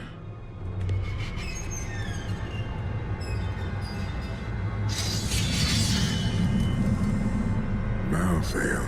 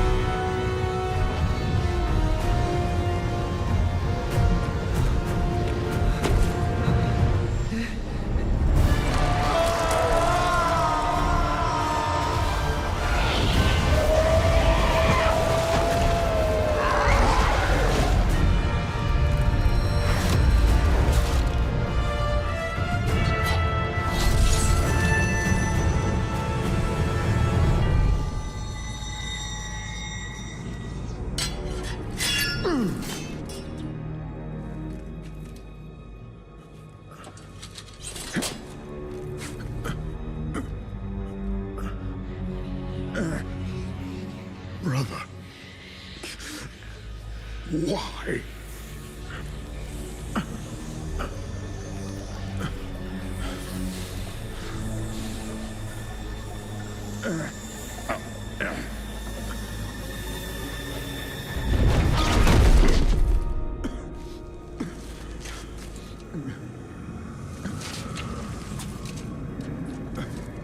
The Nephilim will stop you. No one can stop death.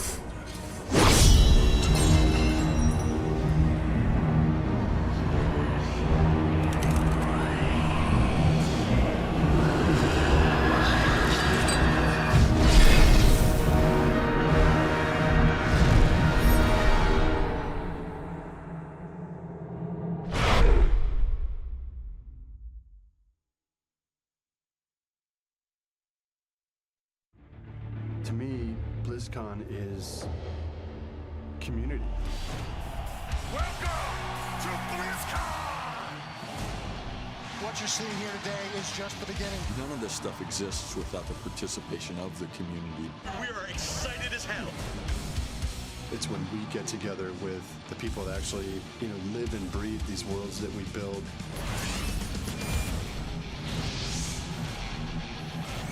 We couldn't do anything that we do without the support of our players.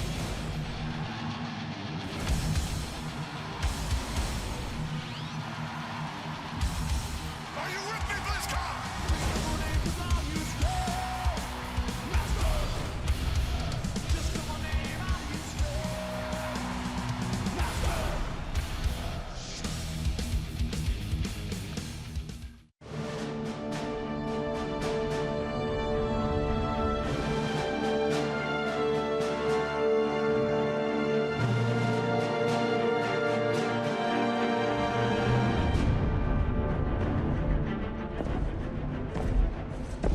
King Varian, the hour grows late. You must sign the declaration of war. I was just a child when my father rushed to confront this same evil. He didn't understand these warlords at all. That mistake cost him his life and brought this kingdom to ruin. You are not your father. I know. But how can I succeed where he failed? You can start by trusting my counsel. I have faced them before. On Draenor, you were there all those years ago. Yes. Believe me, they are not invincible. Then tell me of them, Murad. Tell me everything. Very well. Kargath had no clan.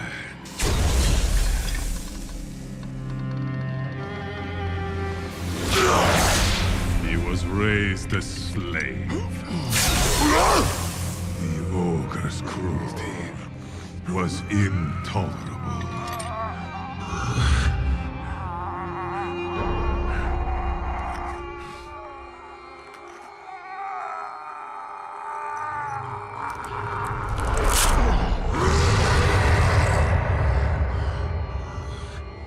So he sought a way out. The arena.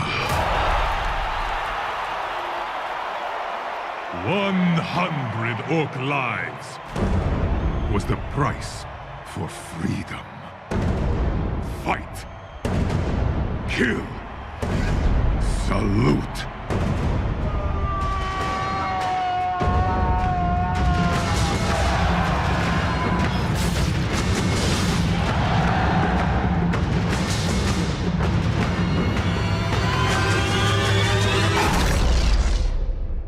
Kargath was unstoppable, and the day of his final fight had come. One last kill, and it was over.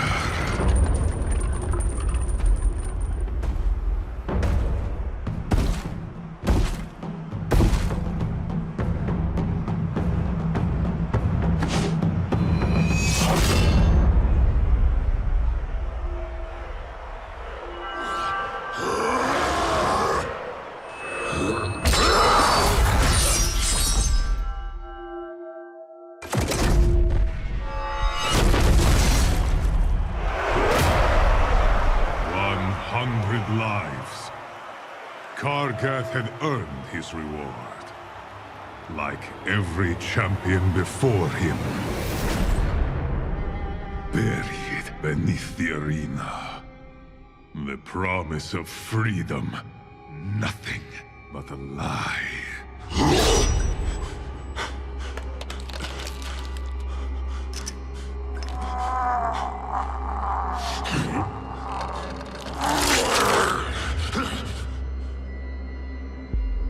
But Kargath would be chained no longer.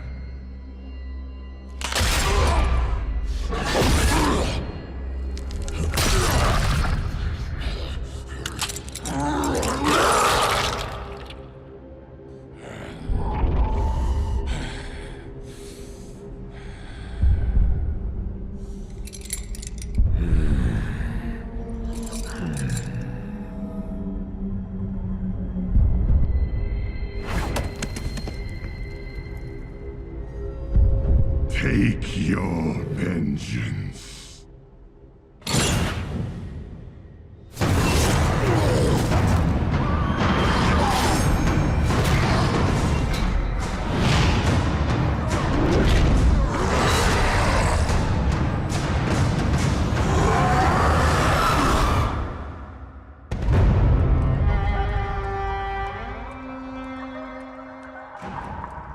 Bound by vengeance. Their name would be spoken in fear. This was the birth of the Shattered Hand. To me, BlizzCon is community. Welcome to BlizzCon! What you're seeing here today is just the beginning. None of this stuff exists without the participation of the community. We are excited as hell. It's when we get together with the people that actually, live and breathe these worlds that we build.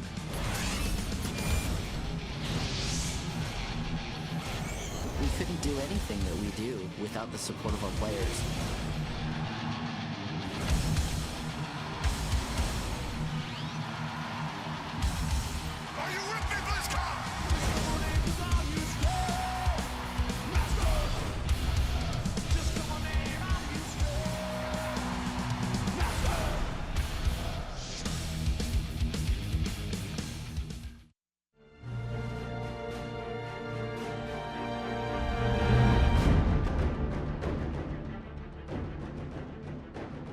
I understand your hesitation, my king.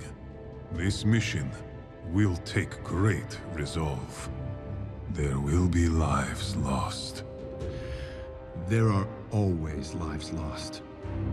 But marching our forces blindly into Drano poses unthinkable danger, yes. But you must have the fortitude to face whatever awaits us on the other side. I assure you, our enemy's will is unwavering. Let me tell you of their leader. A warlord whose defiance in the face of death became legend.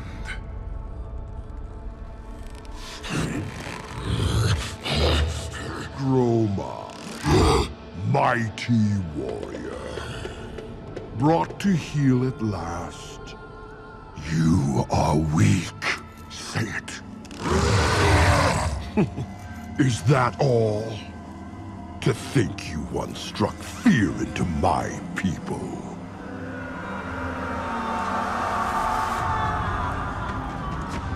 Gromash had begun leading raids deeper and deeper into Ogre lands. He and his clan, the Warsong, were insatiable and relentless.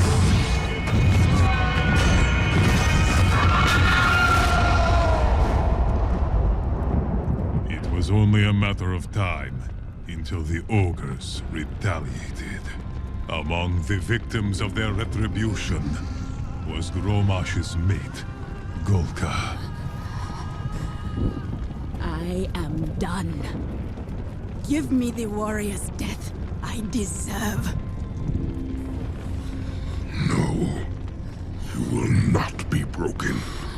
A true war song spits in the face of death. Don't you see? It's too late. End it. So many of my warriors bent like reeds. And now you are a wolf with no teeth. All of you.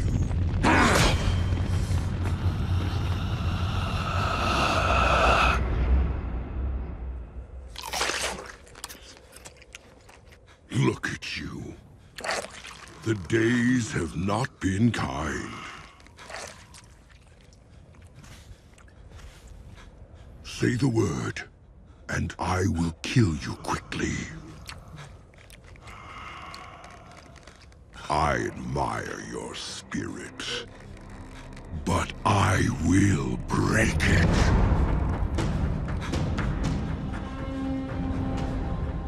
Gromash knew the ogres could not have gotten far. He called upon his forces to hunt them down. But for many of the warsong, the cost had already been too high. Bury your weak.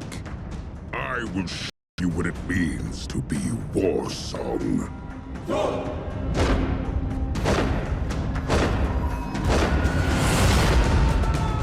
Once again, Gromash struck deep into Ogreland. This time, however, the Ogre Warlord and his armies were waiting.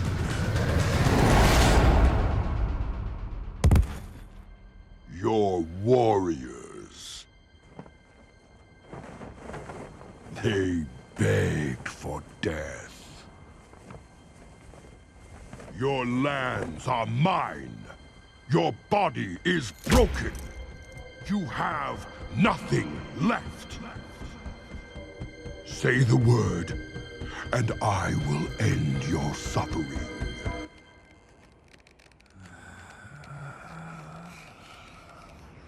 Yes. He was certain that Gromash had given up, was ready to die. The body, after all, had grown so weak, had become so thin. Say it. Say the word, and it's over.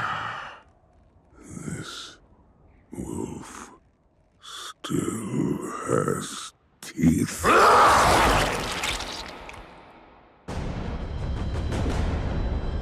From that day forward, the warsong rallied to the banner of Gromash Hellscream. The warlord with the iron will.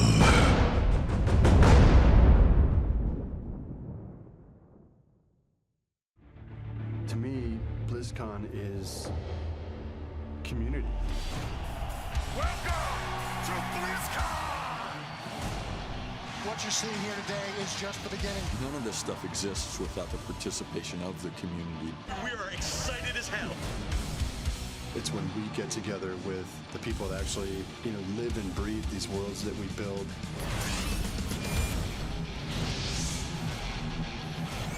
We couldn't do anything that we do without the support of our players.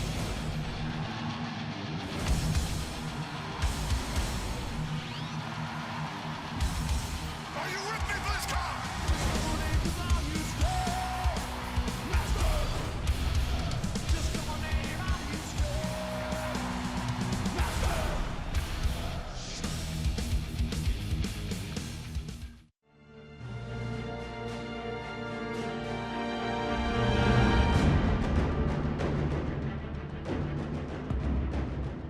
You cannot hesitate, my king. The Iron Horde must be stopped. You speak only of their savagery. But surely they are not all monsters. There was one. Durotan. His clan prided itself on suppressing rage, for they knew that those who succumb to the beast within become their own greatest enemy. The clan was named for its kinship with the snow-white frost wolves. Together, they hunted the mighty Clefthoof. Every winter, the Clefthoof would migrate, and the clan would follow. But one year, when Durotan was very young... Mother, they're leaving. You've got to wake up. His mother Gaia had been bitten by a drift lurker. Those who suffered its bite fell into a deep sleep, and few had ever awakened. We can do no more for her! If we don't go, the entire clan starves!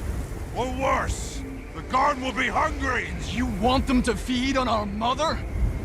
Father wouldn't leave her, Gunnar. And neither will I. Father would know we can't carry our dead with us. She's not dead! Calm yourself, brother. You know what your anger can lead to. While the others are gone, I speak for the clan. We leave! Now! I'm not going!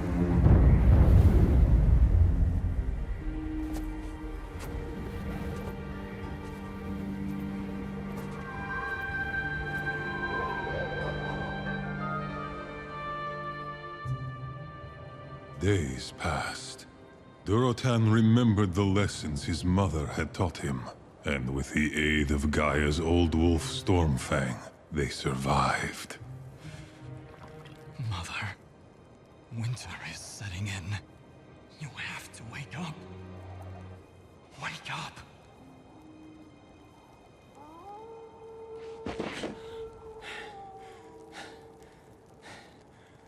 Orc and beast alike feared the Garn.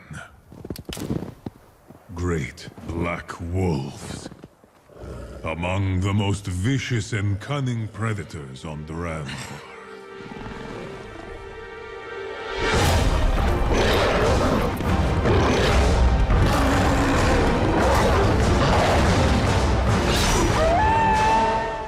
Durotan and Stormfang killed the lone wolf.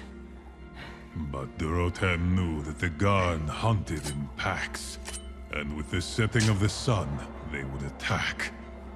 He prepared to make his final stand. Mother, they're coming for us. You have to wake up.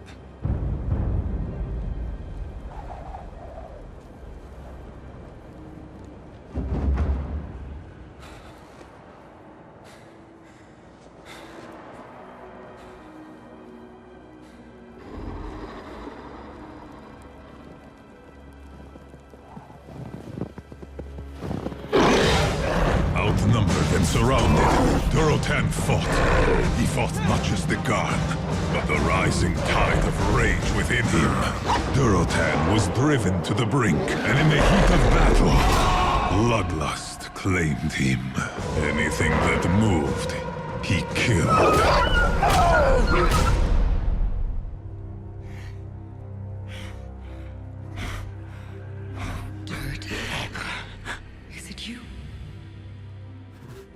Durotan.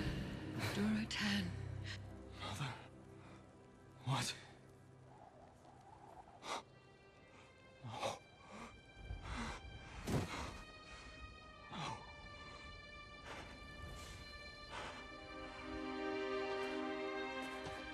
I can see that you shed blood to protect me.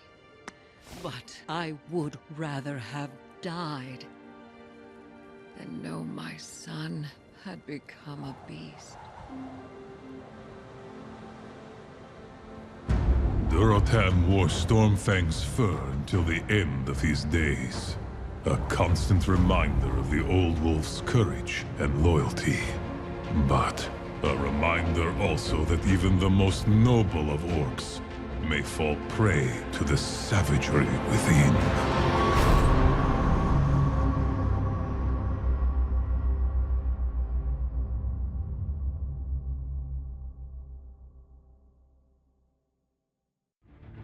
To me, BlizzCon is community. Welcome What you're seeing here today is just the beginning. None of this stuff exists without the participation of the community. We are excited as hell. It's when we get together with the people that actually, live and breathe these worlds that we build.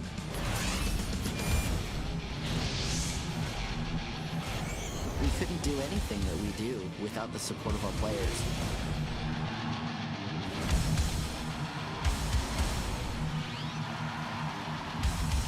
Are you with me, BlizzCon?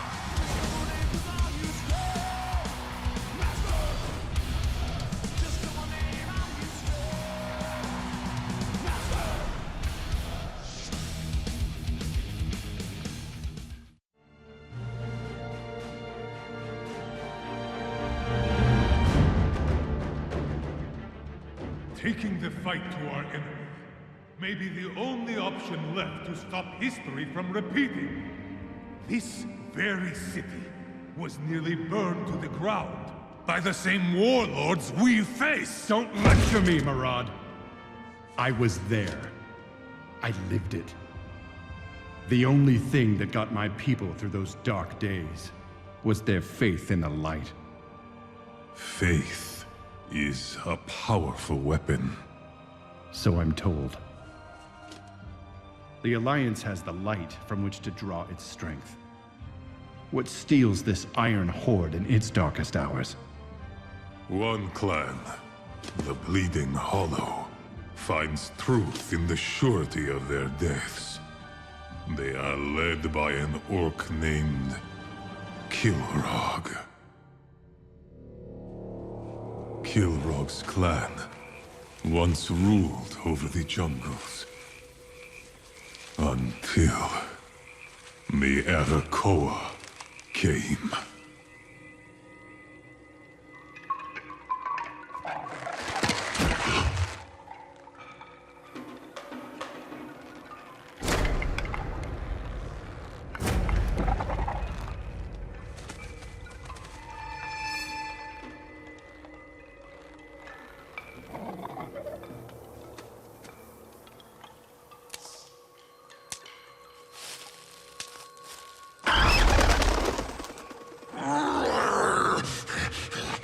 To survive, the clan went into hiding, living each day consumed by fear. Their chieftain even forbade them to stray beyond the borders of their forest refuge. For years, disease had eaten away at the once mighty warrior's flesh. And as he faded, so too did the clan's hope for the future. Father, one day the stream will dry up. Then we will find a way to carry on. Like this. Look at us. We were never meant to live this way. Jumping every time the wind blows. Every chieftain must make hard choices for the good of the clan. Is this the death you saw then? No. This is not the death I saw. But perhaps it is time you finally saw your own. Go. Face your destiny.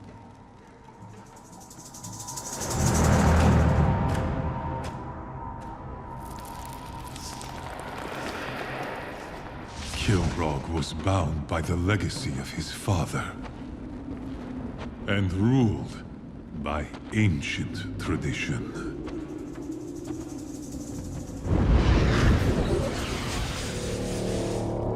Those who would one day become chieftain performed the most sacred of rituals.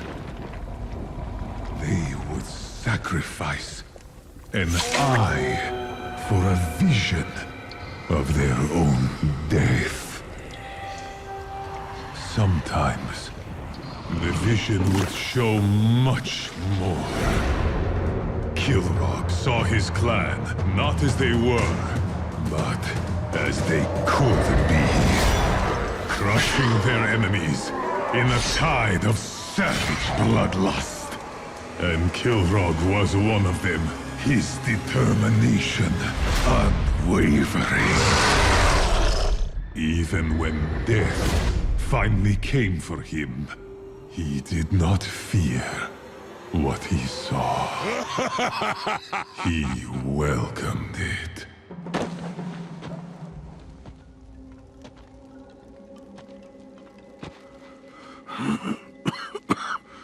So, tell me of your vision, my son. I saw our clan strong and proud, victorious against our enemies.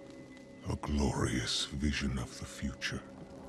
Why then do you seem so troubled?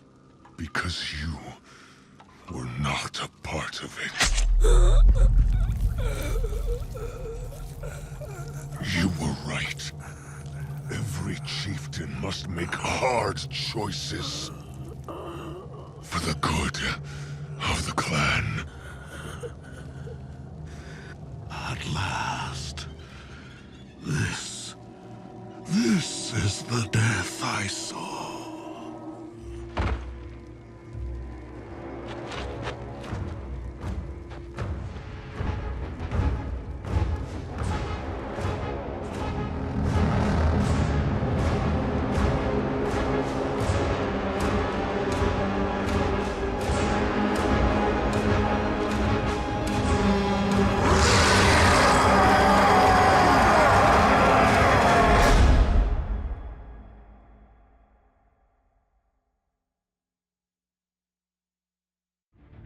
To me, BlizzCon is community. Welcome to BlizzCon! What you're seeing here today is just the beginning. None of this stuff exists without the participation of the community. We are excited as hell. It's when we get together with the people that actually, live and breathe these worlds that we build.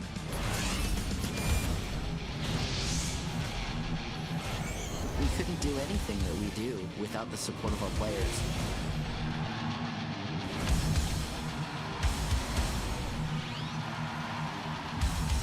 Are you with me, BlizzCon?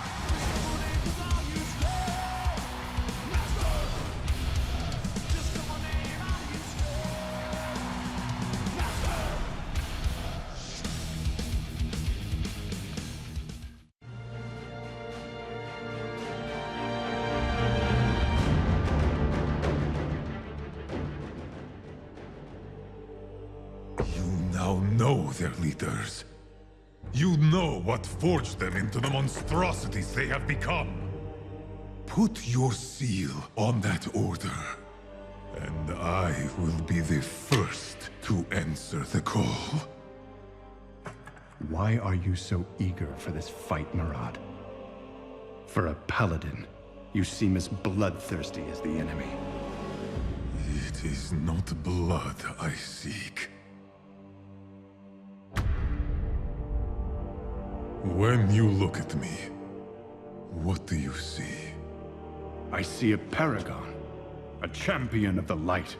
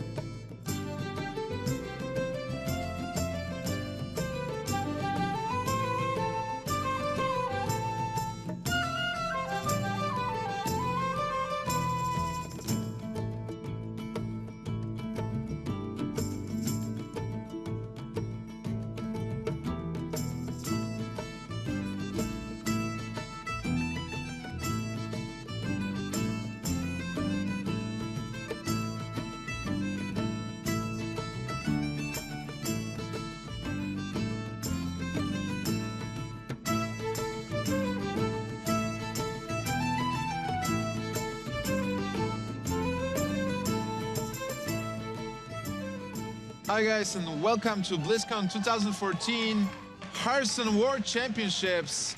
Run and Gun versus Colento. I'm so excited to see the third game of this match. I'm Nimsh and I'm joined by Amaz and Reels. How are you guys doing? Not bad. I'm glad we're back. We're back for the last match of the group stages, trying to set up for the quarterfinals. We're headed back into Game 3 with Colento and Run and Gun, and it's been a doozy so far, and we're finally going to get back into the action. Right, and so far, Colento and Run and Gun, they have one game apiece. We see that Paladin beat, Run and Gun's Paladin did beat Colento's Shaman, but Shaman came back. Colento came back with the Druid. So now Run and Gun is probably going to use this Priest again, and we're going to see a rematch of that previous game. It's going to be fun. Yep, and in case you guys were wondering, apparently there was some sort of electrical incident somewhere in the vicinity of the convention center. The tech people have been working to bring everything back online as quickly as possible. Thank you for your patience. We're really glad that you stuck with us, and we're going to get back into it. It looks like things are starting to come all back online, so we're going to get back into the games for you. All right, so we are back to Druid versus Priest. Amaz, as a Priest specialist, who is a favorite in this matchup? I think the Druid is a bit favorite here.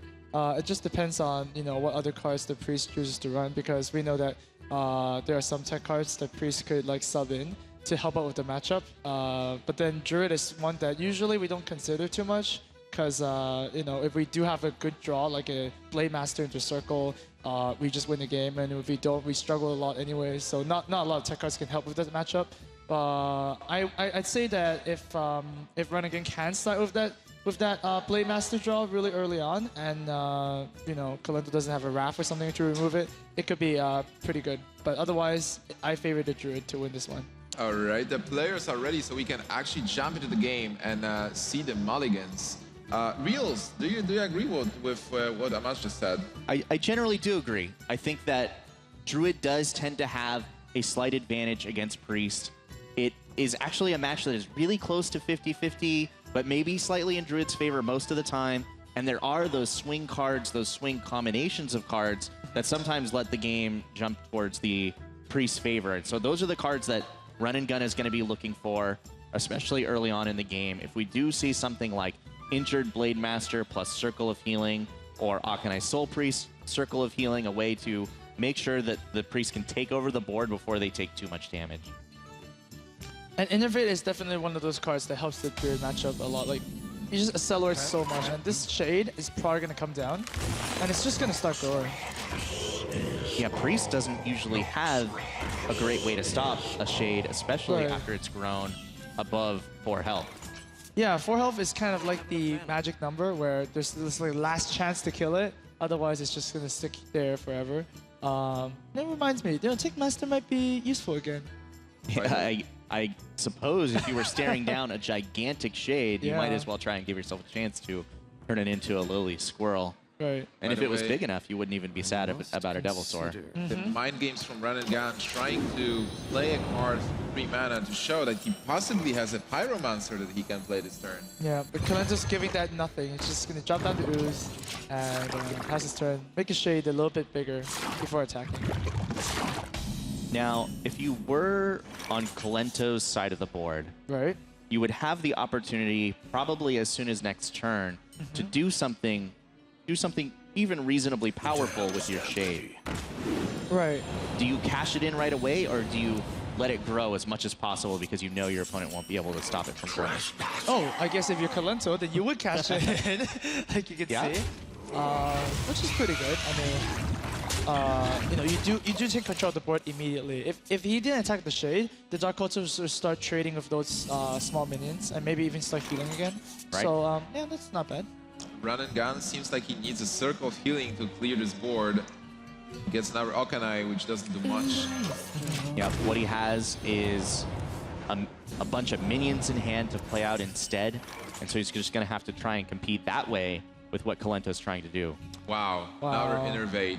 That is some good draws. You can Innervate out an Ancient Lord this turn if you trade with the Akanai. You really don't want to leave an Akanai up on the board. Yeah. You're not in a hurry to deal damage anyways. The main source of dealing damage in this deck is the Savage Roar. So just continue populating the board, lots of creatures, and eventually you draw into it. Yeah, and now drawing into that Druid of the Claw from the second card off of the Ancient of Lore is going to fill out his curve next turn. This is a really imposing board from Kolento. And Run and Gun doesn't even have Shadow or Death, so he won't be able to deal with this 5/5 immediately. Do you play Sludge Belcher or Loftus here? Oh man, the thing is like, I mean, obviously we know that Sludge Belcher would get Black Knighted, so it would have been pretty deadly. But the thing is like, you know your opponent used 2 Innovates and a coin already, so if he did drop the Belcher this turn, it's not gonna get Black Knighted.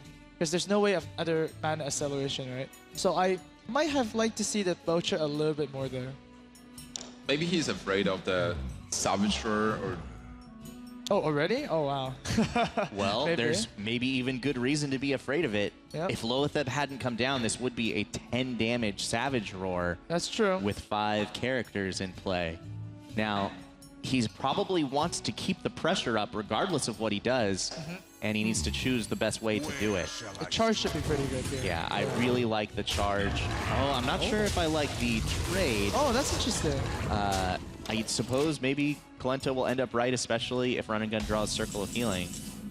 And he does not, so Okay, Wild Pyro. Yep. No circle. So do you just drop the Belcher here? Well, you really want the board control back, and for me, Sylvanas just screams board control back. Does he actually lose if he puts Sylvanas next turn? I believe so. This is 7 points of damage plus 8. 7 plus 8. It's not quite dead yet, but it's pretty close of dying. But really, Sylvanas can just swing the board back to your favor. The thing with these cards like Cairn and Sylvanas, you think they're very high value minions, right? Is that the problem is if you drop it and your opponent just ignores it and goes for a face instead, you're down to very, very critical amounts of health, and by then you can't really, come back. So those are very dangerous. It would be really dangerous to play, but you're right that it would swing the board back in his favor if he could make it work. Run and Gun making the risky play, playing the Sylvanas, and now it's on Kolento. He's even drawn Force of Nature. Does he pull the trigger on Savage Roar and get the damage in this turn? If he does, his opponent might be a swipe away from dead. Might be also tempted to just play Force of Nature and attack with everything besides the 5/5 and trade with Sylvanas. For Sylvanas to possibly take one of the Trend tokens. So like put his opponent really low and be able to finish the game next turn. Well, that's interesting because my play would be just Argus on the 2 small guys and just go in because you have so many minions that you're probably gonna kill next turn, Savage Roar. Yeah, and even if he doesn't kill him next turn, he's got him down to just 8 life, and all he has to do is basically survive until turn 9 and play Force of Nature and Savage Roar together. And as we know, that Priest, the most taunts Priest plays right now in most decks are just the 2 Belchers, right? And let's say he does play the Belcher, Kolento's got the perfect answer in hand. Oh, I like this play a lot. Yeah. Well, he did pick up the Shadow or Death, so he might be able to clear the board. Doesn't seem like it though. Pyro Death is gonna clear all but 2 minions, and there's no real way to play the remaining. So I think he's just dead here. Wow, is this game just over? Well, he can heal himself to 10. Even if he does, Force of Nature is exactly 10 damage for Kolento. Kolento is going to be doing the math as soon as he sees this play. Yep. And as long as he can add 2 plus 2 plus 2 plus 2 plus 2 plus 2 equals 10. Can Kolento spot lethal here? Well, Savage Roar does it as well. Of course, he's got Swipe in hand. He's dead a million ways. Wow. Another fast game. Taking game 3. Very, very nice. Very convincing. Kolento in the lead, and Run and Gun is down to his last deck. Yep. And his last deck is a Shaman, seems like. Yeah, so he will have to take his Shaman versus Kolento's Druid. And how does this matchup look like, Amaz? Not the worst matchup ever. I mean, you do have like stuff to clear the Death Rattles, as we said, like Earth Shock. And Hex is actually really important, especially if your opponent innovates something big. You can just respond with it. It just depends if it's a special night. If it's a special night, it could be a bit troubling. You would need to use other creative stuff like a Flame Tongue, perhaps, to kill it.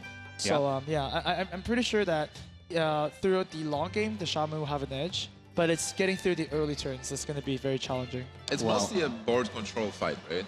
For the Shaman, yes. For the Druid, you can just go face. You can just use the charge for the Drift Claw and just go in. And usually you trade minions with your spells instead. Right. Yeah, the cards for the Shaman oftentimes trade favorably against those of the Druid. The Druid, that means, will either be looking to try to end the game with a burst of damage, much like we just saw in that last game, or draw more than one Ancient of Lore, at least one or two, so that they can stay in that game where they're trading resources and try and get ahead that way. It can be very difficult without it. I wanted to ask like how important Ancient of Lore is, but more or less you just answered the question. It's like Very one critical. of the key cards. Very good. Yeah, it's one way to win from the Druid side. The other way to win again, of course, is that burst of damage. Now, Run and Gun is not playing something like Double Doom Hammer plus the Lava Burst deck that we've seen. I believe Strife Crow is playing that version. Kalento earlier played his version of Shaman, which did not even have Doomhammer in it. It just had the Reincarnate, which was very interesting, but it fell. I believe Run and Gun's version of Shaman is a little more standard, which means we're going to see something like one Doomhammer plus one Alakir in his deck. It gives him a little bit of burst, not as much as the Lava Burst decks and the Double Doomhammer that we sometimes see, but if the game does start to go through those middle turns with the Shaman having enough life left, they can turn the game around very quickly and end it themselves with a big burst of damage. Also, if they win the early game fight, if they have minions on board, they can just snowball from them thanks to cards like Flame Doom Totem and, as you said, like those burst cards like Doomhammer, Rugbiter, Alakir. Yeah. Because Shaman is really known for their cards to trade 2 for 1. You know, every card trades for 2 creatures, like Pharaoh Spirit, summons 2 wolves, and stuff like that. So, yeah, as soon as the Druid runs out of the cards, the Shaman can get victory there. Well, I can't imagine that Run and Gun is super happy that he's down to just his Shaman left, but it has done well for him earlier in the tournament, and he's just got it left, and he banned away Kalento's Priest. So if he does win with Shaman, he will be able to play Shaman against Handlock. So his strategy is starting to come out where, at this point, if he can win, he's going to be happy with even just having just Shaman left. Yeah, I mean, at this point, we can see that his ban was actually pretty strategic. Yep. So, yeah. I think that both of these players came into the match with strong strategy. Kalento now with the edge in the match, of course, being up 2-1. Neither of them had a very easy road so far. This group, of course, was absolutely insane. Group D, the group of death. And I can't wait to see who takes it. Amos, can you explain to me the format again? Because we have a lot of people just joining right now, watching BlizzCon 2014, Hearthstone World Champs. Those players play the best of 5, right? Like with bans, how does it work? All right, so for just the World Championships and not, talking about the qualifiers or anything, we have 16 players from all around the world, the best players, and they're separated into 4 groups. And in the group stages, it's like a double elimination, where if you lose 2 matches, you're out. But if you win 2 matches, you're through to the top 8. And all of these games are, a best of 5. Everybody brings 4 decks, and you veto one of your opponent's decks so that they can't play in that match. So there's a lot of strategy going to that. You can form your decks to base around the veto, or you can just bring very strong decks and veto your a deck that you believe your opponent really specializes in. So and what about King of the Hill thing? The King of the Hill thing. Yeah, last hero standing. Last hero standing, of course. So yeah, with the best of 5, of course, when you beat someone with a deck, you have to keep playing that deck until it itself is beaten, and of course the person with the last deck standing wins. So that's kind of what last hero standing. All right, thank you so much. The players are ready, so we can actually jump to the game. So Reels, did you want to say something? No, I'm good. That was that okay? a good explanation. I'm just ready. I'm just ready for the game. I'm excited. That's where I'm at. Let's see this. All right. Game number 4. Game number 4. A match point for Kalento. All right. Jinx. Ouch. Druid versus Shaman. I must protect the wild. Oh, and Run and Gun also is playing Kel'Thuzad in his Shaman, just like Kalento was. I think he's not playing the same Reincarnate deck, though. But you have Sylvanas. Doesn't it make sense to play Reincarnate? Wouldn't it be... Yeah, maybe it does make sense. I had notes that I lost I kept track of everything that happened last week at the beginning of the championships. I lost my notes. Unfortunately, I don't remember. And that happens with Shaman too, right? They only change a few cards, so it's really hard to keep track of all the Shamans. Yeah, most of them have a relatively similar strategy. We've seen a few big differences, though.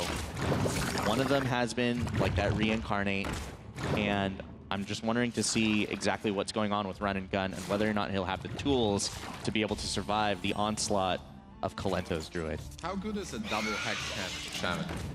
Not the best. A single hex would be really good because you want to like hex away, innovate big creatures, but a bit too crazy with two because you don't have a lot of options for minions. Although right now we see a Pharaoh Spirit curving pretty nicely. You still want more options. A Lightning Storm. He can actually clear this board right now. Is there a merit to that, or do you just kill the 1/1s and develop Pharaoh Spirit? Well, it seems like a 5-mana card spell that it's effectively 5 mana to kill 4 1/1s is not the best value out of it. So maybe Pharaoh Spirits is a try to play right here. I mean, you can't really kill the Pharaoh Spirits without outside help, anyways, with Kalento's current board.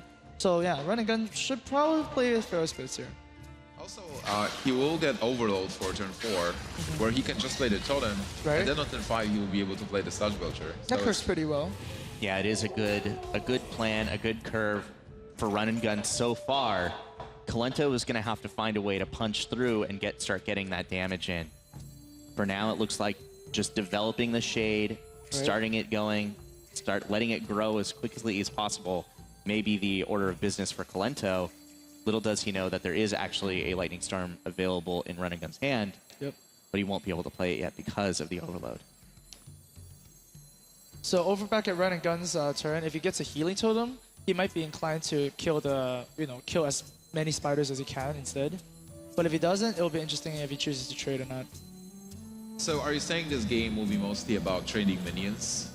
For the Druid, you want to play a minion and do damage at the same time, and Druid the Claw in cat form accomplishes both. For the Shaman, really, yeah, you just want to get most value out of your cards and basically doing that. And when the Druid runs out of cards, that's when Shaman just wins. Ooh, Alakir, golden Alakir drawn for Run and Gun. And we won't be seeing him yet, but it does give him a plan leading towards the end of the game if he can survive long enough. That's a lot of legendary cards. Helfazal, Alakir, Sylvanas. Yeah, it's like Kalento's deck, really. I think Kalento wasn't playing Kel'Thuzad. It was Shaman vs Paladin, and Kel'Thuzad was played by a Paladin. Right. But he had a lot of legendaries too. Right, you're right, actually. But it's a similar concept. So Run again trying to kind of do a little bluff, I guess. Yeah, he's either doing a little dance so that Kalento thinks he could play Earthshock or something. Okay. Or just planning ahead, maybe. But he's also, exactly. While he's doing that, he's probably figuring out how he wants his next few turns to go and what he'll want to do depending on what Kalento does. Right. So we're getting to the point of the game where the hexes could start ending up being very important depending on what threats Kalento ends up playing. If something like Druid of the Claw is drawn by Kalento, Hex will be very important. Right. If it's something like Spectral Knight, then of course Hex will be not nearly as good. Not nearly. It's completely useless against the Spectral Knight, so he'll have to use it against something else. Now, the main reason for, I think, damaging the face here is not because he wants to damage it, it's because he doesn't want to necessarily give the Spider Wind Fury. Oh wow, he actually gets the Ancient Floor, which we mentioned is a perfect card. I must safeguard. Yeah, one of the critical draws for the Druid, whenever you get drawn into a resource war against Shaman, which happens often, and you are playing Druid, you either need to find a way to do a bunch of damage really quickly and just win quickly, like you said, with Charge Cats. Right. Charge Cats. Charge Cats. Oh man. So he is going to lose his silence here, but on the other hand, he is developing the board. And, well, he didn't deal much damage, but he took control over the board. So it seems it was worth it. Seems like it plays right into Lightning Storm though. Let's see if it rolls high on the Keeper. Yep, killing the Keeper here would be a nice bonus. He'll be okay if it doesn't, but he does. He hits the Keeper. That is actually quite important because the Keeper would be eating away at totems. But right now, this is the perfect board to just innervate Ancient of Lore. It is. 5/5, draw some cards. Sorry. That is the card Kalento wants to have in this circumstance. But we see that Run Again has a very easy answer of Hex. He does have Hex, of course. Yep. almost certain to come out in this case. And now it's going to be back on Colento to use some of the cards that he's drawn to find that pressure that he needs to start cutting into the life total. Oh, that's a good shot. Of Run and Gun. Spectral Knight is great. It's about as good as you could ask for. So it's resistant to all the spells, but it's not resistant to Sylvanas. Oh yeah, Sylvanas is a very, very good counter to Spectral Knight here. And you did see just now Keeper of the Grove being dropped down, right? So it should be relatively safe. So looking at Run and Gun's deck and his hand, he is playing Sludge Belcher in his Shaman. That might mean that he's not playing Azure Drake, or he might only be playing one. We've seen a lot of other players in this World Championship playing Azure Drake. Is that helping him in this matchup to have Sludge Belcher instead, or is it hurting him? Right now it seems like it's pretty good because I mean if you look at Colento's minions as a whole, they don't have a lot of attack, I guess. So that you know, or health really. So the Sludge Belcher does trade effectively. Whereas if it's an Azure Drake, it only trades for like a Drew of the Claw and it just dies. You're really just gaining card advantage. And in a sense, you really need board. Shaman needs board. Yeah, I certainly agree. Like Sludge Belcher in this particular matchup and this against this particular build is actually better. Yeah, very good. All right, so what do you do here being Colento? Well, you certainly don't want to drop too many minions because otherwise Sylvanas might do some crazy stuff. What about Black Knight value? You have seen one Feral Spirit, so you know yeah, not many minions you can destroy. Yeah, and you don't expect Sludge Belcher to be in the Shaman deck, I guess. So, you know, it might just see play here. Well, I would like to think that Colento kept better notes than I did and remembered what cards are in his opponent's deck. From earlier on in the championship, Run and Gun did use his Shaman deck to good effect. Okay. So Colento is probably aware that there is the potential of Sludge Belcher from Run and Gun's deck, but there's not really a good thing to do here if you don't play Black Knight. So instead, he's just going to dig, and the rope is burning on him. Go a little faster. Oh, and a Druid of the Claw. So, and he's just going to play out the big game hunter. Interesting play. Ooh, he's going to go for board control instead too. Well, this frog is stopping Sylvanas for now, but Run and Gun has Alakir as well. Oh, Fire Elemental is a nice card. Fire Elemental. So what he can do right now is Earthshock the Frog, Sylvanas kills the BGH, and Fire Elemental his own Sylvanas to steal the Spectrum. Yes, he can. And that was the line of play that I immediately saw as well. Yeah. The question is, will Run and Gun think that that's a good play, or will he think that some other line of play is better? Oh, that has to be so good though. Oh. What if he develops the Belcher? I mean, it will be bad for him because there's their Black Knight, but maybe he thinks, hey, I have if I develop a Belcher, I have an advantage. I do think that Fire Elemental plus Spectral Knight undamaged would be an extremely amazing. daunting board. Oh, I think he sees it. And if he sees it, this is going to be a huge swing turn for Run and Gun. Oh, wow. And he does see it. The Fire Elemental takes out Sylvanas, steals the Spectral Knight. Beautiful. Huge swing. Yeah. How do you climb 30 health and 2 giant minions if you are Colento? Fantastic play by Run and Gun. Oh, wow. Does it innovate help here? Not really. Can he even kill this? Man, we were saying how deadly a Spectral Knight is, and now even on the other side is super deadly. I mean, Druids have no way of dealing with this. Can't even, like, you know, cast a spell on it or anything. Do you just swipe the Fire Elemental and just clear it off with a hero power? Well, normally, if you can't deal with the board, you just ignore it and go face. But your opponent's at 30 health! Yeah, Colento is in no position to go face from here. That's too hard, I think. Do you just set up a taunt? You set up a taunt. The taunt is going to be terrible because the Fire Elemental is just going to hit it. It's just going to die. Can you maybe throw the Defender Vargas on the opposing side of the board, taunt those guys up, and play your Black Knight to destroy one of them? Maybe in a later expansion or something. Time waits for no one. Give taunt to random All right, well, it's the Spectral Knight who is going to take the damage here. And he even takes 6 to his face by attacking in to the Fire Elemental. He's most likely setting up for a swipe turn next turn. But Defender of Argus is here too. If he were to decide to do something like roll a totem instead of play Sludge Belcher, he could get it out of range, but yeah, But yeah, I'm pretty sure that you really want to develop the Belcher and the Argus with 9 mana. Almost certainly. Yeah. There's no guarantee, of course, that you would get the healing totem. Exactly. Well, if you Belcher and Argus, you can attack for 7 and put your opponent at 16. And with Alakir in your hand, you are in a really good position to win the game next turn. Yeah, that's pretty good. Well, he does decide to roll the totem instead, so that means that he will probably have his board not quite cleared, but nearly cleared next turn without the Defender of Argus in play. Right. Which is okay. But Kolento does have some breathing room left here where he could possibly put together a bit of a comeback. Right. All right, so the full first Belcher is going to hit the board. Kolento has the Black Knight just waiting for a first stone to come. Well, Black Knight and Swipe, the most likely play here from Kolento. Yep. He's just at 15. He needs to get rid of the Fire Elemental, which he set up to do last turn. So this turn, he would not have been able to kill the Fire Elemental with just Swipe. So very good play from him, despite needing to go down to just 15 life to do it. So he's so low on cards, and his opponent still has 29 points of health. Yeah, exactly the situation that Shaman wants to be in with the Druid. You have a lot of cards, Druid does not have a lot of cards, and you just slowly whittle them down. Do Hex? You could. To be honest, you really could. What are the bigger targets? Ancient of Lore is really the biggest target in Kolento's Druid deck. So I like that. That's perfectly fine. My shield for Argus! Alright, so Run and Gun is going to take the board back from Kolento again.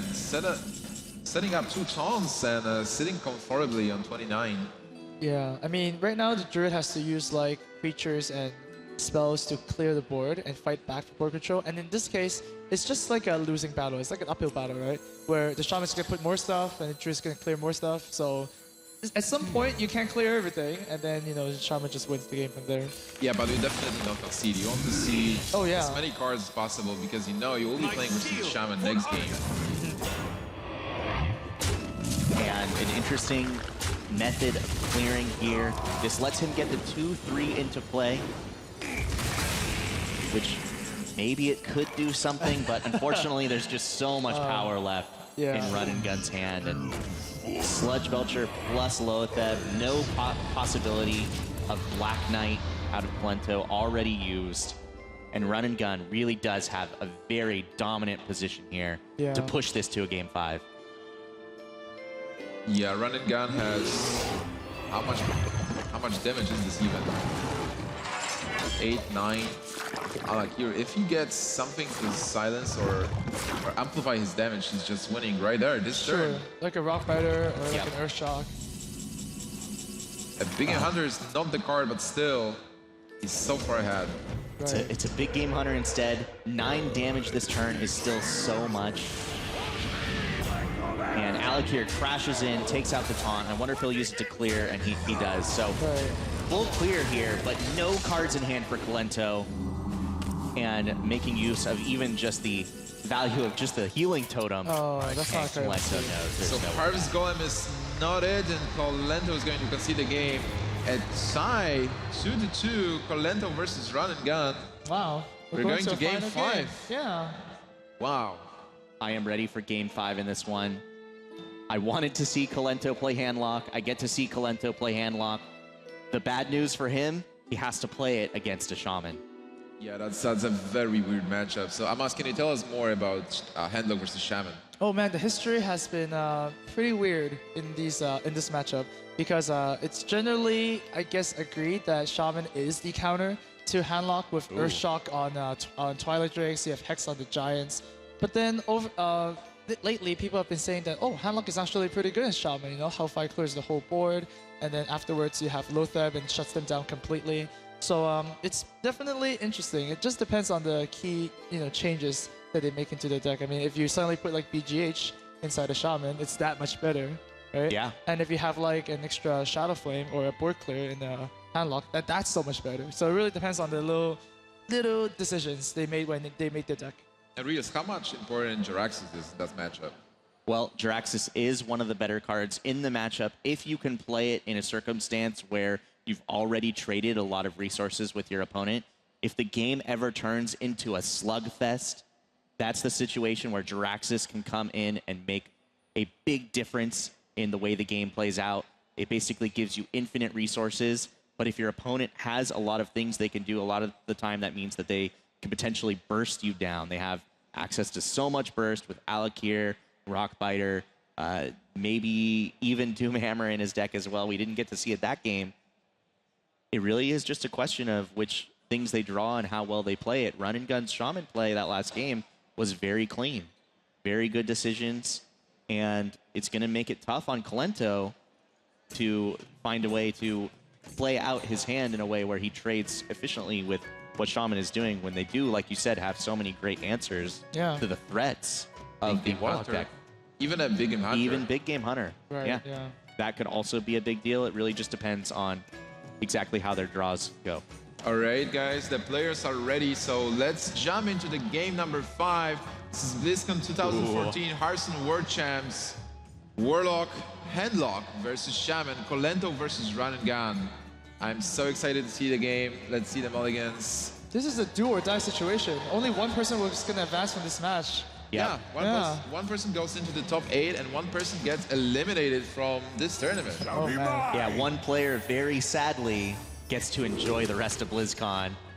Not in a way that most people who come to BlizzCon would want to. To enjoy BlizzCon, but sadly out of the tournament, you mean? Right, no, it would be the only way to be unhappy that all you get to do is enjoy BlizzCon. Right. Guys, being a Shaman, what are you looking for? Flametongue Totem? Double Hex, maybe? Double Hex is not that good, actually, because you do limit your options, to play minions and stuff like that. So, Well, oh wow, Harrison. Okay. Harrison Jones making an appearance, and we did see for Run and Gun, he got to play that Harrison Jones. Yeah. Shields up. Maybe against Jiraxis. Yeah, maybe it's his favorite minion. It's in every single one of his decks, yeah. Yeah, and it was one of the reasons that he made it into this match against Kolento in the first place, was on the back of Harrison Jones. Unfortunately, not a lot of targets in the Warlock deck, just the Jiraxis weapon. That's true. That's the only target. But I do like Kolento actually using the Sun Fury out here in turn 2. Not because he wants to clear like totems or whatnot, it's because that his hand quality is really bad. I mean, you could try and bet on like tapping into a turn 4 play, but he's taking the safer route instead. I got well, right now he's able to kill the spider and use the Moral Kill to his advantage. Oh yeah, he's gonna get rewarded for this play.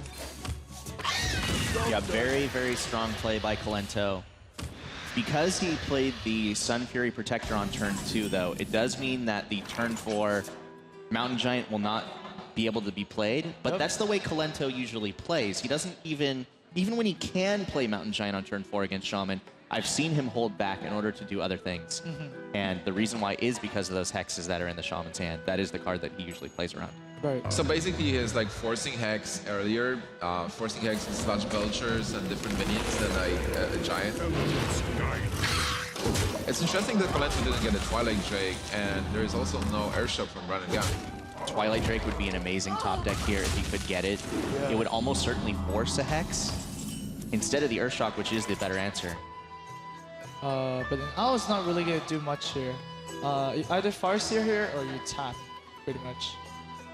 I do think either option is okay. He's probably not excited by either option. Yeah, not super thrilled, I guess. But the Farseer is a pretty good drop. I mean, your opponent did have to Rock Fighter a 2 health Sentry. So, you know, this Farseer is gonna be pretty annoying in terms of like Run and Gun dealing with it. Ooh, Loetheb drawn for Run and Gun. And he has even the opportunity to play it this turn if he wants to. Is that worth it? Just to get the Loetheb out there and try to get that pressure on, or? You usually want to put Loetheb when you have like a better board so that you guarantee that your board is going to stick around. Sure. So it's kind of like a fine line between, oh, do I want to risk play it here? But then if I play it later, I have a bigger reward, right? I think just playing a Harvest Golem here is completely fine. You already saw a Mortal Coil. I don't think the damage one is going anywhere. What about using the coin to get a totem? Is this worth anything? You do want to have a lot of totems in this matchup because Flame Tongue is such a good card.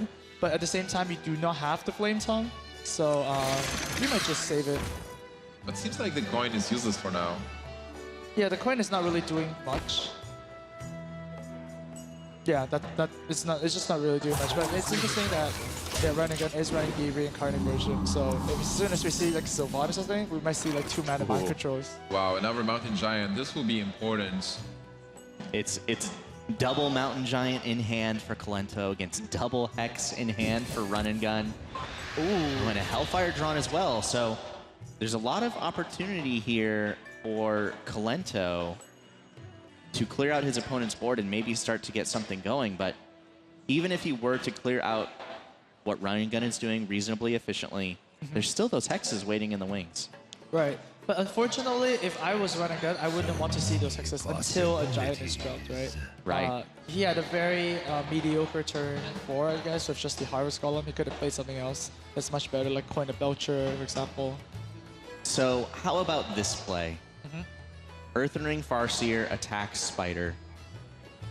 Earthen Ring Farseer from hand heals your Earthen Ring Farseer back to a 3/3. That's pretty good. I like it. I think it's the best play you can do. I was thinking like about Iron Beak to free and then attack into it so that he has to decide what to kill. And apparently Colento is going for that play. But I like attacking the Spider with Farseer as well. Well, maybe it is the better play. A Lightning Storm drawn though, and it's really either Loetheb or Lightning Storm, and that may prompt him to play the Lightning Storm here. Oh, but maybe he's not afraid of 2 damage. Yeah. Well, the thing with Lightning Storm is kind of like a Holy Nova in Priest play, is that one is not really good against like a handlock because you can't really kill anything except for like the Taunt Givers and like Farseers, stuff like that. But as soon as you draw a second one, it could be really, really good. There is merit in playing Loetheb on turn 6 against handlock, like your turn 5. Yeah. Because they won't be able to just simply Siphon Solid, so you're forcing them to play something. Right. So you're, well, Colento was just forced to play a Mountain Giant that will be hexed. Oh man, okay.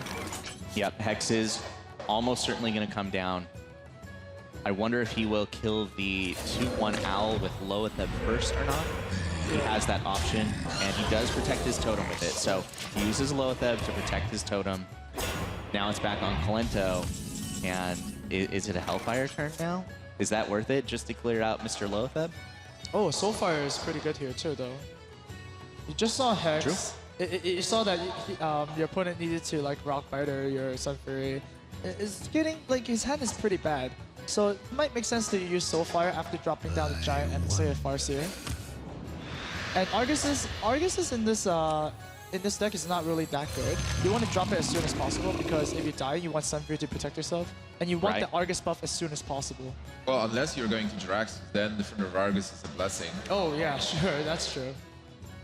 And Colento might actually have this game mapped out. He is thinking about Draxus already.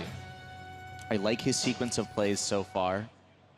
He is forced, in a way, to play the second Mountain Giant here, which means the second Mountain Giant is going to get hexed as well. Ooh. Hellfire is a bit of an unfortunate draw. Right. He does also have Shadow Flame, though. Yeah, and he does have board control, right? If you have board control, you don't want to play Hellfire. You want to play Shadow Flame instead.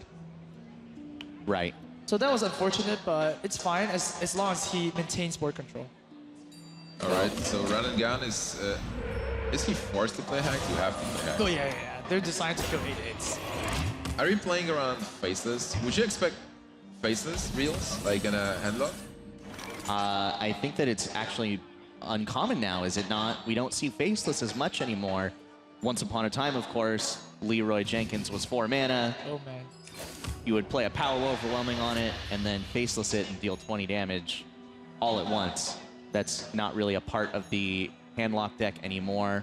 They've gone back to playing Jiraxis and prepare for the long game. We rarely even see Power Overwhelming anymore, even, you know? Right. Yeah. Because it only works with like Shadow Flame, I guess, or even like 4 damage burst. And 4 damage burst is like nothing. You have Soulfires already to you know, fulfill that plan. So don't see Faceless that often anymore. Can you Faceless a frog and then go for a triple frog strategy? That would be pretty creative. I mean, you're not a hunter, you're not a kill camera, you don't need a Look at that, Run and Gun is thinking about triple frog strategy. How do I even defend against triple frog? Oh man, that's a lot of taunts to be sure, but you know, you can just make your own taunts right now. Right? Well, oh, another Ancient Watcher, okay. And then Defender of Argus. Yeah, depending on Argus, a frog might be good, just so it does something and just not sit there and just looking like a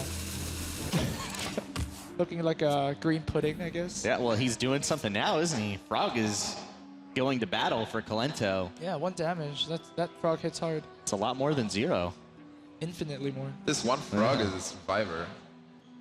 Well, Fire Elemental might be cooking some frog tonight. I think like cooking at 2-3 is much more tasty. Yeah, I think so too. So it does seem a little better. Fire Elemental number 2. Maybe it'll get the frog, maybe not. We'll have to wait and see. Ooh. Oh, Lord Jiraxis. Jiraxis is there, but you don't play it yet. Especially because you still have Molten Giant somewhere in your deck, and you really want to play Molten Giants before becoming Jiraxis. You do, but this hand is pretty good for Jiraxis, I have to say. You have the Shadow Flame, you have the Argus. It's really not bad. Yeah, it's... I think he has a lot of time before he needs to play it. Right. I mean, you do want to tap for more cards, but then again, there might not be a point in time where you can play the Jiraxis. Is there any merit in using like faces on a 6-5, then Shadow Flame the 5-6, and go face with a frog? Oh, wow, that would be a great play. It must be. Colento sees it. He sure does. It must be a Cloud9 shared brain thing or something going on. Oh man, I would love to attack with that frog. Oh, and just in time to clear things out before Flame Tongue Totem can get value out of all the minions that were there. Oh man, but if you use Alakir, that's not really happening. Well, he knows that the Lightning Storm will do at least 2 damage. Right. Fire Elemental kills Fire Elemental. Fight fire with fire. This is actually pretty close. Yeah, Run and Gun retaking the board there. This is still anybody's game, and Run and Gun is playing really well, predicting what's happening, just keeping the board, trying to develop what he can. And Shaman is a very explosive deck, so you know it can be over very fast if he gets the right cards. It can, but one thing that the Warlock deck has access to that the Shaman deck certainly does not is Life Tap. Colento is starting to pull ahead on resources, which will mean a point will come in the game where Run and Gun will have to try to win with a burst of damage instead of continuing to trade resources with his opponent. But Reels, remember, was the signature play by Run and Gun. He has That's true. Harrington Jones. You are right. When it comes to resources, no card in the game gives you really as many as Harrison Jones sometimes. That's true. Except for your buddy Amaz, of course, Northshire Cleric sometimes. Oh yeah, she's pretty good. Can get a little crazy. Yeah, she's good. She's great. Well, right now, Run and Gun has to develop the board somehow, so maybe playing this Harrison Jones is not the worst. You probably want to keep Alakir and Flame Tongue as a surprise damage. Oh man, but Harrison Jones is like your ace card. I know, but when you're playing in the World Championships, you have to make tough choices. Oh, that is tough. Like, look at him, he's tortured, but... That is the toughest of tough choices. A turn basically doing nothing is so tough when you have 10 mana. I think he would have loved to put the Flame Tongue, because if the opponent's taps, he actually has lethal with Alakir attack twice with the Flame Tongue, and actually reincarnate the Alakir to attack twice again. Right, that's true. Like, he would have loved to put it down. That would down, be 20 damage, 20 Alakir damage. Yeah, that would have been pretty crazy. That would be so much. Unfortunately, Colento would have had a way to shut it down. With taunts, there is multiple taunts, so yeah. And strong turn from Colento with Sludge Belcher and Loetheb. Yeah, but a Sludge Belcher pickup for Run and Gun is also a good card. Now he can develop the board somehow. Well, it's okay, but when your opponent plays Sludge Belcher and Loetheb, and your response is just Sludge Belcher, someone is doing better on that exchange, and right now Colento does have a big advantage on board. I think if you play Sludge Belcher, you can still play a Flame Tongue Totem. Yeah, Sludge Belcher, Flame Tongue Totem. Actually, Sludge Belcher and Totem, and if it's a taunt totem, you can slide the Flame Tongue in between the two taunts. Yeah, a 5/5 taunt is better than a 3/5 taunt. No, yeah. That's definitely true. Where you might be tempted not to do this to avoid a possible Hellfire or Shadow Flame. Yeah. You've seen one Shadow Flame being used, and if you paid attention, you know that Hellfire was discarded. It's definitely pretty tricky right now. All right, well, it's Alakir time, says Run and Gun. He is almost all in on this play. It's going to be up to the top of his deck to find things to finish off the game because Alakir no longer is a threat. It is gone. Yep. How do you play around an Earth Shock? You don't play Twilight Drake. Can you play 2? Then you play around 1 Earth Shock. Okay, I guess you do. I think it might be time for Lord Jaraxxus. Oh, and he goes for it. And we see what happens on the other side. We see Harrison Jones. Wow. Oh man, this thing is gonna happen again. Run and gun for the 3rd time. Is he going to do it? Wow. Is there a You reason not face to do it? Jaraxxus. Of course he uses it, but then You coin first, right? no, you might want to Pharaoh Spirits and coin and then use Harrison, Sure. right? Because you're drawing 7 cards, right? How many cards are left in Run and Gun's deck? It was like 14 or something. He had 15 cards last he checked, so he might Right. have 14 right Something now. like that, 14. Or 13 right now if it was the And previous Colento turn. has 8, I believe. Well, it's going to be Sludge Belcher instead of Feral Spirit. Oh. He's not going for it. Harrison Jones. He's not necessarily wrong. We want to see it, but he's thinking out what he wants to do, and he doesn't want to burn away any cards. He wants to make sure he can make as much use of the resources as he has, or that he can, as much use of the resources that he has as he can. Right, and also he was able to develop the board, and with the Harrison Jones play, he would have a lot of cards in hand, but not like the biggest board possible. Oh man, Right. that is interesting. And now there's a giant taunt in the way and a giant 6/6 minion right next to it. Another Earth Shock, so now you can't play around 1 Earth Shock. You can't play around the 1 Earth Shock. Harrison comes down, and there are 6 cards that are going to be drawn. So much direct damage that's going to be coming up. Jaraxxus' weapon belongs to the museum. Whoa. And Colento's just rolling eyes. Jeez. So what do we do here? With possibly 4 mana, I guess? Well, up to 4 mana. But even with 4 mana worth of spells, he's still going to have a very uphill climb against a 6/6 every turn from Jaraxxus. Yeah. Oh man, look at this board. Like, Run and Gun has the board, has a full hand, and Colento has a couple of minions, and his hand is not exciting at all, especially looking at double Air Shock. Yeah, but if you're running gun, you're like, oh no, he has a Shadow Flame or something. My whole board's gonna disappear, you know? You really don't want to see that happen. Is he playing Defender of Argus here? Really? Oh, he is. Wow. My shield. This is surprising. I guess he figures he needs to hold on to Rockbiter for something like... Burst. I imagine it must mean that he has to... Oh! Shadow Flame top deck. Oh my god! This is what he needed to That clear is- his board. That is exactly what you want to see right now. That is the definition of a huge draw. Oh my god. Do you play Twilight Drake and use Shadow Flame and a Twilight Drake? Oh, you Shadow Flame the new Inferno that you spawned, right? Yeah, who needs the guy with taunt? Oh man, do you want to play Twilight Drake first? I guess you do. I think He's you can. I considering. mean, Taunt is fine. You have only 50 points of health. Dude, this Shadow Flame Oh, might and have just smart saved. move. Yeah, that's really smart. Oh, Very smart. God. He uses the Twilight Drake. Colento playing around Air Shock. Wow. Well, Oh no. no! BGH, there's 6! And 6 does not equal 7. 6 does not equal 7, Amaz. Oh no, that's just sad. In an alternate universe, 50% of the time, 6 equals 7. Sadly, here for Run and Gun, that is not the case. Oh no. And the Run and Gun suddenly in trouble with Jaraxxus just spawning those Infernals. Oh, he's in so much trouble. So much. He's in so much trouble, his mom used his full name to call him out here. Where did that one come from? Where the heck did that one come from? I don't know. Oh jeez. But yeah, you have to play Belcher here. I mean, you're facing what, 14 damage and you have 19 health. BJ is just gonna actually do nothing against a handlock. How often do you see that happening? Well, the good thing in all this for Run and Gun is that he's seen double Shadow Flame and a Hellfire, so now he can overextend as much as he wants. No more AoE possibly. Oh my Wait a God. moment, what is happening? Is this default? No, it's not. It's 16 quite. damage. If he wants to push for damage now. But jeez. That's almost lethal. Almost. I mean, if he's still had the weapon, he would have had lethal, but not quite. Well, still, being Colento, you can just relax here and... I don't think you ever relax, right? No, Relax is probably not There's the correct still term. a lightning storm that Run and Gun hasn't drawn yet. Do you think Colento is stressed right now? This is the game. Who advances to the top 8 of the World Championships? Absolutely. And who gets eliminated?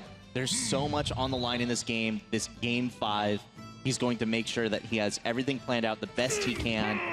He doesn't want to just accidentally lose to some unknown card that he didn't think about, so he's going to take his time and think about it. Third Infernal. This board is just so scary. Oh my, all those 6/6s. And now you can just, you know, make them 7/7s because you just saw a BGH, right? Just develop your board and go for face. Oh man. Time runs out. Whoa! Wow, with Reincarnate, Sylvanas is a nice combo. But I don't think you... Wait a minute. I don't think it's good enough, though. I don't think it's Even good if enough. you Sylvanas, Reincarnate, steal an Infernal, what does that do? There's still so much damage coming in on the other side of the board. Yeah, I guess you want to steal the Ancient Watcher instead. I guess you would and hope to top deck Lightning Storm. That is just brutal. Well, Can you like air shock? Can you actually survive here? You Sylvanas and you Reincarnate, steal the Watcher, kill an Inferno with Lightning Bolt and Rock Rider, and then you're still dead. Man. I wonder. Wow, that Shadow Flame from Colento, that was exactly the card he needed. It was the top deck of the game. Yeah. The game would have continued on in a much different way without it. But he set up for it so well the whole game. He's going for it. Sylvanas is going to be sacked. And the Mind Control takes out. Oh, no. That is terrible. Run and Gun is devastated. But he has an Iron Begal. Is this a taunt totem? No, not even a taunt. This is not a totem, and we are going to see concede Colento. Oh, Colento advances to top Advancing 8. top 8. Oh. And Run and Gun is eliminated from the tournament, but well played. Well played. Run and Gun and Colento. At the back of a Shadow Flame, man. I really do want to point out how well Run and Gun played today. He had a lot of time to rest up before this part of the event, before this match, and it carried him all the way to here, not quite through to the quarterfinals. Of course, Colento is such a tough opponent, and Colento is the one moving on. Oh yeah, certainly. Run and Gun played perfectly, and also great game from Colento. So this match was just fantastic. Fatigue game, then rush games, control games, and in the end, Shaman versus Warlock. I'm so excited, like watching those games. Amas, just give me a summary. The summary is that anytime Run and Gun joins a tournament from now on, I'm gonna watch his games. Like all his games have been amazing, even in the open weekend. Yeah, he's made a fan out of me. Yeah. So yeah, but congratulations to Colento. I mean, it certainly feels good to go advance to the top 8 in the biggest tournament yet, and yeah, we should be joining him for an interview soon. Yeah.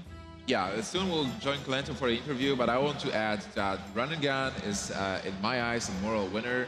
3 times in World Championships, Harrison Jones into Jiraxis. Yeah. How is this even possible? That's the Harrison Jones dream. You talk about destroying Doomhammer. Doomhammer is like the dream that actually happens sometimes. Being able to destroy Jiraxis Blood Fury doesn't happen very often. He got to do it 3 times. Yeah. Super awesome. Really glad we got to see it. Still pretty glad that Colento moves through, though. Really great series, and now all of our quarterfinals are all the way set. Oh yeah, we have a top 8 set. All right. Colento will be facing Kranich in a Group D. But the next match that we will be able to show is Tilder Celestial versus Array.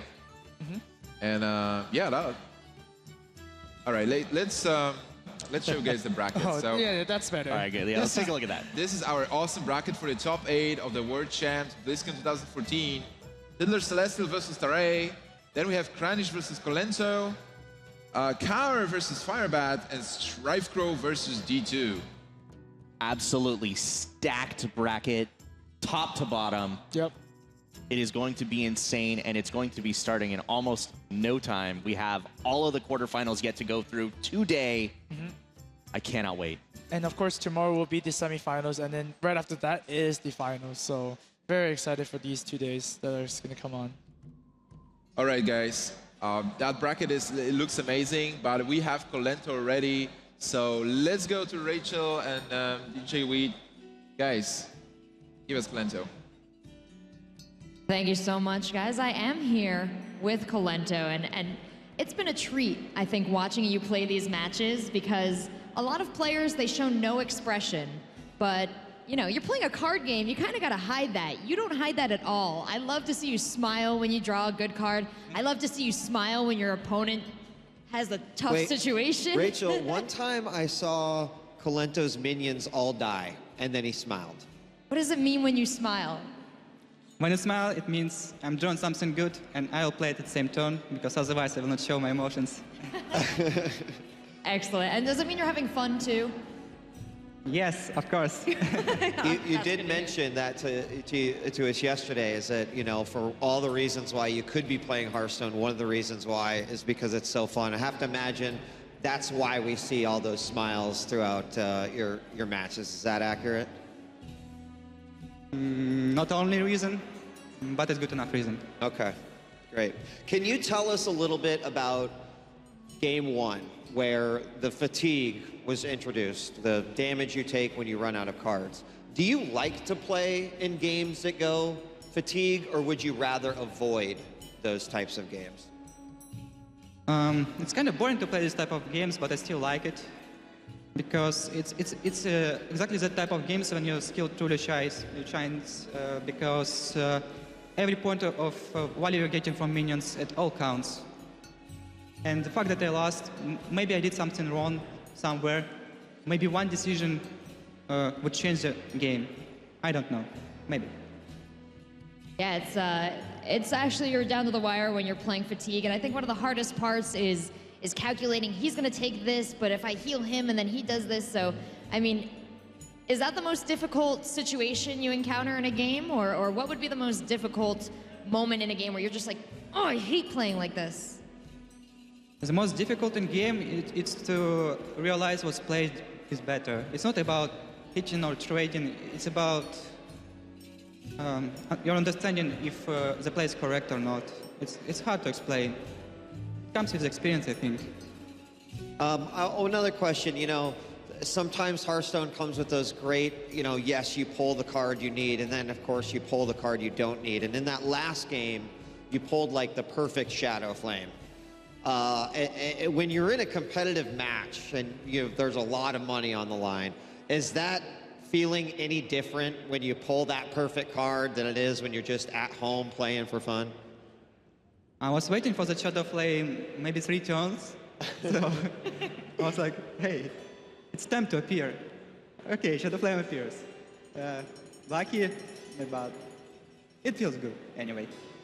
Well, you seem to be in pretty good spirits. Your next opponent is Kranich. How do you feel going into your match against him? I never feel confident, if you want to hear these words. Never feel confident? Yeah.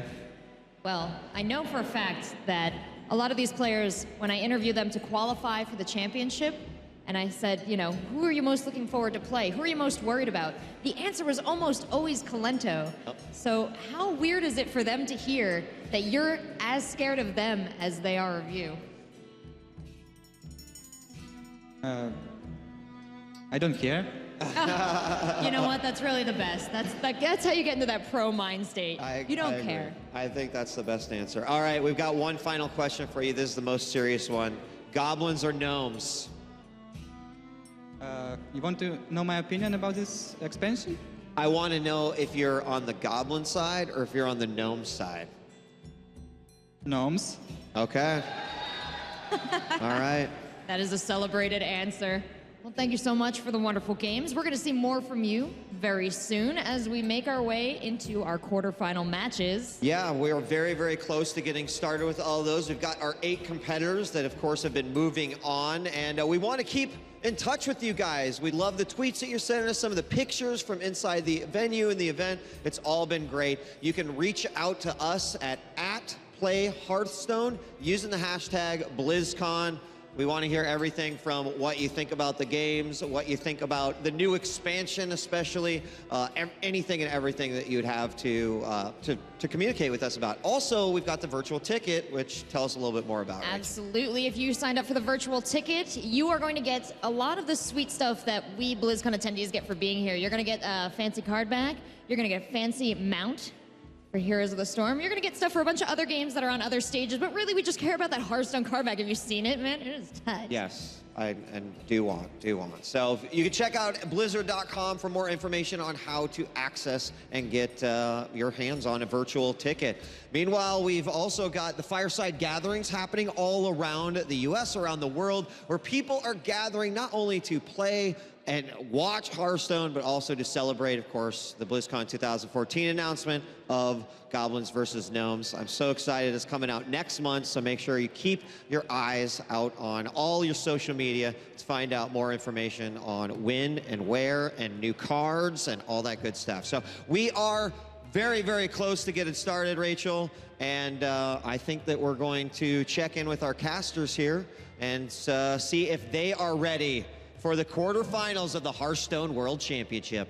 Oh, we're ready. All right, Marcus and Rachel. Thank you so much once again for that lovely interview, and congrats to Colento for being able to advance to the top 8. And we are now one step closer to crowning a world champion. I'm joined on desk with Admirable and Reels, who stays on from the previous series. This is where it starts getting a little bit more intense. The nerves are going to ramp up just a little bit. I mean, it's still top 12 to 12, top 8. The prize money does get a lot more significant, but now it's single elimination once again. You lose and your journey stops here, and every win from this point is a lot more money. The intensity does go up a notch, and it is a lot for these players to take on, but they have played through so much already. I'm sure that they are prepared. They have steeled their hearts against what they're going to face. I guess so.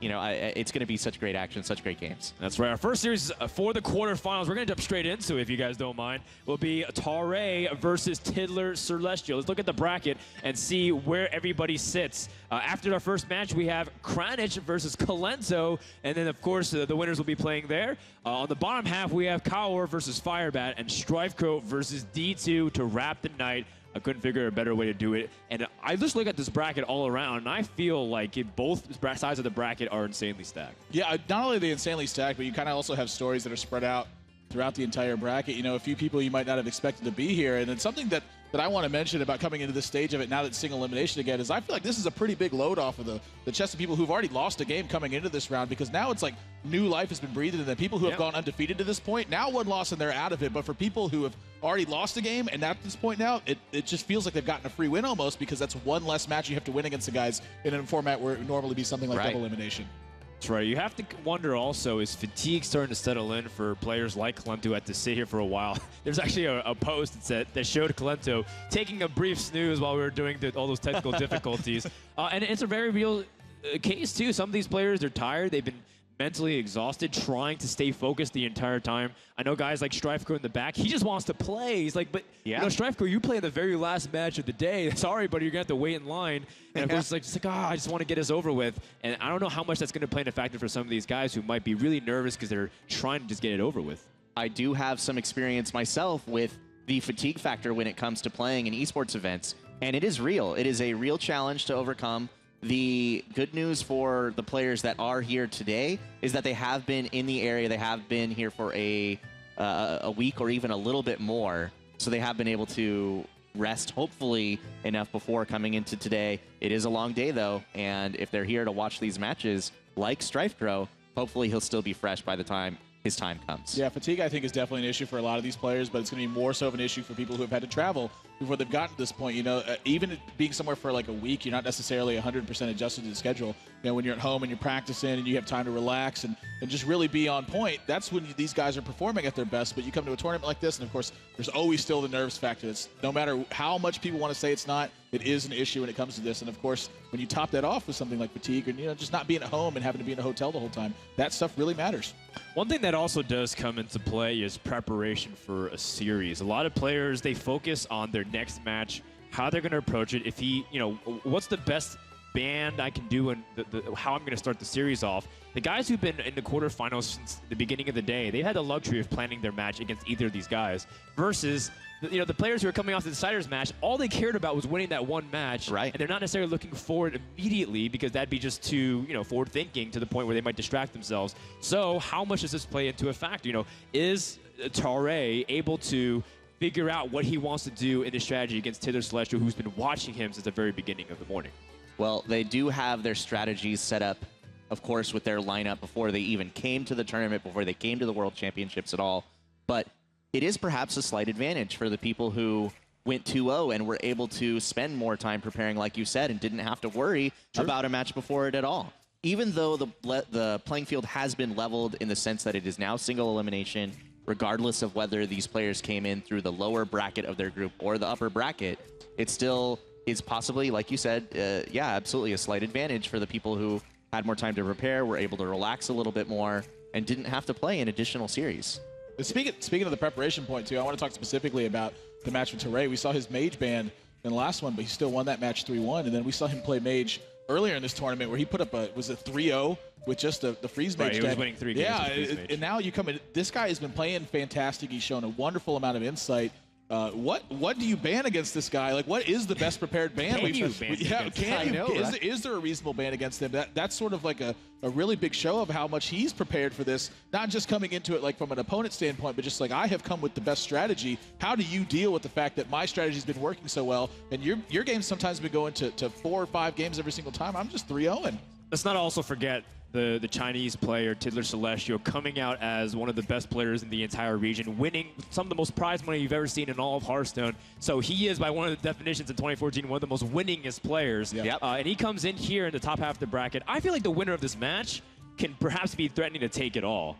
Absolutely. And both of these players are players that we have highlighted even as saying, don't sleep on this player. Don't sleep on this player. They are super good. They may not be the most well-known to you, but they will be by the end of this tournament. They're both in the quarterfinals, and they both have to play against each other. Whoever does move on is absolutely going to be a threat to take the whole thing. And with that, let's take a closer look at both these players as we get ready for our first quarterfinal match.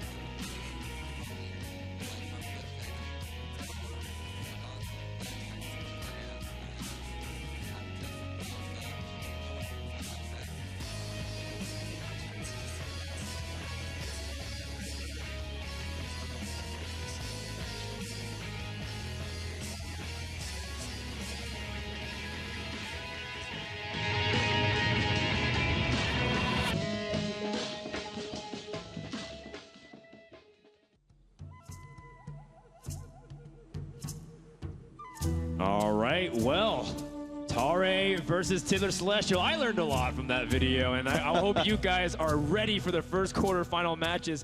Both these guys are ready to go. And look at Tidler Celestial once again, donning that swag that he saw earlier last weekend. And as he was making a statement, not only with his Hearthstone play, but also with his clothes. Yeah, well dressed and well played. That's right. Yep. And well met. I like that. I like that. I took a second to register, but that was clever, dude. Well played. Well met. I love how they walk out at the same time together. They're about to do battle against each other, but maybe they were already a little bit friends or friendly. Maybe they'll be friendly after. Who knows? But in the match itself, it's absolutely going to be winner take all. They're both going to be gunning for it. You can't underestimate either of these guys. Like we said, this is a quarterfinal match where if you told me this is a finals based off of how the round of 16 panned out, I wouldn't be surprised at all. But it's a shame that one of these have to drop, but you know, I have to pick one of these guys here. I'm going to go with Tare. I feel like he's got momentum on his side. He's played extremely well in his round of 16 matches. In the second place match, even though he did lose a series in the group stage, I think he's on fire. What do you guys think? Who you're taking? I'm on the same boat with you. You know, I've seen a lot of Tidlers play. You know, went to WCA, and again, he's just on point. The guy understands his matchups. He's really aggressive with them. and when he needs to be, and he slows down the pace whenever it's time for him to do that too. I think he plays fantastic. But after seeing the way Tare played the last match, I mean, if he can continue to do that, there is not anyone who's going to beat this guy for the World Championships. I mean, that was beyond 100. That was like the kind of play that you can't determine is correct or not. You see it unfold as it's happening, and you're witnessing something truly special at this World Championship. I have to go with Tare for this match as well. Well, I think that both of them are incredible talents. I think that Tare, though he played amazingly, Tiddler Celestial will not be intimidated. And I'm going to go based upon what I believe will happen based upon their lineups. And I think that Tiddler Celestial has a slight advantage in his lineups against Tare's based on his preparation and what I assume their bans will be. And if they are what I think they are, then I'm going to give a slight advantage to Tiddler Celestial. He's going to take it. This is a series which will see some variety. The only class that they share is Warlock. Let's take a closer look at Tiddler's, some of the facts that we saw too. Apparently he is a board game guru. He's played hundreds of different kinds of games, and he's just a fan of gaming in general, but particularly favoring that tabletop experience, and that's why he's naturally drawn to Hearthstone. Yeah, I think that's part of like card game specialists in general is they always enjoy kind of like those board game aspects. It's something about being face-to-face with your opponent in scenarios where you have things. It's a lot different than behind-the-screen sort of actions. Hearthstone's combining those two aspects, but it's no surprise to see someone like him playing Hearthstone and doing fantastic at the same time.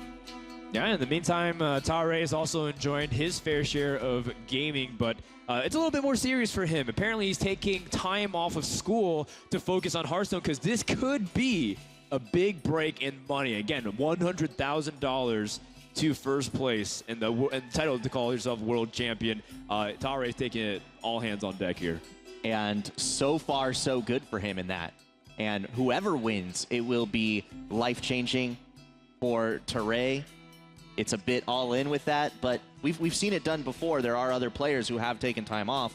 A lot of them are streamers or something like that, but Tare is so good at the game, I don't blame him at all for saying, yeah, Hearthstone's going to be my ticket for a little while. Not only that, but just kind of the position he's in. Or buy like half your books in university. Sorry. Yeah. Playing for $100K, it kind of makes sense to take a little bit of time off. I'm not necessarily saying that he's never going to go back. Of course, obviously he intends to go back. Get $100K, go back to school, learn everything. That's paid for right there. And 1 week into Hearthstone, that's sign me up. It pays your education. Yeah. You get a lot of publicity. You know, DirecTV, of course, is doing all kinds of coverage over at BlizzCon. It's quite the experience from playing card game on your computer in your bedroom when Hearthstone first came out just over a year ago. And now here we are at the beginning of the round of 8. And, you know, at the same time, I feel like these guys, they've also calmed down a lot more. I haven't seen Tare really cave into the nerves at all, even though he looks... He doesn't necessarily a guy that screams confidence with his posture or his body language, but his play speaks volumes otherwise. He's this really contemplative player, and it's a lot of thought process going on. And so it doesn't, of course, manifest as physical confidence, but he has very strong mental confidence with what he's doing. Taking a look at the matchup screen, you see the bans and the classes available. Tare has banned Tiddler's Hunter for good measure. He does have that Freeze Mage. And then Tiddler Celestial bans the Rogue from Tare, his special deck, which he's grinded tens of thousands of games with. That's off limits for this series. Yeah, I don't think it's any surprise. I've noticed a lot of the Chinese bands coming into this. They tend to pick off people's comfort picks, the picks that they think that someone has specifically, like they brought it because it's something that they thought were powerful, just because they've played it a lot and they understand a lot of their matchups. So no surprise to see Rogue ban on that side. And of course, from Tare's perspective, banning Hunter makes a lot of sense. He's got that Freeze Mage in there, and if he doesn't expect his Freeze Mage to get banned, you really want to try to avoid that. Same kind of along the same lines with Warrior. I wouldn't be surprised if there was a Warrior in that lineup. Wouldn't surprise me to see that get banned either, because you just don't expect your Mage to get banned in a scenario like that. All right, well, the game is about to begin. We have Warlock versus Warlock, but keep in mind, and I double-checked this time around, Tiddler is playing the Zoo, and Tare is playing the Handlock. Let's get into game one and see what these guys have in store for us. Gosh, I'm just waiting for you to be wrong, like both of them playing Handlock. Oh, and look at that. I was going to say. Frodan lied to us. Wait, no. Frodan lied to us. There's just no doubt about this. I can't believe it. How'd this happen? You know, it's I asked somebody, but he's like, Tiddler's playing Zoo, right? And he's like, yeah. Wait, who did you ask? Did you ask Kit Kats? No, I asked one of the people that are like watching along. Oh. It would make a lot of sense really if you asked Kit Kats. Now he knows I forgot his name. Yeah. Oh, Even boy. better. All right, well, I just I'm really embarrassed. Admiral, take it away. Well, take a look at both these opening hands. You know, we saw this match earlier with Frode and UI and Nimsh. Shadow Flame, he was talking about how important of a card it was in this matchup, and I don't think that this game's going to be any exception to that. Both of these players, of course, looking for cards like Mountain Giant and Twilight Drake. These are a little bit slower versions that are going to be relying on filling up their hand and taking advantage of that. But Shadow Flame is a really big swing card. These guys are kind of going to go 1 for 1 until they get to a point where they can break the game wide open, and Shadow Flame's just the kind of card that's going to do that. Yeah, neither of these decks run out, of course being the same deck, neither of them run out of resources very quickly at all. They both can have that slugfest action where monsters are crashing into each other, removal into monsters for a long time. And so it is oftentimes hinged upon those swing cards, like you said, in order to get a real advantage on board or in the game. Man, I still can't get over my bad predictions twice in a row. Oh, that's pretty unfortunate for Taylor Celestial, drawing the Mountain Giant just before he was deciding whether or not he wanted to play the Drake with the coin instead. Disrupts the turn, and as a result, he's caught in a pretty awkward spot. Well, it's an awkward spot, but it would be no less awkward, or no more awkward, I should say, if you were to just play it into the BGH that is in the hand for Teray. So it's not that bad, all things considered. Yeah, really important part of this match, Teray, actually, we saw his perspective. He found a boot in the garden down there in the bottom where he's breaking up the vegetables and making them regrow. He found a boot in that garden. That's going to give him a really big edge in this game. Have you ever gotten triple boot? There was someone in one of my Twitch chats. His name is I Found 3 Boots, and I don't believe him, but he sent me a screenshot of it, and I was like, oh my gosh, I've never seen 3 boots in the garden before. Yeah. Wow. Well, don't trust everything you see, Admirable. It's clearly especially photoshopped not on the internet. Yeah. You got a Mountain Giant here, right? I feel like it's your biggest threat. Yeah. It never gets cheaper than this. It's 3 mana. That's the cheapest it'll ever get. And at the same time, your follow-up play isn't even as intimidating. If you drop one of your 5-mana creatures, it's just going to easily get contested the same way back. So I think Mountain Giant's your best bet. What do you think of him not attacking with the Twilight Drake here? Is he trying to just force attack on his own, or is he like not worried about Mortal Coil and Shadow? Why is he not attacking with the Twilight Drake here? I'm really not sure. It just maybe because it seems bad, it doesn't look good. He could have just done it anyway, but wait, he's at. Oh, okay, I thought he was hovering over the life tap, and I was like, "What? He's at 10 cards." You and I got the same look. I was like, "No, don't do that." We've all made that mistake where it's like, "Well, this hand. I mean, I have Twilight Drake, but everything else doesn't seem that good." But you have to be cautious. BGH seems like the best course of action to deal with it. I don't think you're trying to save it at all. I don't see a reason to unless you want to be more mana efficient by playing the Siphon Soul. Your opponent's probably going to play another Giant at some point in this game, and if they don't, you're usually sitting in pretty good shape. So I can understand that, but I think now's I got the beast in my sights. Now's just the time to play it. Let's be honest. I mean, who doesn't BGH at a spot like that? It's just a play you got to make. Oh well. He has his own Giant now, which can come in handy in the following turns. And again, this matchup can be very swingy. It really is such a tightrope scenario where you see one player grabbing board, but then Shadow Flame can completely reverse the momentum. So you can't really judge that Tare is super far ahead of Taylor Celestial. He's sitting with some pretty good cards himself. Yeah. I think he's definitely got an advantage right now, but I wouldn't. This game's certainly not out of reach by any means for Absolutely. Tiddler. Yeah, it's advantage Teray, but Taylor Celestial does have so many resources available, and he's thinking about Hellfire. I wouldn't blame him if he did. It does knock his opponent's board down to just 1 attacking damage coming in, and even playing Sun Fury Protector there, it continues to contest for the board. And now the onus is on Teray again to sort of rebuild and build up that pressure. He does. The good news is that he does have the initiative here. Well, that feels like a pretty good draw. It's a solid minion that can answer a lot of the mid-sized creatures. It shuts down spells that your opponent can't play the following turn. I mean, it's just something to do to put an initial threat on the board. I don't know how important it is to save Lotheb, though, in this matchup. Is there any merit to like time it correctly? Because disabling your opponent's spells at a crucial time can win you the game, but is there a specific moment you ever save Lotheb for in handlock versus handlock? It would just be if you were really far ahead. It's usually just a minion, and it can be somewhat disruptive. Of course, that is the time when Lotheb is best, regardless of what deck you're playing it in or against. If you are very far ahead, you play Lotheb, and it often seals the deal. In this case, he's not really going to be really far ahead when he plays it. He decides to just go for the Twilight, and he holds onto the Loatheb. Maybe he will have that type of circumstance later to play it if he can manage to get a real stranglehold on the board. It's looking like a Shadow Flame turn to me. He really wants to play that Owl and Shadow Flame, clear his opponent's board. Yeah, that Twilight Drake's going to go down to 1 health. Is that's the second Owl he's played, or was the Owl played on his Twilight Drake? It was a lot. There were a lot of Owls. And he just passed. He didn't attack, so that wasn't a mistake. No, not at all. Purposely held back because he doesn't want to give his opponent very cheap Molten Giants, which would cost only 3 mana or less, depends if his opponent life tapped. Right. He doesn't have access to any real burst, so he doesn't want his opponent to get anything really. Well, look at that right off the top of the deck.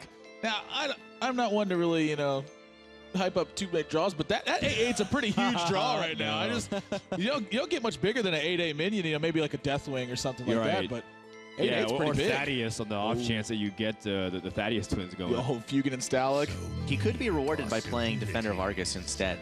I think that he was probably considering it, and if he can get those Moltens down to 0 mana, it would be even better. If he has a 5/6 taunt in play, his opponent doesn't have a great way through it, except to play the Siphon Soul that would be used on the Molten. I really like the Defender of Argus here too, because there's a really good chance this gets Siphon Soul. That's a very good point. The only thing he's really risking by doing this is an opposing Black Knight. Right. So if you know that your opponent doesn't have Black Knight in the deck, like say Teray's already seen all 30 cards from Tiddler, and he can know that there's not a Black Knight in that deck, it makes a lot of sense to not be worried about it. But going against an unknown opponent, that's a possibility that's going through your mind. Right. And then of course he does want to just play an 8/8. Who doesn't? Yeah, especially when you can have the opportunity to take initiative on the board, and he chooses for the Molten Giant instead. I like it. He went back and forth, and then back and forth, and the rope decided for him. The rope was almost burned away, and he decides on the Molten Giant. So almost certain to see Siphon Soul here. There aren't very many targets better than the 8/8s that you can use it on. A lot of damage. Right. I mean, you don't want to give the opportunity for your opponent to build momentum with that giant. So if you leave it alone, if you play defensive with the Sludge Belcher, he copies a giant, he destroys your board, you're in total trouble. You cry, he doesn't care, he takes your money. Teray, by the way, he immediately reached for Jiraxis, kind of signaling maybe this is his play this turn. Yeah. Is he going to go for this just straight away? Was it you earlier said today the first person who plays Jiraxis on a safe board, they usually have the advantage, and that's what Tiddler's going to face right now. 3/8 weapon. You face Jiraxis, Eredor, Lord of the Burning Legion.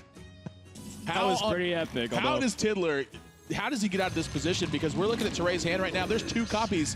I guess he's got a lot of burst. Loatheb's a good way to start. Yeah, this is exactly what you were talking about, Frode. Do you want to save this card for a key moment, or do you want to just play it out there as an efficient 5/5? And now he's threatening lethal. Right. And he has to play his own Loatheb to make sure he doesn't just get demolished next turn. Yeah, he doesn't want to get Shadow Flame. Yeah, I mean, he can still get Shadow Flame next turn. That's the thing about this. This turn's tough. I don't really know if he actually is 100% safe this turn. How does he get out of it? Well, he just kills him. That's how he gets out of it. But Shadow Flame for let's say he plays Loatheb and then he plays the Defender of Argus. You're gonna have to Shadow Flame away either the Mountain Giant or just Siphon and punch through him. There's so many different things that have to happen here. He really needs to play that Loatheb though. If he doesn't play the Loatheb, though, this game's done. I'm pretty sure. Yep, something along the lines of Hero Power, Loatheb, Sun Fury Protector, I guess. No, taunt up. Here's the thing: if you're playing Loatheb to play around Shadow Flame, you also want to put them above 5 health because. Right, the Loatheb. Yeah, he can still you can Shadow Flame the Loatheb away. It's going to kill your 5 health guys. So if you're going to play Loatheb, you need to give him +1 health as well, which is what he would do with the Defender. You give up the opportunity cost on playing an Infernal though. You do have the Infernal as a 6/6. But he's going to play it on the other guys. Oh no. Okay. Oh no. Well, he's not dead. He's not dead yet, but this is not a good position to be in, I don't think. Yeah, he is dead-ish, as far as we can tell. I'll take dead-ish if I'm cheering for Tiddler Celeste, or for Tare, that is. But Tiddler does have ways to clear the board here. It's just unfortunate because Shadow Flame takes the entire turn, and you just have that 1 remaining mana to sit there. Yeah. Let me ask you this, though. Because you're worried about that, do you want to just kill off this Infernal? Do you Shadow Flame your Mountain Giant? Just attack him for 5? I feel like that's enough damage still. You're looking at 11 points of direct damage in your hand. Yeah. Right. That does make a lot of sense, and I wonder if he will decide that as well and try to make sure he can take out the 6/6, and he does. So it's worth trading your Mountain Giant for the 6/6 in that circumstance, even though it's slightly larger. Well, it's not like Tare doesn't have his own damage in hand. He's got his own Hellfire and Soulfire. So that's 10. He's got a Siphon Soul. Yeah, not enough. But hey, look, if Hellfire and the first Soulfire discards the second Soulfire. I was just looking at that. He's going to have to use Soulfire and risk discarding his other Soulfire. If that gets discarded, he doesn't have the damage to kill him after that. I mean, you have to go for it, don't you? Oh, I mean... But you life tap first to maximize your opportunities? Well, look at the percent chance you got. So you're going to Hellfire first, and now you're looking at you're looking at 5 other cards in your hand. So this is a 6-1 to discard this Soulfire. 7-1, isn't it? I've seen a lot 7-1 to discard the Soulfire. I think this is a pretty good spot to go for it. Oh, and he goes for it. I've seen a lot of people. Moment. Oh, it is so green. And that should do it.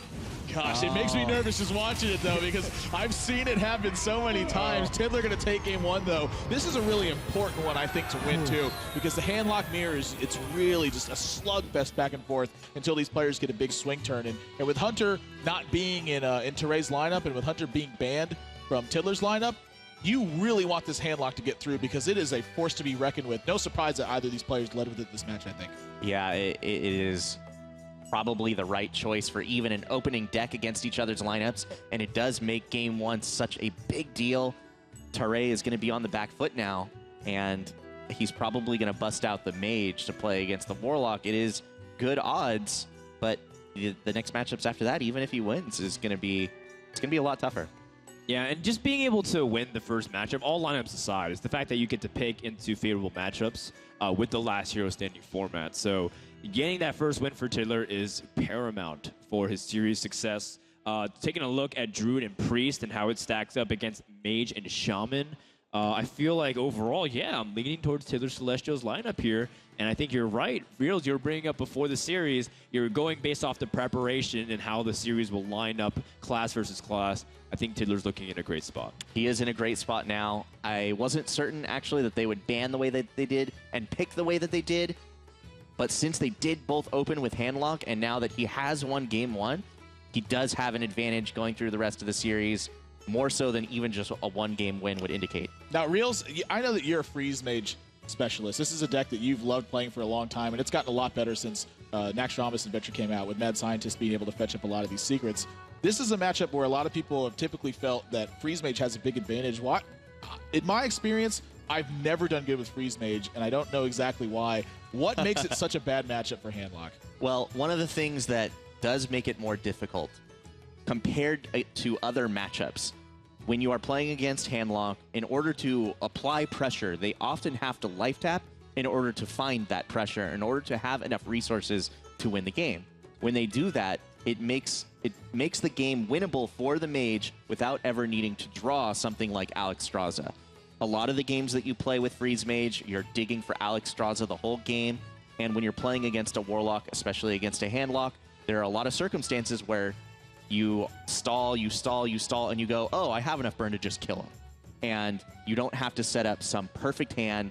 They just fall into a circumstance where you can just win. Yeah, that makes a lot of sense when you're saying it that way. I've seen Tare play a lot of this Freeze Mage. Yeah, I mean, when he says it that way, it feels really easy. I just want to go queue up and get Legend with some Freeze Mage real quick, or real slow, rather, with the nature of that deck. But I've seen him play a lot of it, and it wouldn't surprise me to see him be able to turn this series around. I'm still going with my man Tare on this one. I think he's going to pull out this match. I mean, it's tricky, because if he does win this one, then he might face like the Druid, which might take a win, and then the Shaman might line up into the Priest. And it's winnable for sure, but it took all 60 cards being drawn and barely being able to kill his opponent for Tare to pull out. So it's going to be a really tight one. Game number 2 is about to begin, and I think you're right, Rios. Tare is queuing up his Freeze Mage. He needs to win this game to equalize. Can he do it? Game number 2 is about to begin.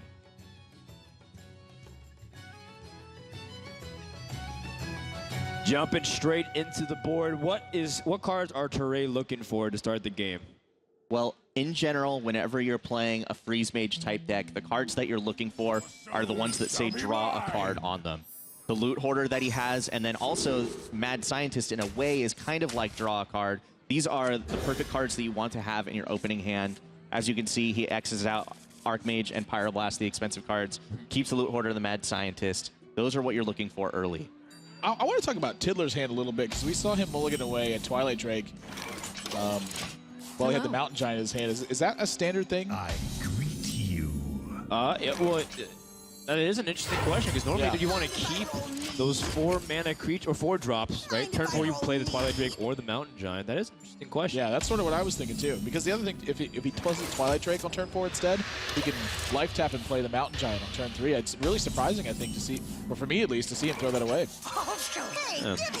Maybe he's just digging for Iron Beak Owls because he knows his opponent has got all these really efficient Death Rattle minions, and you don't get a lot of value from him in this matchup because your opponent is typically kind of biding their time, drawing a lot of cards, almost implementing the same play you are, except their early drops are a little bit more efficient than yours are. This game is off to a quick start. That Pyroblast made its way back to Tare's hand. That might end up being a factor of how he went through this game.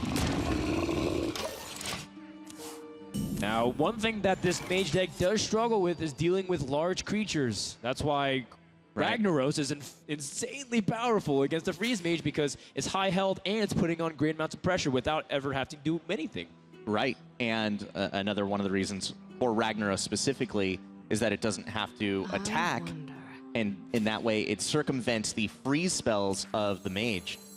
In this case, he doesn't even have any freeze spells unless he wants to use a Frostbolt on the Giant. He could do it, and now he's found a Cone of Cold for next turn, but the Giant is going to have free reign, at least for now. This is a lot of damage done with this Mad Scientist and Loot Hoarder. These guys are going to town. Yeah, it's a very, very aggressive draw for Tare, and he took advantage of it right away. He identified that he would be able to get in a lot of damage potentially with them, and coined one out right away. Ice Barrier going to absorb a full attack from the Mountain Giant. Pretty much equalize. And, you know, Tiddler starting to load up a little bit more on the board. But it's not really about the board for these Mage decks. In fact, the creature sneaking in damage is all icing on the cake, especially if Tare can pick up other damage spells to pair with his Thalnos and his cheaper spells. Yeah, at this point, even just 4 damage a turn pouring in from these minions is going to put him into kill range very quickly if he can piece together any damage spells. Cone of Cold feels like a pretty good one right here. It's juicy. It doesn't get much better than this. You're freezing up 11 points of damage and getting through for 4. Down to 15. He hasn't really even done anything. He just attacked and drew cards. Yeah, next turn, you know, just Blizzard and attack again, as far as he knows. Well, he does have Iron Beak Owls to silence these creatures. Wow, and he's going to use it. I wonder if he will taunt up. He can either taunt or he can play Shadow Flame, and he's going to go for the taunt this turn. And it's unlikely that he will even life tap at this point. If he does, I'd be surprised.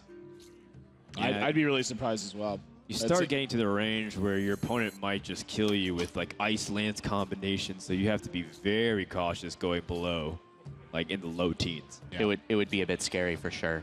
And now that the taunts are up, the free roll damage train is gone. Oh my gosh. Are you sure about that, Reels? Yeah, because if you Flame Strike with Blizzard, that's 6 damage to your opponent's board over the course of 2 turns. That gives you enough to push through and start sneaking in more damage. Wow, I'm sort of surprised he didn't just like attack at least one of these minions. Yeah, if he had attacked at least one, he would be able to Flame Strike next turn with certainty, but the Shadow Flame does not come out. So the Shadow Flame would have been the way to clear out the small minions. Now he does get to break through the Mountain Giant, and now he'll have a real choice whether to push through 2 more damage or try to get another card or that secret off of the Mad Scientist by suiciding into the Molten Giant. He's looking for Ice Block at this stage, right? Ice Barrier has very small value for him. Right. I agree with you. I think he is looking for Ice Block for sure. Oh, and it's not another freeze, so this is going to be a tough choice. It's still very likely that Shadow Flame is the play, but then it starts to get really scary. God, this is a really tough turn. It looks to me like if he gets to turn 10 pretty safely, he's got to win pretty close to in the bag, but when you're facing down this much damage, I'm a little bit nervous about it. You start getting quite antsy because you know the burst that's capable, and we've seen it in the previous game, right? Just the Hellfire, the Soulfire combination. Runs out on me. At this point, I feel like he absolutely has to clear at least some of the damage that is coming in. And he gets an Ice Barrier, so he checked it right away, and this will let him play Mad Scientist and then either Acolyte of Pain or the Loot Hoarder. Wow. He goes for Acolyte of Pain. So I really like this sequence a lot because that Ice Barrier is changing his ability to play the cards he wants to, the way he wants to play them. He obviously didn't want to take a bunch of damage that turn, so when he sees the Ice Barrier, he feels comfortable kind of picking his opponent's board apart. Whereas if he had something like Ice Block, maybe it would have changed the way he chose to approach that. You know, a little bit more reckless, like okay with taking a few more points of damage. But I like the way that sequence.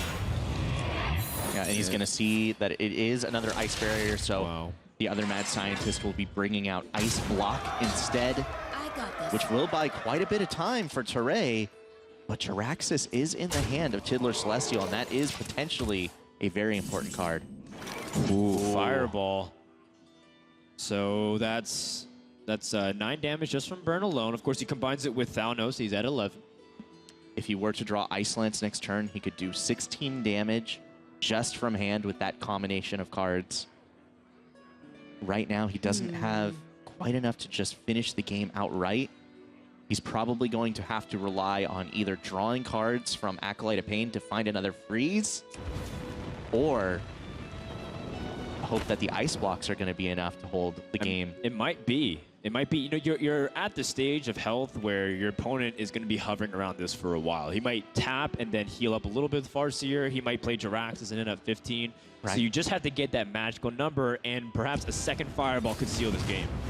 I like start this turn with a few points of card draw. I mean, obviously that's not the one he wants to pick up, but he's got quite a few freezes left. We still haven't seen a Frost Nova. We've only seen one Blizzard. Yeah, right. We've seen that he also has Cone of Cold in his deck. You know, a lot of different things. Oh, and there is a Frost Nova. Yeah, I think that's exactly what he was looking for. Very valuable card. Yep. I mean, there is silence for Tiddler Celestial available to get one of his minions attacking again, but I don't know if that's enough to kill off his opponent or to pop the ice block. Well, the thing he's got to think about too is if like, say this Doomsayer comes out, which I imagine if he's going to Frost Nova it will, do you silence a minion to push through some damage, or do you silence that Doomsayer and try to save your board? Because your opponent is still drawing a bunch of cards at this point, so they bought themselves a little bit more time to try to get to a stable board position.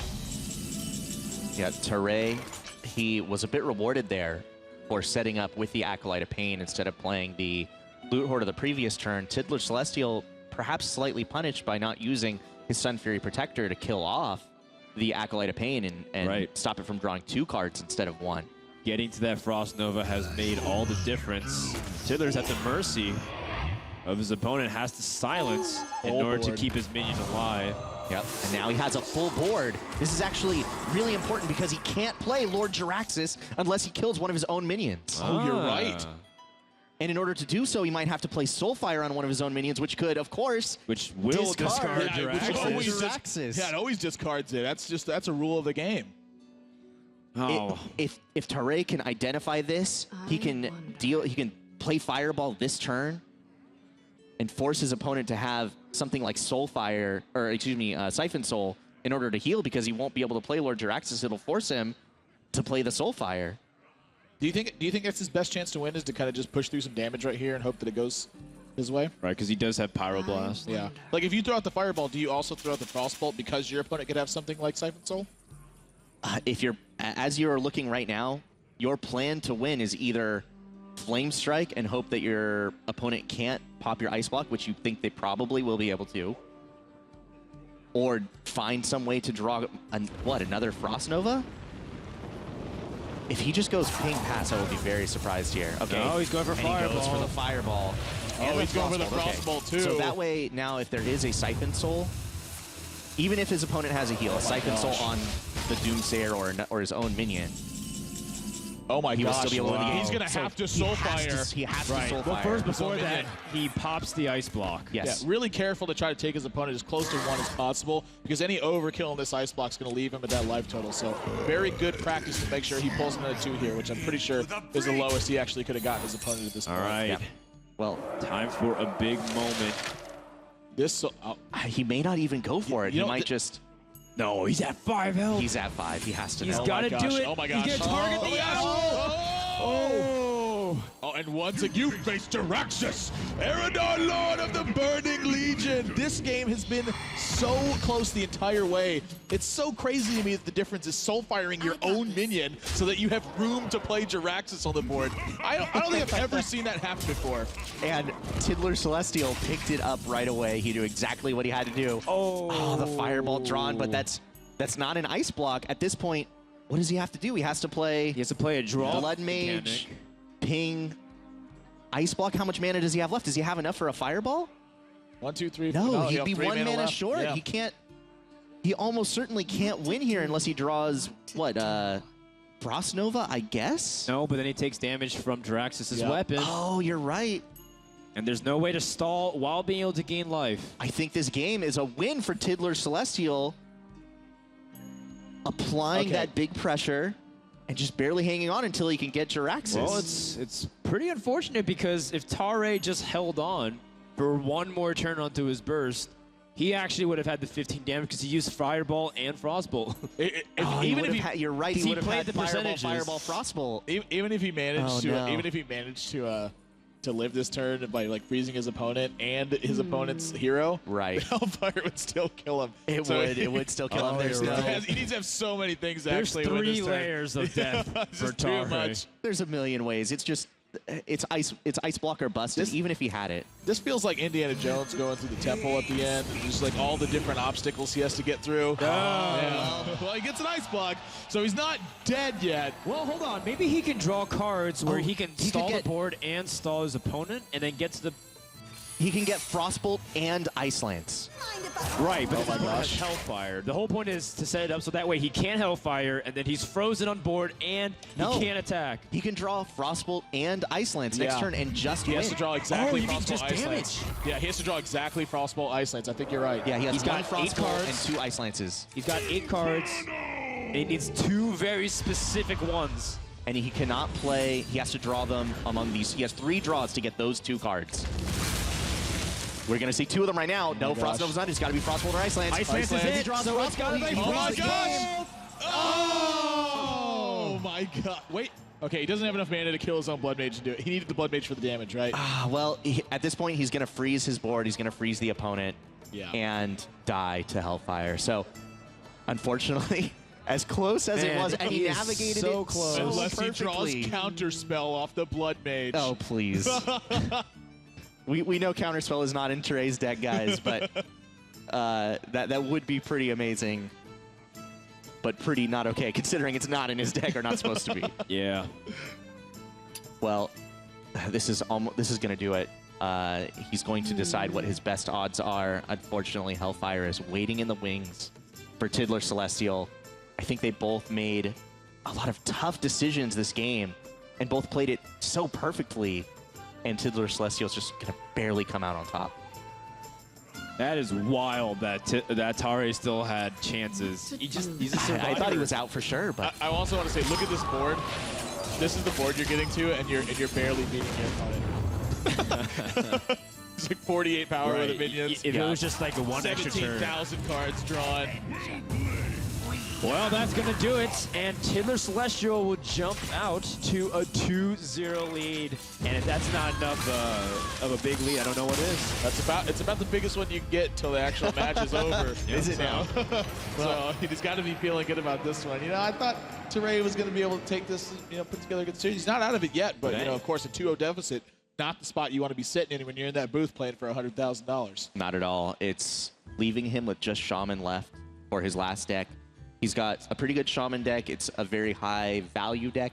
It draws through a lot of its card. It can find the right answers against something like Handlock in order to stay in it. I think there is a good chance that we will see a Game 4, but maybe not if Tiddler Celestial keeps playing the way that he has. He's absolutely made almost perfect decisions throughout each of these games. It's basically carrying right over from the beginning of the group stages. He just has been playing magnificently. Yeah. Rather solid decision-making. Like you said, there are some tough turns where you have to make some odd choices. And like you said, unusual situations where you're soul farm. But we've seen that all across this tournament so far. Earthen Ring Farseer on your opponent, so that way he can't play his very cheap Molten Giant. It's the, you know, attacking once with Doomhammer, so that way if your opponent has Harrison Jones, he'd be drawing 4 cards into fatigue and killing himself. So these are like the plays that we've been seeing, because these guys are thinking about every single possible scenario and permutation of plays. It seems kind of weird to say it, but those little subtle things are what brings these players to a world championship. Absolutely. They are figuring out what all the little things they can do to give them any advantage in any given game, what those things are. And it's continuing to happen here. They haven't missed a beat. And it's 2-0 for Tiddler Celestial. Are we going to have our first semi-finalist, or do you think that Teray is going to be able to stay in it with his Shaman deck? Not yet. I think the Shaman has a pretty good chance against this Warlock, but you know, ask me again when Priest is on the table, and I'll probably get back. You know what? We saw Teray beat Priest with Shaman once already today, and I think he played the matchup pretty fantastic. I'm still sticking with my man Teray for this one. All right, I think he's going to pull out a 3-0 with the Shaman you. deck. Okay, the reverse all kill with Shaman. Yeah.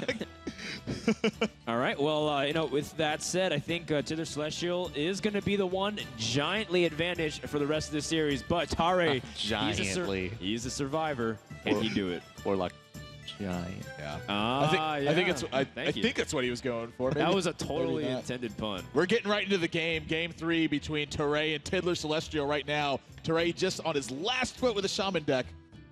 This Warlock has been raining terror so far in this matchup. Even defeating the Priest Mage. It is something that Handlock can do. We saw it there. So, I mean, what does Tare really need here? He needs his removal to line up perfectly, right? There's a Giant already waiting, lurking for the turn 4. Does Tare pick up the response to it, whether it's through a lot of minions and trading, or even the Hex?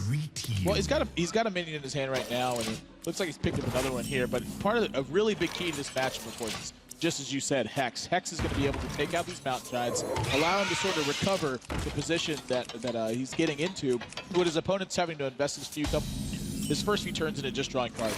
Earthshock is also really important. It's going to take care of Twilight Drake straight away. But one of the biggest obstacles, I think, for Shaman in this matchup is getting past your opponent's ability to Hellfire and clear your entire board. These new Shaman decks, like since Naxxramas has come out, they focus a lot on the board early, and that makes them vulnerable to cards like Hellfire, where before Hellfire was very good, but it didn't really threaten a lot of your early pressure. So since more is dedicated to that, it's a little bit more dangerous. And Zombie Chow is another really good example of that. Right. I still think that Gnomish Inventor will likely be the play here.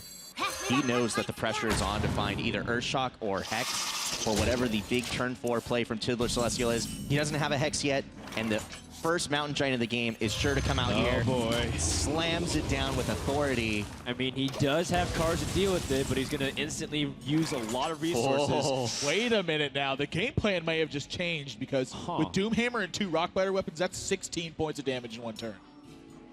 That is Not a to lot of mention, damage. you do have an additional, what, 12 over the course of the other turns that you can attack with? So there's a potential here that he doesn't feel comfortable using all his removal spells just to take out this Mountain Giant, because it's a lot of damage that you're dedicating to it. It's not just like a Hex that you're putting into it. So something like Doomhammer right here and starting to launch an attack on your opponent's face, they may feel comfortable with that because they're counterattacking you for 11, not realizing that they're in such danger of dying simply because you have so much damage in your hand. Wow, I mean, when your opponent is at 29 with a Mountain Giant in play, that is a hard trigger to pull. Right, and especially because there's many ways for him to get taunts, put up a wall so that Doomhammer can't attack anymore. This is making a statement, to say the least, of your intent.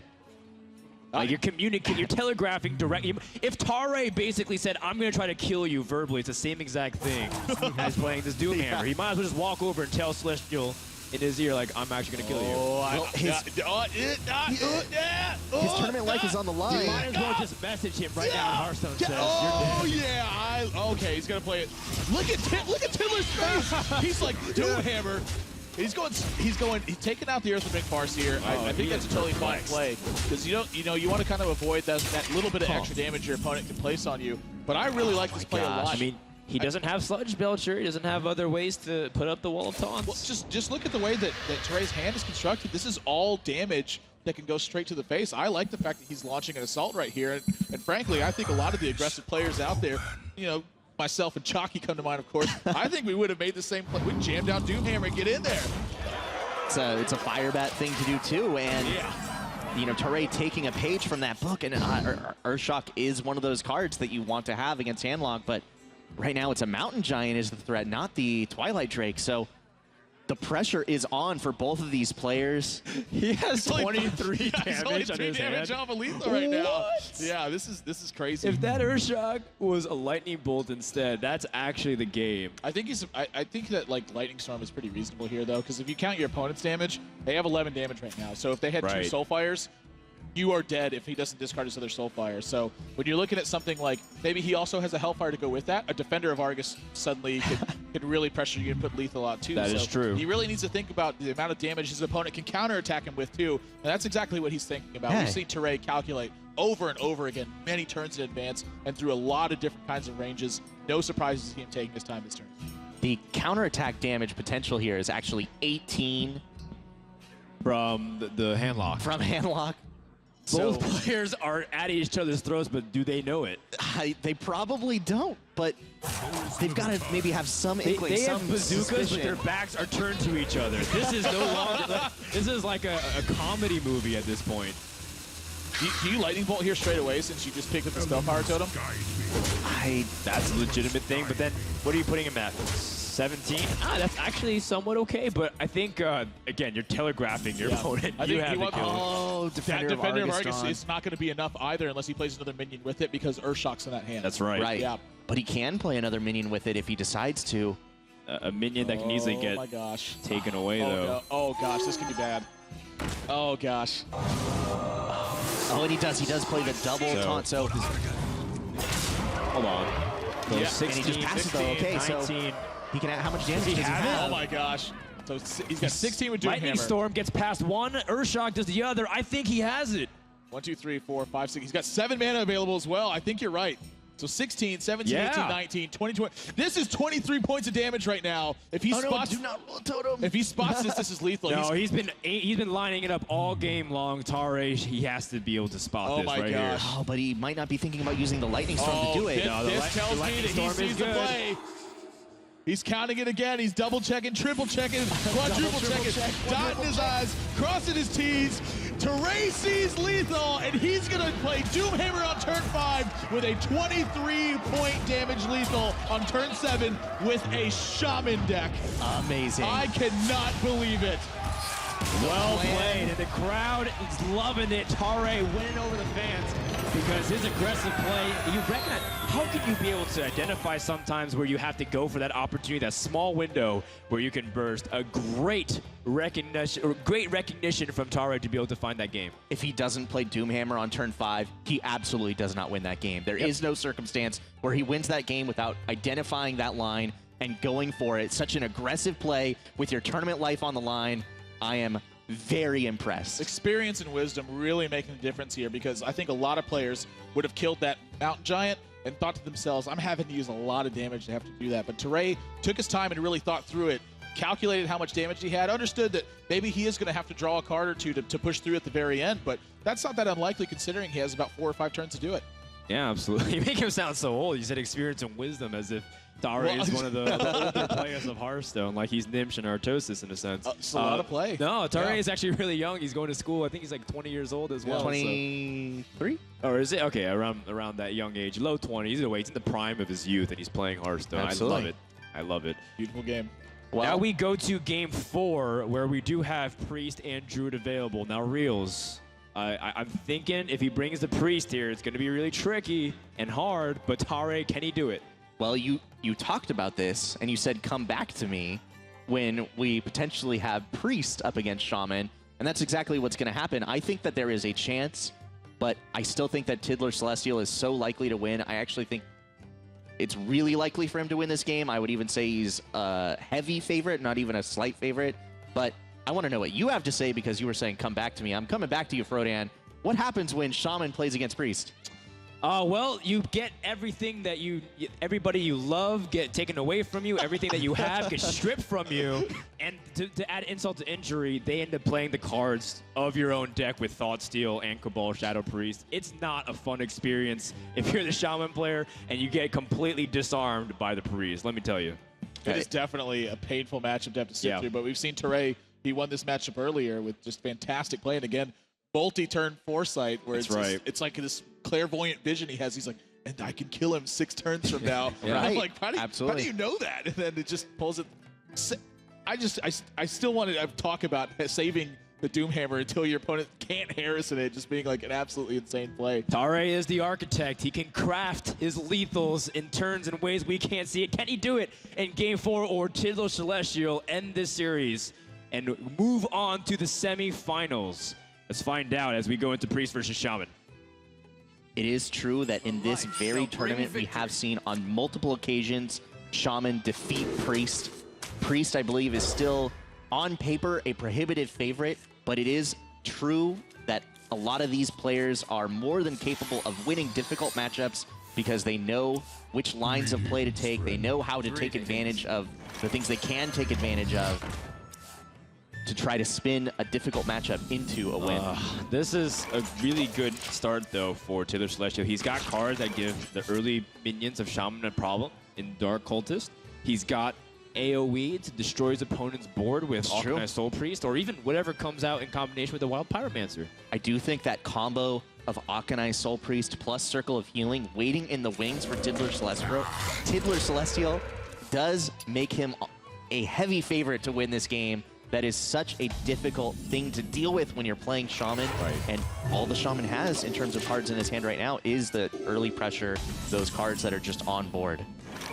All right, well, Tare, I mean, one of the ways you do win against the Shaman, right, is to burst the Priest out of the game. And he has one of those cards. But can he make it there with enough damage, with the cards and resources? Like, maybe he has to use Rockbiter before he even gets to his burst potential. Right. And if he doesn't draw any really nice removal or other good cards to build pressure after his board gets probably swept out entirely, that is a circumstance we could see where he does have to use Rockbiter. Yeah, I really like the way he's playing this early game, but it's just unfortunate. I think he's going to run into a brick wall with this Alkanai Soul Priest and his Circle of Healing. He's going to have to invest quite a few resources into the board to try to take care of stuff like this. I think it's actually kind of a blessing that this card got played, because your opponent just, you would have taken all the damage, and then the Zombie Chows, it would have healed your opponent back to full. So, you know, able to utilize something maybe like Flame Tongue Totem here, or even just the minion TLs on the board to try to get a little bit of value.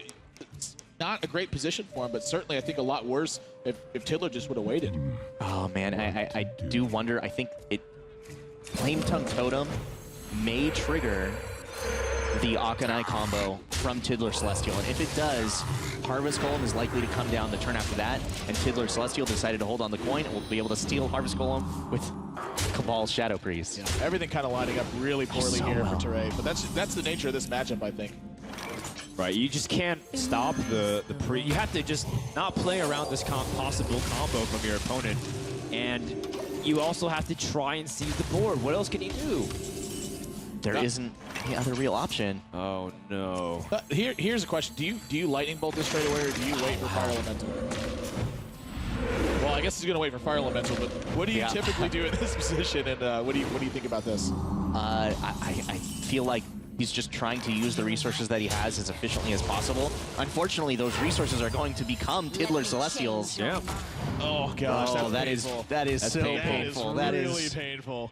This is one of those reasons actually that Priest, I think, became so strong, was because Harvest Golem is such a prominent minion in the way this metagame was shaping up. Right. And this play right here, what do you do from this? You just played a Harvest Golem for your opponent. That's one of the worst feelings in the world. Well, I mean, there are better targets for Cabal Shadow Priest. You could take your Oasis Snapchat or my Exna. Right? Don't tell me that never happened to you in Arena. It's always mind control tech that takes it when I play in Arena. Yeah. Engaging No one TC plays around. like it goes right past my 3/1/1s, and like my 11/11 goes straight to their side of the board. This brother does. Okay. Yeah. even Shadower Death ready to go. It is, like you said, lining up so well for Tidler Celestial, so poorly for Tare. And the damage is now starting to pour in. And usually it's Shaman who needs to be the aggressor. This is going to be a very difficult board to wrestle back control of away from Tidler Celestial. Definitely no doubt about that. The Priest is still at 30 life. I mean, he's got, can't even wrestle away. Not with because his hand. Tidler Celestial also has the Wild Pyromancer and the Holy Nova. It's going to be a tough battle. He's going to have to draw about 5 or 6 perfect cards in a row, I think. And Right. it would take me some time to think about what those cards even were, and that's to get back to like a point of parity. Not even just like being able to have an advantage after that, just not outright losing the game. Full board sweep. 6 more damage coming across. He's down to 16 points of health against a deck that typically is pretty slow. He's mana locked a little bit by the overload. Falling fast, Teray on his last legs. Which one of these do you kill? Do you even kill any of them? Well, the Wild Pyromancer does represent a threat to any board you ever put up, but I mean, just the minions themselves knock down any board you make. I mean, that's not really what you're concerned about because a Cabal Shadow Priest can just kill out any minion. This is exactly. Yeah. Not a spot you want to be in.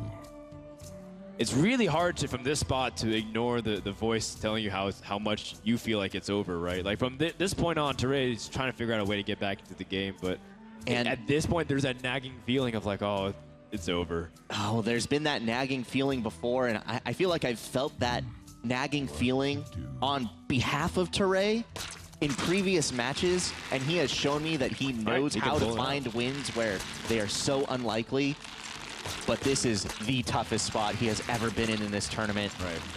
And give it up, and he's just some brain boots here. Maybe some boots. He's like, let me try to find 3 boots real quick. Maybe that'll get me out of this situation.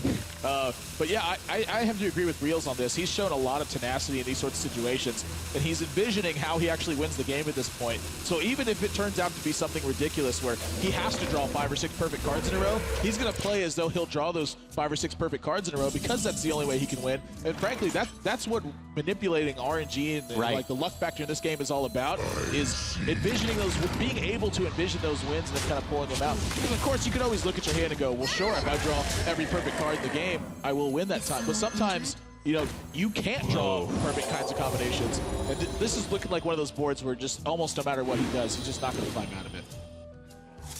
Yeah, it's just looking pretty grim because now Taylor Celestial is going to draw 4 cards to wrap his turn, and his board is looking mighty fine. The Shaman needs to draw some kind of AoE to clear the board too. His Lightning Storm is probably the way he can stabilize here without just dying next turn. Well, even at that rate, it costs 8 mana because of this Loatheb. This is brutal. Oh, you're right. Yeah. Forgot about that. So even if he drew the Lightning Storm, he's in big trouble. Yeah, it's pretty bad. It's looking like the only play is either Alakir or Fire Elemental. And even if you play Alakir, you still can't take down that Cabal Shadow Priest that coined out on turn 5 and stole your Harvest Golem. If you play Alakir, your opponent can Shadow Madness and use Alakir to kill you. Yeah, that's also true. Dang, priests are always killing. Come on, Anduin, stop killing me with my own cards. I know. That's all I want. He grabs your hand and makes you punch yourself and asks you why you're doing Stop it. hitting yourself. So he's like a mean big brother. Yeah, Anduin's a bully for sure. Yeah. Oh, and you know, I think Alakir is your best chance to survive too because it is a taunt minion. Your opponent can just rush past the Fire Elemental. What to do? Yeah, it's going to be bad news. But we know that this won't stop the bleeding, and Taylor Celestial looks like he is going to the semifinals. Unless for some reason he just does not see the Oh, he sees it right away. Yeah. Oh, well, there it is. Just before it's even like close to his turn. That's going to do it. Taylor Celestial taking the series 3-1, being the first to advance to 4 players left in BlizzCon. One step closer to $100,000. The lone representative from China remaining. All of the other players who qualified from China have fallen. He's the last player, and China does have a lot of pride in their Hearthstone play.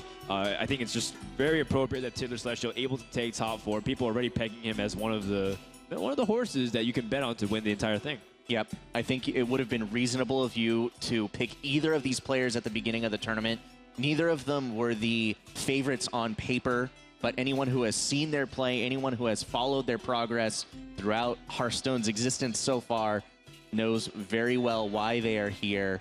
And either way, no surprise, Taylor Celestial moving on to the semifinals, the first representative in the semifinals, and yes, the final representative from China. That's right. But you know what? There also is another representative from Asia, Kranich. is still alive, and he'll be going up against Colento coming up on the next match. The quarterfinals are just getting underway.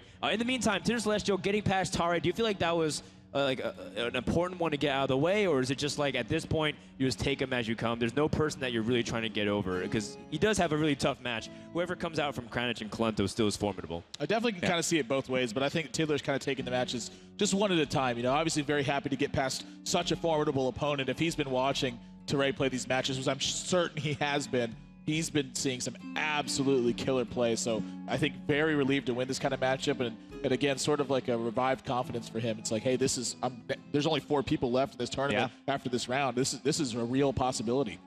We talked a little bit about, of course, them being not the favorites between the two of them moving into the semifinal. On paper, Colento is one of the favorites on paper, but at this point, he's got to have a boost of confidence knowing that he can beat anyone. Yep. And absolutely. And, you know, as much as the journey ends here for Tare, he also played one hell of a tournament. One more time, let's give it up for Tare for being able to place top 8, coming all the way from the Americas qualifier, and being able to show that he's got some major Hearthstone skills. No doubt about it. His future's pretty bright. Yeah, I 100% agree. You haven't seen much of him because he's been a ladder warrior, but we've seen a ton of him this weekend. Absolutely. Like, I'm thoroughly impressed. But the moment right now is all about Tidler Celestial, who is our first semifinalist. He's waiting with Wheat and Rachel to pull his thoughts. Did you guys enjoy that series? Definitely enjoyed that series. Yes, Frodan, we definitely no. We definitely no. There we go. We definitely enjoyed that series. Thank you very much for asking. We've got our first semifinalist, folks, and it is, of course, Tidler. Congratulations, you've moved on. And our first question is, you're guaranteed now $15,000. Of course, I know you're gunning for the 100,000, of course, but you have played a lot of board games in your time. I know you've won a couple competitions. Have you ever won more than $15,000 in any of other games you've played? 有，在以前在WCA 上那个的亚军赢过30万，但是我想赢了这15000美元，我明天大概可以多卖一点周边了。 All right. Actually, I have won more than $15,000 before. That was at WCA when I got the runner-up of that tournament, and I got how much did you get? 30万。Oh, he actually got like 300K RMB, which is yeah, about like $50K. Okay. So you've got something to work towards. You can beat that. Yes, he said when I actually got the money, I was like, yeah, I got the money to buy a lot of action figures.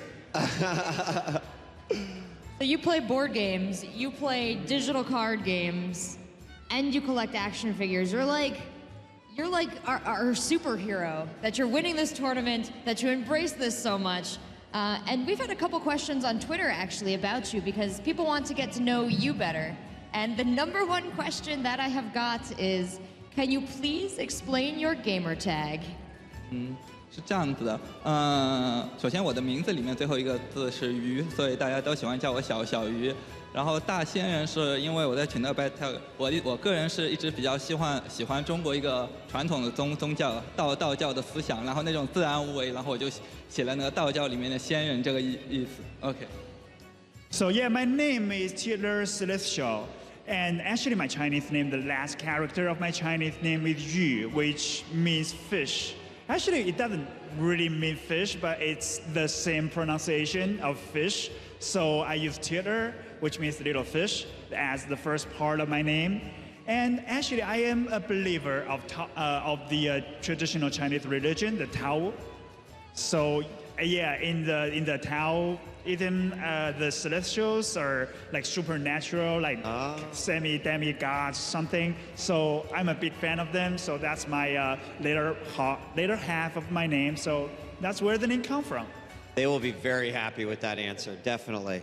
Let's talk about game 3. I want to see if I can actually recreate the reaction that I saw you give. It was something like this. Can you explain the reaction and what you were thinking when we saw that? 我是感觉到他可能有很高的斩杀，但是我觉得当时我的血量和那个还不至于到他那个斩杀，因为他同时要有正击、那个闪电风暴，然后2个石化武器、1个闪电剑，就5张手牌，要求非常高。如果他真打出来，所以当时我还是非常有一点吃惊的。本来我都觉得我可能那场盘都可能会赢。He said, actually, that was a surprise because I was kind of expecting a very rushy, kind of execute type of play from Tare. But I was pretty safe. I was very safe. And he was kind of like doing that brutal play. I was like, how could that be possible? He needs to have like double rock buy, he needs to have the sharks, he needs to have the lightning storm, but he needs to have everything. That's a very little chance for that to happen, but still, I was kind of surprised. Is that happening? Yeah. That's great. That's great.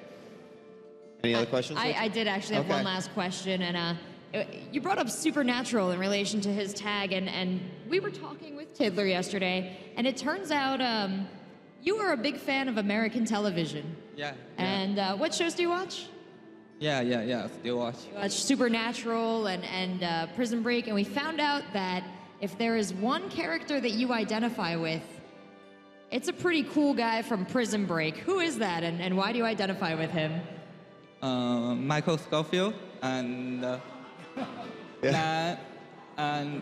然后就说他如果他就是我觉得我不是很喜欢美国的那种超人的剧，但是如果是普通的一个，然后用自己的智慧去解决一些问题，所以我就比较喜欢这个角色。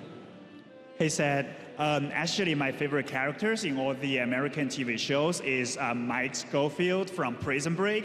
And actually, I'm not a big fan of like superhero type of characters. I prefer normal people who is like super smart, who is like solve the problems with their intelligence type of people. And so that's why that dude is my favorite characters.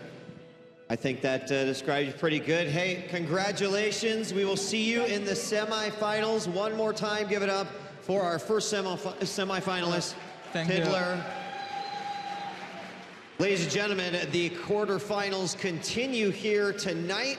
We're live from the Tavern of Champions, and it's time to move on to our second quarterfinals. Casters, I know you like that one. Are you ready for quarterfinal number 2?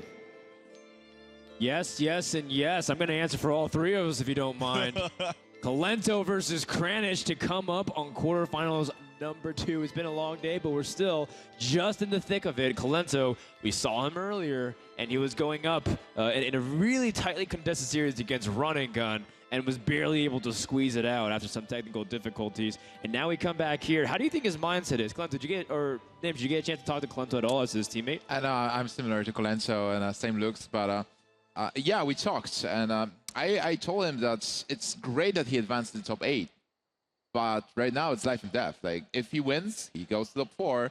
If he loses, he drops out of the tournament. But I did encourage him that what he needs to do to become a world champion is only win versus 3 people.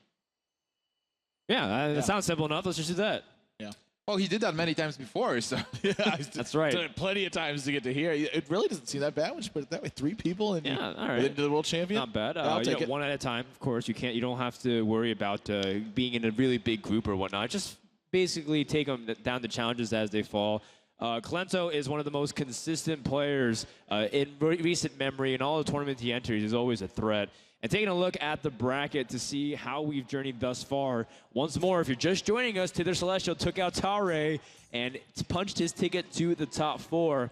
And we're about to find out who will join him tomorrow between Kranich from Korea and Colento from Ukraine. Yeah, I've seen a little bit of Kranich's play so far. Not too much of it, but I've been pretty impressed with what I've seen from him. I think he's really on point with his decks. I think he understands his matchups really well. Really playing to kind of how his strategies unfold also. He's sort of similar in the way that we saw Tare last round, where he would find these kind of unconventional spots to look for lethals because that's what he had to do. Kranich is sort of along those same lines. He really looks deep into his plays and understands what he has to do and really struggles to make it happen. Oh yeah, certainly. Yet again, we have a lot of players here, and Kranich is one of the best players in the world for sure. He is in the top 8, and if he wins versus Colento, he will advance to the 4. I feel like even though we might think like Colento is favored, I still think this will be an even game. Best of 5 series, anything can happen, and it depends on the deck lineups. Also, like Colento is saying, I always look at one opponent at a time. Like, you want to focus on one match, one guy, one lineup, because if you don't win, it doesn't matter what's happening after that. Yeah, absolutely. Now, these two guys, we've learned a little bit about them, but Kranich, she's a new face to BlizzCon at least, because we saw Colento earlier today. We had a video to describe to you a little bit about these two players and talking about themselves.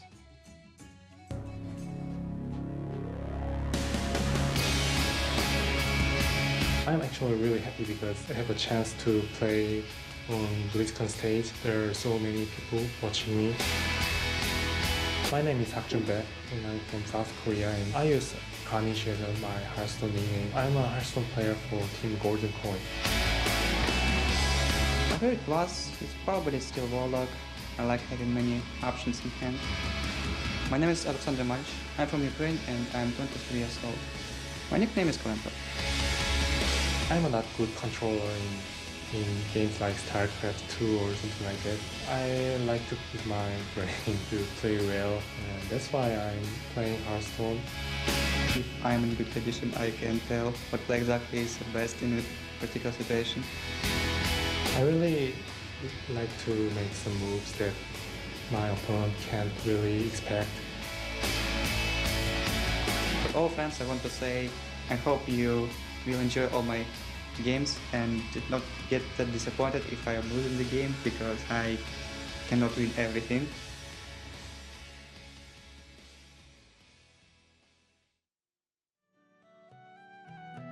That is right. You can't win everything, Colento, but you can win this series, or will Kranich be able to continue another dream run?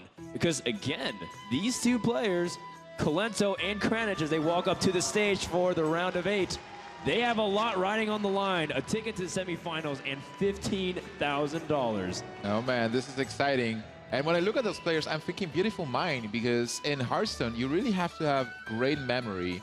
You have to read your opponent, and you have to plan the plays. It's not about mechanical skills, because you can take your time, but you know that the better player with better mind skills wins the match.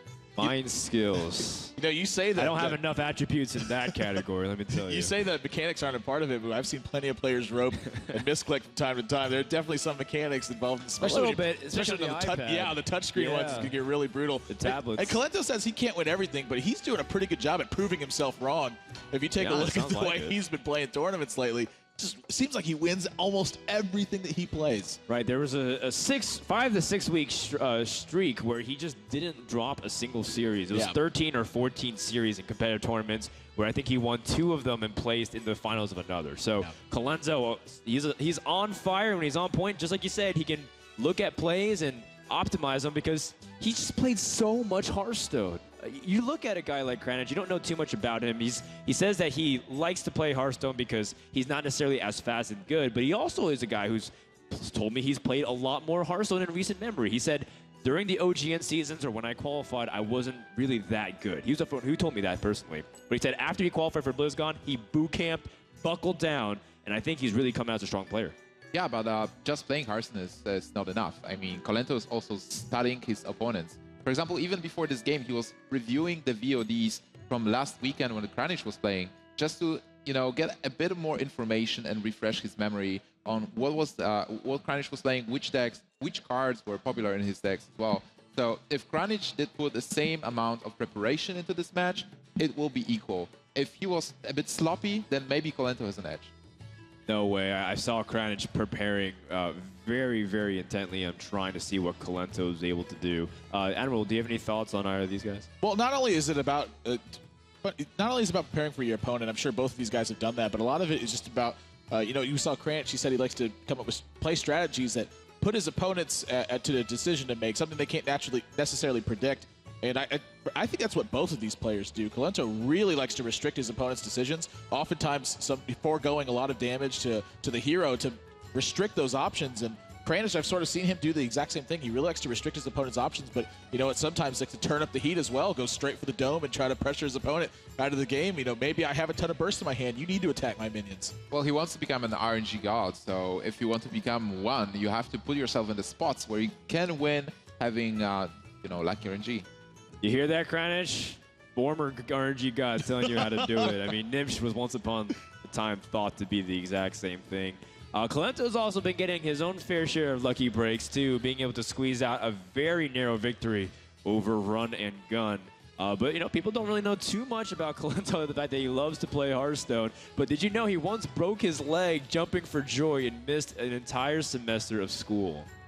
That's a lot of joy. I had no idea. That's like I should have used that excuse instead of the dog and the homework one.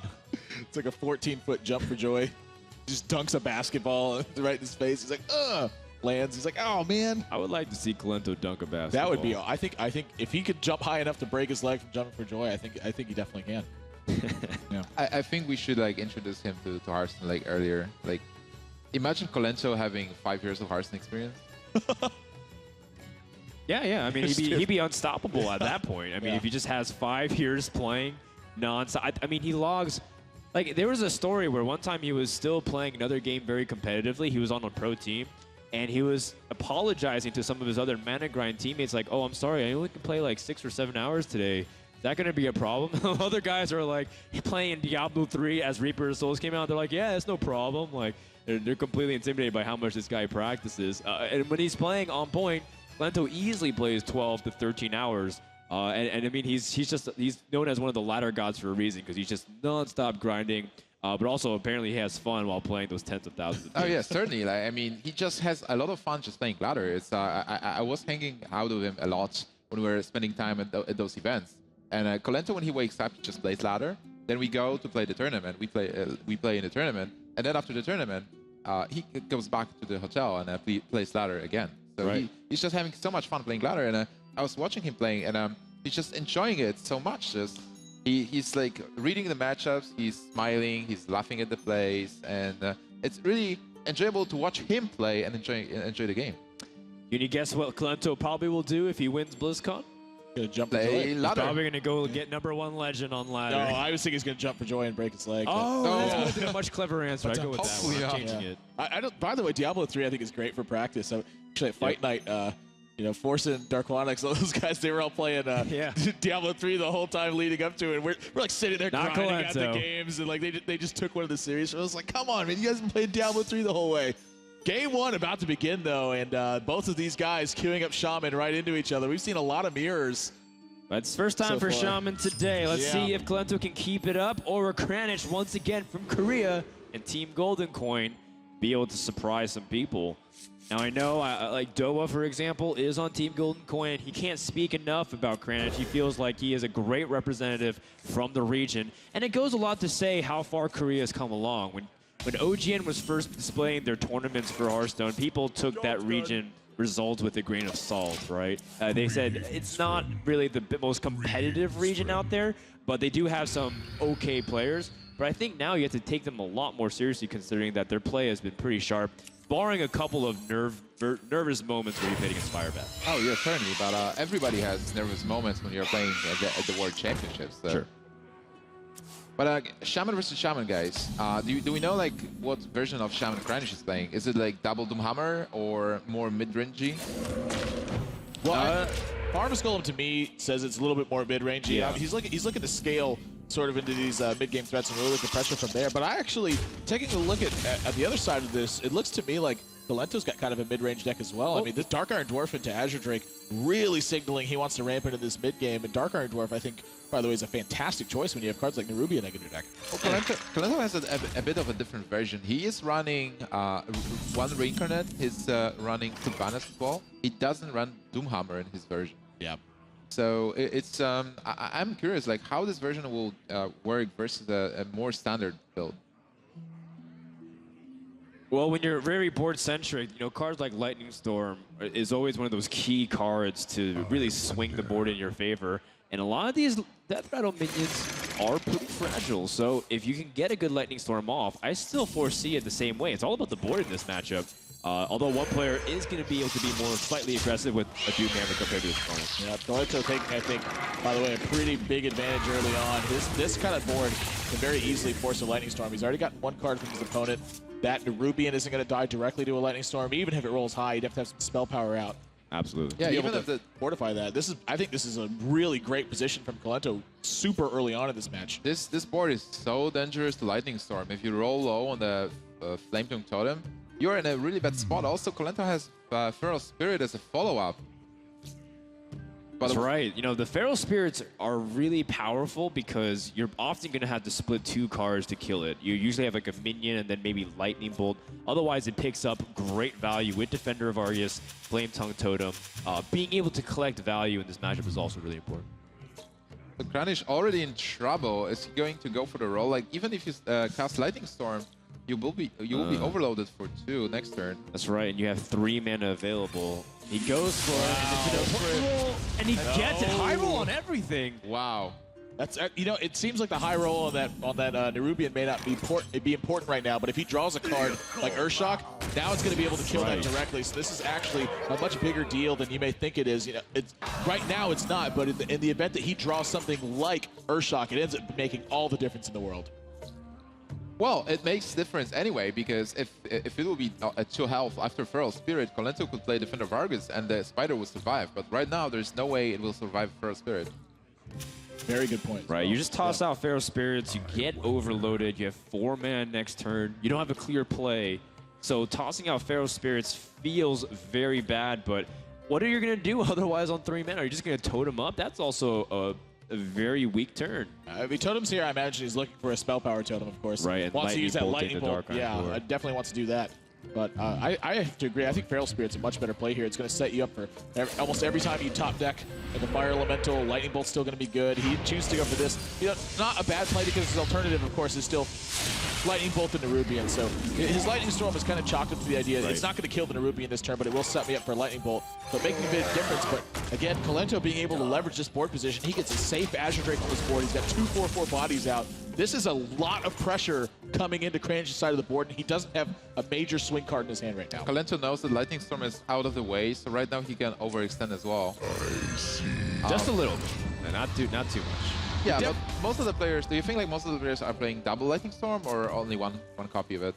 I would say double Lightning Storm is still very important to have. You know that your opponent has like the possibility of playing Zoo. It's a really strong deck in the metagame. I'd be very surprised if some people feel like it's slow enough metagame that you can get away with 1 Lightning Storm. I like how Colento is trading with minions, keeping his board present and slowly doing damage instead of just going to phase. Wow. And there is a second Lightning Storm. Yeah, I think Lightning Storm is one of the most important cards in the Shaman Mirror too. The game is so focused on trying to develop and keep control of the board that what ends up happening is you just get a lot of small minions on the board that really threaten anything your opponent can play, and Lightning Storm helps you catch back up from that position. Or if both of you guys are kind of going, straight at it and really battling back and forth, Lightning Storm ends up being a big swing card to completely take the game away from them. So drawing the second Lightning Storm, a big blessing at this point. But would you use it here? I don't think it's that effective. No, here it's not a very good spot to use it. It looks to me like, even though you're not getting too much value out of it, it looks like Black Knight's a totally fine play, which is, of course, great news for Colento because he's already got Alec here in his hand. I was looking at the golden card animation for Lightning Storm, and it's beautiful. Yeah, it's fantastic. I'd ask that card out on a date, and I'd call it back. Wow. Yeah. That's bold. You didn't call me back. Most of the golden cards are really beautiful. Oh, look at no hard feelings. Look at the Feral Spirit as well. It's like the freeze effect and the chill. Yeah. I never saw the Lightning Storm golden card. I don't know. It's just either that or I've never paid attention to it. It looks like the more you look at it, it's more mesmerizing. It's like an optical illusion. That's why Hearthstone is such a fantastic game. It doesn't actually ever deal 2 damage to you. It's always 3. Yeah.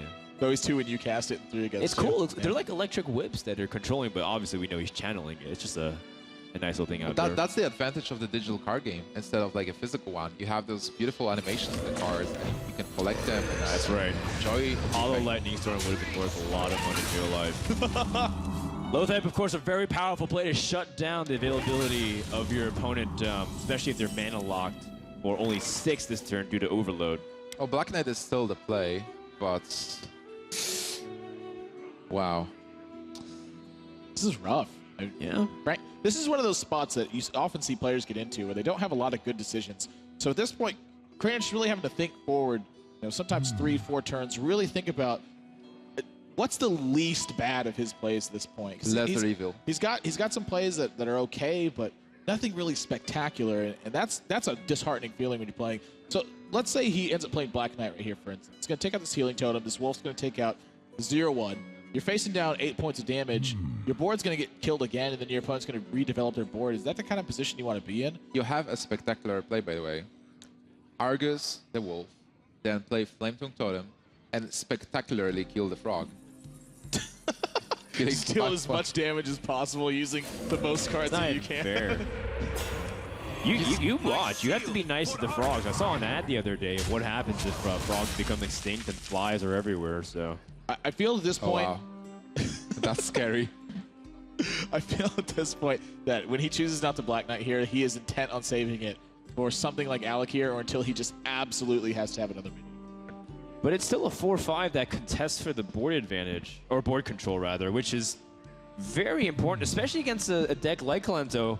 Even more so because you don't have many ways to do the burst damage other than the Alec here. You're going for more of a board-centric control because you have Sylvanas, you have Reincarnate, you have ways to load up really strong things and impact the board state, but you don't kill your opponent as fast as, Kranich, or even going to the double Doomhammer deck that we've been alluding to multiple times.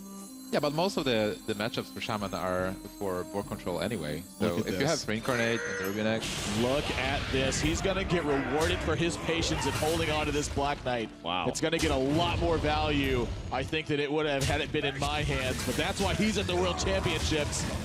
This could put a lot of... This may be the kind of turn he needed to actually really get back into this game, because this is a lot of damage he's buying himself. Not that this by any means is going to be the game-winning play for him, but this is a big step in that direction, because he's been behind for basically all 8 turns of this game. You can still misclick. The frog is really close to Alak here.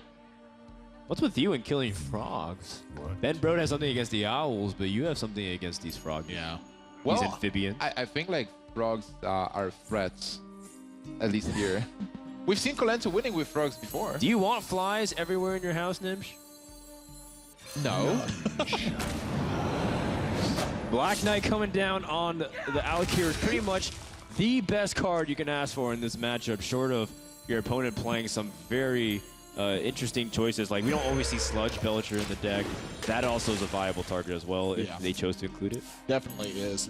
This Manatide Totem, again, it's pretty liable to pull some heat from Colento's side of the board. If he doesn't feel comfortable killing his opponent over the next couple of turns and really putting a lot of pressure down, this Manatide Totem really likely to be attacked here. And it's just sort of from Colento's style that we've seen in the past, he loves to restrict his opponent's options, so I think it's very likely that he's going to continue to follow that same line. At this point, you also have to ask yourself a question. Is it worth just going for face? Or I would probably hex the 4-5 and kill it with a 2-1. But still, just putting your opponent at 10 points of health is huge. But I guess Colento will kill this other. Right. I mean, you do lose the burst, though. You don't have Alec here anymore, and you're not running Doomhammer, so Colento doesn't have the way to rush down his opponent other than just spells. And I feel like it's more important to focus on the board. It plays to Colento's style, too. Admiral was telling me this some time ago, where Colento sometimes, if you had to choose one weakness, it'd be that sometimes a little bit too board-oriented. Yeah. But if you're playing a deck that's catering to that style anyways, it's no longer that weakness. It's the primary way to win the game. Right. Yeah, and it worked for him beautifully because his opponent only has double Flametongue. A lot of reactive cards that need a board. He is a Shaman player, and with no board, those cards are just dead. With this, a Lightning Storm being forced out with no hope of killing his opponent's Lothab. Stuck with 2 Flametongue Totems in his hand. Dude, look how ugly this is. Now Colento knows the double Lightning Storm is out, so he can overextend for sure. Harrison Jones being squeezed out. A Flametongue sandwich. Featuring Harrison. With a Stone Tusk meat. He is on fire. Oh, man. This Harrison is just waiting for thinking about contesting on the board with the Flametongues, or what was he thinking about? It looked to me like he was thinking about it, but I think when he goes for it, he gets blown out by every single lightning bolt and Earthshock. That is a painful totem roll. That that healing totem instead of spell power or searing ends up healing into 5/4, which means fire elemental, lightning bolt, slightly out of range, unless you roll the spell power totem. He barely escaped. Is this a spell power totem? No, it's not. This is looking really bad. That makes a huge difference because that's a 5 attack minion that could be edging you closer to death. Yeah, but Colento still has an Earth Shock. So Harrison Jones is going to enter the fold. Nothing belongs to the museum right now. Right, Harrison's talking to nobody. Yeah. In fact, I didn't even hear his battle cry whatsoever. He was like, he stayed silent for that one. That belongs to the... Where is it? Do you think for Colento He ran into some mean owls before he got out there. Do you guys think it's finally time to attack? Like maybe stop clearing the board and you know, just deal a couple of damage to maybe finish the game in the turn? Well, if there's one thing I know about Colento, that it's probably not that time right now. I imagine he's just going to use Hex. You know, the same vein we saw him Hex a 4/5. Oh, whoa, maybe I spoke too soon. Oh, he's going to Hex it afterwards. Okay, so he is going to Hex here, but I do like his attack for 5 straight away here because he has Earth Shock to push through this next turn, or he has Lightning Storm, whichever one he chooses to use. Haunted Creeper is not the card he wanted. Well, I guess you can have Revenge of the Frogs. Well, which sounds like a terrible movie that some Hollywood producer would pick up. The frog is going to kill the wolf. How cool is that? That's pretty cool. That's a big frog, by the way. Can you imagine a frog that killed a wolf? Like in real life, how big the frog would have to be? Not a world I want to live in, man. Yeah. The Ruben Egg, a fantastic combo with Reincarnate, but I'm not sure if Colento wants to show the card. Oh, he already played it previously. Oh, he rolls spell power totem as well. Oh, clear. Just clears the board. No cards in hand for Cranage. Yep. No cards on the board. Colento using Reincarnated on this egg. A ton of damage on the board. And I can't think of a single card that Cranage's deck that could get him out of this one. Short of Deathwing, there's about... Deathwing still even Deathwing wouldn't do it because there's a Nerubian egg on the board. Oh my god, he Not did counter Deathwing with this play. Not even Deathwing can save from this one. Deathwing. Feral Spirit. Feral Spirit? Does it save him? No, there's not a taunt totem there, so Ursoc's going to be enough to push through this. And game one's going to be going over to Colento in this Shaman Mirror. Ahead almost the entire game at every step of the way. This is top-notch play that we're seeing. This is a man who's hungry for a world championship right now. This is a, you know, I've said it before. Wow. Or Nimsh has said it before, rather. Would you rather face Jiraxis or would you rather face Colento? And frankly, for me, I think it's Jiraxis. I'm going for Jiraxis as well, man. And imagine facing both Jiraxis and Colento at the same time. It's happened before. Oh, yeah, it did. He has played Handlock. And, you know, Colento does have that Warlock available. He's playing Handlock, right? Yeah. I keep guessing this wrong. I was like, well, Cranage obviously is playing Zoo. He's playing Zoo. Like, oh, gosh, I don't know about this one. Are you sure? Well, I think from this point on, when you have Warlock and Druid remaining, or sorry, the Warlock, Druid, Priest, and he has the Shaman available to continue on, I think Colento's in a really good spot. Winning that Shaman Mirror is pretty important because, you know, you have the availability of being able to use it and line it up accordingly to having the match advantage, winning that first game. So this is what you want. Like, if you're a Colento fan, this is what you want. And Cranage needs to get a really important win with either his Hunter or his Warrior. Well, Hunter is a fantastic deck to sweep. So if he has Hunter available, he can just pick it. It's an okay deck to play versus Shaman. Right now it's tricky. Like before, Hunter had a very good win percentage versus Shaman. Right now it's a bit worse, but still a very powerful deck to counter whatever Shaman is doing. And I would definitely go with Hunter and try to steal as many wins as possible. Yeah, I agree with you. I think Hunter, not quite as big of an edge as it used to have when Starving Buzzard was still 2 mana and you could draw 36,000 cards and kill your opponent's entire side of the board. But, you know, still packs a really big punch right now. Savannah Highmane's still a tough card to get through. If you don't find a Hex or an Earthshock in your hand, Shaman's going to have a really tough time dealing with it. And a lot of times they have to use those cards to deal with your early game pressure. So also, it's still an advantage here to the Hunter. But it also depends on the build. Like some of the Hunters that are still playing Unleash the Hounds and Juggler, and then that build is better versus Shaman because you can use the base strategy of overextending the Shaman is applying against them. Yeah, that's right. The totem hero power works against the Shaman when you're playing Unleash the Hounds. So every time you're building up the board, the Hunter has another knife to throw at your face. So it's a very tough situation if he's playing for that. But whether or not you even have so, there comes a point where the Shaman can turn aggression right back on. But usually you require cards like Doomhammer to do that. So I'm looking at cards like Nerubian Egg and Rockbiter, or Nerubian Egg and Reincarnate to potentially be Kalento's stabilization point. You can have the similar removals that you use to line up to take care of Undertaker, but I'm looking at that card combination to potentially be one of his tickets to stabilize him. Well, he even has Sylvanas Reincarnate, so if he's able to just steal Savannah Hymen, that's a huge play. And it's like, you steal Savannah Hymen and you still have your own Sylvanas, you just win the game right there. That's right. It's an excellent point both of you make. Also, Dark Iron Dwarf, a great card to help activate Nerubian Egg, and then just the 4/4 body alone can really contest a lot of stuff that the Shaman does. It's out of range of Eagle Horn Bow. It's going to directly contest every single animal companion. Sometimes it'll trade, sometimes it'll come out ahead, but those are all points that can really help swing the game in Kalento's favor, even though they're just very small and subtle changes that are being made to the deck. Absolutely, and we see a great start for Kranich with the Undertaker, but nothing to synergize with it. He needs some of his backup singers in order for this starter. Yeah, well, he's got 2 shots at it right away, and then, of course, the first draw on his turn. He's going to need some Death Rattle minions, or this is going to get a little bit ugly. And he gets them. He gets one. Too. He gets one. All right, but it's still a good curve, and it's a Death Rattle minion. And that's a Leopard now. Oh, that's a Leopard Nymph. So is this Undertaker going to bury Kalento? Well, Kalento definitely doesn't have a direct answer. Definitely liable for the Tombstone problems. That's not what he wanted. Yeah, definitely. Manatide Totem not the card you want to see in this matchup right now. And Kalento's hand extremely slow. Really unfortunate mulligan from him. This Undertaker's going to get pretty big, pretty fast. Then to back it up, these are Blue Hoarder's one of those Death Rattle minions that you really don't like killing because it gives your opponent a card. And that's very interesting because normally Shaman has access to the best counter card to counter the Undertaker, which is Air Shot. Kalento didn't join to it, but he still has a Harvest Golem, which is a great minion to play and to contest the board. Now, this is a different direction that he can take right here. His Animal Companion, or now he even has Eagle Horn Bow. All of these cards that are in his hand right now can contest that Harvest Golem in some way. Which one of them is best? I like Eagle Horn Bow because then for the next turn you will play Animal Companion and Leopard and still can kill something with the bow. So basically you're developing the board and destroying the board on the Shaman side. Yeah, I like controlling the board a little bit more from your opponent. The Undertaker, as much as it is a holy grail in the sense to protect it, having minions to answer whatever your opponent's doing is also valuable. Now, let me ask you, why do you think he put the Undertaker at risk instead of drawing a card? That's a very good question. I guess he's valuing damage more. He thinks he is in a good position. Maybe he wants to bait out a Lightning Storm or... Well, I think he's just playing around. He's hedging his bets against spot removal, which a lot of Shamans do have. They have, Lightning Bolts, Earth Shock, Rockbiter. And so he's just making it so that way he can still answer the board. And if he loses a minion, he's still in an okay spot.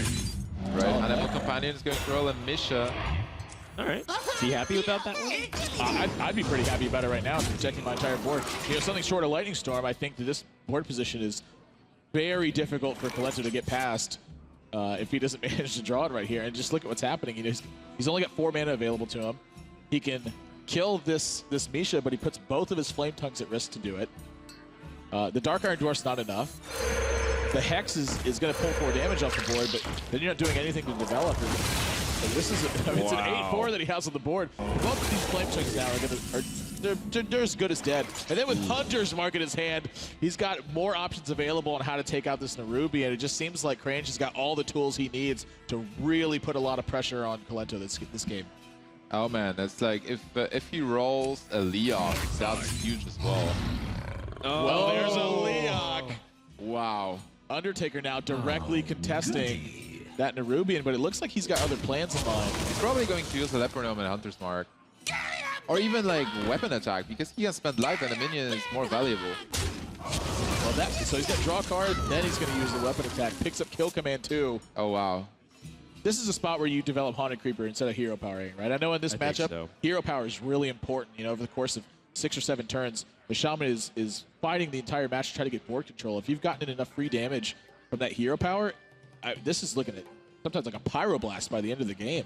I think so. I think the weaving in Hero Power is important, but at the same time, he doesn't have a play the following turn, right? So if he has Hero Power this turn, next turn he also can Haunted Creeper and play his Hero Power.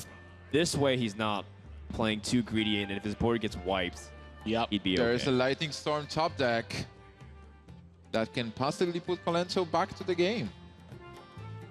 I think it's definitely a card he needed right now. I don't know how important it is this turn exactly, because I think Feral Spirit's doing a really good job at keeping the board under control as well. But certainly an option.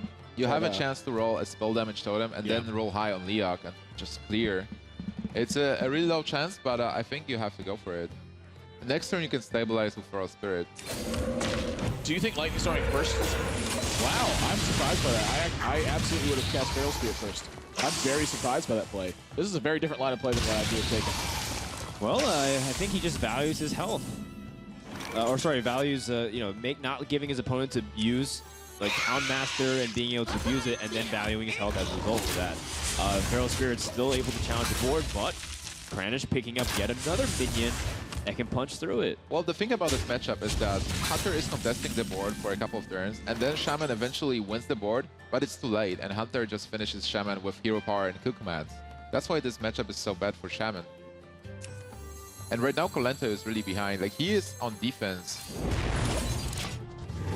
Yeah, not really much else to do. I think Feral Spirit's, this is about as good as it's going to get. It's going to contest both of these minions on the board. That's a card that you have to be very fearful of, because it shuts down the spells. You're so dependent on your spells to be able to draw you back into it. Wow, he's actually going to Hunter's Mark straight away, and he wants more damage on the board. And why not? Colento isn't going to have to mana to use Lightning Storm next turn, even if he draws one, because of that Lothep battle cry. This is looking pretty grim for him this game. It looks like this game is over. He needs its own totem to live one more turn, but he knows it. That's going to do it. Kranich ties it up 1-1 with his Hunter deck, and he came blazing out of the gates. And, a really small, subtle play there. A lot of these cards, they just kind of lined up poorly for Colento. It was a very strong draw and then heads-up play and make sure that his sequences were right. But showing his knowledge just with the hero power, I think, as you mentioned, he didn't have a follow-up play on that turn, so trying to weave in those hero powers and get maximum value from that. A lot about what this matchup's about, because it takes Shaman, like you said, they have to get control of the board and then they have to start killing you. If you've used a hero power enough times, they often don't have enough pressure to be able to kill you before you can just kill them with hero power. Also, you have like a limited amount of cards, so you want to use the hero power every turn and keep your cards to be able to play them on the following turns, because if you just overextend and they clear this, you just start hero powering there, but you're not doing any pressure, you're not playing any cards. So right now, what Colento has left, like what deck is he going to choose to counter Hunter? He has Warlock and he has Druid available. Some people said that this fast version of Druid, when it first came out, was strong against Hunter, but that was before Undertaker and all of its beauty came out onto the ladder. So I'm not exactly sure how this Druid deck stacks against Hunter. What do you think, Admirable? I think that Druid still has a slight advantage in this matchup. Not a huge one, but this is a sort of the way I think about Druid in a lot of matchups. It's really close kind of either way. It's a very comfort and safe pick. If you really understand the matchup really well and your opponent doesn't, I think it gives the Druid a much bigger edge. But if both players understand what's going on, I think the amount of pressure that the Druid can apply, and then some of the swing turns it gets with cards like Keeper or the Grove, or maybe Innervate to accelerate out some bigger stuff, you can just oftentimes put so much pressure on the board that Savage Wars, even without a Force of Nature, ends up being more than enough damage to really force through some victories here. So I think if he chooses to go with this Druid, especially he's playing 2 copies of Haunted Creeper and 2 copies of Echoing Ooze, I think he's got the edge in this match. I think there's a couple of key moments. Like if Shaman gets the Lightning Storm, if there's no Lightning Storm, then the Druid will possibly win. Also, if you're able to like contest the board early, being the Shaman, if you lose the contest, then Druid is just killing all you have and getting an edge and getting tempo, and then eventually killing you after a couple of turns. Also, an Innervate might be important to just maybe get a Shade of Nakramas early to be able to overgrow the Lightning Storm. So there's a couple of those of small things happening in this matchup that are important. I think it's pretty even, actually. Well, I lean a little bit towards Admirable. I think the Druid has to realize that he can be the aggressor here. And doesn't have to play so control-oriented, but it really does depend on the starts of how they go down. And remember, this best of 5 has now been shredded to a best of 3, so the person who wins this match will be in a great spot.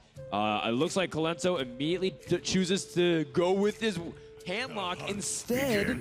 And you know what? Some people have been feeling like this matchup is not as bad as it's famed to be, right? People say that handlock and Hunter, oh man, Hunter's just so favored. But I guess more and more people are realizing that you can fight back. It was in the past, because in the past you had Unleash the Hounds and the Buzzard. You could just draw a lot of cards. You basically drew all the cards in your deck. So you're getting the key cards like Kill Commands, Hunter's Marks, when you needed them. And you also were you also had tracking, which was a very important card to get the cards feeded. Right now it's different. As a hunter, you only have a limited amount of cards to be able to defeat Handlock. So if Handlock is putting enough pressure and just stopping you from pressuring it, Handlock will eventually kill you a couple turns.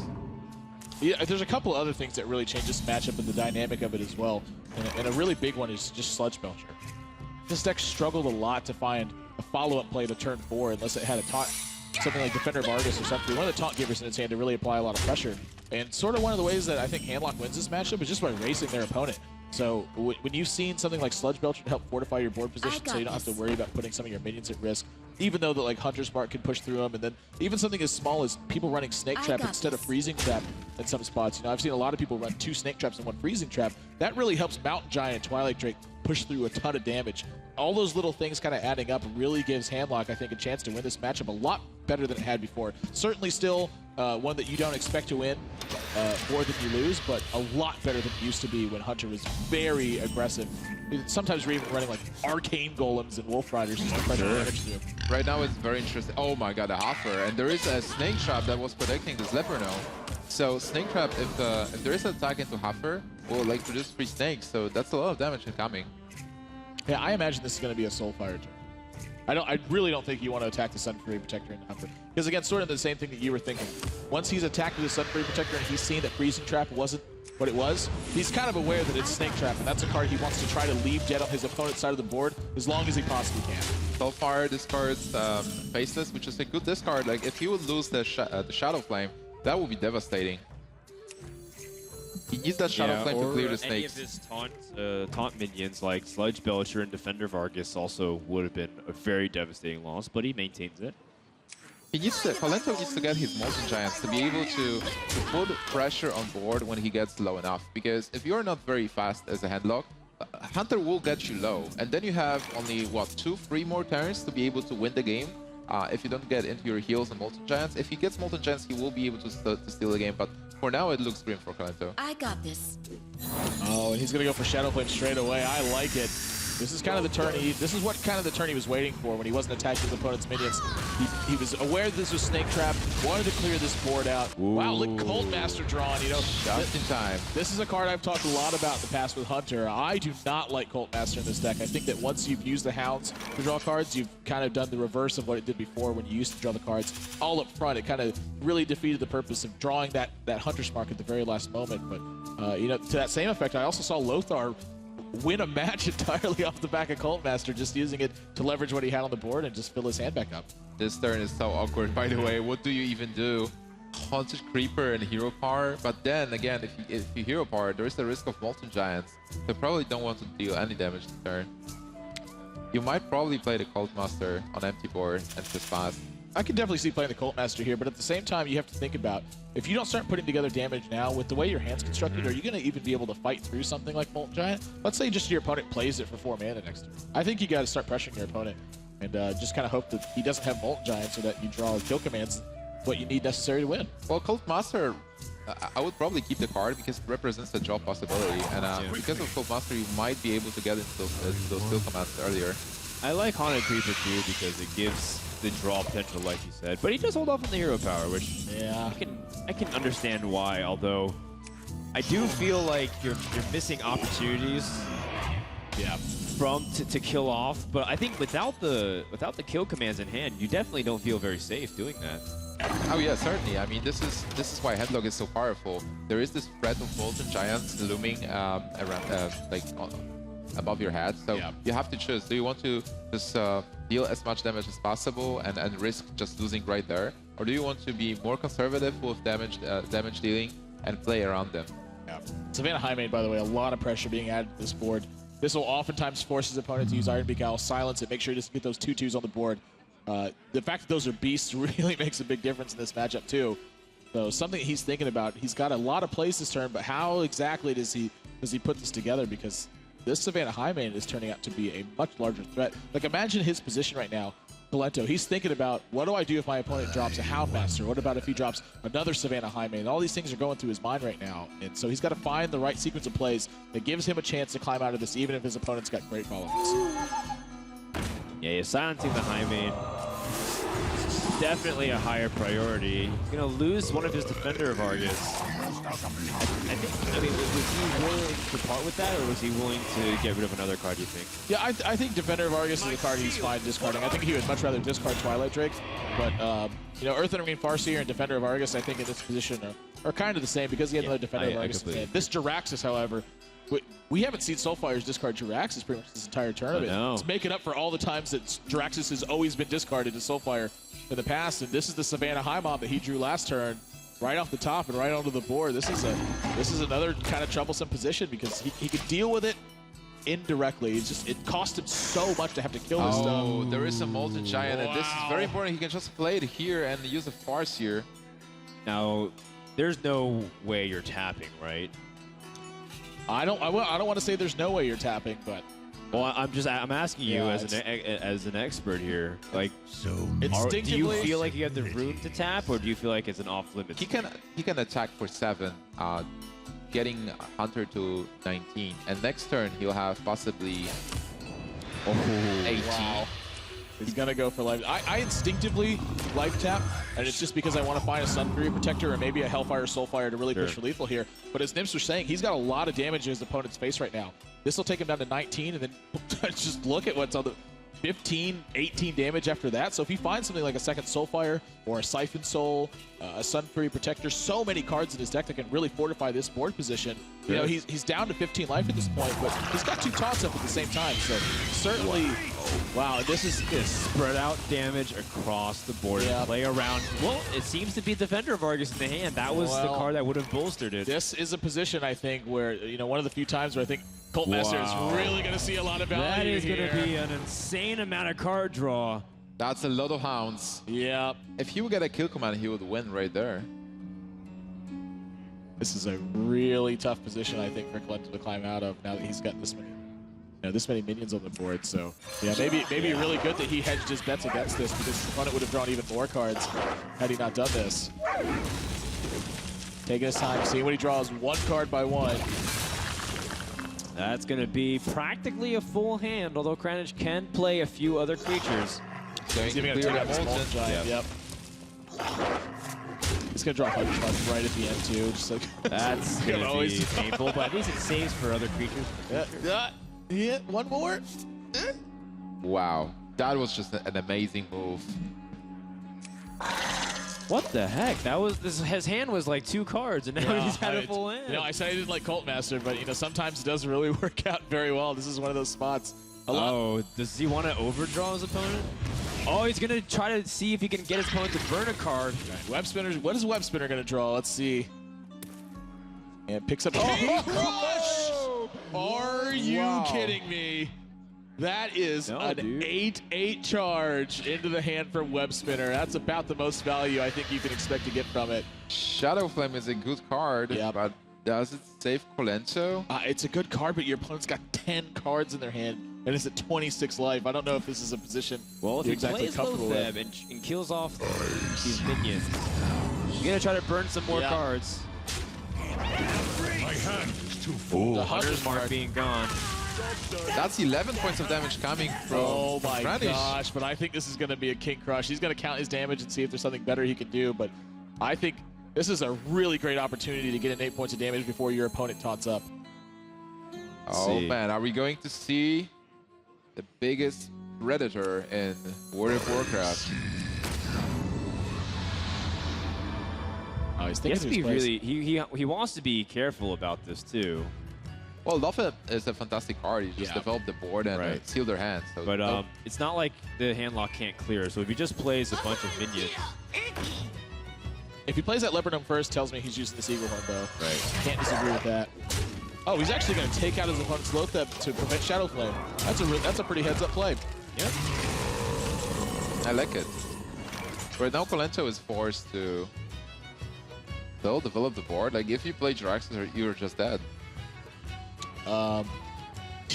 Is there anything he can do? Well, he can. Actually true. King Crush is 8 damage, right? 13, 16. I don't know if there's a way you can get out of this. You're always threatening 15 damage. Oh my gosh. And a Leopard Gnome on top of that. Well, you kill off the Leopard Gnome and then Jiraxis.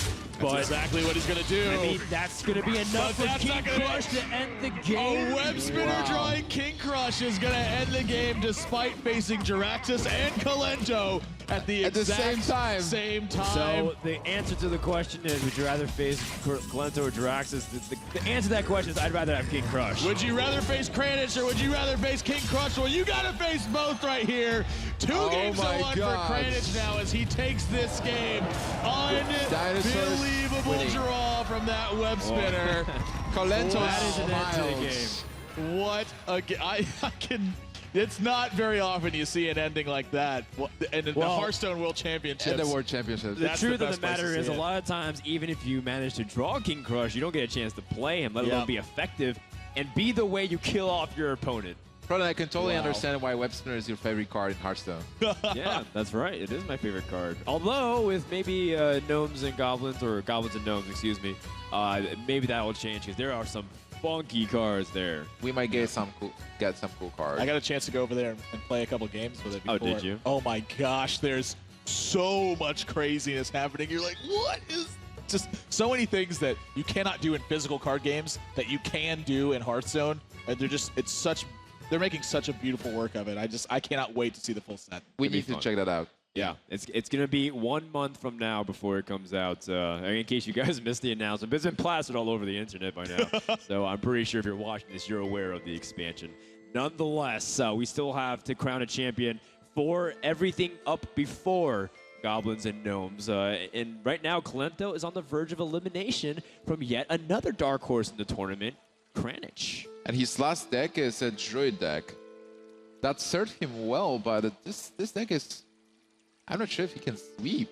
Well, I mean, if he takes out the Hunter, I feel like the Druid against the Warrior is not bad for Kalento. Yeah, so if he can win this game, I would say that he's still in a position to win the series. It's just going to be tough. Yeah, I agree with you. I think if he wins this game, he's in a great position to win this series. Druid already matches up really well against Warrior, and then when you have an aggressive Druid like this, it's really focused on developing its board early, scaling into the mid game, and trying to end the game as quickly as possible. With Savage Roar really adding up on these minions that you've played that kind of duplicate themselves, Haunted Creeper and Echoing Ooze.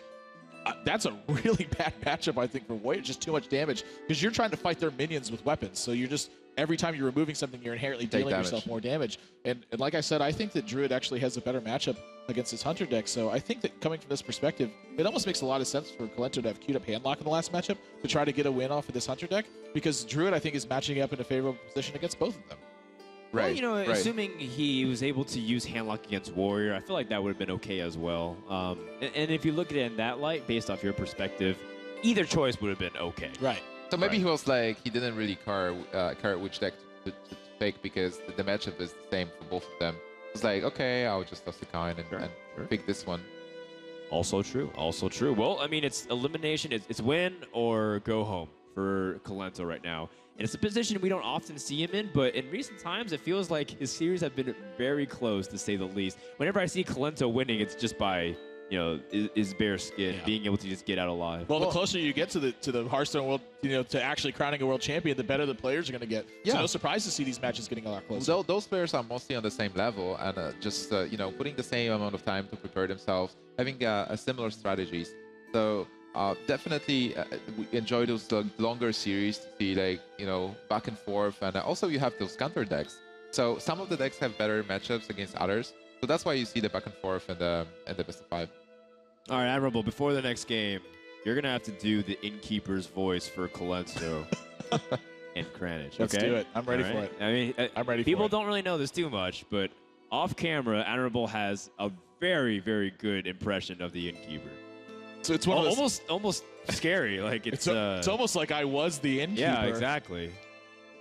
Or the Innkeeper. Yeah, I mean, there's no way it's not, actually. The more I think about it, it's like, oh my god, this makes so much more sense. Like, it's Admirable talking to me and telling me, like, oh, it's a legendary. He does it all the time. Wow! Yeah, epic! It's going to be coming out. All right, so we got that settled. In the meantime, if Kalento can get past this deck, he's going to tie it up. And then if Kranich wins, he just goes on to the semifinals and plays Tither Celestial. And you know what that means? It means in the finals, we're guaranteed a player from the East. Yeah. From Korea/China, which people peg the West to be the heavy favorites to perhaps win this first World Championship. Yeah. I think going into like the first and second stages of BlizzCon, that definitely was the case. But as you said, Kranich, when he got this event, boot camped and made sure that he was prepared for this. And Tidler's kind of been in the same scenario. At first he was, I played Hearthstone, but so he's buckled down a lot and he's really focused his game on it. No surprise, of course. Anytime you're putting up this kind of money for a championship, players are going to practice and they're going to get at the top of the game to make sure that they can claim their prize. Well, Tidler just finished second on WCA, grabbing a great prize as well. So he was always practicing and playing a lot of Hearthstone. Yeah, he's been in the top for a while. Being able to make good runs through tournaments. In OGN Season 2, he also got stopped by Magic Wind, who also people peg as one of the best players in China as well, top 3 players. So the fact that he's running into those guys and they're eliminating and they're going on to the finals also speaks about Tidler's play. Yeah. Of course, Tidler Celestial, Artosis was saying this guy was his guy to win BlizzCon if it wasn't Kolento or Strife Crow. So I'm not surprised by all that this is a potential semifinal between him and Kolento/Kranich. I definitely agree. And now maybe the Innkeeper's voice? No, I mean the game hasn't started yet. You can announce it before the game starts. No, you do it during. All right. Yeah, the intro screen where he's like Uther versus, kind of go from that's a good one. That's a good one. Did it slip out there for a moment? Yeah. Good, man. I like it. Not even my girl touches my Wow. whiskers. Right, so. I was just rubbing it for good luck. It's one of those things. Do I get 3 wishes now? I want my Ragnaros to hit this. Well, did you know creature. that genies can be really literal? You're like, I want $1 million, and then just a bunch of bucks appear, like actual animals. You're like, Gah! It would be. It would be. Literal genie. I think my first wish would actually make Goblins and Gnomes come out tomorrow. Oh, right. Oh, right man. after the Hearthstone. I totally appreciate you wasting your wish on that for us. That would be. I'll take one for the team. It's still super soon. It's like in 1 month. It is. And you can play it today. You can play it tomorrow. Well, I mean, today I'm actually watching some of the greatest Hearthstone players in the world play, but after the World Championships, I'll hop onto those computers and then go to the StarCraft arena and make sure to catch the WCS finals. Oh, yeah, definitely. We'll have, fun with some Goblins and Gnomes. Another thing I can't wait for. Yeah, sounds good. Sounds good to me. StarCraft final. He's so good. Battle. No, I mean, they've got some really good stuff. I mean, I don't know if you guys got to check out any of the StarCraft 2 panels, but they have some really cool stuff planned. They're trying to go all out, and they're redesigning a lot of aspects of the game, which is really cool stuff. It's definitely the best BlizzCon ever, in my opinion. Just based off of what they're trying to do, the new game that's been hidden for so long, Overwatch, was not expected, and of course we get this great Hearthstone action that's about to go underway into game number 4. Kolento needs to win this one, otherwise he's out. Innkeeper? Wow, what a big match for these two guys. You're just waiting for it. I'm just waiting for Admiral. All right. Kranich versus Kolento. That was perfect. Yeah, amazing. You are perfect just the way you are, Nathan. Thank you. Yeah, that's fantastic. Did you Bruno Mars? I wish. Yeah. I wish. I hopefully I'd be still casting Hearthstone as well. This game is going to be hard for either player if they draw poorly in the early rounds, but I see a pretty decent curve for both these guys. Yeah, Kranich has a coin. He has 2 1-mana minions, so he can start. Yeah, he has a very good start. Also, like Mad Scientist, a fantastic card, giving you a secret if it dies. Both of these players have drawn very well, and I think when both of the players draw extremely well, it's a position that typically favors Druid, because Druid's really strong draws are very difficult to contest. And, I mean, we've seen strong draws from Hunter. This isn't one of the strongest ones. Of course, Undertaker's the card he's looking for, but this Echoing Ooze already challenging the entire board that's here. So even something like Snake Trap, if that's going to hit the board, Kolento can kind of take his time and pick it apart between his hero powers. And of course, one of these Echoing Oozes is going to stick around. He has option for Harvest Golem. Lots of stuff happening really early in this game, but it's incredible. Like one card is challenging 2 at the same time. Yeah, still, this is going to be way up in the air. Maybe he can draw to the King Crush from the Web Spinner. Get some work done with that. Yeah, I guess so. Let's just do that every time.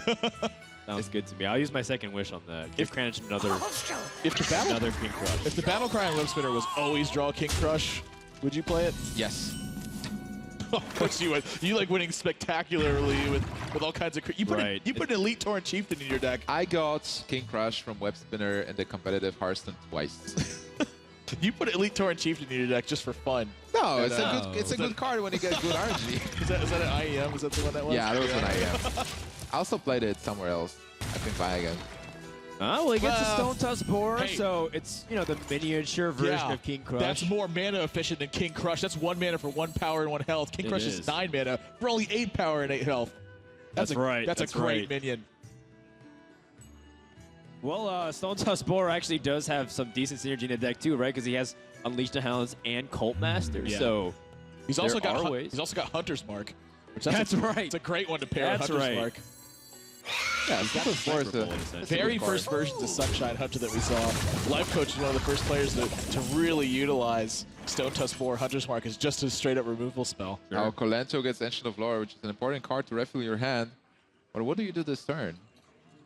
Well, he has the ability to either develop the Shade of Naxxramas or play his removal spell in Wrath. I feel like Defender of Argus is also okay, but I feel like it's weaker compared to the other players. I think you want to set it up. And plus, if you get the taunt on that Spectro Knight, he will do a lot of. Yeah, so that's a really important thing to note. I think Defender of Argus actually is a really good play here. But I think saving the Defender of Argus is an even better play because taunting up that Spectro Knight really important because the way that Hunters are going to push through these kinds of minions is they're going to use cards like Hunter's Marks. They're going to use kill commands.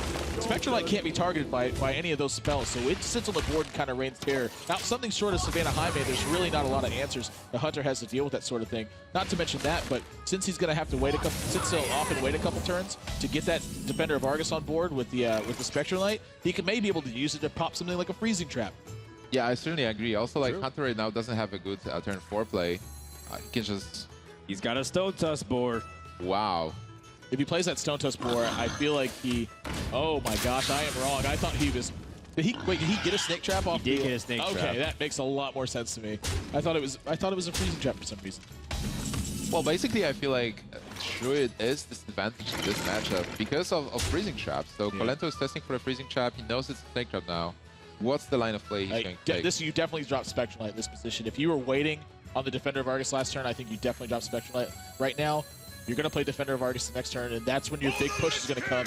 He's got Savage Roar in his hand. He's going to look for lethal in a few turns here. Well, in the meantime, Kranich has cards to disrupt that with Sludge Belcher and Loatheb.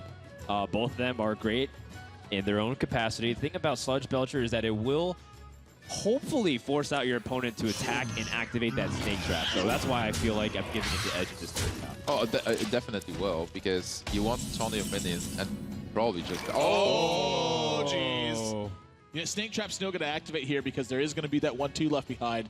But, you know, this is the extra 5 points of damage coming out straight away. This board is getting scary. Yeah, and at 21, he still feels comfortable taking points of damage. Not necessarily needing to play Defender of Argus this turn. Plus, he can still heal up with Ancient Allure should he choose to do so. So a lot of 1-1's going to be on his opponent's board, but I don't really think it's that big of a deal if you're in Colento's spot right now. Also, the bigger the board for Colento, the better the chance to win.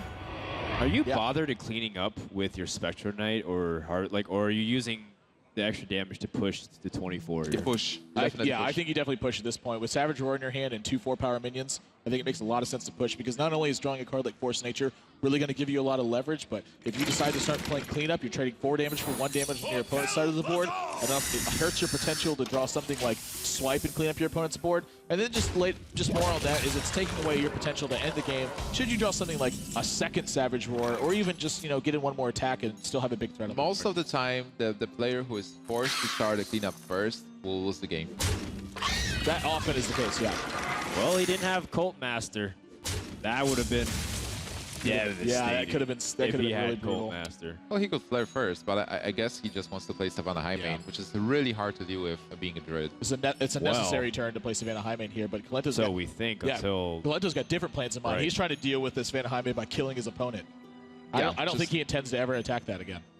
Never attack a minion again in this match. I'd be very outside like Hero Power or something like that, but I'd be very surprised if he did. So is Kranich going to develop Savannah Highmane, or is there maybe a different line of play? Flare, try to throw something and play Locket. Going for the Lion. Yeah. It's going to be a race, that's for sure. Druid has the Savage Roar. These are my favorite kinds of games. How much damage does he have now? There's an Innervate. Okay, so he's got 8 on board plus 6, so he's got 14.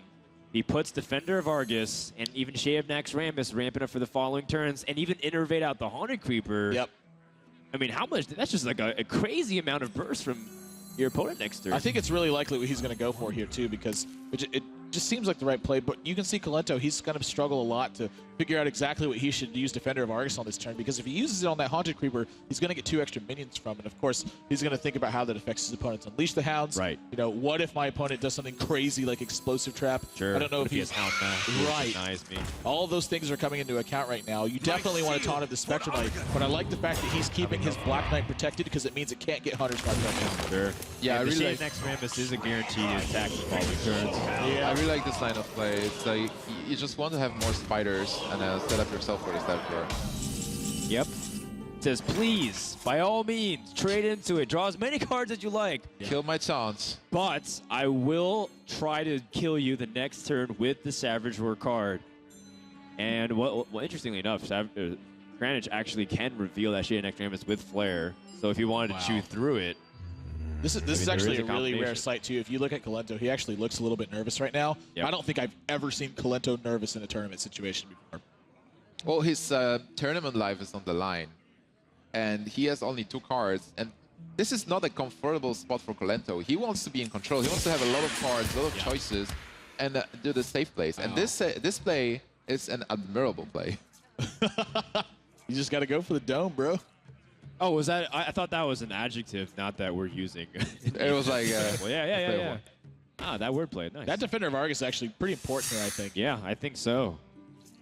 But it looks to me like he's going to choose to use Unleash the Hounds instead of Defender of Argus, which I can't fault him for that. Actually, I didn't even notice this. Really important. That player revealed that Shade of Nax Rammus. Wow. I just forget that card does that sometimes. But really he is trading down. Yeah. You know, he is dealing with Savannah Jaime just through being more aggressive. Look at this. 4, How much 6, damage is this? 12. This is 13 points of damage right now. There's a swipe! And that's going to end the game. A huge draw for Kolento. Unless Kolento feels like he's a priority to clear and he's using more of his minions to trade. Because if that's freezing It's trap. going to be a freezing trap. Oh my gosh. That's wow, a it's not really over good yet. point. So he has to know that it's not freezing trap. Is he willing to take that gamble? Well, even if he just goes with the play where he just swipes, he's still got a 4/5 minion on the board. He's still got his opponent really low. That 1/1's going to be picked off. Your opponent's got a couple 2/1s left. Right? You still You have have Ancient Defender Lord of in your Argus hand. back in your hand, which is a taunt. I think, this is a situation. He recognizes He knows this too. for it. He's going to even up the series, sending it to Game 5. He smiled barely. Wait. Yeah. No, he knows. Yeah, he There knows. we That's what go. it is. Making sure he doesn't misclick. Tied up the series. GG. Wow. From Kolento there. This, like you just said, Nips, these matches are coming down to the wire. They just get closer and closer as you go down to it. And now he's going to face a warrior deck, and he has an advantage. Druid is a very nice counter to a warrior deck.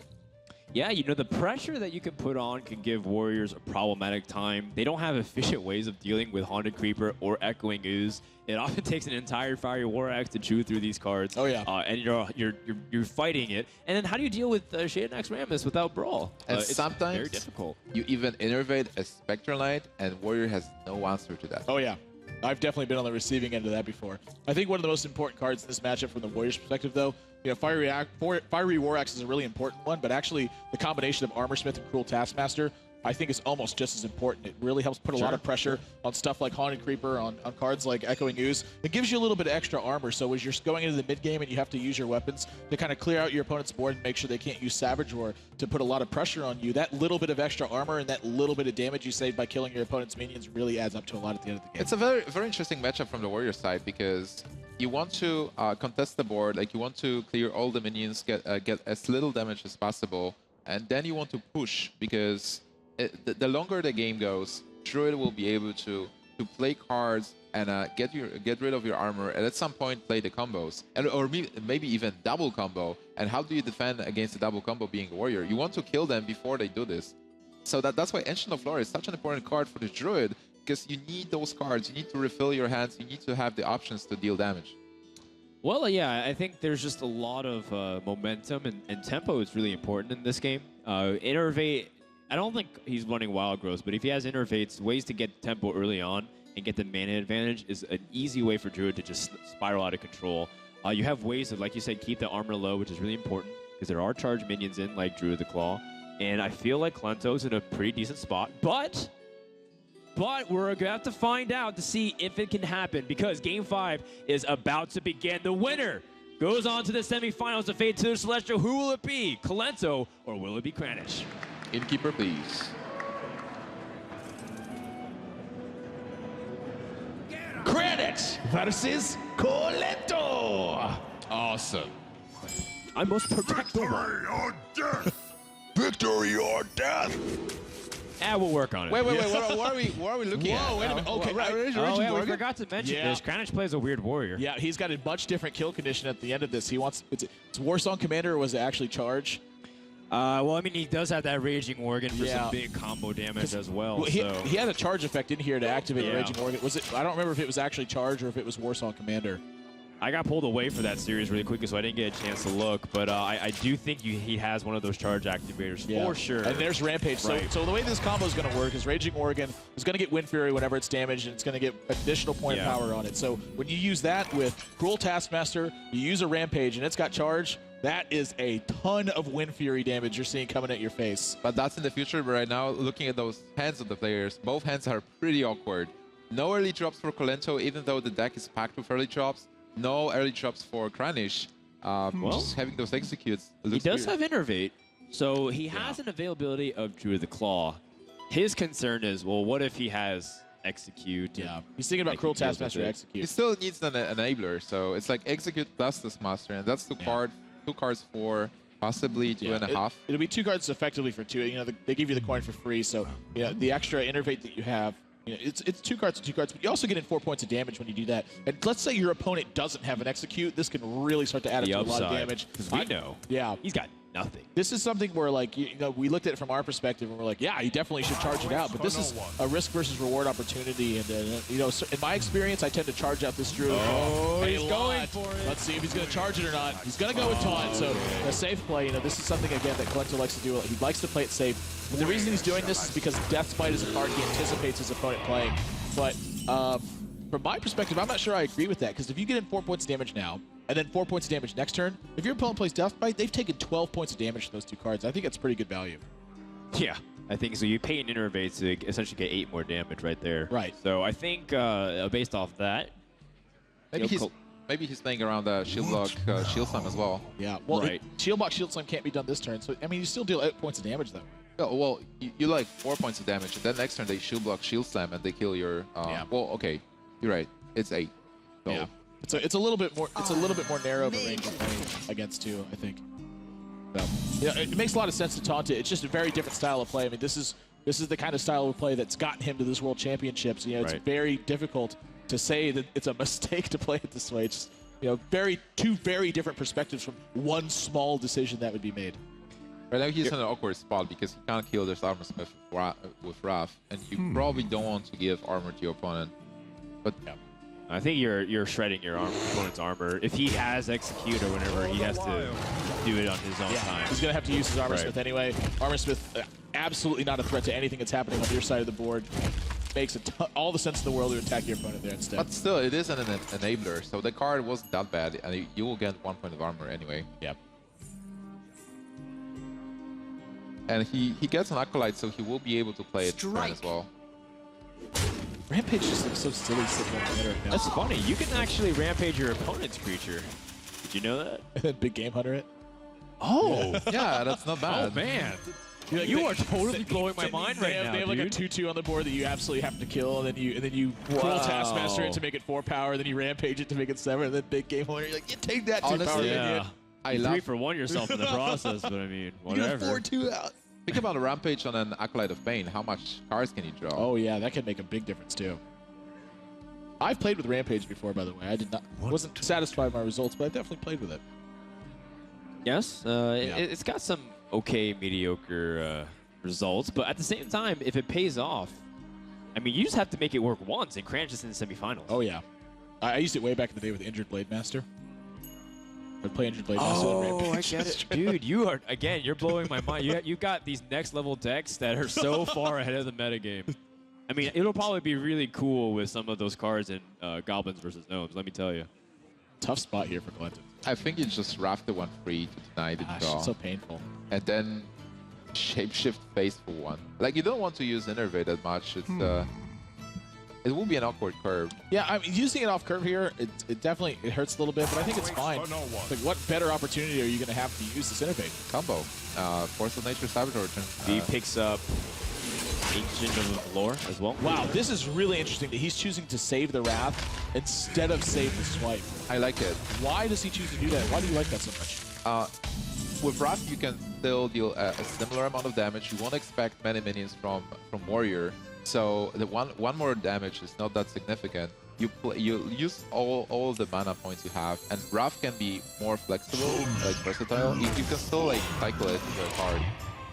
And Colento's hand is not great right now. Oh, that's a good one though. Is the Ancient of Lore? That's a reward coming. There you go. That's one of the reasons you save it right there. This is an important card in this matchup. 2 extra cards in hand. And that 5/5 is nothing to scoff at either. Right. Wow, there's an Inner Rage too. Oh my gosh, that Acolyte of Pain is a very good draw right now with what's going on. But do you like Inner Rage and Rampage, the 3/5, make it into an 8/8? Yeah, then he'd be at 23 after the attack. That's a great use of all those cards. 3 damage apiece. I mean, he's got so much damage potential with Grommash, Inner Rage, and Rampage. I didn't even think about how much that could do. Yeah, definitely looking towards using this Acolyte of Pain and drawing cards with it. Yeah. With this Inner Rage. You need to draw cards. Yeah. And then if that Acolyte of Pain, which is very likely to survive a turn, could potentially get Rampage to take out another minion, that could be a big deal too. What now? He has a couple full plays. He can even armor up and finish the 5/5. Attack into 5/5 with a 3/5. Yeah. Finish it with a shield. I like that play a lot. Do you play Acolyte of Pain after that? I think you can. Yeah, I would play Acolyte of Pain and I would straight away Inner Rage it. Yeah, deny it from being able to get silence and you lose card draw. Exactly. I mean, you're using cards to remove here. You need to catch up a little bit. That Ancient of Lore is huge. Wow, he's going to go with the Execute instead, which means he really values the damage this Sludge Belcher is going to bring. Acolyte of Pain's still not a bad play here. This is not a bad play by any means, but this is a very different approach, I think, that a lot of people are taking. Really valuing the idea of drawing a shield block with that shield slam here. Well, if Colento is able to deal with this board, then Kranich will be in trouble. He is running low on cards. He will draw one more card for Acolyte of Pain. But if there will be like Keeper of the Grove, it could shut down the draw. Well, if he chooses to Wrath here, he's not going to be able to play anything. So, I mean, that's something to account for too. So, right. I'm going to be interested to see how he plays this turn. This game would have played out very differently if I was on either side of this, but again, I'm at the casting desk, guys. Championships, so. And we enjoy it. Thank you for joining us. Oh, appreciate it. Yeah, you know, the Echoing Oozes gets so much great synergy off that Defender of Argus. Yeah. But by playing it, you allow that Acolyte to draw a couple of cards. He's going for Force of Nature. Wow. That's something that didn't jump out immediately to me either. Yeah. But it didn't even remove Sludge Belcher effectively 1 card for 1 card. Yeah, no, he feels like this is what he needs to do. That's actually not bad. Not only he removes the Sludge Belcher, he also doesn't proc the Acolyte. So it was Charge. I knew it was one of these two. I didn't know which one. Right. He's putting together this weird combo. Charge and Raging Worgen. For Raging Worgen. Props to him. Is there merit to just like charging your Acolyte of Pain here and just starting to get in for 3? The problem is you don't draw cards with that, so... I would agree if it's the only thing you can do, but in this case, Kranich can pass. He's not forced by any means. He could shield slam the Acolyte before armoring up. Yeah. I don't know. I don't think that's a good idea Yeah, either. I don't know if that's the best use of this side. I mean, once you've held on to this, it's got 4 natural armor too. Yeah, I think it's fine. Just attack for 2 and pass. You know, part of the benefit of the Warriors is that the longer the game goes on, sort of the better position the Warrior feels like it's in. Well, if it plays traditional Control Warrior, when you're playing a combo-oriented one, I don't know how much of a window of an opportunity you have. Your opponent does have some taunts that can give you problems, especially considering you use both of your executes already. Yeah, definitely. That is something really important to note. We look at Colento's hand, 2 Defenders of Argus and a Druid of the Claw. I'm curious how pressured Colento feels. Like he's got to remember that this is the Rampage Raging version. So he knows. I'm curious how much pressure that actually might influence the way he's played this matchup a lot, where he's chosen to kind of go slow and enforce removal spells from his opponent. Swiping the Acolyte. Yeah, he feels a lot more comfortable scaling into the late game for this deck because he's going to see fewer legendaries from his opponent. So if he could sit behind a wall of taunts and then manage to pick off what his opponent's done, I think that's a really good way to try to pick up a victory this game. What do you think about roughing the 1-2, killing it, then charging with a druid face, like denying the armor? I think it makes a lot of sense. It just, I feel like he's going to use this Druid Claw to try to taunt at some point in the mid game. He's committed a lot to this style of play right here, where he wants to play the game slow and make sure that he's getting a lot of value from his cards and trying to force his opponent to react to what he's doing instead of the other way around. That's what it feels like he's been trying to accomplish this game. Iron Begal seems like a blank, but I certainly appreciate the fact that Iron Begal made it to another deck. Oh yeah, it's just been every deck so far. So good. The only deck I think I haven't seen in so far is Druid, by the way. Because Druid has 2 Keepers in the Grove, so it has access to those silence. You don't need them that much. Yep. Well, you can Rampage the token. Just throwing it out there. Wow, a 4/4, that's annoying. I don't mind that play at all. I mean, I don't know how much you're saving the Rampage for combos, but that seems to be a pretty strong way to seize control of the board. He's looking at it too. Do you feel comfortable using your Grommash here without actually killing your opponent, or do you feel like it's you need to hang on to it at this point? I would be afraid to do that. Why exactly are you afraid? Do you anticipate Big Game Hunter from your opponent who's played like Echoing Ooze and things like that? I would be afraid that it's getting moved, and then I lose all the aggro potential. If he has like a second Force of Nature, and specifically because the first one was used like casually. Sure. All right. Look at that Rampage Ooze. It's angry. It means business. I mean, oh gosh, that all came from just a Sludge Belcher. Yeah. Ooh, Spectral Knight's not a bad one. Wow, not bad at all. Although you can silence it and remove it. So there are ways for Warrior to deal with, even though we said Spectral Knight can be problematic. Still, this Warrior deck is really different. So what Brandish is doing right now, he's just building up armor, sitting there, and building up a 1-turn kill combo. Or like maybe two turn kill. Yeah, like, he still needs Alex Straza if he's going to get to that point. He's used Rampage at this point too, so that's a lot less damage he's going to have to really pressure through that. And he needs an enabler for Grommash. But still, I think like this is anybody's game. Oh, certainly. I feel like his enabler for Grommash this game is just going to be attacking one of his opponent's minions and waiting a turn. That's what it feels like to me. I think he wants to also utilize Shield Slam before he loses his armor, so he's really thinking about how effectively to play this turn, because if the Spectre Knight keeps attacking, I mean, is there any guarantee that he can get something off? Wow, he's going to use Grommash straight away, right into the Echoing Ooze. This feels like if you didn't use Grommash last turn, I don't really understand. Oh, and there's Big Game Hunter. Colento can't help but laugh at that one. This is how you advance. Wow, that is a huge draw right now. I didn't even know he's playing one. What an ill-timed Grommash. And this is likely to get charged, and here we go. No, the damage is pouring in. That Grommash had a family. Not anymore. Oh, there goes that man. Wow. What a big swing in this game. A Sludge Belcher is a good card to get.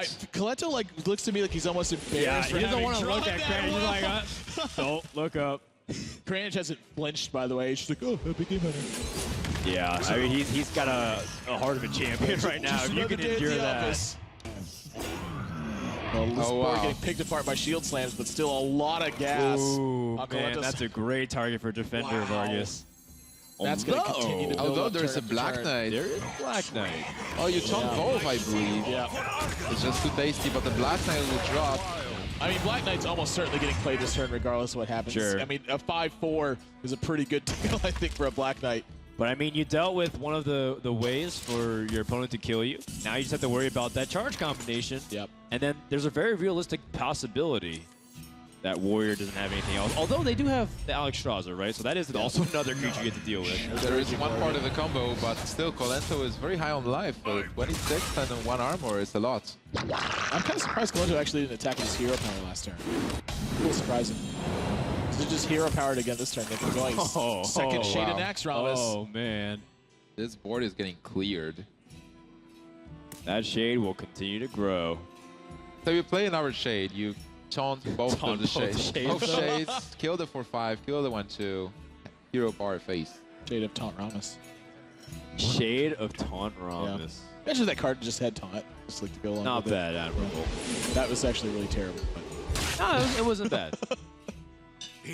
So Frodo, 5 out of 10 with money. Frodo, tell me, how do you win this game being a warrior? Oh, you still can win. It's gonna be hard because you need to draw the exact cards you need to start putting on pressure back on the Druid, because these Shades of Naxxramas are the biggest threat coming down in a few turns. That is a card, which is good, a good card. How much damage is this? 3, 4, 5, 6, 7, 8. This is 16 points of damage right now. If he gets Rampage, he wins. But he does have taunt creatures. But they don't activate unless they break stealth. I learned that from the Innkeeper. Hey. Innkeeper is such a good feature. Hey. Oh my god, this might seal it. This has been the perfect storm for Kranich with the series of draws that Kalento's picked up. Now let me ask you this though. Kalento just saw his opponent on like turn 39 million just armor and pass. How afraid of Brawl are you right now? If you're, Does he run Brawl? I think he's not, because if you're Kalento, you know what your opponent is playing. Well, I mean, at this point, wouldn't he just play Brawl if he's under this much pressure? I don't know. Maybe he wants to try to bait you into playing some more minions and get some more value out of it. Oh man, if that would be Pyromancer. If that would be a Rampage, in his deck, right? Rampage would be lethal, right? I don't think he does. Rampage would have been 6 more damage, so 16 plus 6. No, it would have been 22 damage. Yeah, a couple points off. Do you clear this? No, he's just trying to play minions to challenge the board instead. And hopefully there's no more taunts, but we do have two taunt minions coming up. Even a Keeper of the Grove to snipe. Keeper is a fantastic card. Yeah, he's still in a similar position though. Like, how comfortable does he feel playing against Brawl right now? Sure. I mean, if that was in his head last turn, it's certainly in his mind this turn. Whether he changes his conclusion is another story, but certainly something to think about. I must say. Is he playing around Raging Working Combo as well? Yeah, he is, absolutely. He saw this from Kranich. It sounds ridiculous if he hasn't met Kranich before, but he's seen his deck. Yep. Kranich did reveal this combo deck before. I mean, Kranich just, if he can find other ways to tear damage with his Raging Working. He's only got 1 Rampage in here, right? You can't run 2 Rampages, can you? Can you? Oh, jeez. So how much damage again is like Raging Working? 16 points of damage. 16 points of damage, so Kranich realizes that it's do or die at this point. If his opponent has Savage Roar, it's over. Yeah, but Kalento's got Defender of Argus, and he's got Lothep to make sure that these minions and these spells cannot push through for lethal this turn. Right. But, you know, still in his mind is Brawl something that he's worried about. If so, does he